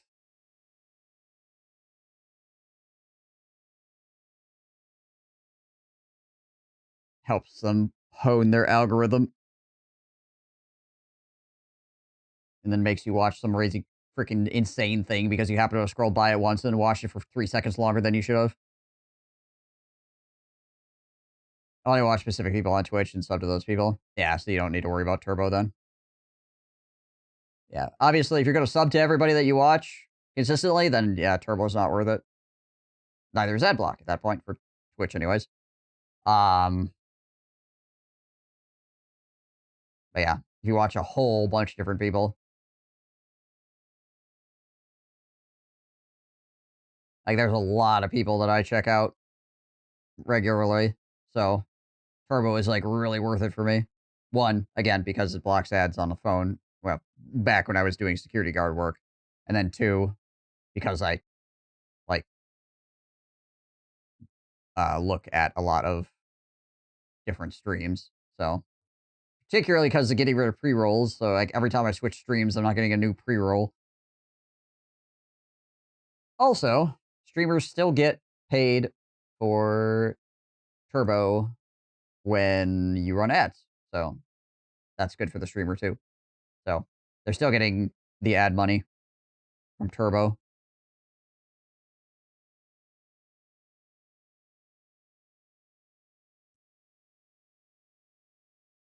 Yeah, it's quite nice.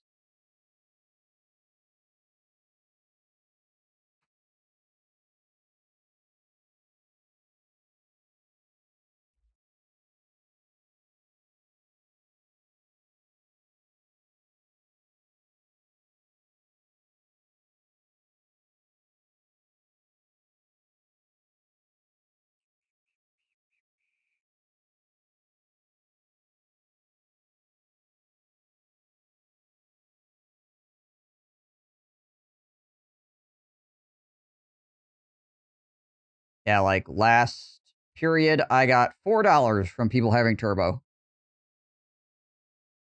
That's almost a sub.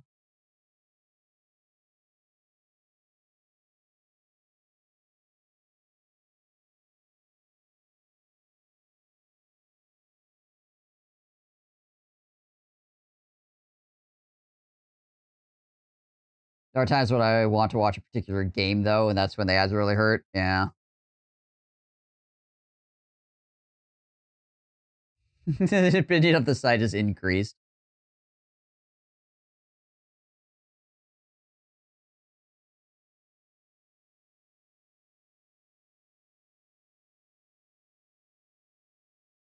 Yeah. I don't know who watches me that has Turbo, but I do get that money when I run ads, which is nice. I appreciate it.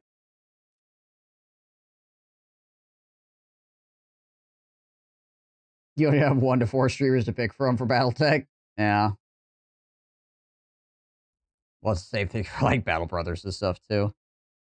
Right? How many people are actually streaming Battle Brothers right now? Let me check.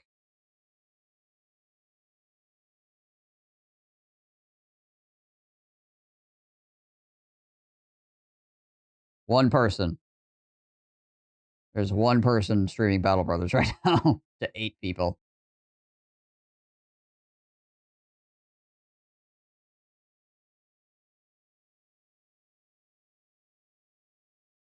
No, they probably don't. They probably could get away with not doing that, and like nobody would really notice, right? The fact that they actually still do is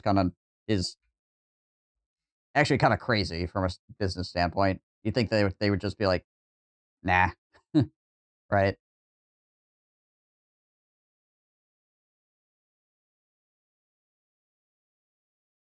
This is the best and the worst thing about Twitch is that there is a bit of humanity involved in Twitch, which means they make stupid decisions sometimes, but also it means occasionally they make a decision that's like, oh, well, yeah, of course, because they're people, right?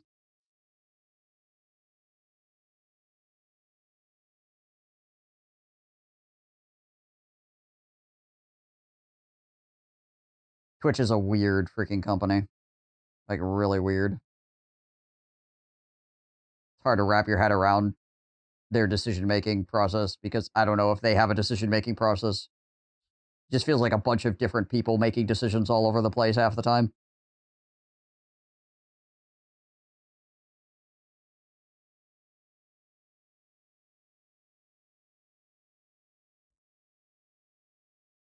Probably is, yeah.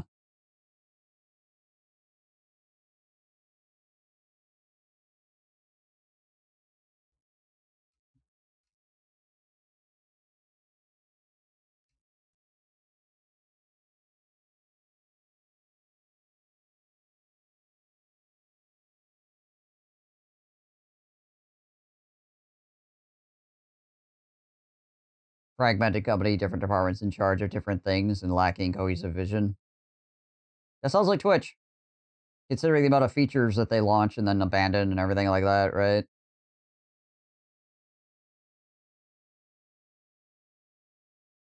There's some really good stuff on Twitch, but there's a bunch of stuff that's like either could be improved, but they just never do, or some stuff that they need to fix that they just don't ever seem to get around to. They cracked down on ViewBots? Yeah, that was pretty cool. We need more of that. Oh no, my ViewBots.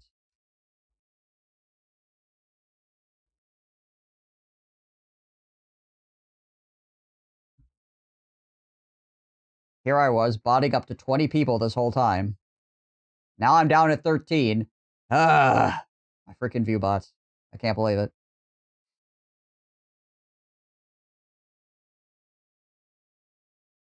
How could they do this to me? I will never financially recover. Yeah, cracking down on bots is always good.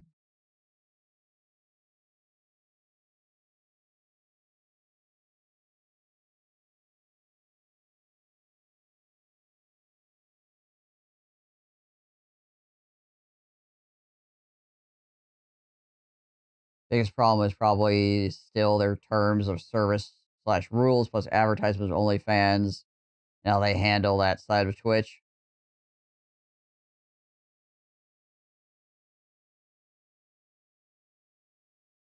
Yeah, I mean, there's only so much you can do for a certain point when it comes to like people advertising off-site things, right?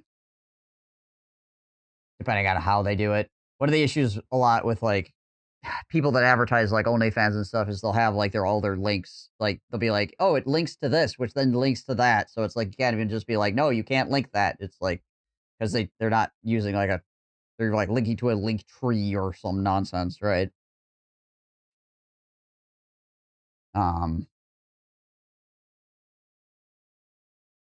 but then obviously there's the people just like doing things that are not really terms of service. But they did take away all the ads from like the beaches section or whatever, and the politics section. I think also you can't run ads if you're doing politics, or if you are doing like the beaches section. No, you just go and stream in the artifact category.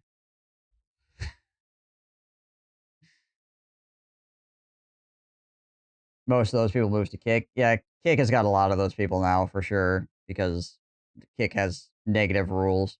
I mean, a guy literally died on stream the other day because he was getting like physically and mentally abused for freaking weeks. So, you know, Kick is definitely a site that exists.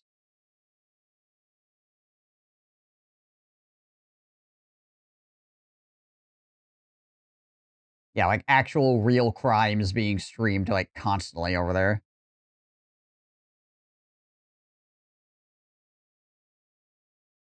There's that guy that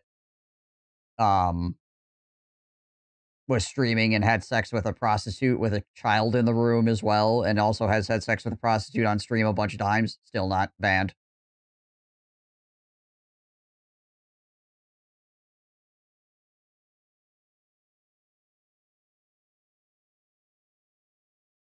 Yeah, it looks like Twitch because they have the same backend or whatever. because they're just using Amazon's backend.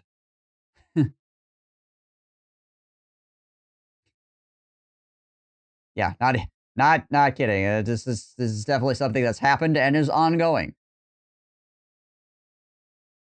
Kick.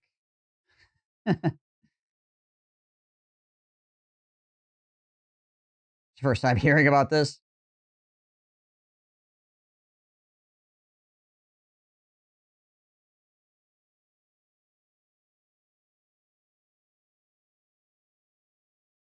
It's one of the reasons, like, I've looked at streaming over there several times for, like, multi-streaming, because it's one of those things where, like, as a streamer, particularly a smaller streamer, you need to try to, like, spread the net as wide as possible to try to get viewership, right? But every time I go to Kick, there's just, like, I'm just like, "Do I want to get involved in this degeneracy at all?" Like, YouTube's got its problems, and Twitch has got its problems, but Kick is just on a whole different level. It's like, do I man, it's from a business standpoint, it's probably would be a good idea for me to get a stream over there too, but at the same time, ugh.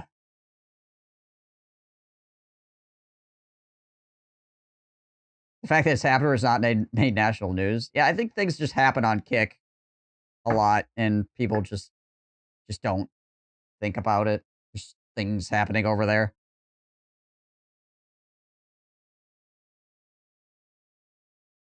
I mean, somebody's got to point the law in the right direction, I guess. I don't know.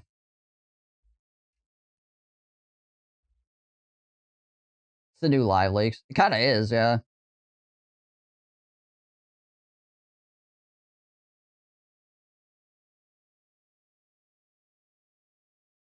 It's just, again, it's just things, TM, happening.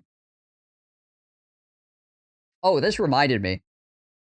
Not, like, the specific thing that I was talking about, but you know how on Twitch you get, like, your follow, like, when you go and you have, like, the people that you follow, and then you'll have, like, the people that we think you like, which will mostly be the people that you follow anyways, but, it'll give you some people that are not people that you follow anyways. And then below that, they have, like, the next category, which is, like, whatever the thing of the month or whatever it is, where they'll be like, women in gaming, or people of color in gaming, or whatever, right? Like the extra categories for, like, trying to get more eyes on certain types of streams and things like that, right? Recently, or at least, I guess, for this month or what, I don't know when it changes. I have no idea when it changes. I don't pay that much attention to it. But it's IRL streams, right? That's the category, is promoting IRL streams. Why is that category IRL? You don't need to do that. You know how many people watch IRL streams as it is? You don't need to promote that. You should just make the category people playing video games. And that's the category. That needs to be promoted more on Twitch than IRL streams. Jeez Louise.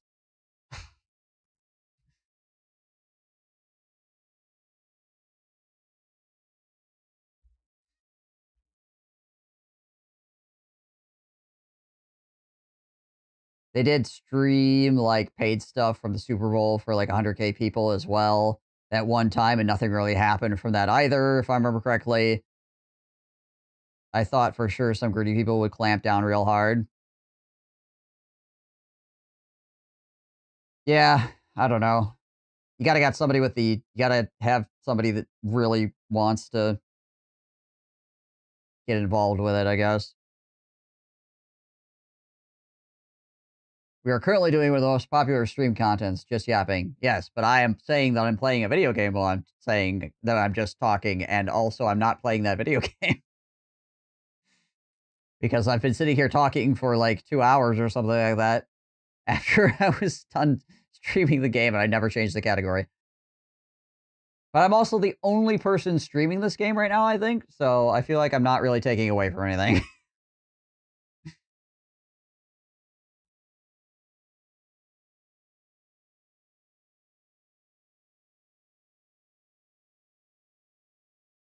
Let me check. Yes, I am the only person in this category.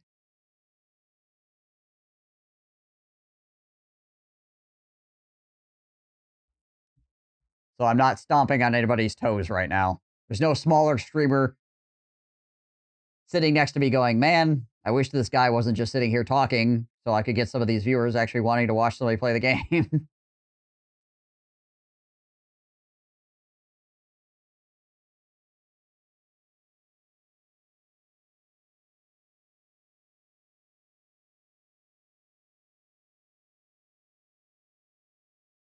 All these 0 Kingdom Reborn viewers coming in and being disappointed. Yeah, you know it.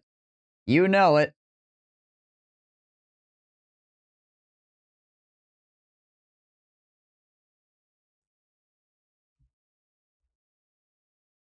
See, this is the other end of the spectrum, right? Like, when you're looking for a game to play, you want to have a game that doesn't have a lot of people streaming it, but also you don't want to get so niche. You end up in this situation where it's like there's literally nobody looking for anybody playing this game. There's nobody browsing Twitch and being like, oh my gosh, I really hope somebody streams Kingdoms Reborn. I don't think that person exists. Well, maybe that person exists, but you know what? They've probably given up hope by now.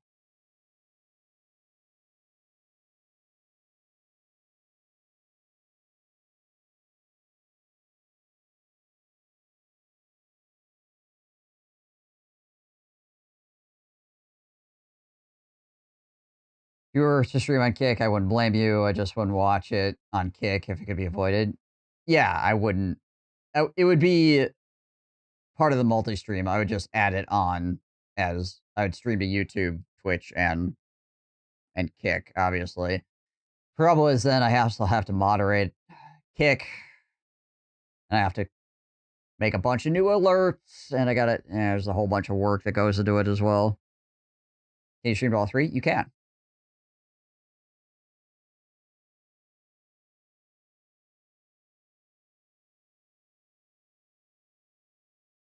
Remember when streamers have this huge reaction to subs, like they pause the game, do something crazy, then say thank you, and then pretend to be interested in the person for 10 minutes? Hated it.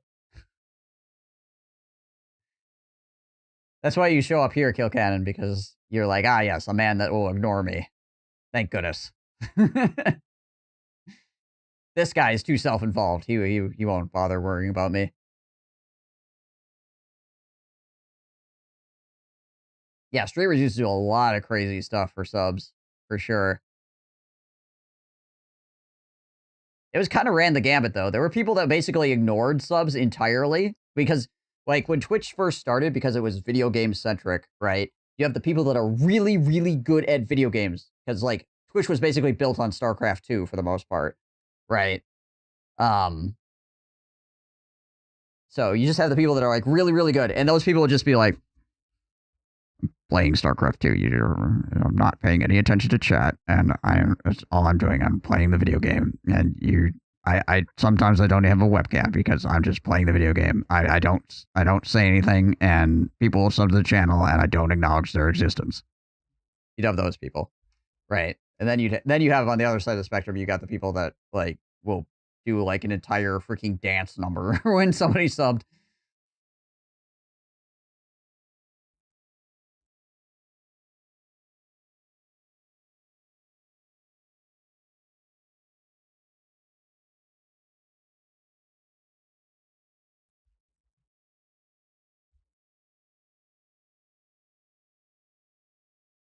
But also, back in the day on Twitch, if you spent too much time not playing a video game, they would ban you. So, there's that too.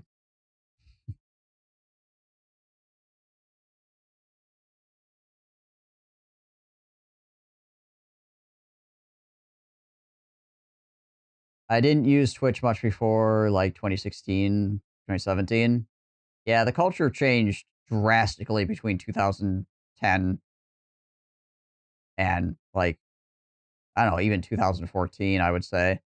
I'd say 2000 or like 2013, 2014 is when things kind of really took off that wasn't like directly, there was more like variety going on at that point. It wasn't just like the most sweaty nerds.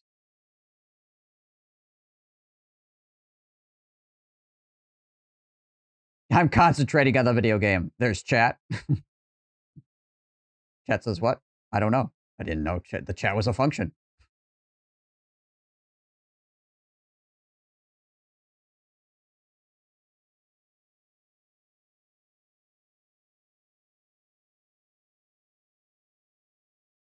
I feel like I've watched you since I started watching Twitch, but it's untrue. I just don't remember what I used to watch prior.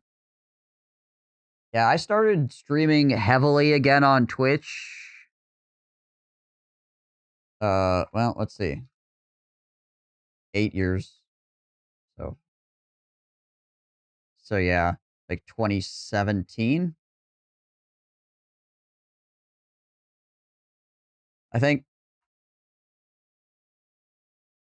I just click on your name. There's no follow command.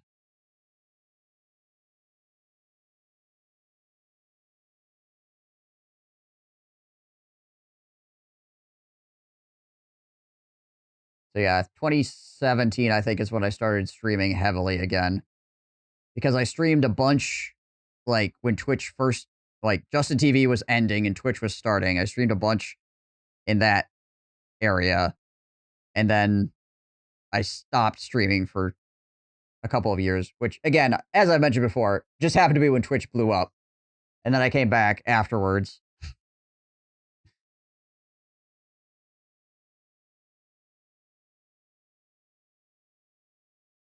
After everybody had been established.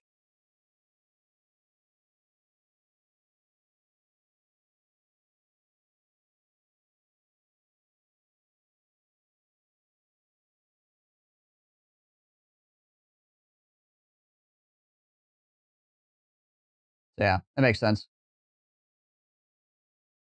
You created your account in 2012, and you followed since 2018. Yeah, I imagine a lot of you guys that have watched for a long time are going to be like 2017, 2018. Because again, that's like when I started streaming Total War, like a lot.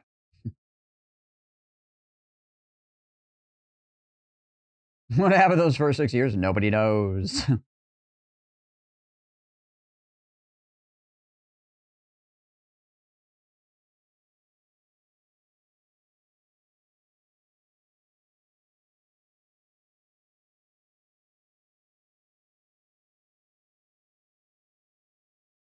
Yeah, I had an account before this, the account here as well. Like I streamed on a different account than this one originally.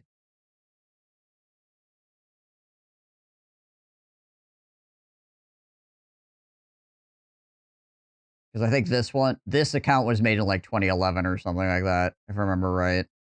But I had a one before it.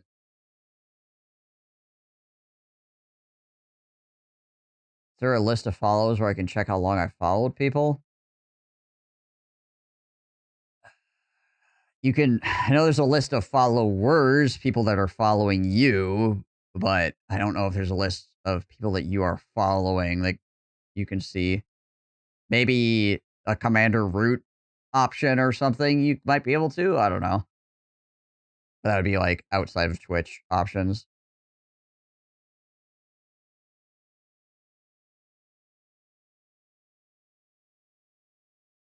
The ones that have you at like a 1 month sub are the ones,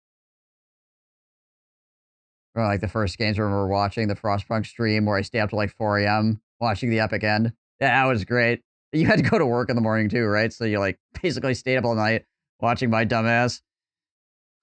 You had to go to work. I have 4 followers. When did this happen? Well, if you got 4 followers on Twitch, I think I owe you a PC. Hold on.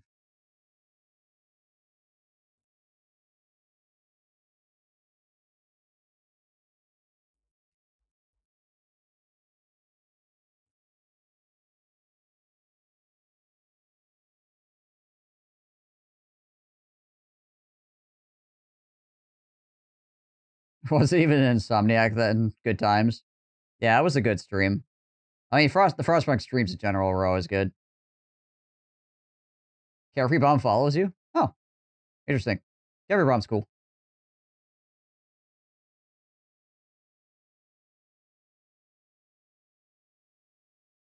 Have you actually ever streamed anything, Nimlin? Just out of curiosity.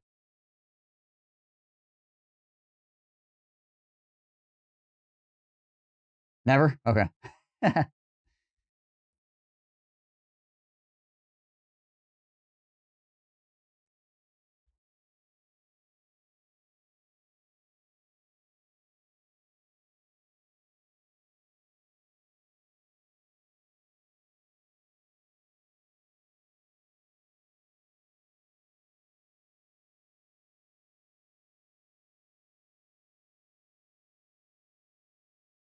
Ugh. I've never touched a single study regarding either. I, in fact, opened my creator dashboard for the first time just now. There you go. See all the options, all the crazy things that are available now.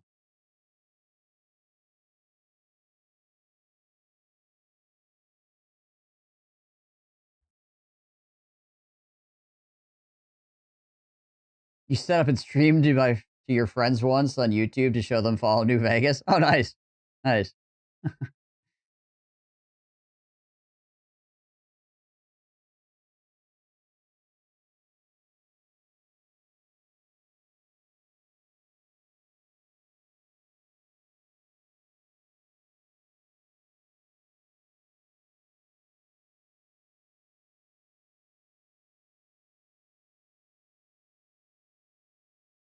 Stream on Discord all the time.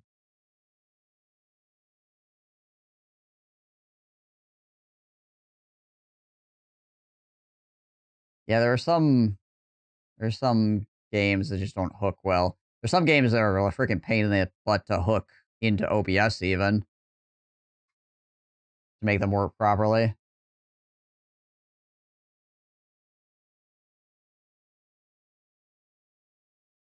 Be streaming Liza P to some mates later tonight. Nice.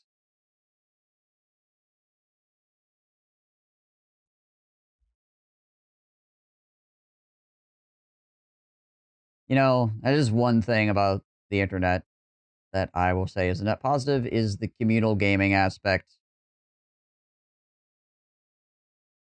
Like I've always said, one of the main reasons I enjoy streaming is because it's like I have a really big couch that, you know, I'm sitting here playing the game and everybody else is sitting on the couch freaking commenting and throwing popcorn at my head. You know?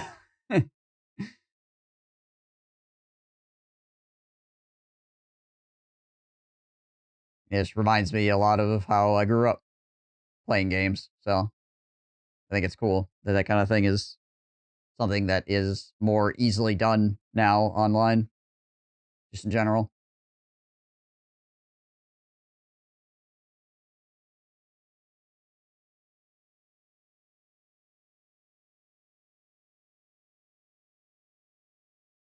The amount of people you've met online and talked to all the time is super cool.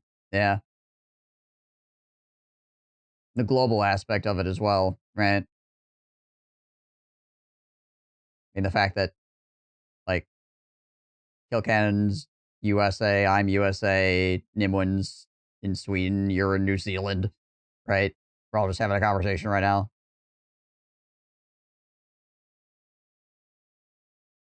Why? Because at some point we all liked Warhammer 3 a bunch. Basically.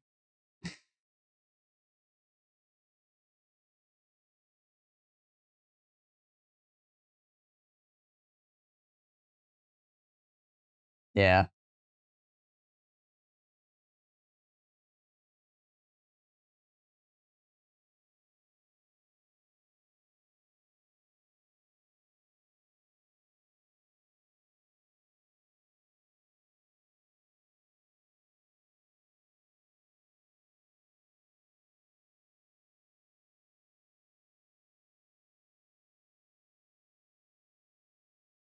Ugh. All right. But it is 9 o'clock here now. Now I haven't eaten food in probably like 12 hours. I should probably end stream and go do that. Started watching because I was growing frustrated with Warhammer 2 and wanted to see how people were playing it. Then you walked into me.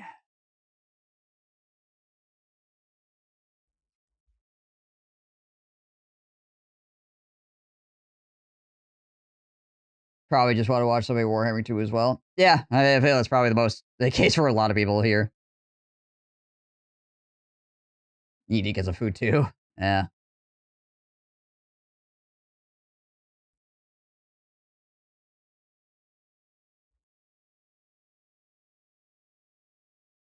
All right, guys. All right. I should be back tomorrow.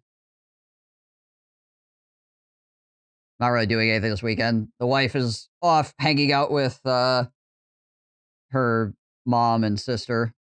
So, just me here on the holiday weekend. You know how I like to live it up. So, finger guns. Yeah.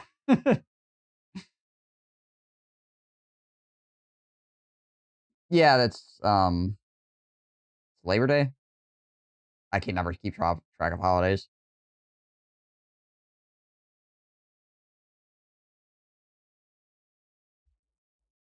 For so many years, while I was working security, I never got holidays, so I never kept track of them because I didn't have the day off anyways. Security never sleeps, right? I always had to go into work, so I just kind of wrote off all holidays forever. So now, yeah, trying to remember what holiday is when. Like,